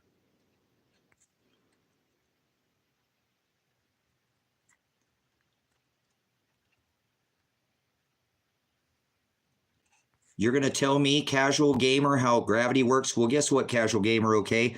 I don't believe in gravity, so I don't have anything to say to you. Gravity is a man-made term. Goodbye. Goodbye. Magnetics?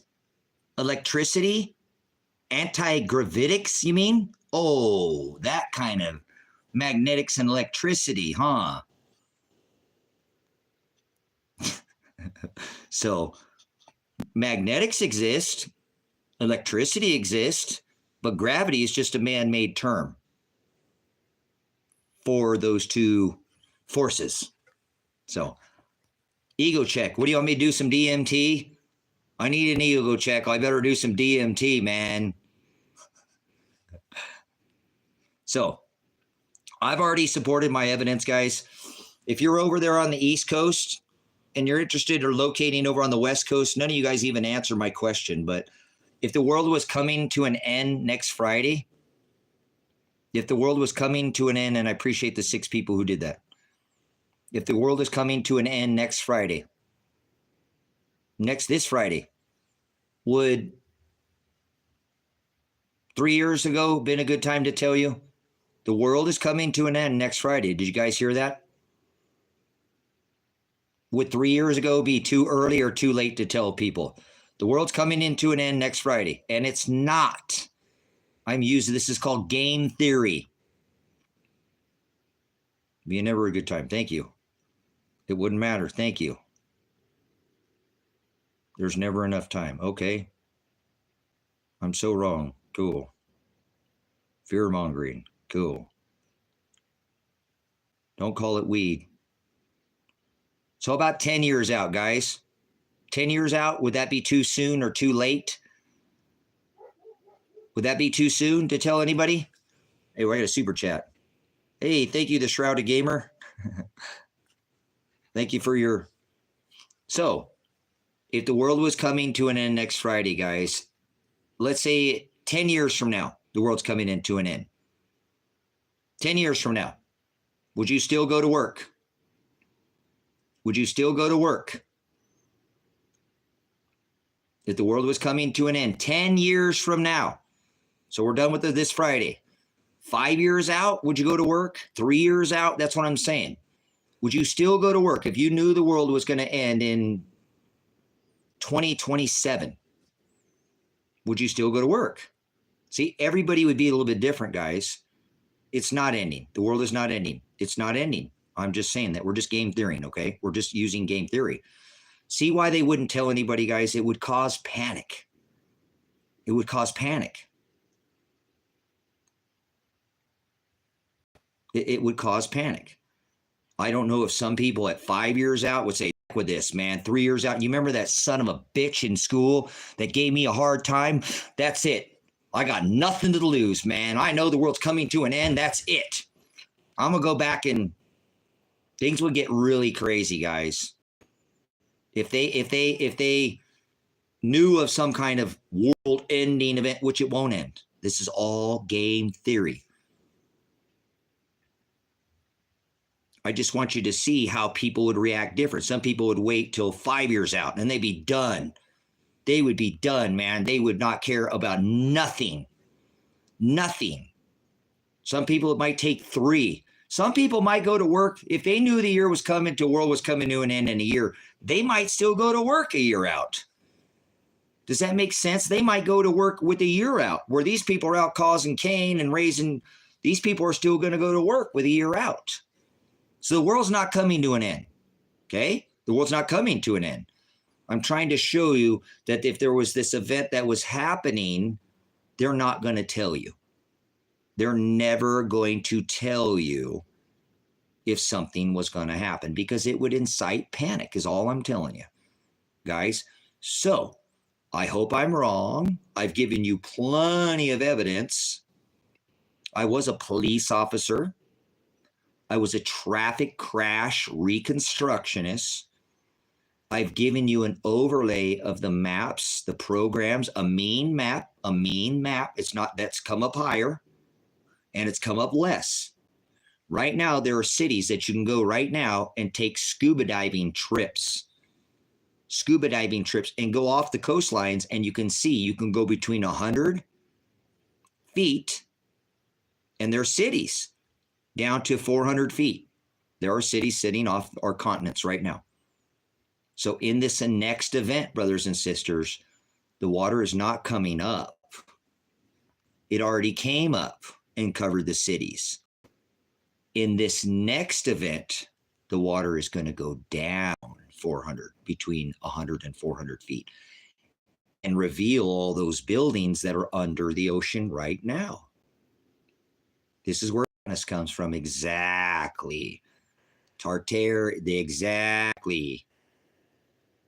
Well, you can think I'm wrong. I don't care what you think, okay? And I hope that I'm wrong. I hope that I'm wrong. I hope that I'm wrong. I don't want to be right. If I'm right, that means billions of people are going to lose their life before 2025, potentially. So I hope I'm wrong. But I'm not wrong about the cycle coming up and down 400 feet. That is a cycle that happens on this earth. It's not man-made. It's not global warming. That is a cycle.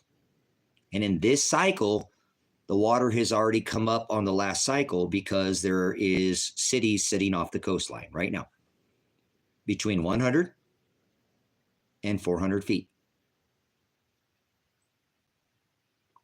They're already covered in water.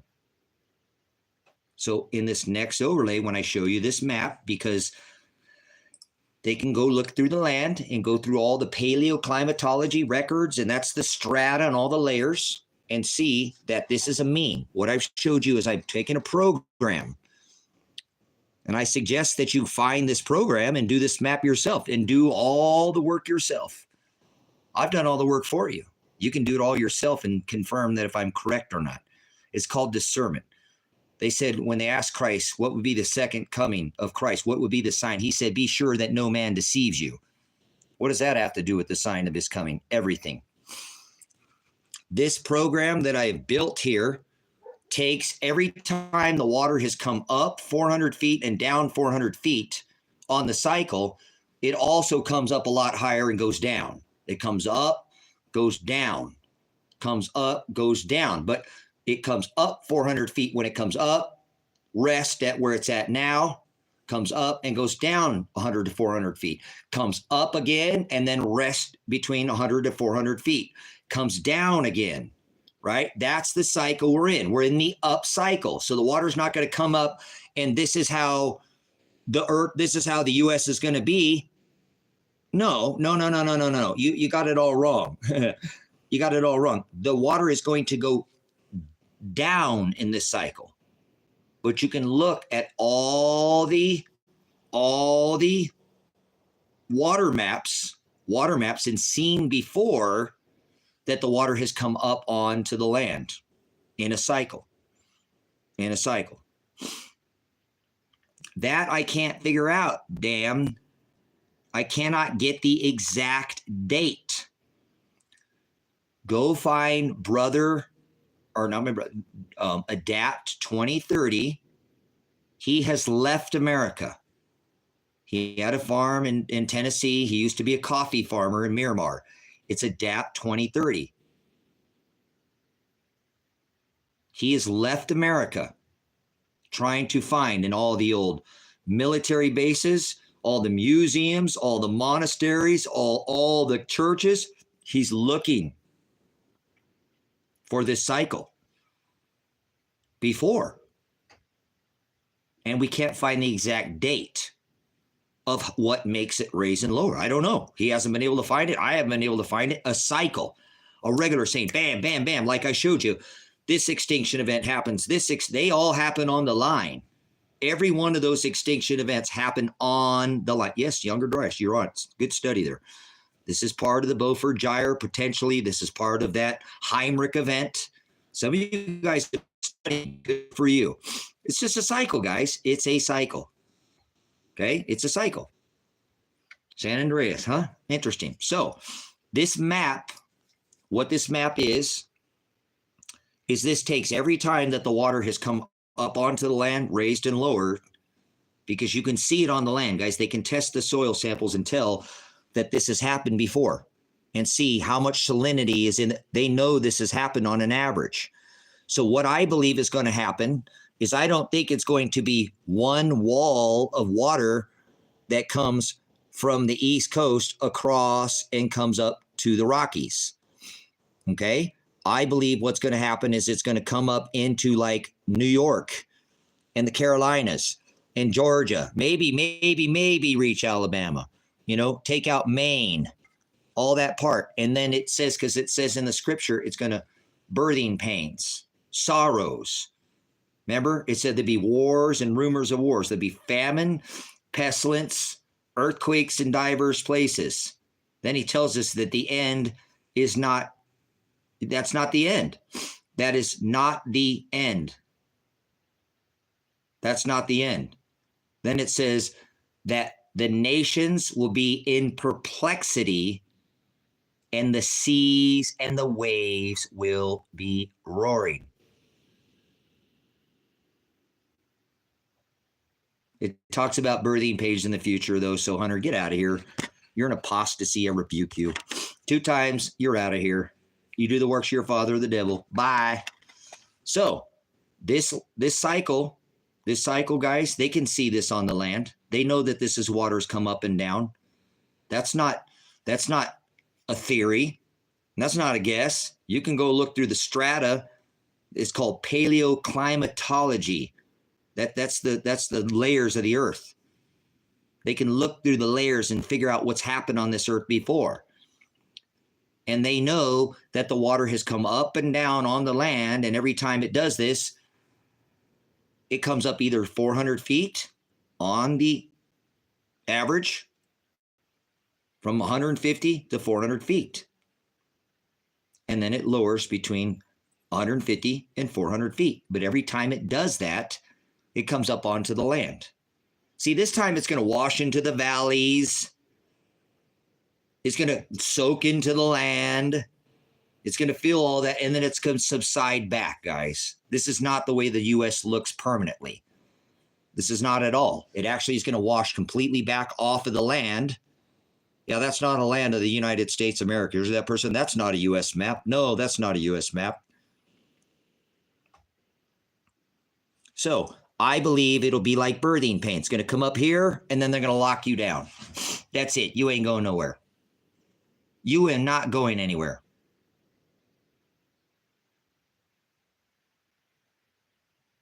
Yeah, they're going to lock you down. And why do you think all these migrants are sitting over here? Why do you think all the migrants are right here? Over here. Yeah, there's some over here, but most of them have been shipped over here to this side of the U.S.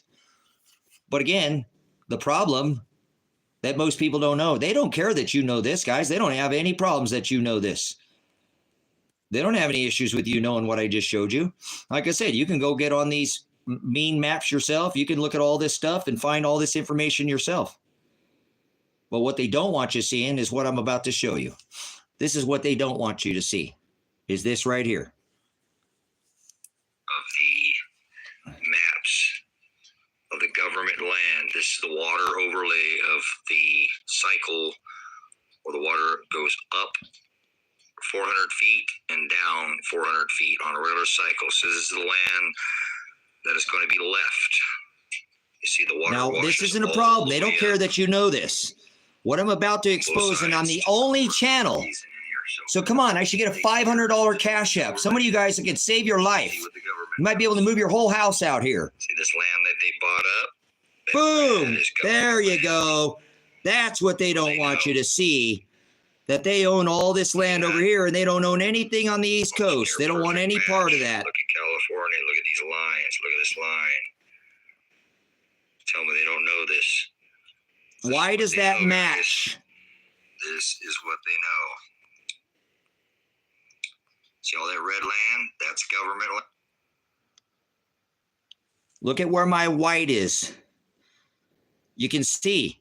It's the same thing, guys. It's the same thing. Don't tell me they don't know about this.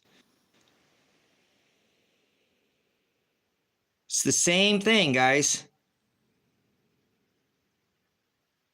So I don't think this is something they're getting ready for 50 years from now. In my reconstruction, that's almost a perfect match. Guys, they bought up a little more land right here, obviously. And this actually, because this little line here should be over on that red mark. I've got two different size scales, but I'm doing the best that I can with the programs that I'm using. But do you see what I'm saying? You see how that little line would match that red part right there? So yes, I think the Rockies will be good. It's come up a little higher in the Rockies before. Has anybody ever heard that they moved the state capital to under the Denver International Airport? Anybody ever hear that conspiracy theory? Since we're going to go there, the tinfoil hat stuff, all these stupid fools in my chat that just don't pay attention. They use conspiracy theorist, a term by the Central Intelligence Agency. But you can't tell me that look at that right there.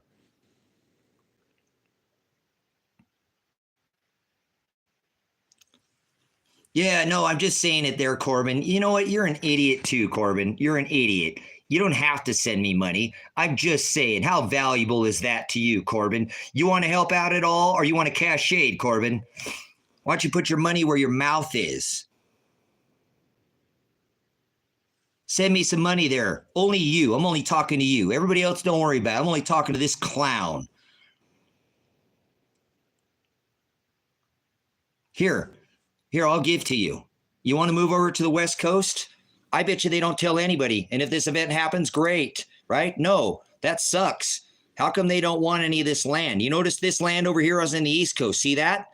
How come they've only bought up this little spot right here? This little spot right here. They don't want any of this land. How come they don't want any of this land? If you want to move over here to the West Coast temporarily until this event is over, get a hold of me. I wouldn't open up my property if I didn't think this was going to happen. And I have means for you to come out here. So I'll put my money where my mouth is. This is 10/24/24, guys. That I think that this will happen before 10/24/24. So I think what's going to end up happening in my studies is that you're going to end up being locked over here Washington on the West Coast. And they're not going to let you out of your city. You're not going to get out. You're not going to get out. So I believe it won't come all the way up to here. At first, I think it'll only come into the first part of the United States, and then it'll pull back.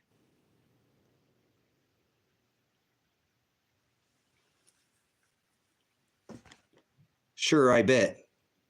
Corbin says he doesn't live in the United States. Let's see. Corbin, okay, thanks. I don't live in the United States. Where are you at there, Corbin? Where are you at, Corbin? Where are you at? Let me show you your country. Where are you at? Where are you at, Corbin? I've got the other maps. I'll share them with you. If you put out one more stupid thing, I'll ban you from this chat, and I'll make sure you never come in here. Corbin seat like motorcycle. Remember Corbin. Okay, got it. Ingrained. You'll never be able to come in this chat again. I'll see you every single time that you come in here. You'll stand out like a sore thumb. South Africa. Okay, let's see what South Africa looks like, guys.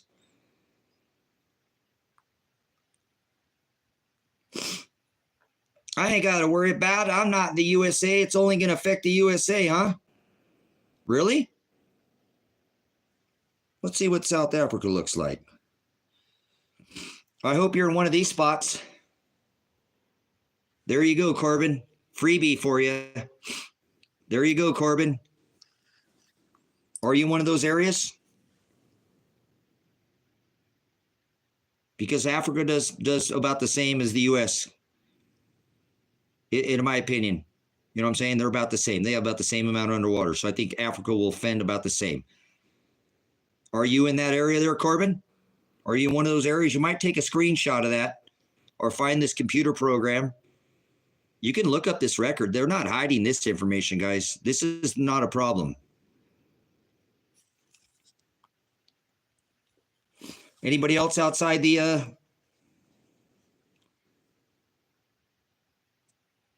long enough? Me too. I'm ready to go. Anybody else live outside the U.S.? Here's how the U.S. That's the United States.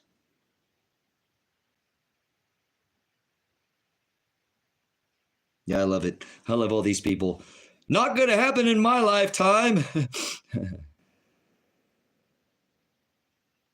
Australia. Okay, Australia. Australians don't do very good, guys. I got a lot of Aussies. And I've actually connected with some of my Aussies. They don't do very well in this event. They've already actually talked with my Aussies. You guys, the Australian government has already taken over this portion of the land over there. They've already taken over this portion of the land in Africa. Or excuse me, in Australia. They already own this land over there. What I'm trying to do as well is to have other people. Let me show you the UK. I'm trying to have other people from these other nations send me information about your country. Is your country blocking stuff off too? Have they taken over certain parts of the...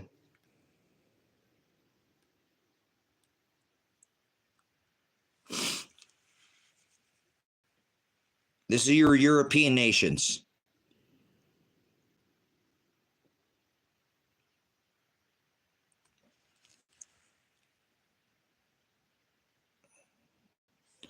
Moving over towards...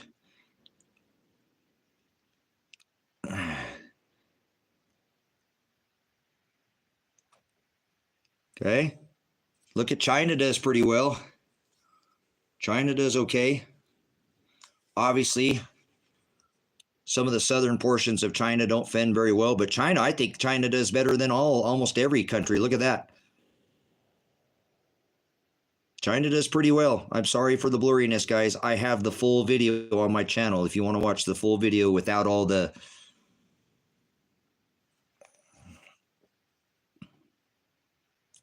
The cause of this in my studies is the magnetic pinch that the Earth gets pinched in between the four large gas Jovian giants, like they did back in 79 AD. Now, back in 79 AD, the water didn't come up on the Earth. It didn't happen. But our magnetosphere was at, the field strength was at 100%. So this is 10-24-24. This would be the event that could potentially cause this event to happen.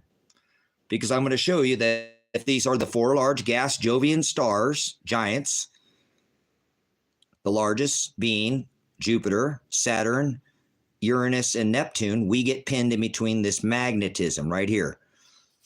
Okay? So keep that in mind. Magnetism. On this line right here between the positive and the negative, or polarity, or it's like you got right in the left brain hemisphere, that's called the block domain wall. And there's no magnetism. No magnetism. Let me show you another an image of what I'm talking about. Here's actual magnets, guys, where you can see the field lines. You can see the field lines. See that black wall, that black area, guys? There's no magnetism between that. So what do I think is going to lift the water up on the Earth? I think this is right here.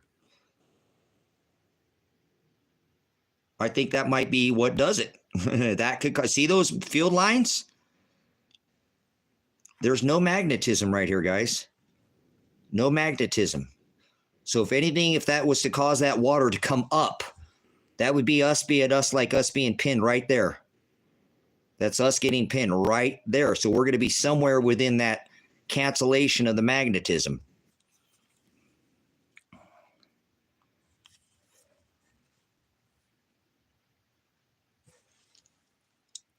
That'd be like us being pinned right in here between all these outer looping magnetic fields, like right in this magnetism here. So I believe this Earth will get rocked, just like it did back in 79 AD. Let me show you a picture of 79 AD. So 10-24-24, this is the alignment that I just showed you. This isn't a theory. This is fact. This is all fact, Shane. This is not theory. This is all fact. If you can't figure out the difference between a theory and a fact, then just leave, Shane, because I'm showing evidence. Evidence. Evidence. This isn't a theory. When I show you this alignment, this is exactly the alignment we were in 2,600 years ago. So that's not a theory. That's a fact. Here's 10-24-24. This is the gas giant alignment that I showed you. This is 79 AD, the same alignment. The only thing that's different is that Uranus and Neptune have switched places. It's the same square with the United States of America, the Russia, the China, the corkscrewing spinning ball, the world, the Earth is pinned right in between the same thing that's going to happen again. Again. So this isn't a theory. This isn't a theory. This is a matter of fact. Pompeii went off. Vesuvius went off. This Earth got rocked in 79 AD. That's what you want to ask yourself. What happened in 79 AD? And then check how our field strength, the magnetosphere was on our Earth, the magnetic field strength from our Earth, the magnetism,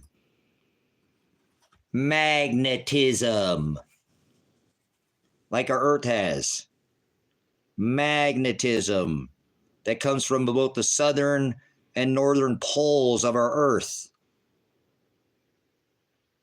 Magnetism. This is weakened. The United States Air Force just came out and said that this protection has weakened by 40%.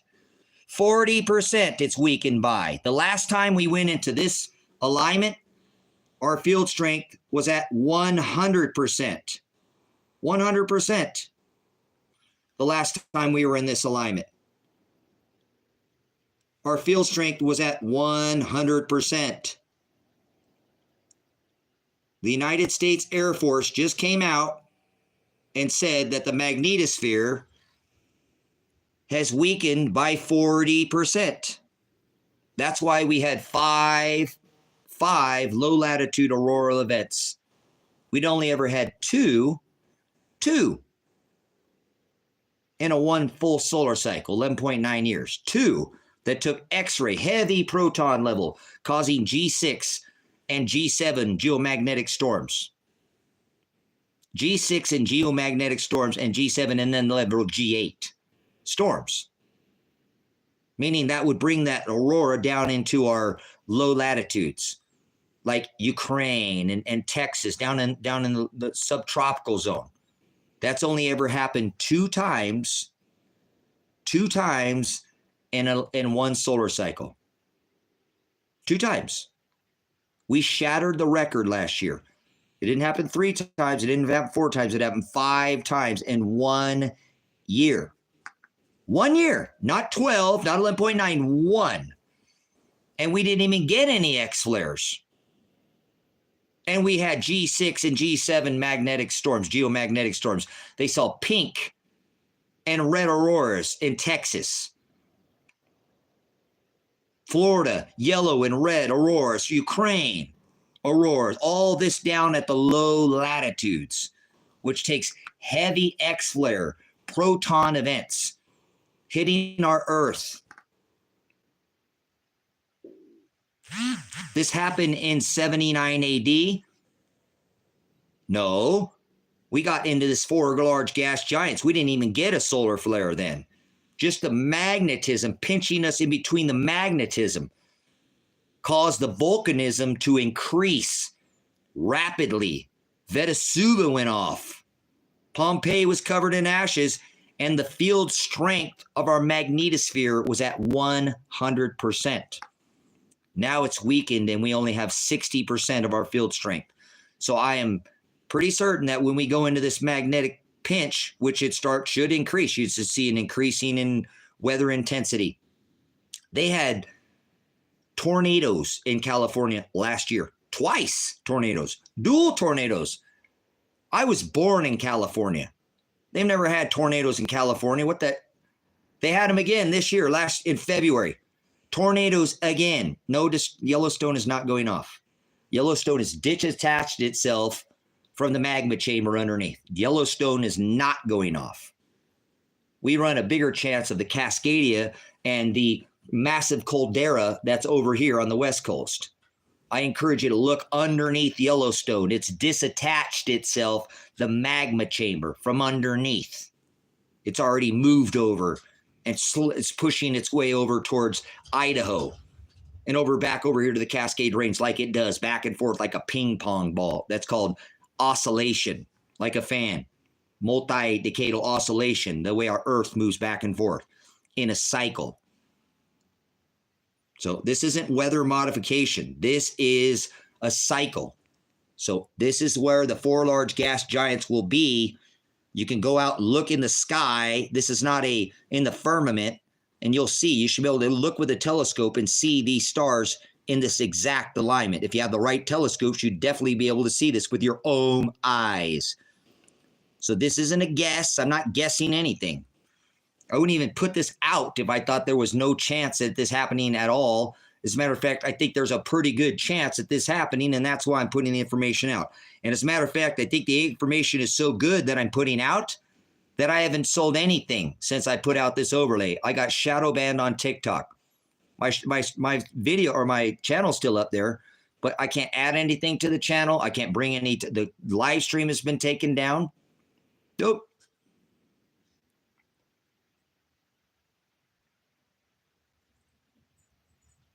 But user behind it. No, this is not a guess, guys. This is the way the stars are going to line up on 10/24/24. So there's no guessing here. This isn't a guess. Get that out of your head. It's not a guess. This is going to happen. So I hope that I'm wrong, because if I'm right, guys, billions of people are about to lose their life. Billions.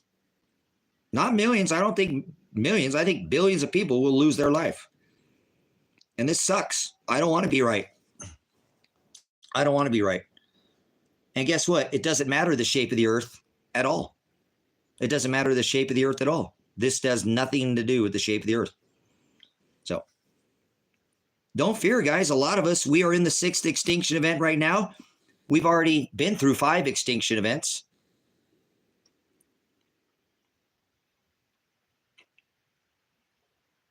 No, this is an app. This is a program. You can go in and do the overlay maps of all the cycles. So there is an actual program that you can take and you can put in all the 100 to 400 foot cycles of the Earth's water raising and lowering. That's the first program I showed you. And I created a mean. A mean is the average. It's been up higher in the past than the Rockies. It's come up higher than the Rockies, and it's come up less than the Rockies. So it's been up higher and less. This is what is called a mean or an average in this program that has been built. So in my opinion, in my studies, now this is just an opinion, I think when we get into that gas, giant alignment,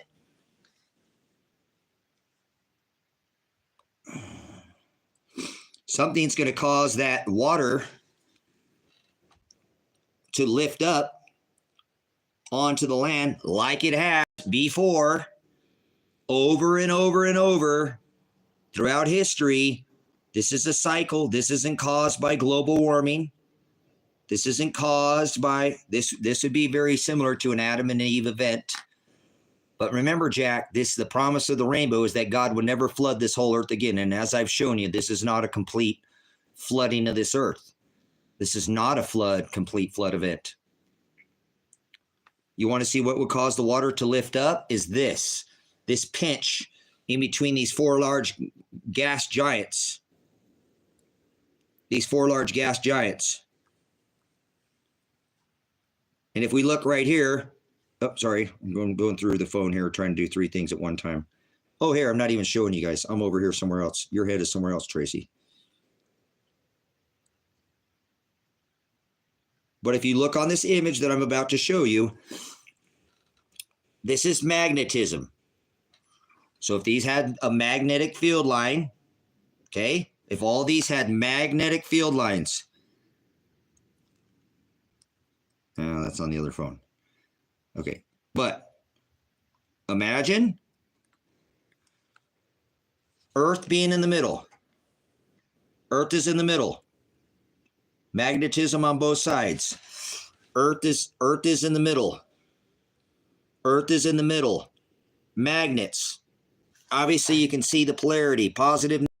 That black wall in the middle, there is no magnetism. We'll call it gravity for you. It cancels the magnetism. Right in the middle of that. Right in the middle of that.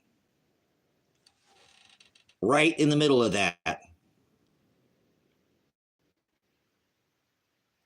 There's a name for this. This isn't something that's not known. This is called the block domain wall. See that? There's no magnetism or no gravity, if you want, in that line where we get stuck in the middle of that line. What I'm going to do is I'll do an overlay map for you guys. I'll take this program. No, they didn't say this was going to happen a year ago, Ewan. You're a liar. Nobody said this was going to happen a year ago. You're a liar. You're lying. I studied this for 30 years, and I have not heard anybody say it was going to happen last year, you liar.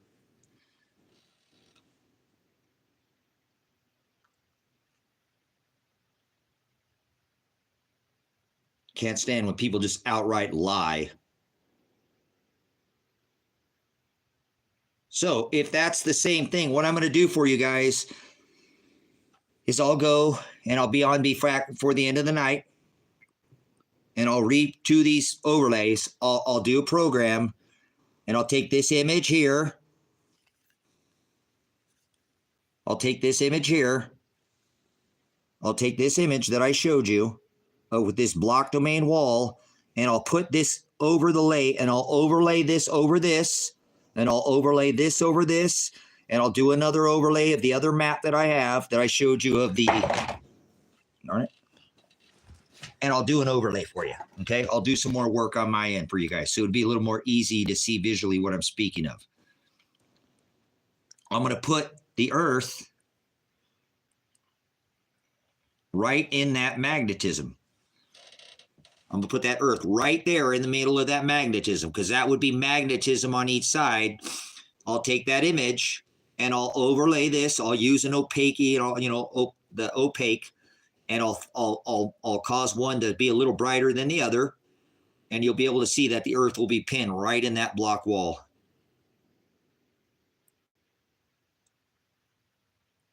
So obviously, what's your evidence? I think I've got more than enough evidence, guys. I used to be a police officer, a tyrant police officer. Yeah, a jackboot thug. I was a thug, a police officer. I was a traffic reconstructionist. I did reconstruction. So I'm pretty good at doing overlay and reconstruction. And so I'll do an overlay map showing you my evidence. Because when I used to go into a court of law, I'd have to submit my evidence. So this is my evidence that I'm basing, not a guess, not a theory, my evidence. If you don't like my evidence, then that's fine. Don't worry about it. This guy doesn't have good enough evidence. I don't. But if I have enough evidence and you think that that's worthwhile, then spread the message. Spread the message. I hope I'm wrong. If I'm wrong, that means billions of people are about to die. You think I want to be right about this? You think I like living like this? That's why I've offered people to come over here to the West Coast and open up my property. Yeah, I'm going to open up my own home. If Sony wants to come up here, they can come out here. And we can sign some kind of lease or something. If this event doesn't happen, you can go back to your property then. I don't want any money. Do a work trade out here for me. You can't just sit around here and do nothing, but help me out. Give me some work trade, whatever. I don't need your money. Go get a part-time job until you can go back to your house. If I'm wrong, I'm wrong. Then you can laugh at me. Everybody can line up and throw egg in my face. Then you guys could have me prosecuted for false information. Lying and thief, whatever. That's fine, guys. I don't want to be right about this. You think I like knowing this? I hope I'm wrong. I hope we can get through this alignment and nothing happens. The weather will happen. We're going to get rocked by the earth, okay, by weather. We'll definitely all be affected by weather, but I'm not talking about it. I'm talking about this water coming up onto the earth. Something is going to cause this. This isn't a flood. The whole earth, Bruce, this isn't a flood event. This is not a flood event. Yes, I'm at 4,500 feet, Max. I'm at 4,500 feet. I got to get up, guys. And I think that if they told everybody this, guys, the problem that I'm having is why are they flying all these immigrants over to the East Coast? Why are all these immigrants over there where this water lay map is at? You know what I'm saying? So right there is 6,500 feet. Right there is 6,500 feet. I can be there in 10 minutes at 6,500 feet. I'm at 4,500 feet right now. That's the edge of the Great Basin right there. That's the northern edge. This basin goes all the way down to Nevada. That mountain right there. Let's see where we're at.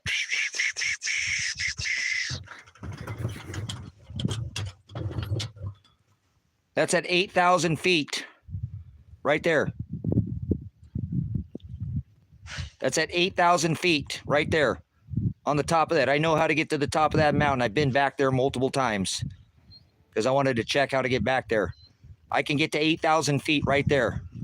6,500 feet right there. This is just on the backside of my house. This is the icon of this valley. I'm sitting at 4,500 feet right now. Okay? So if you want to come out here, I live off the grid. You'd have to rough it, but I've got a fifth wheel over there for your family. If you have a family, right there, there's a 45-foot fifth wheel right there. Boom, it's all modern. I hate it. I don't want it on this property. But I need it for people because not everybody likes old cabins. And everything I build out here looks old and it's rusty.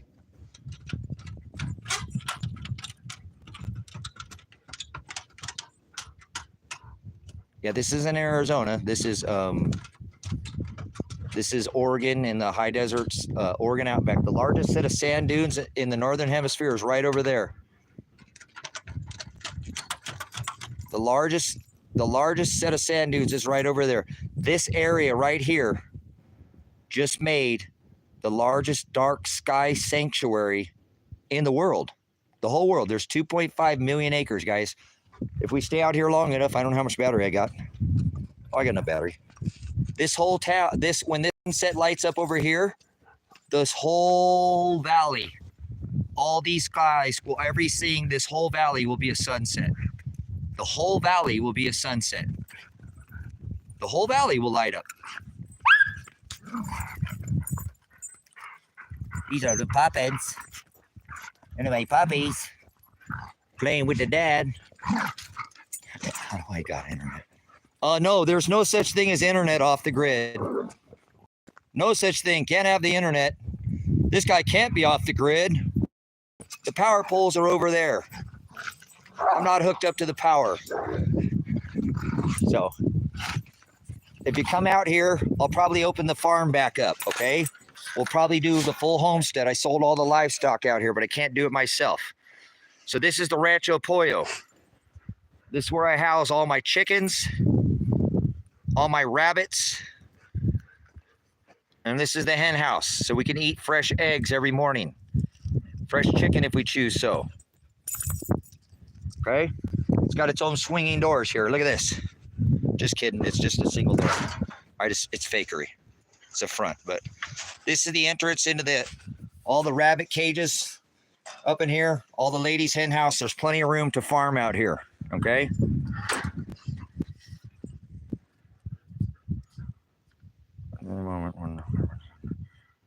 So I wouldn't open up my property here, you guys, if I didn't think that this was an event that wouldn't happen. Okay.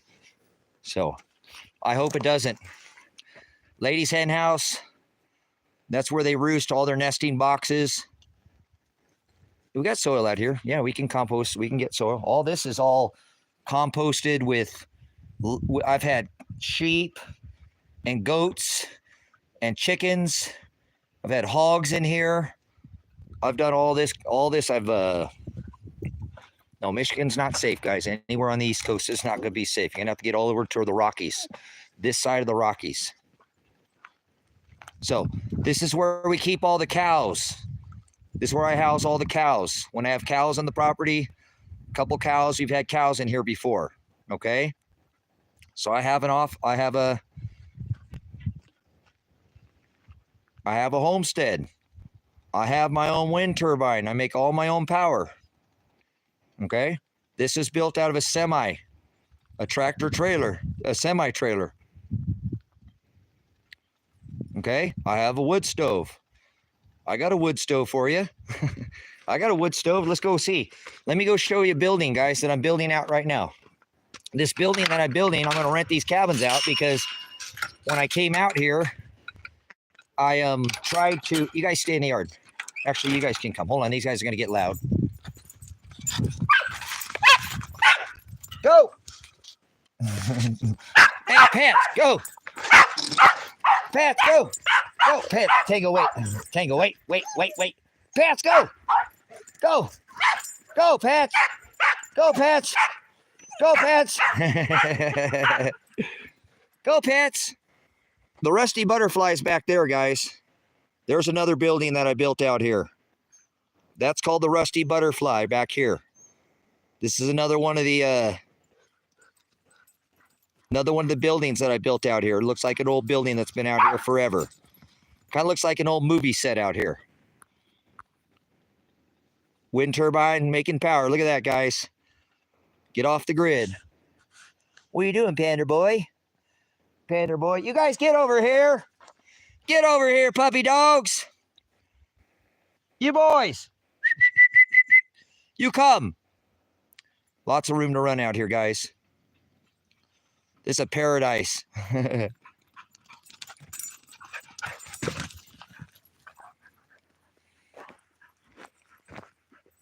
Yeah, this is my property. This is a 40-acre parcel that I'm on right here, guys. I started out here and it was nothing but sagebrush. So here's the crash. Here's the UFO that crashed out on the property. You guys ever seen? We had a UFO that crashed out here. Have you guys ever seen or heard about that out here in the desert? That UFO crashed out here? There it is right there.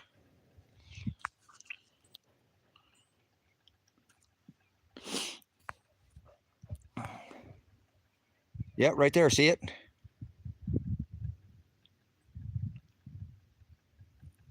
That was actually over on the highway. It was, it crashed over on the other side, and then it brought it over here. You guys never heard about that? It's out here somewhere. There it is. Anyways, some of the other stuff I got out here, guys. This is an outdoor shower. This is an outdoor shower. This is a big turbine.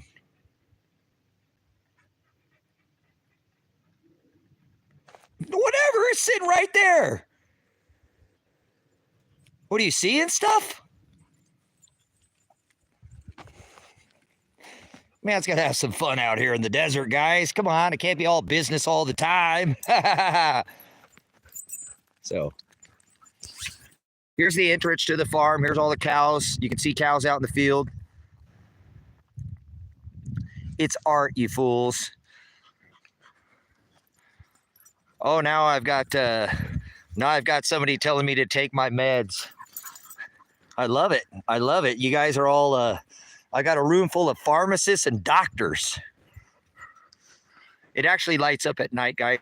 It's full of, hey, Tango, get in the property. Tango's going out the front door here. This is the entrance to the property here at Silver Rock Ranch. I've got these wind turbines, these things, they spin when you come in the front. Well, that one's spinning right now. Let's go look at this one. Yeah, it's just for fun. You can't be the crazy guy in town and not build a UFO, guys. So I put these at the front of the driveway. They spin. I got animals. No. All the livestock's gone right now. I took all livestock down because I couldn't get anybody to come out here and help me, guys. So I don't know what it is with my infatuation with sticking things on poles. But I have a thing for... Ooh, look at the moon up there. But there's another one. I don't know what it is. That one's not spinning right now. I need to put a little oil on that one or something.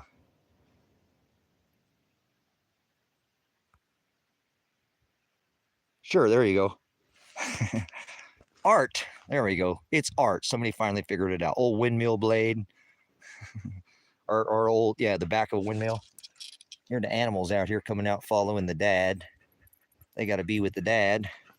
So we're going to go over here and we're going to look at the Rusty Dragon, guys, over here. This is a cabin that I built out. I have a well out here. I have water storage. I've got multiple. I've got 5 properties that I work from out here, guys. 5 properties. 2 5-acre parcels. One of them's got a 1,200-foot well. That's how I fill up all my water tanks. Everything on this property on here is all fenced in, so you can keep your animals in here. Okay, I'm going to continue. All this is... What phone do you have? Oh, I got a cheap phone. I just got a cheap phone. Well, let's go over here. I built this cabin out, okay? This cabin was supposed to be for people who were going to come out to this homestead with me in Homestead. And so for 5 years, I've tried to get people to come out to this property and live off the grid and get their cost of living down to zero. Where, for example, you see this cabin right here? I built this cabin because nobody would come out here and build this cabin with me. So I decided to build it myself. Now I'm going to rent this cabin out.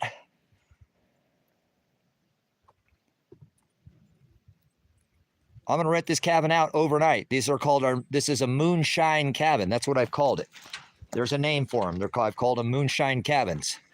Okay. And this is all made out of repurposed material. Like everything I build out on this farm, Silver Rock Ranch, it's all made out of repurposed material. So this was supposed to be yours and not mine. And because you didn't come out here, I'm building it myself now. You know what I'm saying? So I was going to give this away, guys, to somebody to stay in.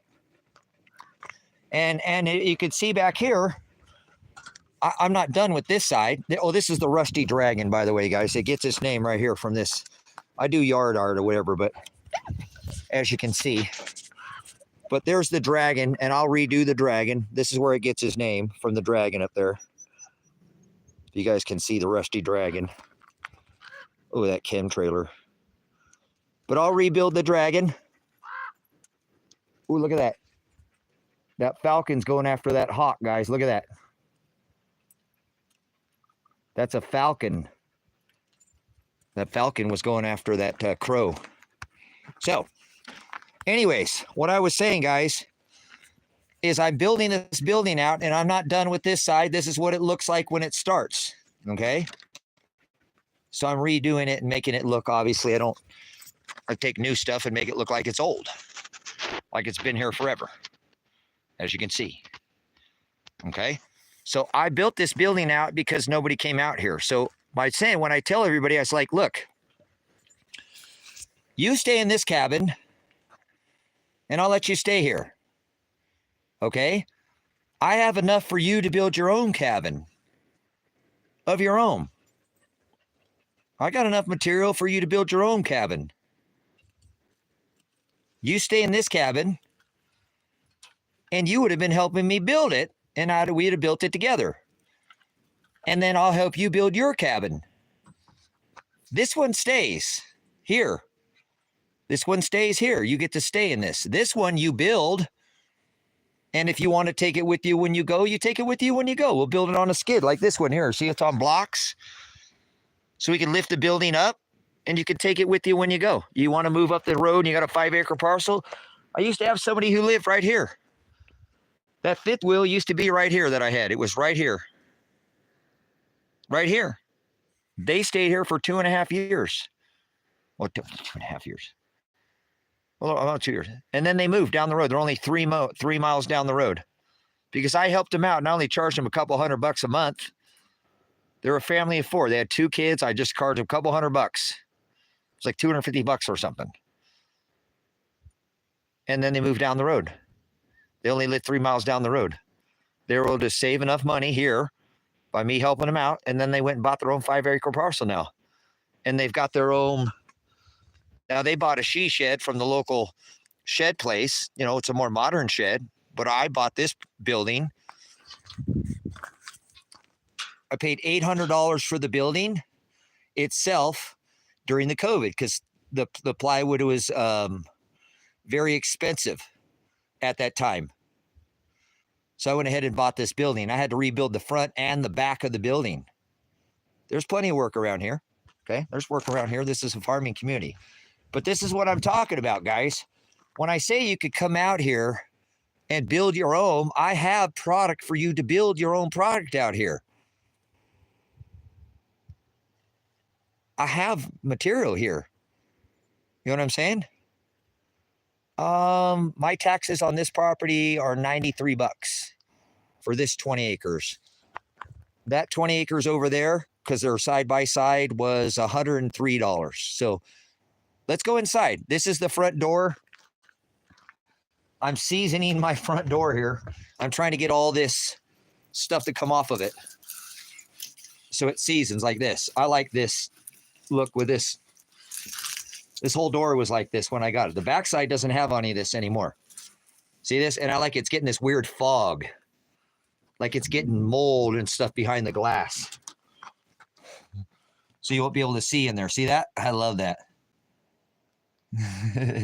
So some more chain and stuff. This is where the outdoor shower. I'm going to build. I have a building already. That's going to go right here. And then the water will come down in here and you'll be able to take, there's be a building on the back side of this. Backside that I have. Okay. So let's go ahead and take a look inside the building and I'll show you what I built out in here. It's going to be a little dark, but that front door goes right here. And we'll go inside. Yeah, I apologize. Wind turbine.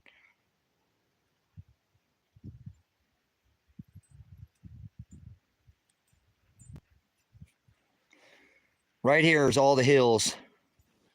Here's all the mountains. All these are mountains right in here.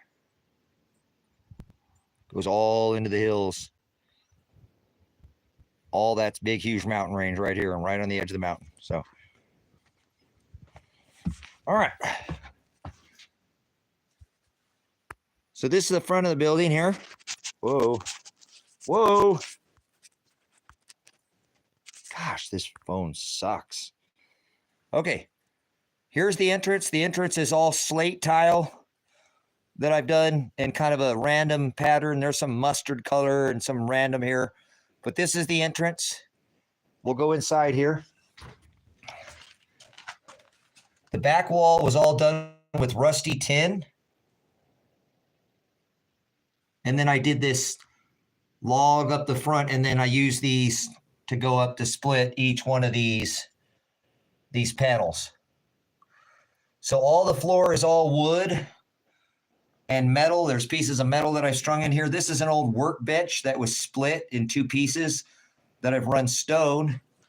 The fireplace hearth, because this does have a full fireplace. I built this with a round stove that's out front, but I changed it to this old wood stove here. Now, this is the fireplace hearth.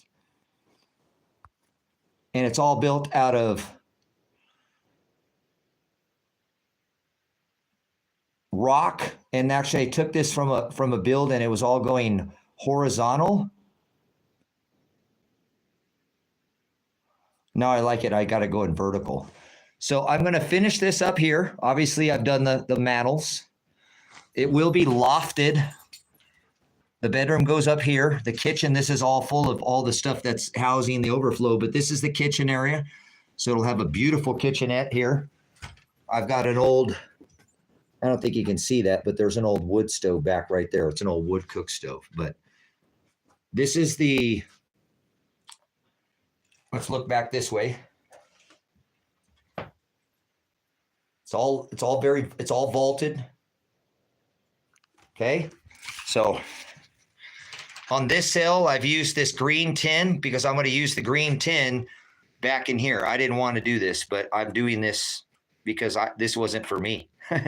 This wasn't for me. So I was going to put the green tin back here, but I decided to go ahead and put this rusty tin to show this rusty tin. But I will be using this green slate, or excuse me, this green. What are you guys doing? Psst, hey, get out of here. Psst, get out of here.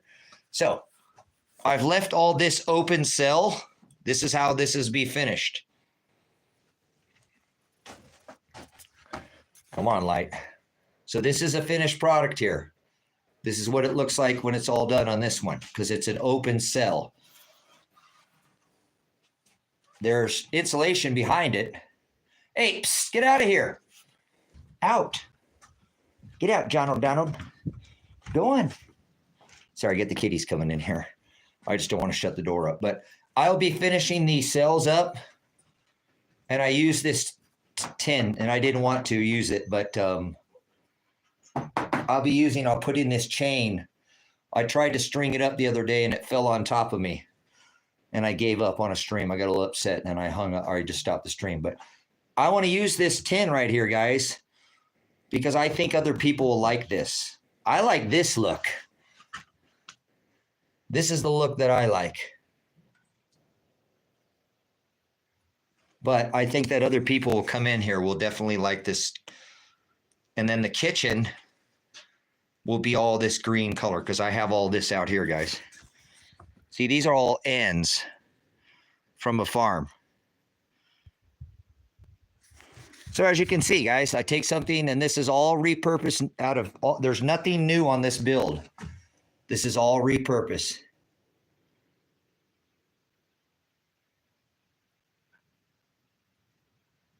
Yep, I'm building the shed to be knocked down by water.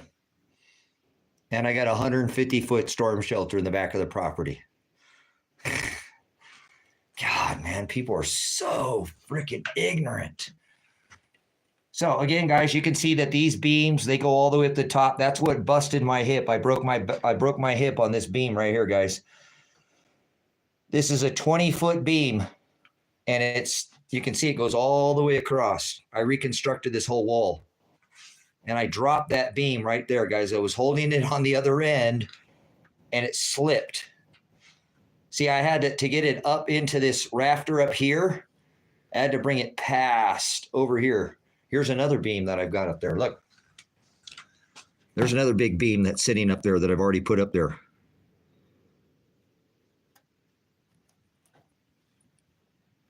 So this is what I'm going to finish up.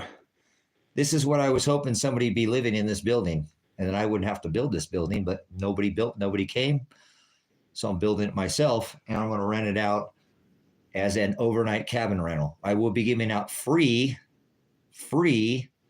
overnight stay or two to some of my YouTube subscribers here on this platform for thanking you guys when I get it done. When I get it done, I will have one or two of you guys, maybe a couple nights, 1 or 2 nights. We'll figure it out at no charge. So if you can make it over here to the West Coast and you're out here on this end, you guys are more than welcome to come out here and stay a night. I will definitely be giving you guys, for you guys helping me out. Remember that 1 month, I lost my credit cards last month. I dropped them and somebody picked them up and they spent all my money. And I thought I was going to have to sell my generator, but I got most of the money, but somebody chipped in and helped out. So DSW is in here right now. He paid for when I had no money in my account, because both of my credit cards, my Cash App card was drained. DSW gave me $50 Cash App, and this stream is going right now. because of DSW, dispersing weight. So what are you doing in here, Tuggy? But again, guys, the floors are all wood. Psst, go on, guys. Get out of here. Get out of here. Get out of here, you guys. But this is an old workbench, guys. It was split. What are you doing, Bites? But again, guys, I've got more wood stoves again out here. So let me go outside. It's getting a little dark here. So this wood stove will be hooked up, fully functional wood stove.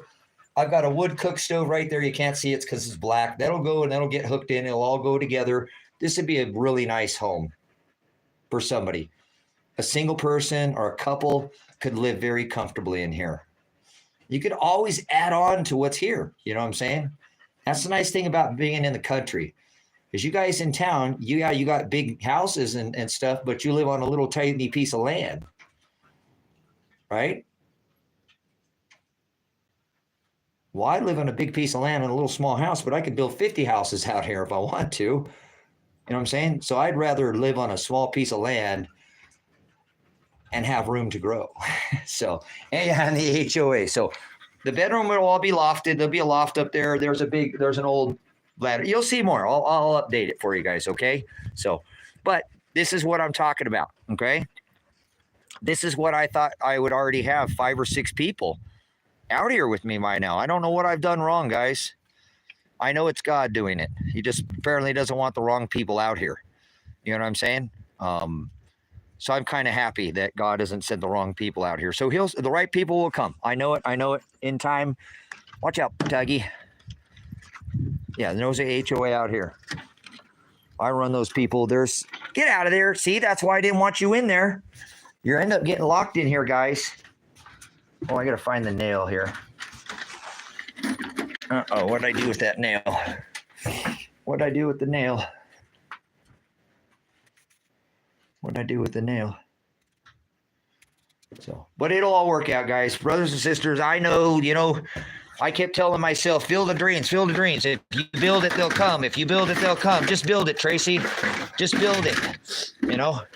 Get the land ready. Get your place ready. They'll come. Oh, darn it. Where'd I put that? I'll find another one here. Add a big nail. I'll find something else to it. All right, let me lock this up.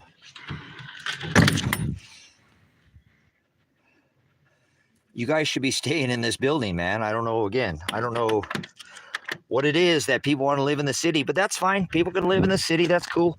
That's cool. Not for me.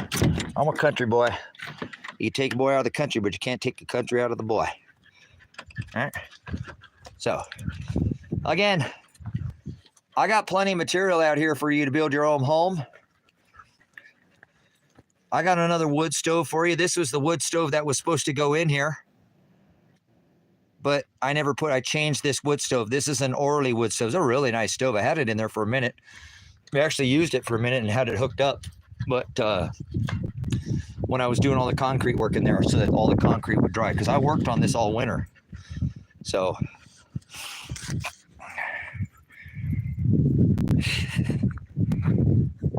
sure, come on out here, guys. Look at all this material, guys. I mean, there's enough to build a house right here. There's enough material to build a cabin right here. There's enough material to build a cabin right there. I got way more stacks of this, you guys. I could go over to the other property and I got more. I got even larger stacks than this. I got way bigger stacks than this. There's more material right here. More material right here.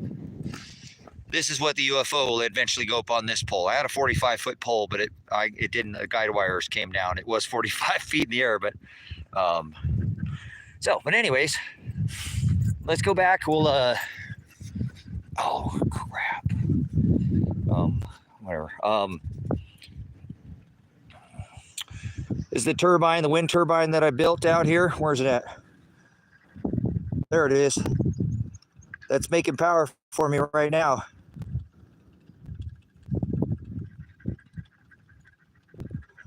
So, you guys want to go see the storm shelter? Or do you guys want to go see the other tractor trailer the 53-foot tractor trailer in the other property. I've almost been on for 10 hours, guys. Holy smokes. But I have another semi-trailer. Back here is another one. There's a 28-foot tractor trailer. I'm going to eventually finish putting all these wind turbines, as you can see here. This is the puppy's house. This is the doggone saloon right there. That's where the puppies stay at. There's the puppy's house. They got their own house here. Got to make sure the puppies got theirs.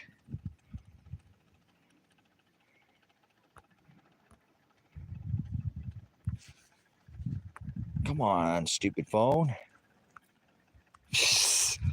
What garbage this phone is. Oh, we're starting to get that sunset. Look at that. Sunset's starting to... What are you doing, partner? Let's go back to the back. We'll go back to the back. Yeah, this is a better... I'm not... Whatever. You guys want to live in the city, that's fine. The city life's not for me, man. I love it out here in the country. All this room to roam. Look at my kitties. See my kitties? This is the woodshed that we were building. I just used all the wood. No earthquakes in this area. What are you doing, good girl? What are you doing, big girl? What are you doing, pretty girl? Aunt Dweepy? What are you doing, Sweepy? Deepy? What are you doing, girl? Hey, pretty girl. Sweetheart. Sweepy. Juniper. Hey. There's the girl. Oh, the cats love it out here. Look at this. Are you living the dream? Are you living the dream? They'll follow me back there, guys. No shortage of scratch posts. There's scratch posts everywhere. All right, so we're going to the back. This is one of the areas where I have many water tanks out here. There's a water tank right there. There's two water tanks right there. There's 2,500 gallon water tank buried in the ground right there. There's another water tank right there.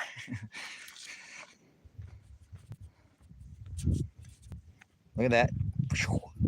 So propane, big propane tanks. I got multiple propane tanks like this, big propane tanks out here. What are you doing, girl? What are you doing, girl? You coming with the dad? Are you coming with the dad? They're going to follow the dad to the back. Nope, Yellowstone will not go. Yellowstone has disattached itself from underneath. Yellowstone will not go off. You guys, there's a story. This is pretty neat. The story of the maiden. She lays right here on her back. You guys can see her over there. There's a story of the maiden. And she's looking up at the sky. And supposedly she's, I don't know. It's an old Indian folktale out here about this maiden. The lady, she lays on her back. She's looking up at the sky. But there's a lot of tales out here of this area. But that is the maiden.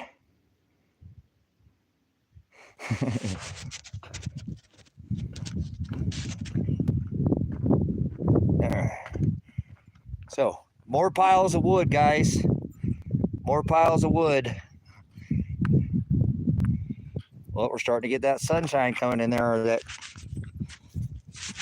So, this is the rusty the rusty butterfly. I built this building out last year.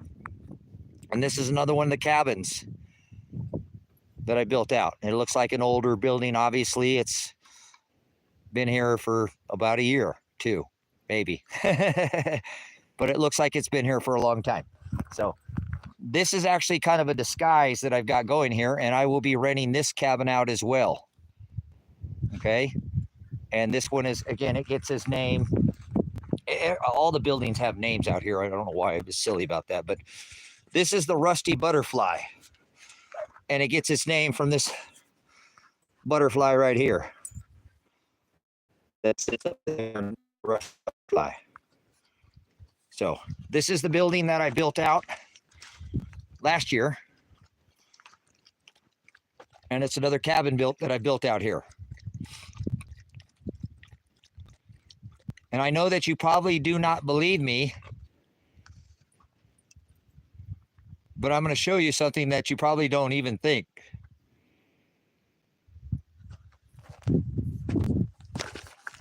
You probably don't believe me, but this right here, this is a travel trailer.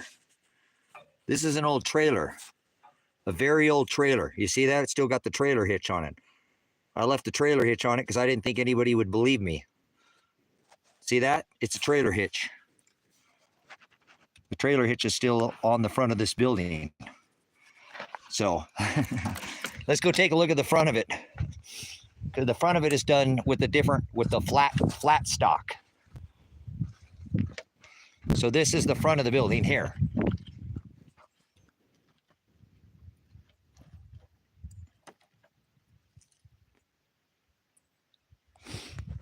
And it's all done with a different kind of flat material. I've got to finish up this area in here.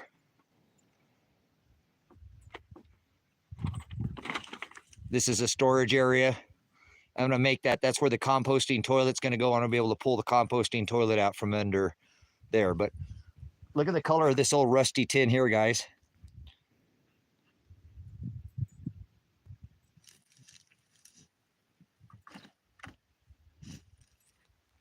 Uh-oh. These dogs mice too. Look at that. They're hunting. Oh boy.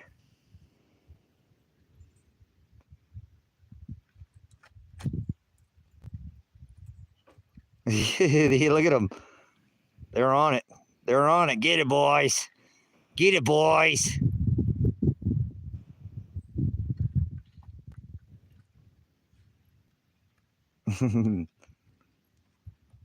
Yeah, they mouse. These guys catch just as many mice as the cats do out here. As you can see, they're micing right now.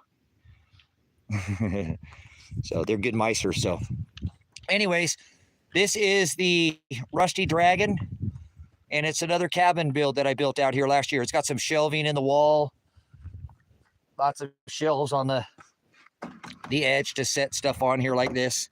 Look at that tin. Isn't that pretty? Old rusty tin. Old barn siding.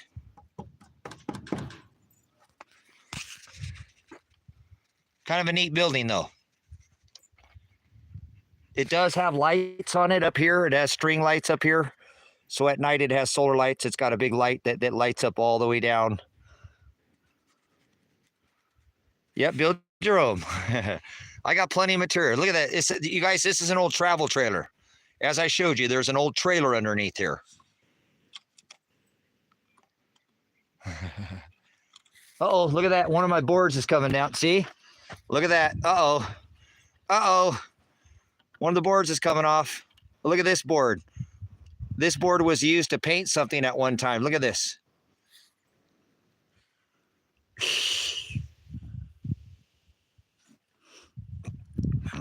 Anyways, that's the old rusty butterfly there. Another one of the builds that we built out here. Well, I did. Nobody ever came to help me. But that's all right. Somebody will come one day. I know it. I know it. I know it. So we're going to go down here and we're going to go show you the storm shelter. I didn't work on this today. I should have worked on this today, but guys, that's all right. I was pretty sore from working yesterday, so.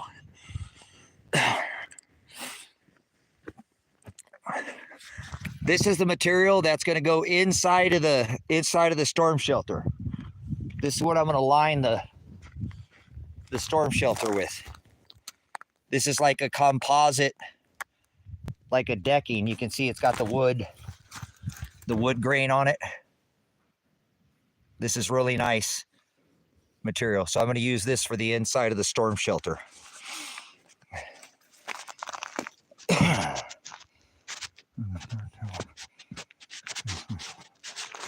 So let's walk down here. We'll go down here for a minute. We're losing light here, but it's still light out here. Starting to get some of those pinks. Okay, one of my projects, if I had 4 or 5 people out here, this would be the underground garden. I have windows, I have all the building to go in here, and this wood has already been dug out. This is 35 feet by 6 feet deep by about 10 feet across. Need to finish digging it out and put the underground garden in here. This is where the underground garden would sit. If I had 4 or 5 people out here, we would garden out here year round. We would grow food in this valley, irregardless of the weather. We would grow it underneath. Look at the kitties in there. So that's the underground garden, okay?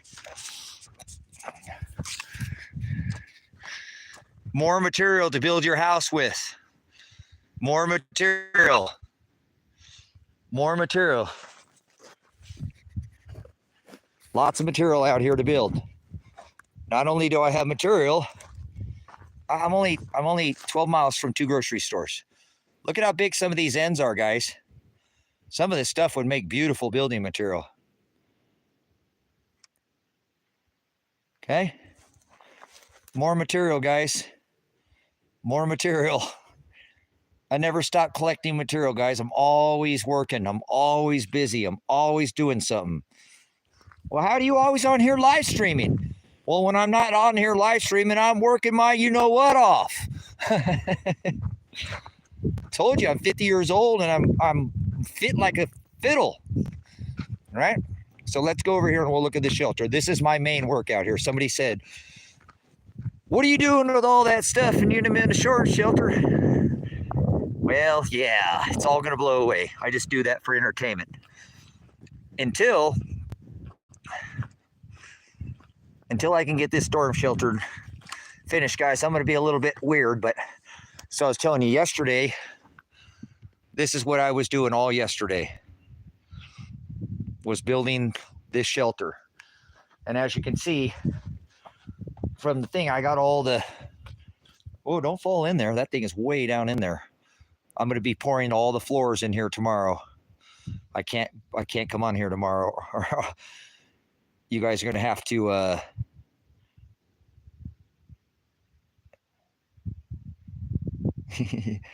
yeah, I ain't fit in the head, but you don't have any way to get away from the storm shelter there, Jonah. You don't deserve your name. You do not deserve your name. You know that? You do not deserve your name. You do not deserve the name that you were given. I probably don't even know how to tell me anything about the sign of Jonah. So, again, yesterday, guys, it was a moving like a big Jenga party, getting everything set. Looks like the kitties are going down in the storm shelter, but here's my work. 5 years of digging, 4 years of digging this hole it took me to get these culverts. There's 2 20-foot culverts, and this is a 50-foot storm shelter that I built out here, okay? 4 years by digging by hand, with buckets like this. 2 buckets, 5 gallons a bucket at a time, one on each hand out the hole for 4 years. Oh, Christ, another weirdo. Good for you.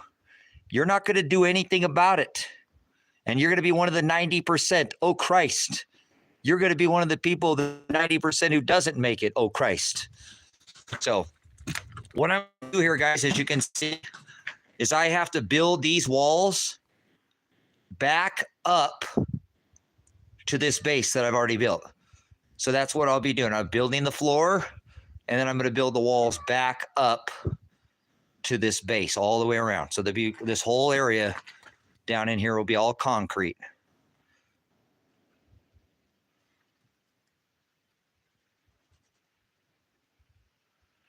So I'm a serious guy, guys. I don't mess around. You guys get out of there, kittens.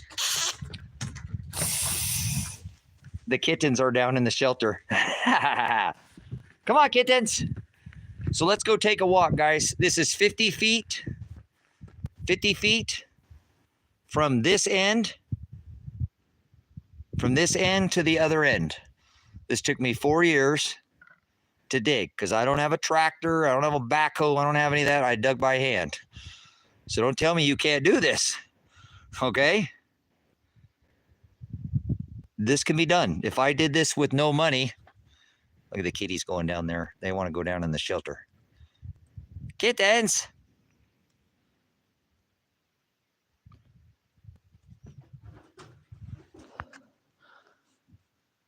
Uh-oh, somebody gave away my latitude and longitude of where I'm at.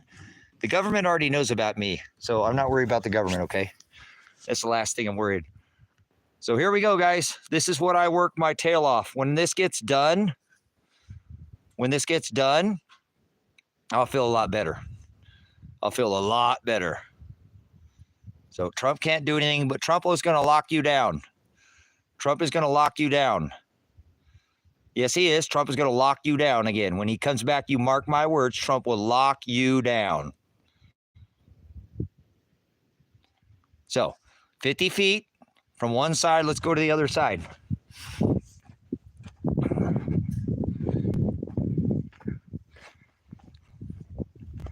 Hey, what do you know?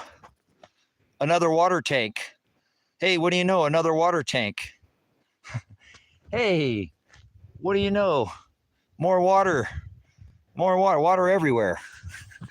So this is the exit to the other side of the shelter, guys. This is the exit. You have to have an exit to get out of your shelter from one side.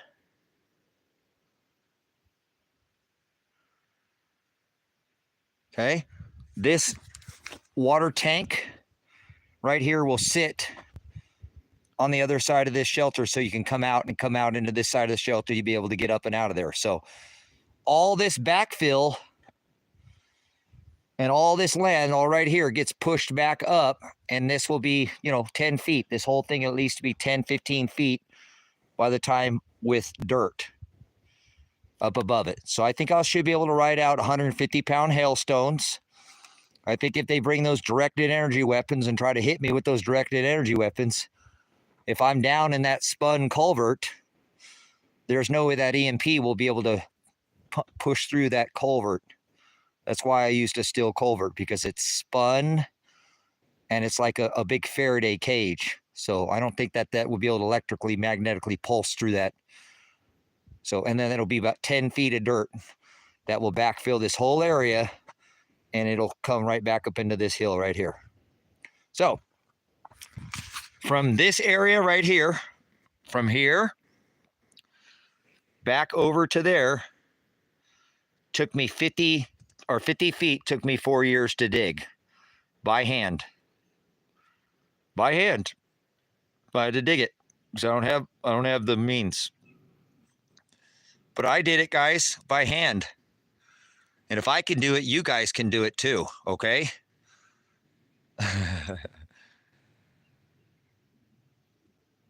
So it took me 4 years to dig this hole, and I came into some money, and it took them 3 days to dig that hole. This is where my underground house is going to go, where I'll be able to live below the frost line. This is 50 feet by 12 feet by 12 feet deep. Look at that. The kitty's coming out of the hole.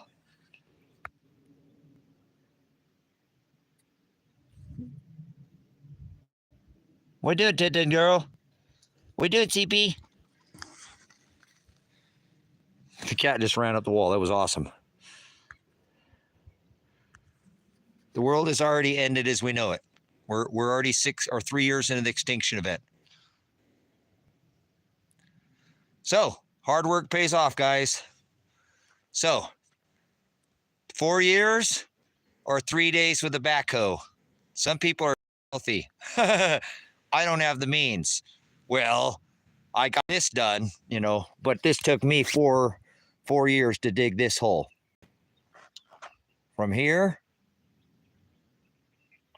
to back over there, 4 years. So block everywhere, guys. There's block all over this place. You haven't seen half the stuff that I got out here. I'm not going to show you everything I got, but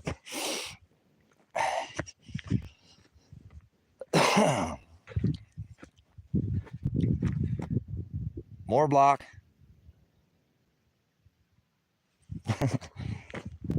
Come on, kids. Tango. Got her, boy.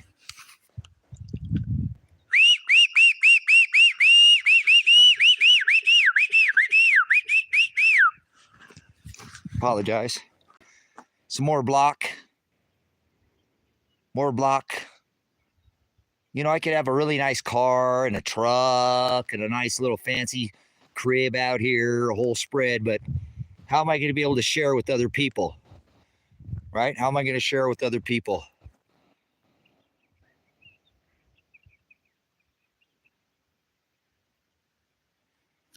Sorry about that. I got to get my puppies. I didn't want them to run off too far. Hold on. I'm going to set this down and whistle for them again, guys.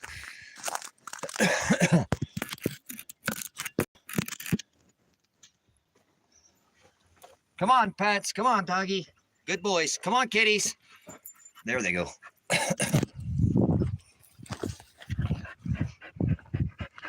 All right, we're going back up to the front of the cabin here, guys. Thank you, brothers and sisters, for going on the trail. But this is my life's work right here. I mean, I'm not trying to escape my death.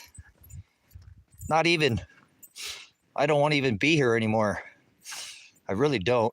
But I'm trying to stay in this world. Every day I fight to be here, but it's just hard to be alone and do all this by yourself. But I've got it done. Here's another 500 mesa block for my house. A large amount of mesa block.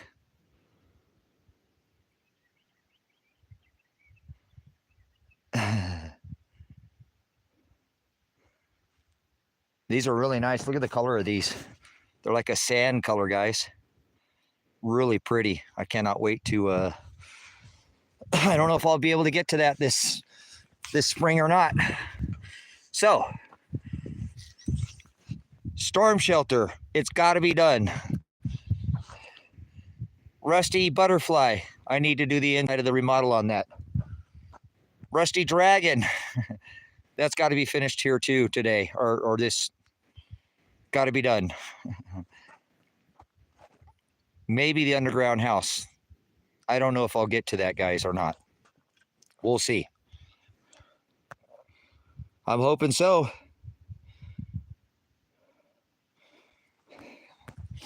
Hoping so.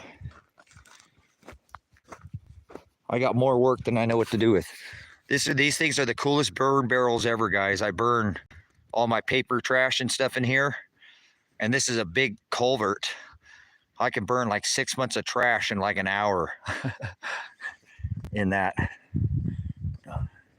All right, we're going back up front. So thank you for taking the tour, guys.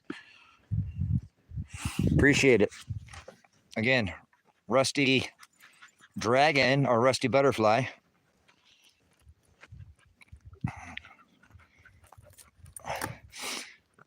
The building looked like it's been here for a couple years, right? The old Rusty Butterfly. I'll be renting that out for $100 a night to my hip campers out here and to my people that come out here and stay overnight. So I'll be giving a free night stay once this building is finished. 1 to 2 nights free. I'll be giving a an overnight stay or 2 to my subscribers. Hi, girl. Hi, pretty little girl. See, sweet pea. What you doing, girl? Are you living the kitty dream out here? Are you living the kitty dream? This is a kitty paradise, guys. An absolute kitten paradise. Okay, so as you can see, I work my, you know what, my fingers to the bone. And I know a lot of people, how could you even do all that when all I ever see you on here is live streaming? But I was going to work today, guys, but I was a little bit sore, you know, from all that brickwork yesterday. So it's all right. I'll feel good. I'll get at it and I'll bust it hard tomorrow. I felt so good yesterday, guys, when I got done working.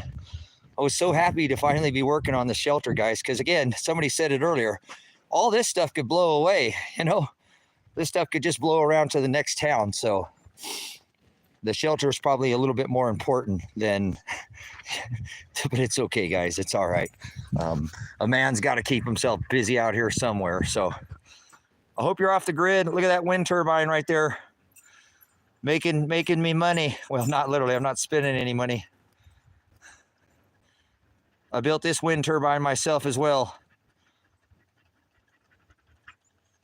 It's all fastened. It's all been concreted in the ground. And yep, look at that. Making that power for me inside. So I got plenty of power to charge my phone, lights, all that good stuff.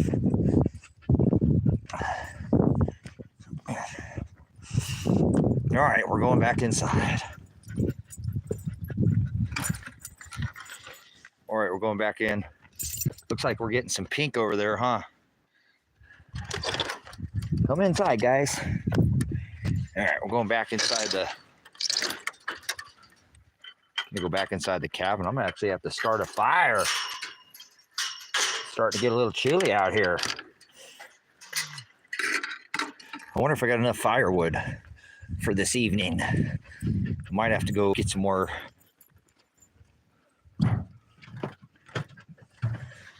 Cool. All the solar lights are starting to go on now, guys. Look at this. All these solar lights are starting to come on out here. There's the moon. Solar lights coming on. We're off the grid. Off the grid. You guys want to go inside with the dead? Yeah. Woo, cabin's a little warmer. Nice. Yeah, I think I'm gonna have to make a fire, guys. What do we got? Oh no, I don't even got enough firewood. All right, you guys are gonna have to stand by. You guys, are you all done? 10.5 hours is fine. I'm gonna call that a night, guys. I might be back on in a little bit. I gotta take a break. I've been streaming for 10.5 hours, guys. That's a long stream.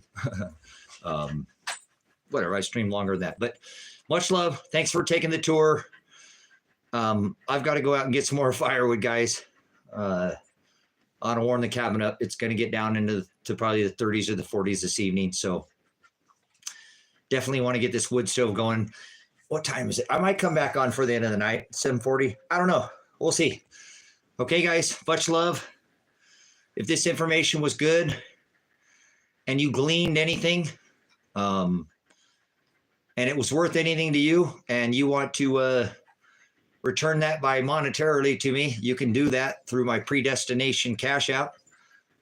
And I have a PayPal, Tracy Warner at Lanecountychoppers.com.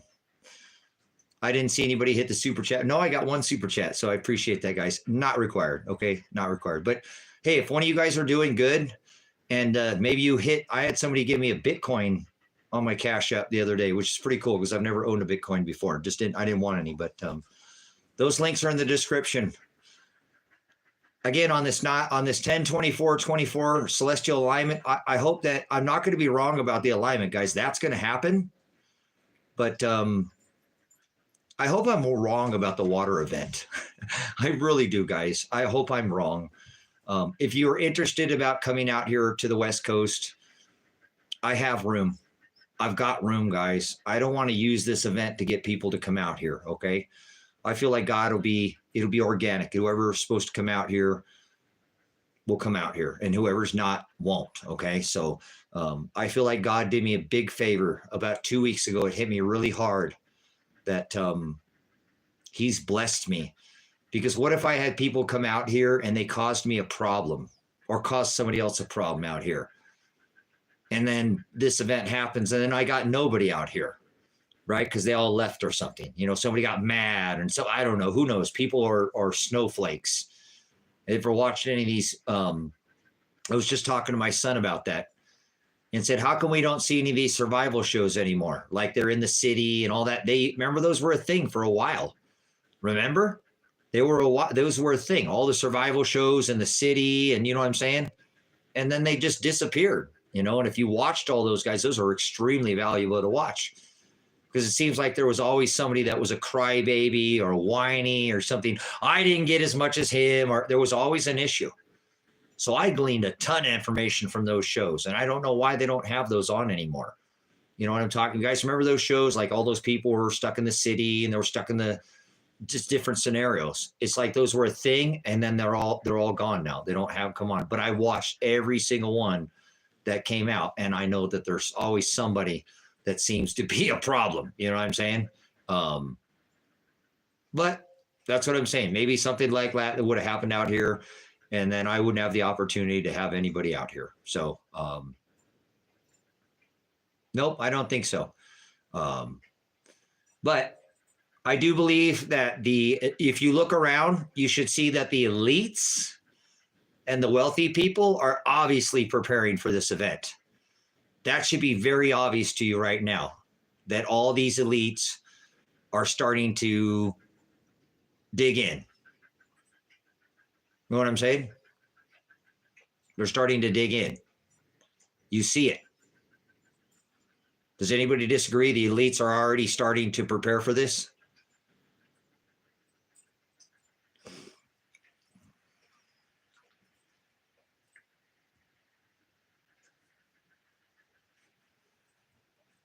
Anyone else seeing any of the rich getting ready for this event?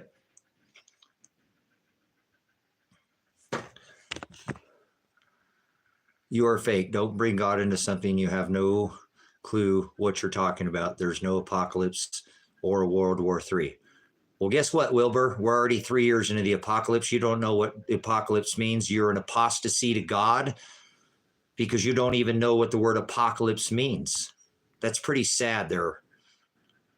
Wilbur, you don't know the definition of apocalypse. You're an apostasy to God. Are you hearing me? You're an apostasy because we're already in the apocalypse, and the apocalypse does not mean Armageddon. So what in the hell are you talking about?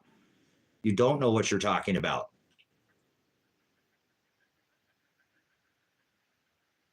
You don't know what you're talking about because the apocalypse is to remove the cover.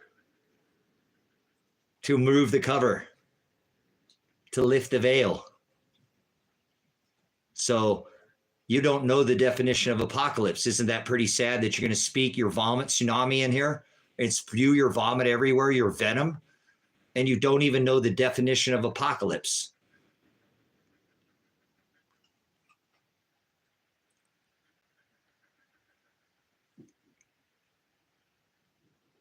Yeah, you don't, do you? It has the same exact definition as the word revelation.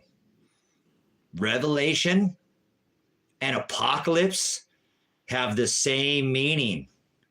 Oops, Wilbur, you got your head up your fourth point of contact, don't you? You don't know your head from what's stuck up your rear end because it's in the dark, obviously. You should define some of the words that you use before you start spewing your vomit everywhere. Okay? And enjoy your yap, you guys, because the next time you come in here, you'll never see yap again. So get all your yaps out because there'll be no more putting yapping in this chat ever again. Ever again. You'll never get to say yapping again. I will have my moderator this time take out. So get it out of your system, you devils. Get it out of your system. Get it. No yapping. You say yapping, you'll be banned from this chat. Watch. Here's your devil. Here's your devil. Don't say yapping. You'll be banned from this chat.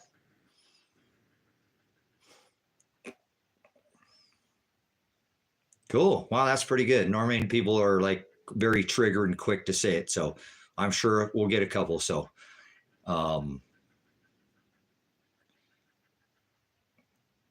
apocalypse is revelation. Already blocked it. Cool. You'll never get to say yapping again. Oh, hey, you guys. I apologize. Put Trump 2024 too, Elijah. Can you put that in there? Trump 2024. Tapping.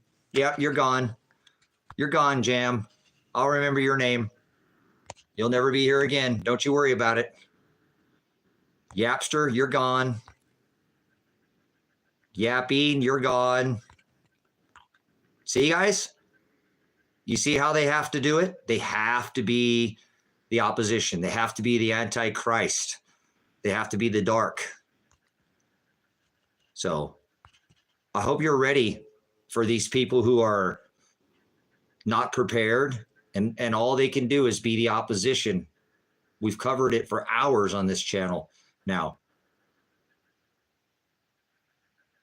So apocalypse does not mean The end of the world.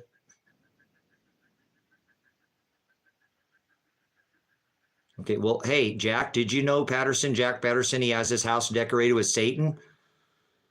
Jack Patterson, I'm talking to you. Jack Patterson, did you know that Donald Trump has his house decorated with Satan? Are you aware of that? And if I told you that, would you still vote for him? If I said he decorated his house with Satan, would you still vote for him? If his house was decorated with the sun god, Mithra, Nimrod. Remember, Nimrod had a 58-story Babylonian tower. 58-story Babylonian tower. So does Trump. He has a 58-story tower as well.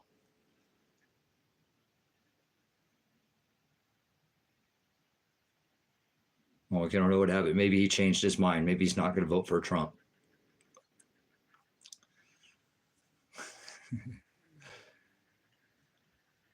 There you go. You guys are starting to see it. Why would I like a guy who can't keep his hands off of children, Crumb? You think just because I say Trump that I like Biden? Is that what you mean, Crumb? I automatically like Biden if I don't like Trump? Is that what you're saying?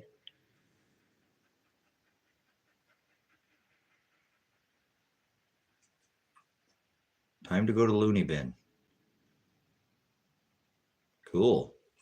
We've got many psychiatrists on YouTube. I've never seen so many psychiatrists and doctors.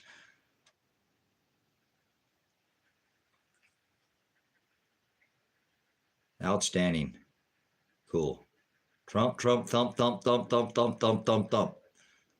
Hey, shut up, 120, 1, 2, 3, 4. Donald Trump has his house decorated with Satan. You still thumping? You still going to vote for him? Shut up, 1, 2, 3, 4. You still voting for Trump?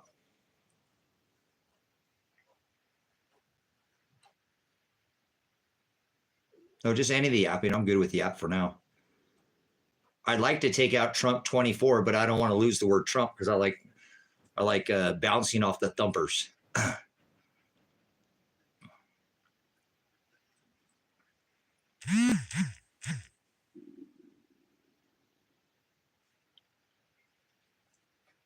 Cool. Okay, guys. How do you know his house is decorated with Satan? Are you serious? Are you serious? Oh, I'm crazy now. Look at this. Oh, now I'm crazy. You're crazy. You're crazy. The man's nuts. Grab him.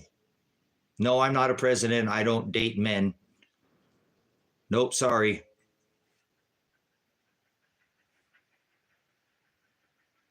You got a little bit of time. Am I crazy? I don't know about that. Kind of funny when in the president's name means to pass gas in the UK.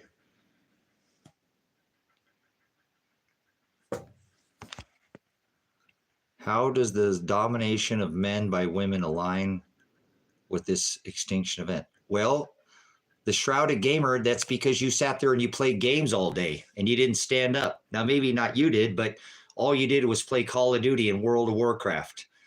And you had 3 years and how many months to stand up and say, hey, Joe Biden, look at all these pictures that we have of him putting his hands on people. Women, children, look at his nose. Why does he always sniff people? Why is this guy get away with being a pedo? Because Donald Trump ran cover for him and you never once heard Donald Trump call him creepy Joe Biden. He never once called him creepy Joe Biden. Not one time did he, huh? You're never going to find any video with Donald Trump calling Joe Biden creepy Joe Biden. He only called him sleepy because he ran cover for him. He went, remember where the word of God says you'll be changed in the twinkling of an eye. Boom, at the last Trump, right? At the last Trump. Well, notice when Joe Biden was running for he never came out of his basement, right? And this guy was selling out sports arenas and leaving people in the cold. But never once on his campaign trail did he call him creepy Joe Biden. He called him sleepy. And every Trump fan, every thumper, never once, they all was worried about his mental capabilities and forgot that he was a pedo. That fast.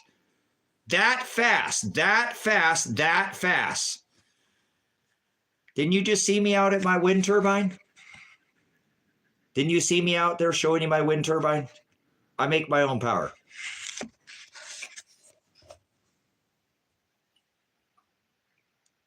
So, why would anybody vote for somebody who runs cover for a pedophile?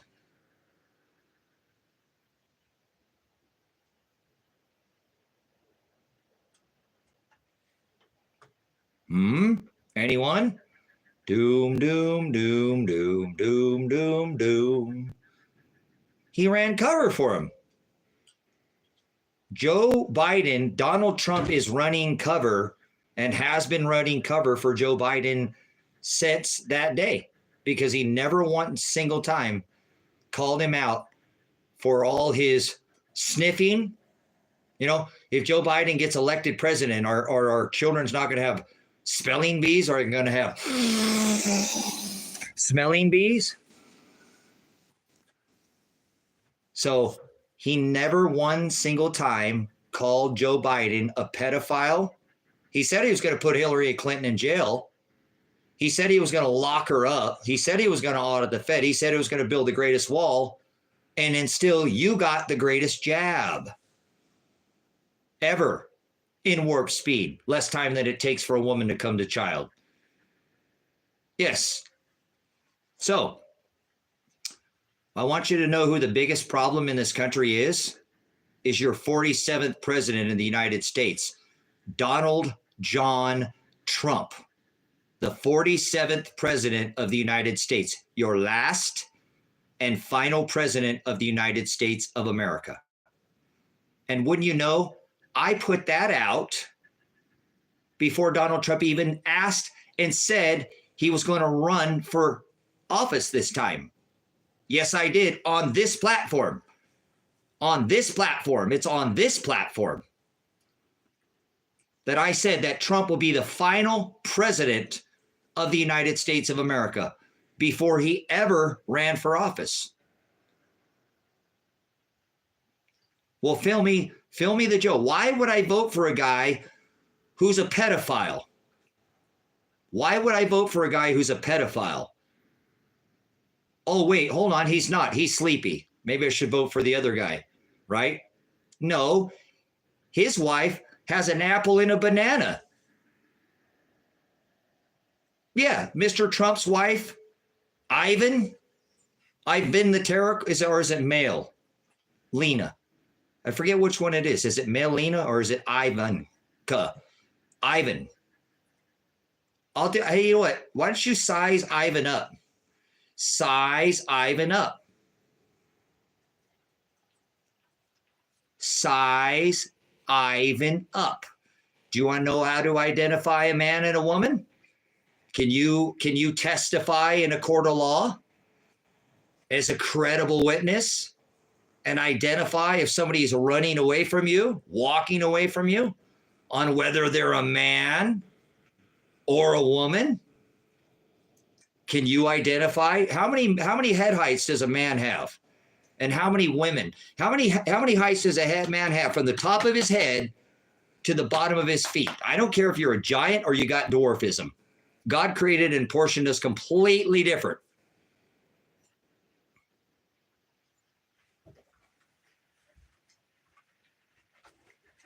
How many head heights is a man? From the top of his head. You're running away from me. How do I identify if you're a man? I can't see your face. I can't see if you have any facial hair. How many head heights is a man from the top of his head to the bottom of his feet? A man or a woman, because they're not the same. 8. Thank you.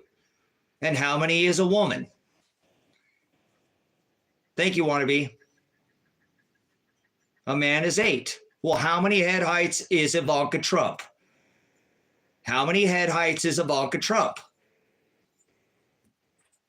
A woman is 7. She's missing a whole head height. So how many head heights is Ivanka Trump?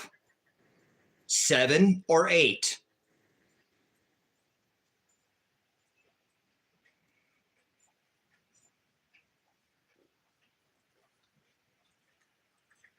Eight. A man's shoulders are going to be wider than his hips. And a man is going to have how many head heights? A man has how many heads between his shoulders? A man has 3 heads, a full head. Get your wife and ask her to look at your wife and look at your wife. Right now, get your wife and ask her to stand up in front of you. You'll notice she doesn't have a whole head on each side. She has 2.5 head heights. 2.5 head heights a woman has. A man has 3. Notice I was born a man. There's a whole head over here. Look at that.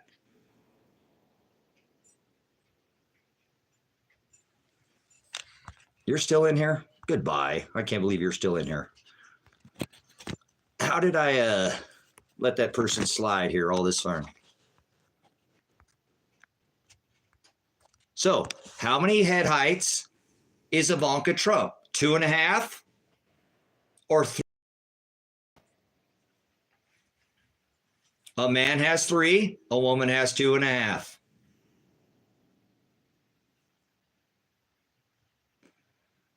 David, come on. 3 wide, okay? A man's shoulders are wider than his hips, right? A man's shoulders are wider than his hips because a woman rears children, and a woman's shoulders are going to be narrower than her hips. Women's hips open up, they bear children. A woman's hips are wider than her shoulders. A man's shoulders are wider than his hips. Is Ivanka Trump's shoulders wider or narrower than the hips? Is Ivanka's shoulders wider or narrower than the hips? Get a picture. Look. It's obvious.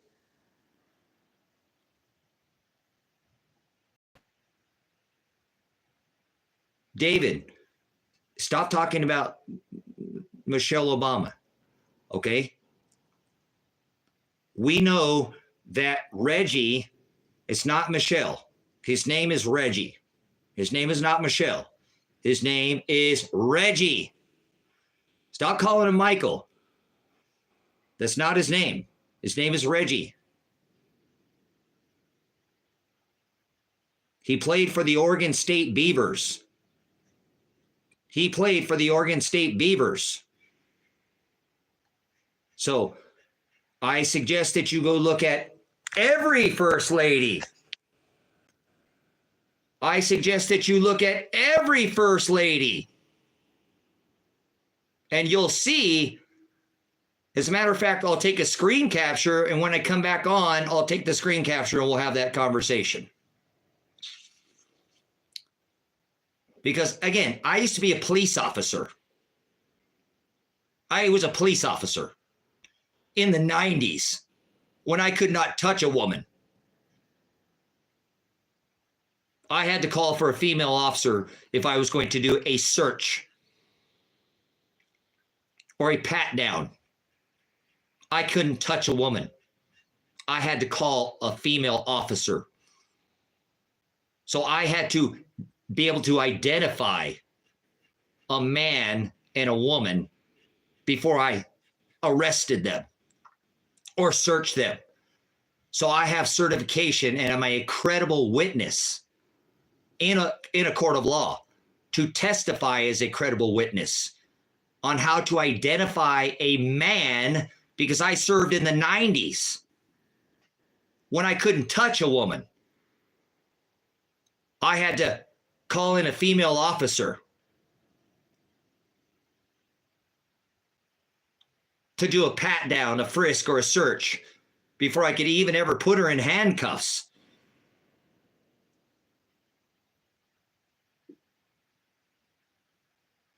So I did this for a living.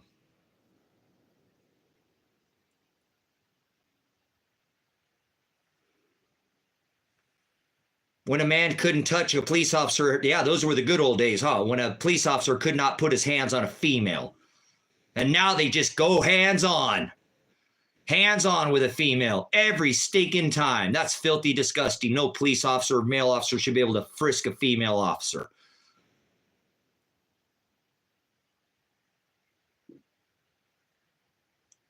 Craig, love of Lucifer. What's my point?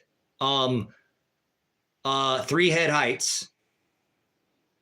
Proof. I love it. I love it. What's your proof? Okay, whatever. You guys are idiots. Just tracking me wrong. These people are just forget what they do. Okay, so I'm not proving anything. I don't have to prove anything. I don't have to prove anything to you. Has anybody been a police officer? There's 142. Anybody else been a tyrant police officer like myself? I was also a military police officer. Not just a police officer, but been through the Highway Patrol Academy. Stop asking me that question there, Christopher. You're an idiot. Seriously, you've asked the same question over and over and over and over again. You're spamming the chat. So you remember in 2000, Chris, could you search a woman as an MP? Were you still a 95 Bravo?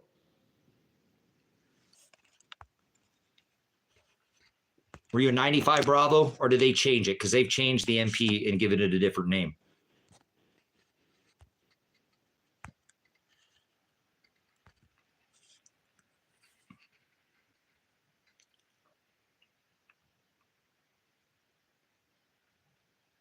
I hate my time in the service. I hate being a veteran. I hate that we go kill women and children in other countries for freedom. And you come back to a country like this and people act the way they act in this chat. No, the world's not ending. So if anybody's been a police officer in the 90s, they'll know, they'll confirm he's right. We got certification on how to identify a man and a woman. That was part of everybody's certification. I had certification on how to identify mental illness, how to identify disabilities. Yeah, we didn't just shoot people because they didn't listen to us. We didn't just shoot people with a gun. We had what was called the use of force regulation. We first had to use our mouth. Sir, put the gun down. Then we had to use of force. Then we had to go to our billy club or an asp. Then to the pepper spray or the OC 12 or 10. Officers aren't allowed to carry 12 anymore. And then we would go to the sidearm. But cops don't do that anymore. They go straight to the gun. Straight to the gun. That's called the use of force regulation. And it used to be a thing. And we used to be able to identify somebody had a mental illness. We didn't just shoot them because they weren't obeying our lawful order. Dump a clip in them. So it's rather alarming to me that these cops now, they don't have any certification. What if you were on medication and your caretaker gave you the wrong pill and you're acting crazy or something? Do you think these cops could identify that you were on your provider didn't give you the right medicine? They gave you the wrong medicine. These cops don't care. They're not looking for mental illness. They're looking, are you doing what I tell you?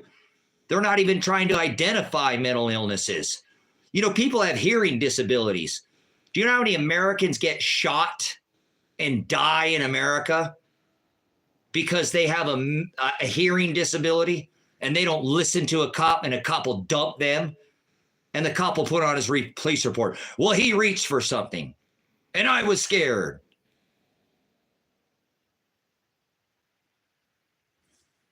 They don't even identify mental illness anymore, guys.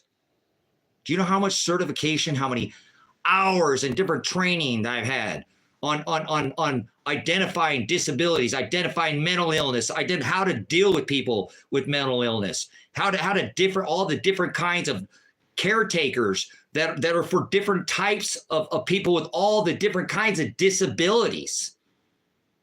People with disabilities might not do exactly what you say because they have a physical disability. Cops kill people like that every day in this country, guys. Every day people lose their life because people with mental, emotional, and physical disabilities will not listen to these cops and they shoot them dead. Don't think it doesn't happen. It happens every single day in this country. Every day. So I'm offended when I see a cop put his hands on a woman. As a prior law enforcement officer, I find that very offensive. I know that I had to wait and call for backup before I could ever search a woman. So I didn't care if he was wearing lipstick or a brooch or a necklace or a scarf or a top, or I still had to know whether that was a man or a woman. And it did not matter. If I put my hands on that man that was dressed as a woman, I would go to jail. I could be arrested. I could be arrested. So you have to remember, there was one point in this time in this country that a man could not search a woman.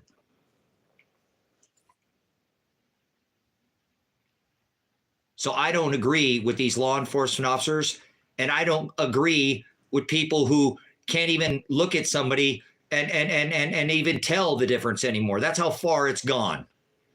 You know, this is not the deciding factor, but if you hold your hand up, a man's finger generally has his pointer finger. His pointer finger is going to exceed his ring finger. See that? And men, if you have much more like this, there's another way to identify a man. Now, not all men have fingers like that, okay? Some men have like this, much more like a lady. But I am very predominant male, and I have a high level of testosterone. They have linked this finger to how much testosterone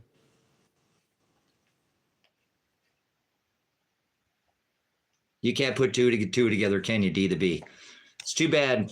Sorry. Get them up against the wall. See you, bye. So that's another thing. If you look at these presidents, these first ladies, they love to do this too, guys. They love their wave. You see how much shorter this finger is?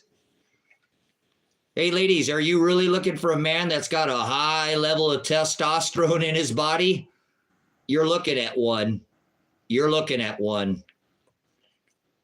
There's no doubt that I wasn't born a man. 3 head heights, 8 head heights, shoulders wider than my hips. No doubt that I was born a dude. Because, see, I don't care what these men, what they identify as. If they put lipstick on a pig and put, perfume on it, it's still a pig, right? So if you put lipstick and you decide to carry a purse and you identify as this and da-da-da, and you say, well, I'm this, I'm this other bender over here, they're going to dig you up 1,000 years from now and say, that's a dude. How are they going to do that? You identified as something, you ran around, you had the whole world convinced you were something, but when they dug your bones up 1,000 years from now, they're going to say, this is a man. How do they do that? How do they tell whether it's a man or a woman?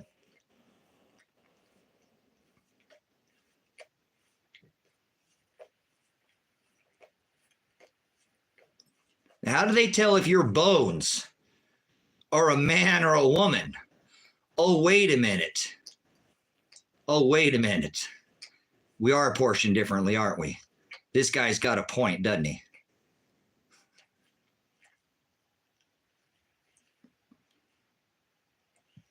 There would be one way. Your shoulders, guys, your head height, nothing changes. It's all in the hips. So, see, when they dig your body up 1,000 years from now, I don't care if you wore a purse or not. I don't care if you wore a purse or not. They're going to still be able to identify you, whether you're a man or a woman. It doesn't matter if you carried a purse or a brooch. Does that make sense? When I was telling you earlier that you could portion a man and a woman, not just the pelvis. Well, that's obvious, you can see, but the shoulders are the dead giveaway.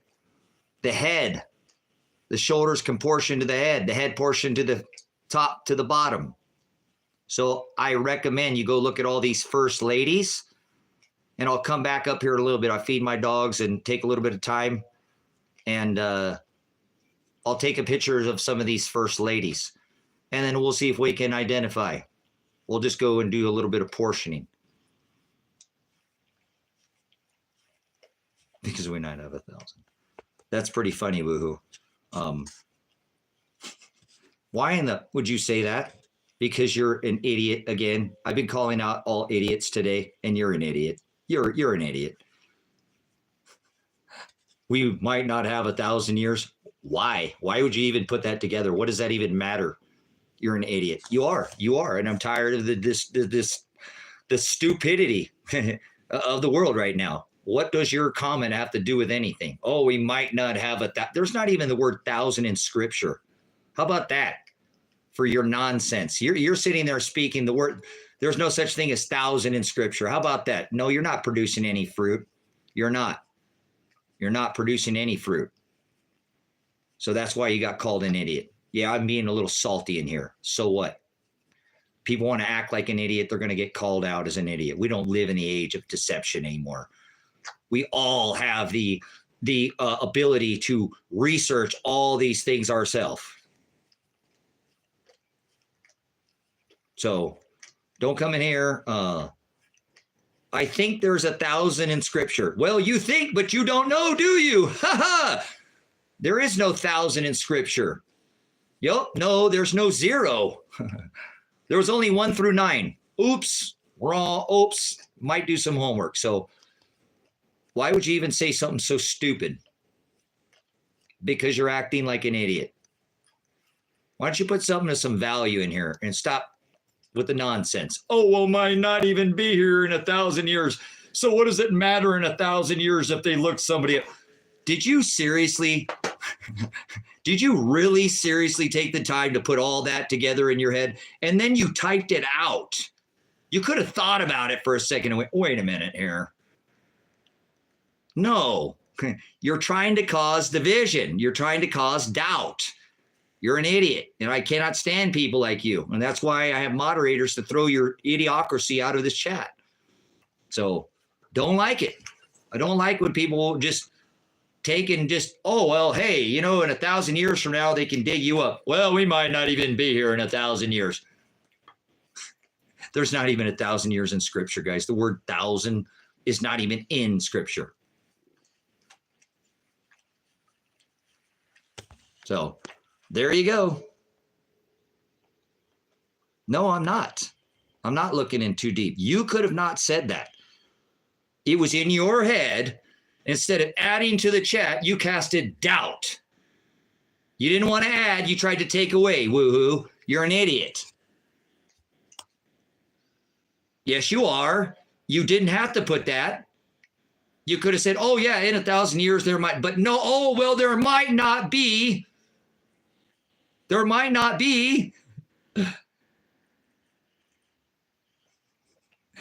You should think about what you say before you enter information in a chat the next time, or at least go to another chat and do that. Don't do that in here, though.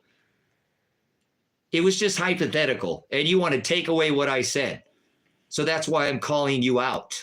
because it's people like you that are the problem. We can't even have a discussion without even people casting shade on everything. You're the opposition. That's all you're trying to do. You're trying to cause division. Oh, no, you're trying to cause division, Tracy, because you're not. No, I said in 1,000 years, if they dug you, oh, well, we might not even be here in 1,000 years. See, you're trying to cause division. You do the works of your father, the devil. Get behind me, Satan. Get behind me. You do your works of the father, the devil. I'm in here trying to help people.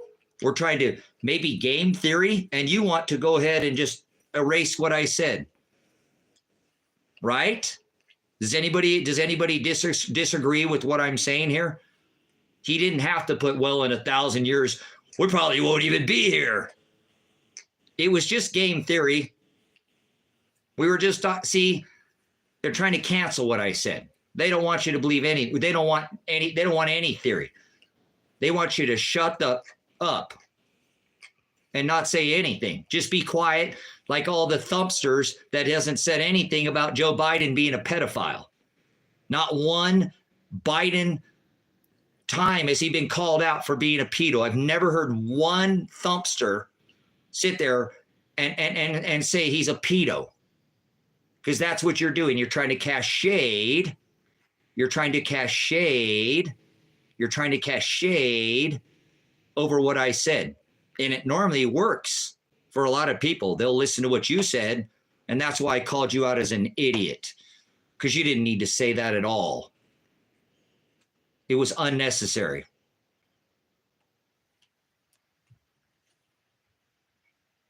Okay, well, goodbye. So, once again, Donald Trump calls Joe Biden Sleepy Joe. Somebody says something, and everybody just believes him. Everybody just doesn't say a word. So that's okay. I mean, if you believe me, but I'm not going to have it happen in here. I'm not going to have that happen in here. I'm not going to say something and somebody immediately turn around and say the opposite. I will not have that. Personally, I'll moderate this own chat if I have to. I don't think I have to worry about it. I think I have good enough moderators in this chat. So, moving on. If you cast shade in this chat, you better plan on getting thrown out of here. Just like Ben, who says yapping.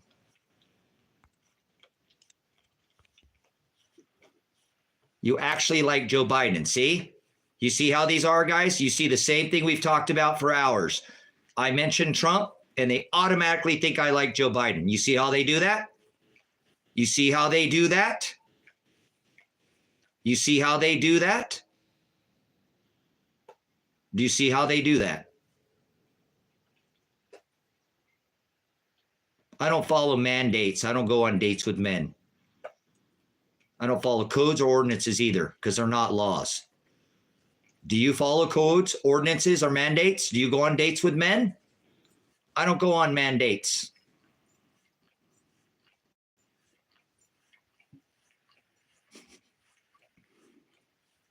That's right. So, all right, guys, I just crush it. I don't care. You know, I normally don't call people out like this. I'm normally not as salty as I am right now, but heck with it.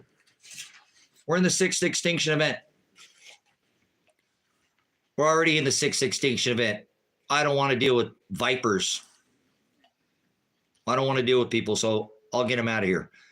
What it does is it'll help you guys talk to each other, and you won't get this chat clogged up with all this nonsense, because we get a lot of people come into this chat.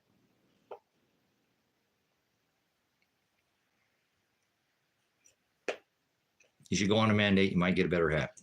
You know what's pretty funny? City, why don't you stay in here for a minute? City clips, and watch how many people come in here and compliment me on my hat.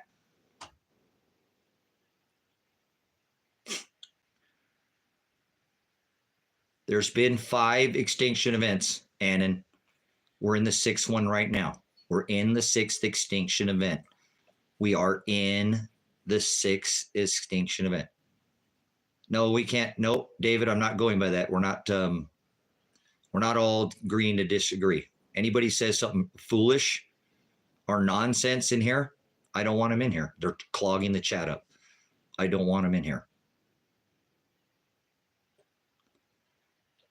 So if you're interested in this hat, it's a Mintonka leather hat, and they're good hats. I've had this hat for many years. It has a bendable brim. You can make it whatever shape you want. Would that be better? You want me to do my live streams like this? Howdy, boys. We're down here at the farm. We're drinking moonshine at the whiskey, at the bottle over here. Is that better for you? You like the hat like that? Does that work for you?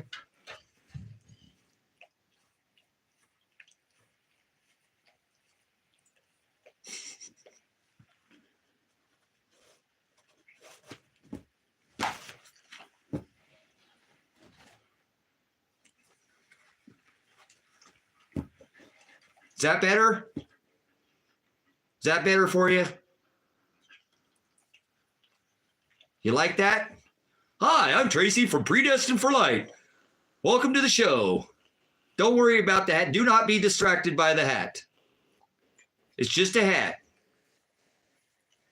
Why is everybody sidetracked by the hat? It's just a hat, guys.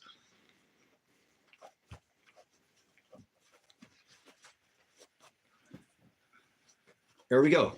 Boom, chakalaka.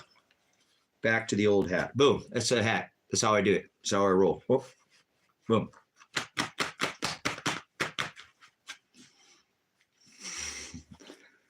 I think I bended a little out of shape, but it's got a wire brim on it. So.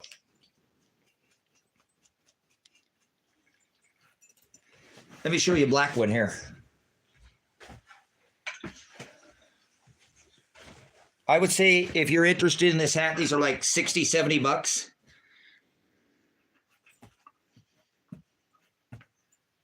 Bro's insane. Oh, why we got doctors in here now? It's a Mintonka leather hat, guys. The nice thing about these hats, again, is they have this wire brim, and you can stick them in your pocket.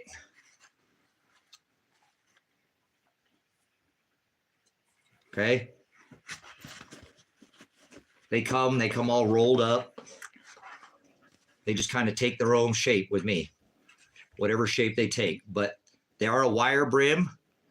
This hat is really nice, but it's very hot during the summertime. Very, very hot, guys. Very hot. I feel the difference on the top of my head with this hat. When I have this hat on, and that sun hits the top of my head, I can definitely feel that heat on the top of my head. So they make this in this rusty color, and obviously this hat is seeing a lot of action. So they make it in a light brown. And I've always been a black hat guy. I've always had a black hat. Always had a black hat. Always had a black hat. This hat, though, is my favorite hat. You know, I love this hat. It's not nearly as hot in the summertime. And I can tell you that they make it in a sand color, like a desert sand color. And I'd like to get that hat. I'd love to get that hat.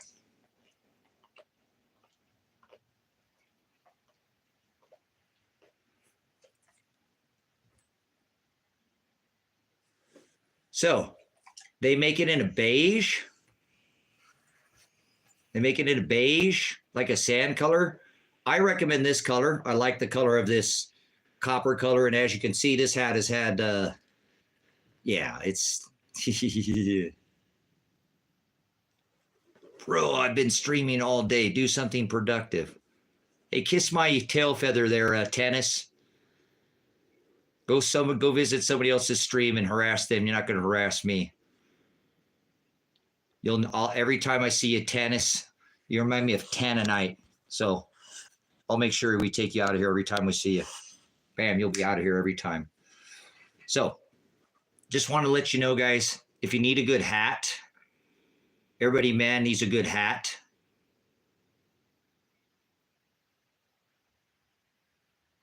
That you might look into this Mintonka, because it's the same company that makes leather moccasins. So the hat's got a nice, the leather on it's really nice. So There you go. Does anybody want to sponsor me a beige hat? I'll buy the beige one. If not, I'll buy it by myself. I'm going to try to. I want to buy a Sawyer Mini, a silver round, and a beige hat. They're like $60, guys, so they're not overly expensive too. It's not like this is a $200 or $300 Stetson. It's a very reasonably priced hat. When it comes all rolled up like this. It looks different when you get it. It's kind of rolled up like this, and I just let it form all its own. I just put it on and pull it and just.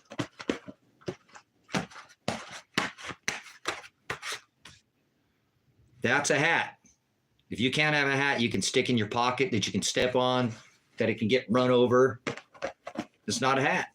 That's a hat, if you ask me. So it's Mintonka Leather Company. That makes the moccasin company. Hey, everybody man's a good hat. So I like to share what I got. You know, if I find something good, I don't like to keep it to myself. So Mintonka Leather, you know, the company that makes the moccasins.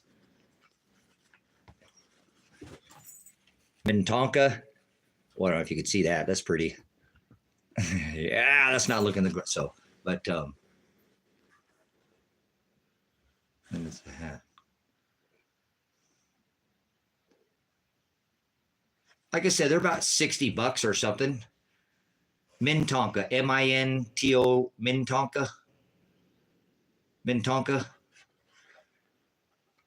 No, all the farm animals got sold and eaten last year because I got tired of doing this homestead by myself. I raise hogs, I raise sheep, I raise goats, I raise chickens, I raise rabbits. I've had cows out here before, but I've taken all the farm animals and I sold them and ate them all because nobody wanted to come join me out here on the homestead. And I've been homesteading for 5 years by myself. And it's just too much work. I had too many eggs. It's just getting, you know, I had problems eating the rabbit, you know, it got too much. And I didn't want to waste anything. So I sold all my livestock.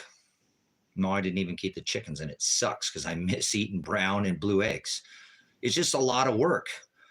My heart got broken, guys.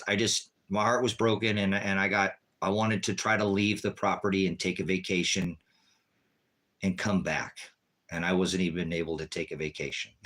Had to stay here. So it sucks. I really wish I wouldn't have sold the livestock, but I can get livestock back out here. You know what I'm saying? So I ate some of the chickens, you know, I ate some of the rabbits, and then I sold the remaining, and the goats and the sheep, they got sold. So that's awesome. So one day I'll have people back out here. I know it. God's going to come through. This could be my year, guys. I already feel it. This is going to be my year. This is going to be my Jubilee year. So hopefully I'll be eating brown and blue and green eggs again before too long. Hopefully I'll have some hands out here, and I'll get some people who will come out here and Minnetonka. There you go. Spelled Minnetonka. There you go. It's called Minnetonka, but it sounds like Minnetonka. But thank you for putting that Moon Goon in the chat. They're really good hat. They really are, like I said, guys, they're nice hats. You know, like I said, they got the wire brim. That looks goofy, doesn't it? So they're very shapeable. You can, and I've never had, you see how much I break? This wire brim is never broken in this hat. The wire rim is still solid. Look, see what I'm saying? That wire rim is still solid all the way around. It's been a good job. Really good hat. I'm going to sit in and I broke pretty damn good. Cool.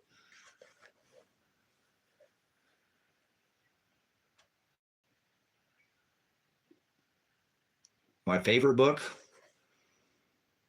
the Book of Revelation, hands down. The Book of Revelation.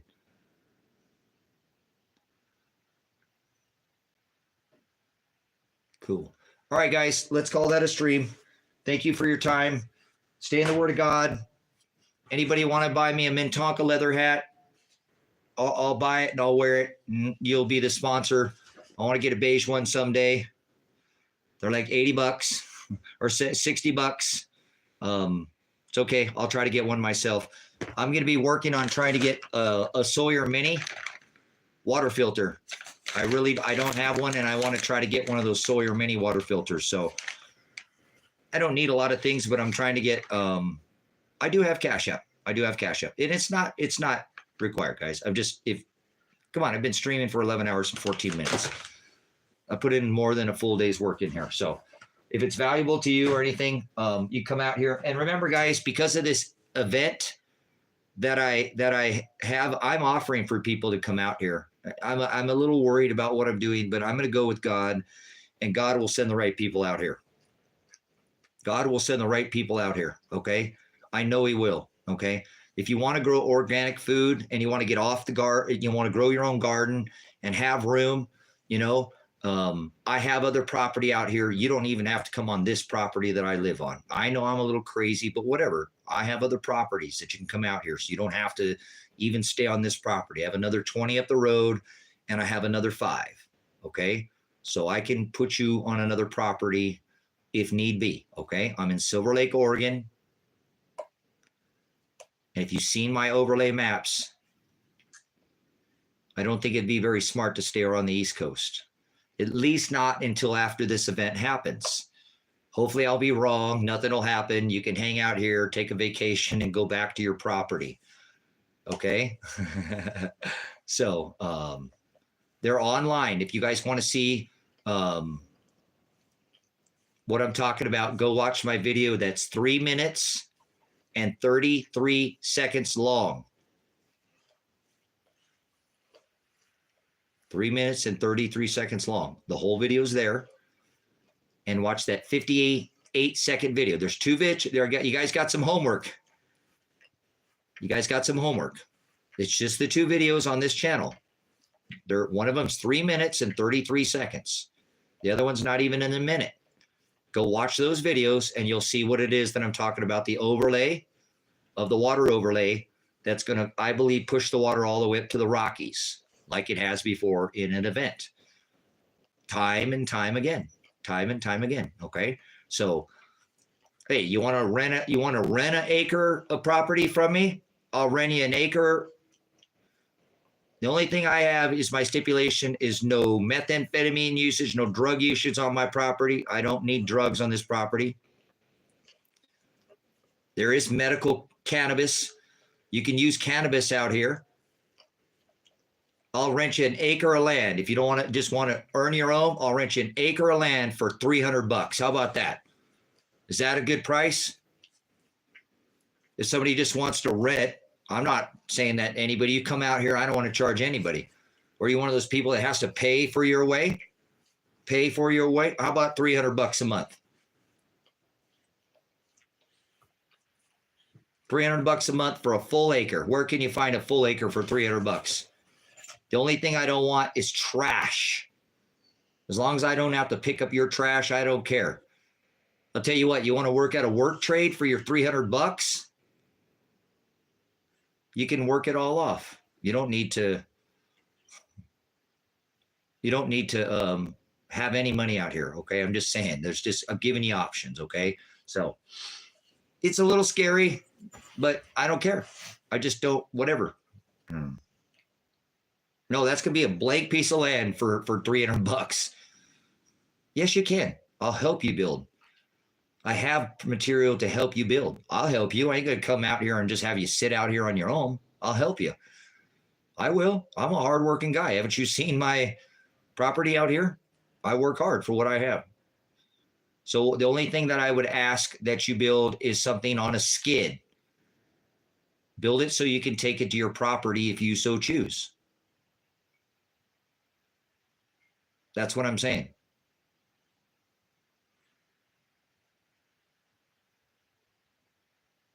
Yes, it did. It already passed. We're already in the apocalypse. So we're already 3 years into the 6th Extinction event. So try to give you guys some options. Like I said, if you want to come out here and sign some kind of lease or something that says, hey, I believe what you're saying, Tracy. I think that we're going to get crushed, weather-wise. I don't think the water's going to come up on the thing, but it might. So I want to come out there until after 10/24/24. And then if nothing happens, we'll all line up in a line and then we'll throw egg in your face. we'll throw egg in your face. Right? And then if you're right, you can go back to your house. Hopefully it'll still be there. Hopefully it will still be there. So it's on my map. It's like I said, I've shown you that, how I think the water will rise. I've shown the evidence, guys, on what I think is going to happen. Okay. So I'm just putting it out there. I don't put out these maps and put out this information and not give people some kind of solution.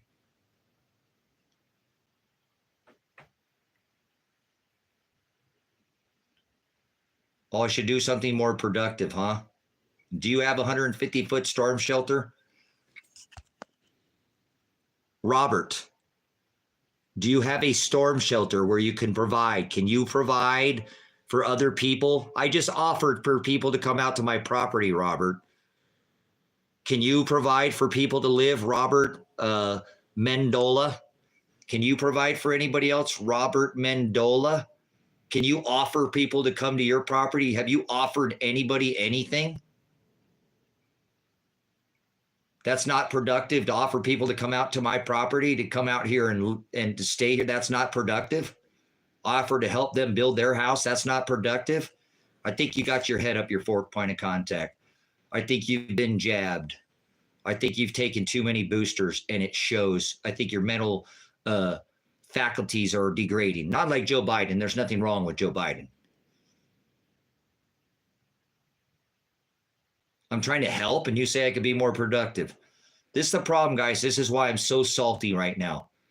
This world is, it's getting hard to be in this world. So I'm about ready to shut my gates.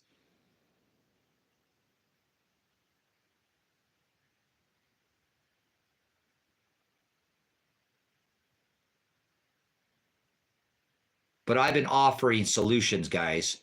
You know, I might be making these statements and showing you these overlays, but it's not like I'm just leaving you there all by yourself, right? Oh my God, oh, the other world. I never said the world is going to come to an end.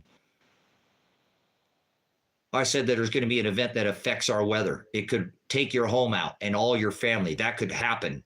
You think the weather's always been 70 and sunny on this planet? You got another thing coming. So I'm offering solutions. I'm not just saying this could happen without offering a solution. So I'm just not that guy. Okay? I'm not that guy. So I want to help people. That's why I'm doing this. I could be spending my time doing a million other things. I just spent 11 hours and 20 minutes today and didn't even go back and work on my shelter. Anything today. Instead, I took you back and showed you my shelter. I showed you what I was doing out here. I showed you I have the ability to get you away from this sun. I showed you if you go outside, it's like a microwave. That could happen.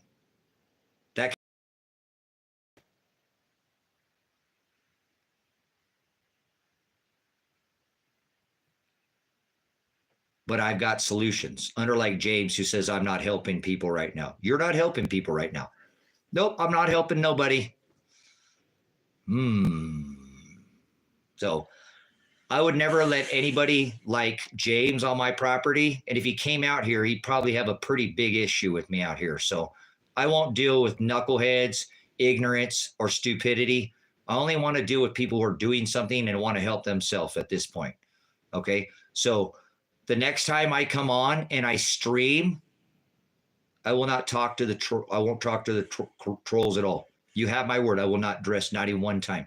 Oh no, Tracy, that's not even possible. Nope. There'll be zeros and ones, because that's about where I'm at right now. I don't want to deal with people who are getting ready, guys. I just don't want to deal with people who are getting ready. I want to help people who want to help themselves. And if somebody wants to help themselves, I'm more than happy at helping somebody. Okay, I'm more than willing to help somebody. Your name is the FBI and you want to give me some help? I don't believe you, FBI. The Federal Bureau of Imbeciles. Tell your buddies at the Federal Bureau of Imbeciles. I live on Silver Lake. I live on Oil Dry Road. I'm the one I live right at Table Rock. I've been trying to get you feds to come out here so I can deal with these police department out here. So get your Fed boys, your little you little alphabet soup boys, and come out to my property. I've been trying to get your feds to come out here to deal with these sheriffs because it wouldn't stand up during the COVID. And I know that I've got corruption on these guys, and I've called the feds to try to get them to come out here. So why are you on my chat? Why aren't you out here dealing with these people? Because I've exposed them for the fraud that they've done in this county. And I've stood up during the COVID. Well, your name sucks. I hate the FBI. I hate the CIA. I hate the NSA. I hate the department. Your name sucks. Why would you name yourself an alphabet soup agency? So I don't want to deal with people, guys. Doxing myself as whatever. Pound sand. So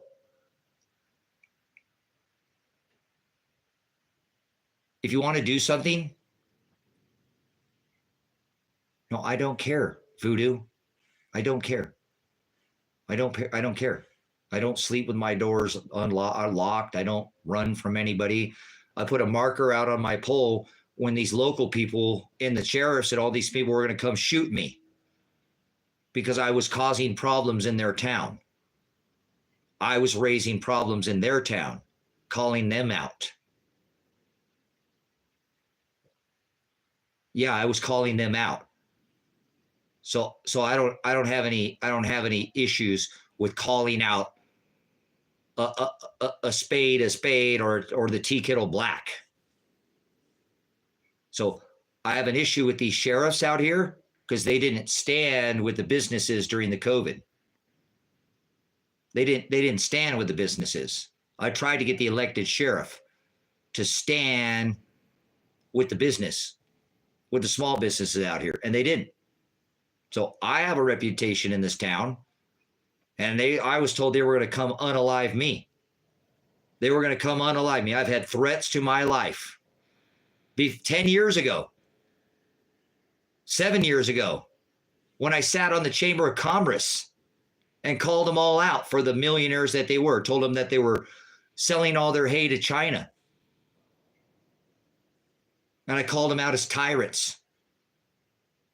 The millionaires that were in this town. And they said they were going to run me out of here. When I sat on the Chamber of Commerce, I'm still here. During the COVID, when I stood up and I held police department, I had rallies right across from the police department, protest, I had local members of the community coming to me and tell me, Tracy, this is not the one. This is not the one. You need to stand down, man. This is a national emergency, Tracy. They just declared a national emergency. You cannot fight this town. You need to stand down, Tracy. These people are going to come lock you up. They're going to throw you in federal prison, Tracy. Don't you remember you were talking about the NDAA, the National Defense Authorization Act, where the United States government does not need to notify your family? They can come pick you up at any time and definitely detain you without a trial. They don't need any reason. They can come for any reason. The National Defense Authorization Act. Do you have any idea what that is? So I stood up during the COVID to the sheriff. I stood up to the millionaires out here. And they were going to unalive me years ago. And I'm still sitting here. I was going to be thrown in Guantanamo Bay, and because this was a national emergency, that I was committing a crime. Well, guess what? It never stopped me. And when in this sheriff's department out here wouldn't stand with these small businesses, I did. And like I said, I held protests in front of their police stations. And I gathered support from this community. So I have a reputation in this town. You don't think so? Call the district attorney. Call the sheriff, Michael Taylor. Tell him to come out to my house. And if you don't think so, go look at my TikTok video of me trying to get him to come out to my house for 6 months now. But he won't come out here because I fought him during the COVID.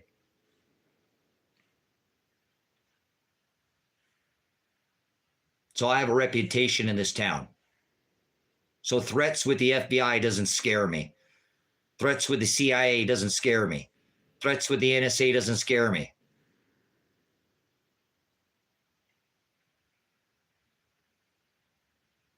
Ask my son if we've ever had any run-ins with the law.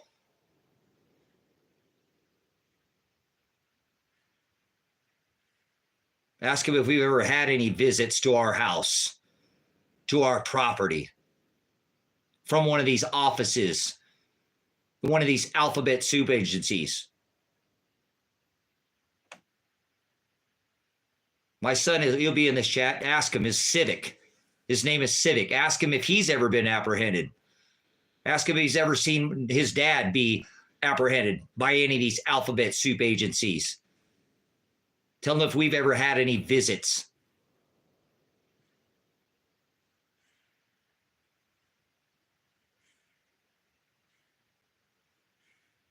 Yeah, you don't know, do you? Why don't you ask my son? See what he knows. See if he's ever been and had to be a part of what his dad has been doing. Because you think you're going to stop me? I've been doing this for decades. You can't stop me.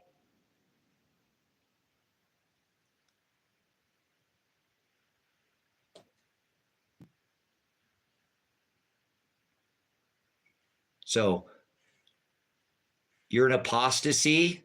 You're filthy, disgusting people. All you people that are in opposition, that don't stand up and don't fight these governments, Christ did, and they killed him for it. Christ did, and they killed him for it. They killed him for going against the law. You remember that? Do you remember Jesus Christ? Shiloh? Remember, he stood up to the law, didn't he? Did Christ stand up to the law?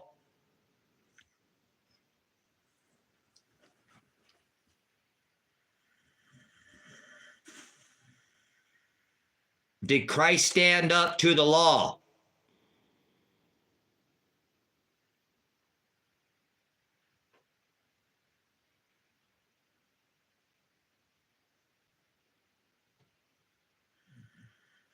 No, it wasn't politics, Levi. You don't have any understanding of what you're talking about.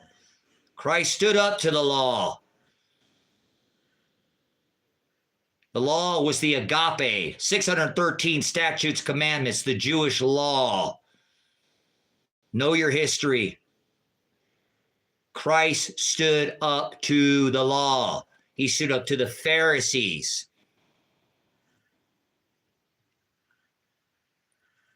You do your works of the father, the devil. These are the synagogues of Satan. This woman's out there selling her body on the streets. You have not released her from my law. In my law, it says that you must give her half of what you own. You didn't even give her a bill of... Remember you entered into that contract with her?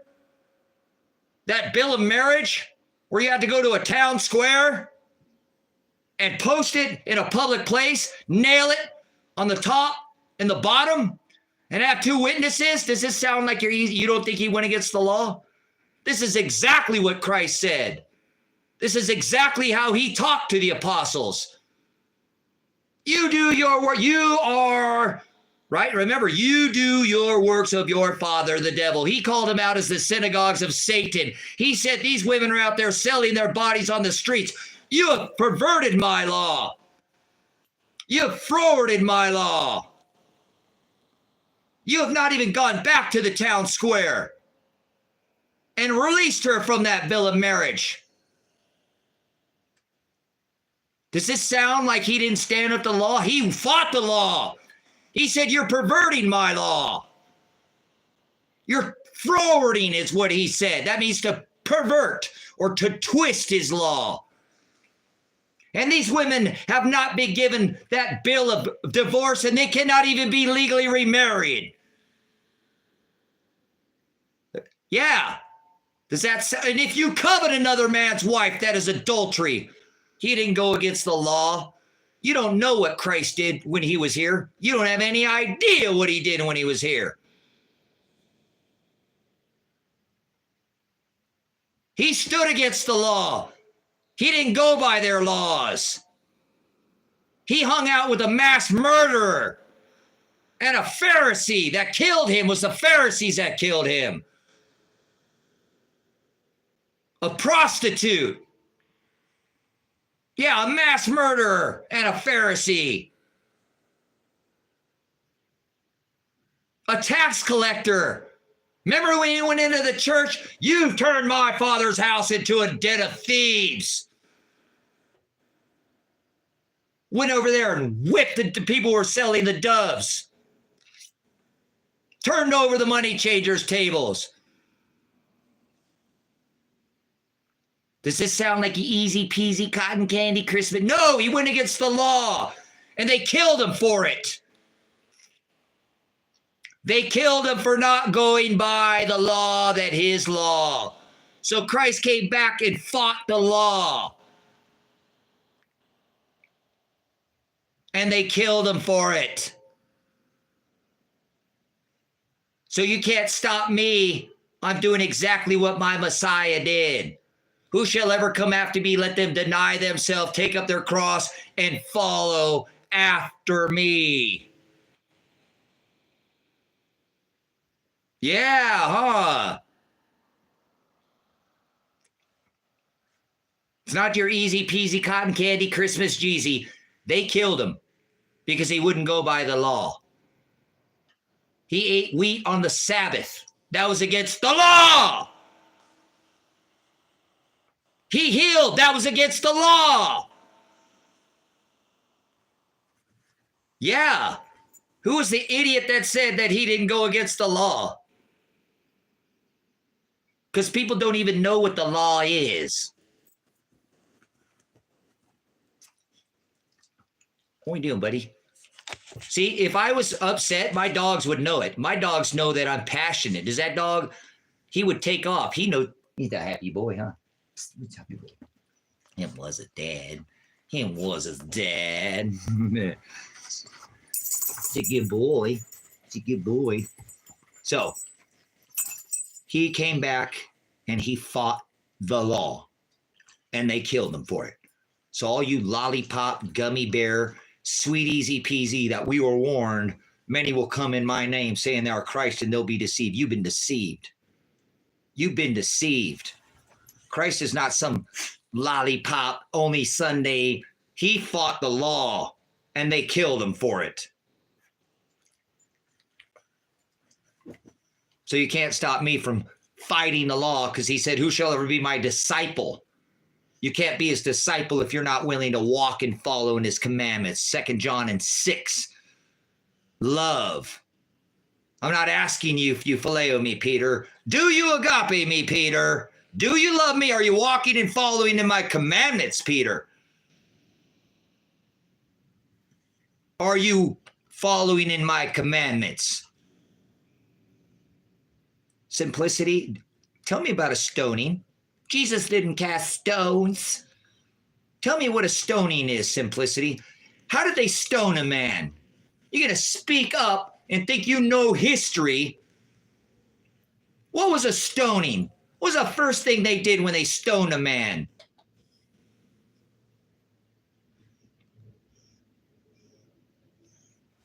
What's the first thing they did when they stoned a man? You're going to speak up. What is the very first thing? What was a stoning? Because I don't think you even know what a stoning is. You're going to speak up about, oh, Jesus, cotton candy, lollipop. What was a stoning? If you don't know what it is, shut your mouth. Don't speak up unless you know your history. What was a stoning? What did they do to you? No, you don't know, Simplicity, so shut your mouth and don't open your mouth about stoning unless you know what you're talking about.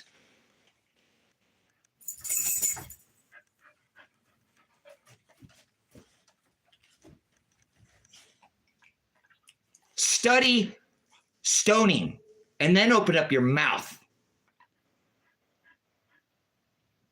I'm tired of just the nonsense of people. Study a stoning. And you'll see it wasn't little river rocks.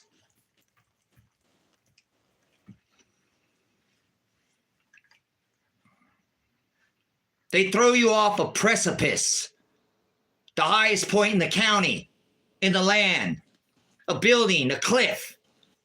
They would throw you off the cliff. That was a stoning.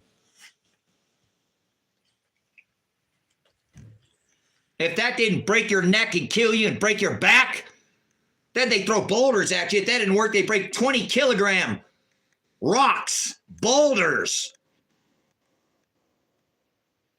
And then they would throw them down at you. Oh, that's not what I studied as a stoning. I know. That's why I told him to keep quiet. Because he didn't even have any idea what a stoning was. And he said they're telling you, oh, Christ said, shut up. Don't speak up unless you don't know your biblical history, because otherwise that's called an apostasy. That is a stoning. That's what they did to the Apostle Paul. They throw you off a precipice, the highest point in the land, a county, 20, 30-foot cliff. That was a stoning. And if that didn't break your neck and kill you, again, they would continue with larger rocks until they got to the size of 20 kilogram and then throw those down at you to finish you off. That was a stoning. That's why and now you're calling me a liar? You do the works of your father. Get behind me, Satan. You'll be ashes under my feet. Simplicity. Don't even know what a stoning is and come in here and speak on a stoning. Now, I just told you that's what a stoning was, guys. Not just throwing rocks at somebody. That's not what a stoning was. Yes, a precipice. They'd throw you off a cliff, a building, 20 or 30 feet. That was a stoning. Then they would throw rocks, big boulders, and then up to 20 kilogram. That's what they did the Apostle Paul. Remember, he looked like he was going 100 miles an hour. He was an 80-year-old man when they caught up to the Apostle Paul. He wasn't like Peter or Matthew or Christ. He was young. They were all young. The Apostle Paul was an old man. And when they finally caught up to him and threw him off the cliff, stoned him, threw big boulders down at him, he looked like he was going 100 miles an hour and hit the side of a palace wall on a camel. Looked like every body in his bone was broken, or every bone in his body was broken. And the Apostle Paul got up by the grace of God, stood up and said, we must go through much tribulation. Thalipsis is the word in the Greek. We must go through much thalipsis to be with the Father. That sound like anything you ever heard on what they did to the Apostle Paul? Oh, you heard that they stoned him. Huh. A lot more goes on in that book if you'll research. It's not just what you've heard on the base in these houses made by hands. I suggest you study your research. The one thing that I suggest if you haven't studied is crucifixion. And then you'll realize Christ did not carry a cross. Christ did not carry a cross. And I know that priests, pastors, deacons, reverends, chaplains, I can ask them that. Did Christ carry a cross? Yes. No, he didn't. You don't know nothing about crucifixion. Nothing. He didn't carry no cross. You've never studied crucifixion. You don't know what they did to him. So study crucifixion. That's your homework. And then you'll come back and realize, oh, they didn't hang him on a cross, did they? He didn't carry a cross. They hung him on a tree. They yoked him, nailed his feet, top and bottom, cleated the bottom of his feet. So the only way he could breathe was to raise up on the bottom of his nails feet, because that's what they did. When they crucified a man, they crucified you to a tree or a stake. In the book of Acts, when they took him down from the tree. In the book of Acts, cursed he who hangeth from the tree. So the only way that Christ could breathe is when they nailed his hands to the yoke and they nailed him to a stake or a tree. They nailed his feet. So the only way that you could get a breath of air was to raise up on the balls of your feet to get air into your lungs. You ever heard your priest, pastor, deacon, or reverend talk about this? No. They've never studied Roman crucifixion. The Romans were masters at torture. One of their favorite ways was to torture a man, not a Roman citizen. You couldn't crucify a Roman citizen. Was to nail him to a stake or a tree and nail his feet and stretch him so far back that the only way he could get a breath was to raise up on the balls of his feet. Then they shoved a crown of thorns in his skull, ripped his beard out of his face, plucked his beard from his face, stuck him. Remember the Roman soldier? Bled him out like it was a pig or something.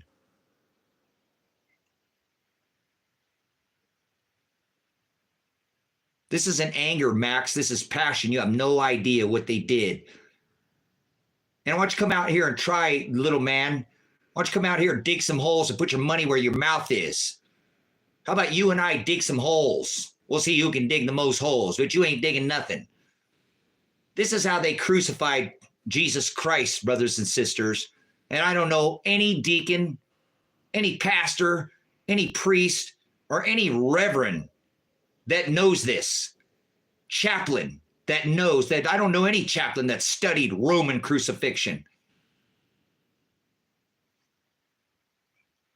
But when they came to kill Christ, because how they would, thank you, no broken bones. Thank you, Taryn. Christ promised that he would be the unblemished, not a bone broken in his body, sacrificial lamb. When they killed to kill a man, when they would crucify him, the only way you could get an air was to raise up on your nailed feet. And when they came to Christ, he had already passed. When they came to break your legs, because that's what they would do to you to kill you. They'd break your legs.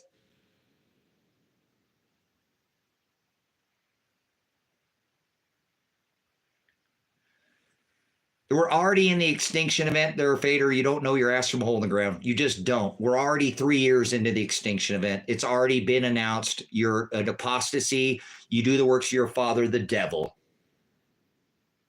The heavens have declared that we're in the new age, okay? You're an apostasy to God's heavens. The firmament has declared. Not man. I didn't declare the new age. The heavens did. You're an apostasy, and I rebuke you. I rebuke you. Sit there and tell me that we're not in the new age. We're already in the new age. We're already in the apocalypse. Go look at my 58-second video that I've already told you to look at on this channel. And then you'd shut your mouth because you know that you were wrong and you would have never opened up your mouth and said what you just said. You're an apostasy to God. God spins the heavens. God controls the stars.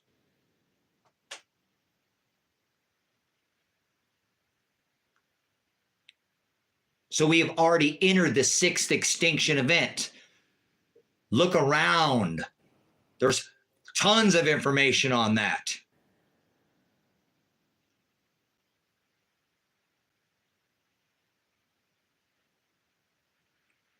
Oh, not that lame copy tick. No, it's on TikTok. That video's not on TikTok. I didn't put that video on TikTok. So you're wrong again.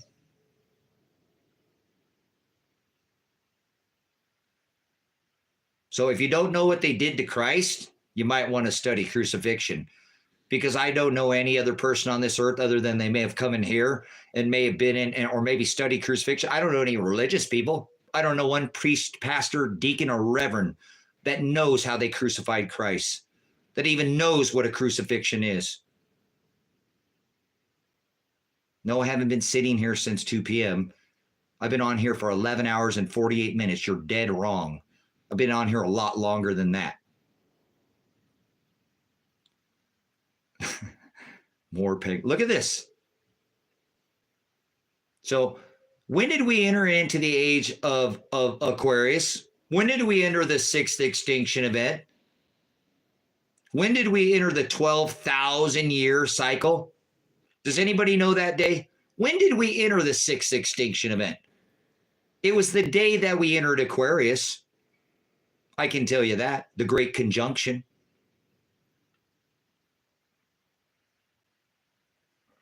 (2020). Thank you, Joe. See, we've already entered the 6th extinction event. We've already entered Aquarius. We're already 3 years in. This has nothing to do with religion, politics. Doesn't have anything to do with that.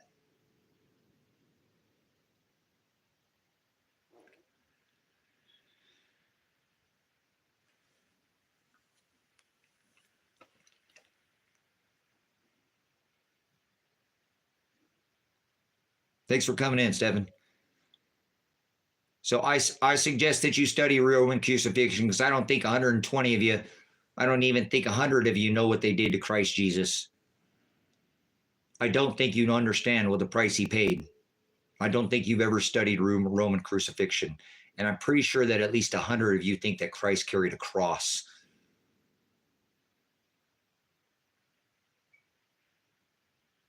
No, that didn't start the extinction event. The extinction event started when the heavens conjuncted each other. When Saturn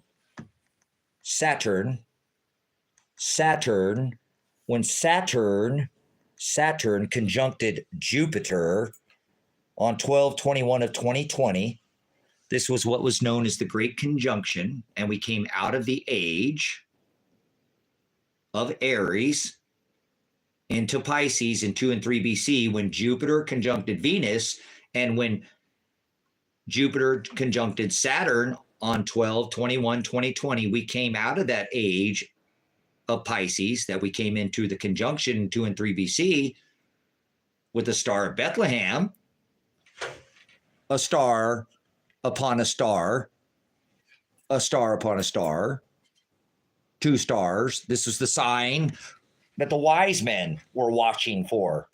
The wise men were looking up at the stars. They were watching Jupiter. They were wise, not foolish. So when Jupiter conjuncted Saturn on 12/21, the sign, oh, there won't be any signs. Christ said there would be signs in the stars and in the sun and in the moon. It says in the book of Genesis, there would be signs in the stars, in the sun and the moon for times and for seasons. Well, why are you talking about stars, Tracy? It doesn't say anything in the book about that. Where does it say that? In the book of Matthew, in the book of Genesis. You guys need to do some homework. I suggest you just look up stars, sun, and moon and find that there's literally 100 different scriptures about the stars, sun, and the moon. So he said there would be signs in the heavens of the second coming of Christ. You lollipop Christians are an absolute apostasy. The Apostle Paul warned us about people just like you. They will come preaching another gospel that I did not preach and speaking another Jesus. You know there's more than one Jesus in the Bible. There are many Jesuses in the Bible. You know that? Did you know that?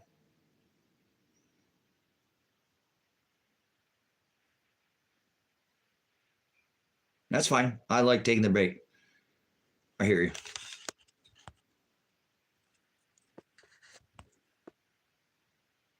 We don't care. Thank you for your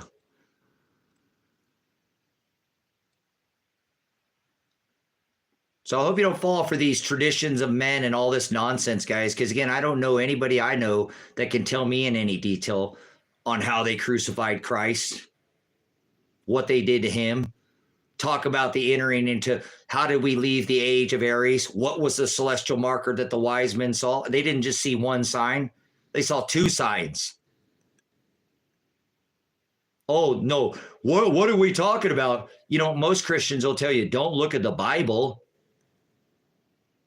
Most Christians do not know that there's more than one Christ in Scripture. There's more than one Christ in Scripture.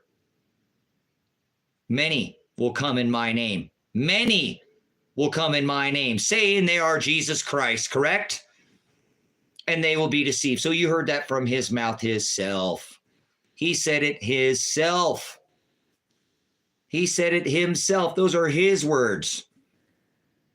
Many will come in my name, saying they are Christ. So you were warned. You were warned.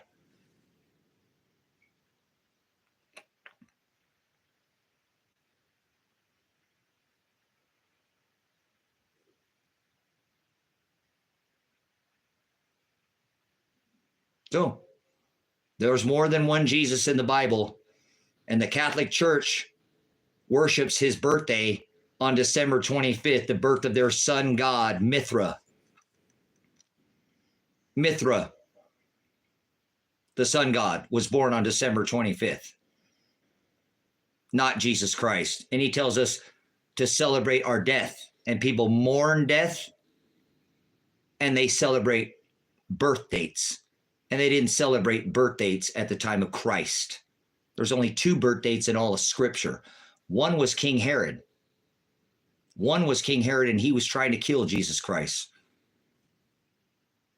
So why are you celebrating birth dates? And why are you celebrating the birth of Christ on the date of the birth of the sun god? Mithra. No, there's more than one Christ. He said it. Many will come in my name, saying they are Christ. Many will come saying they are Christ. No, there's only one. I know that's your Christmas orgy Jesus, your Nimrod Jesus that you worship on December 25th, right? That's the Jesus. That's the one Jesus.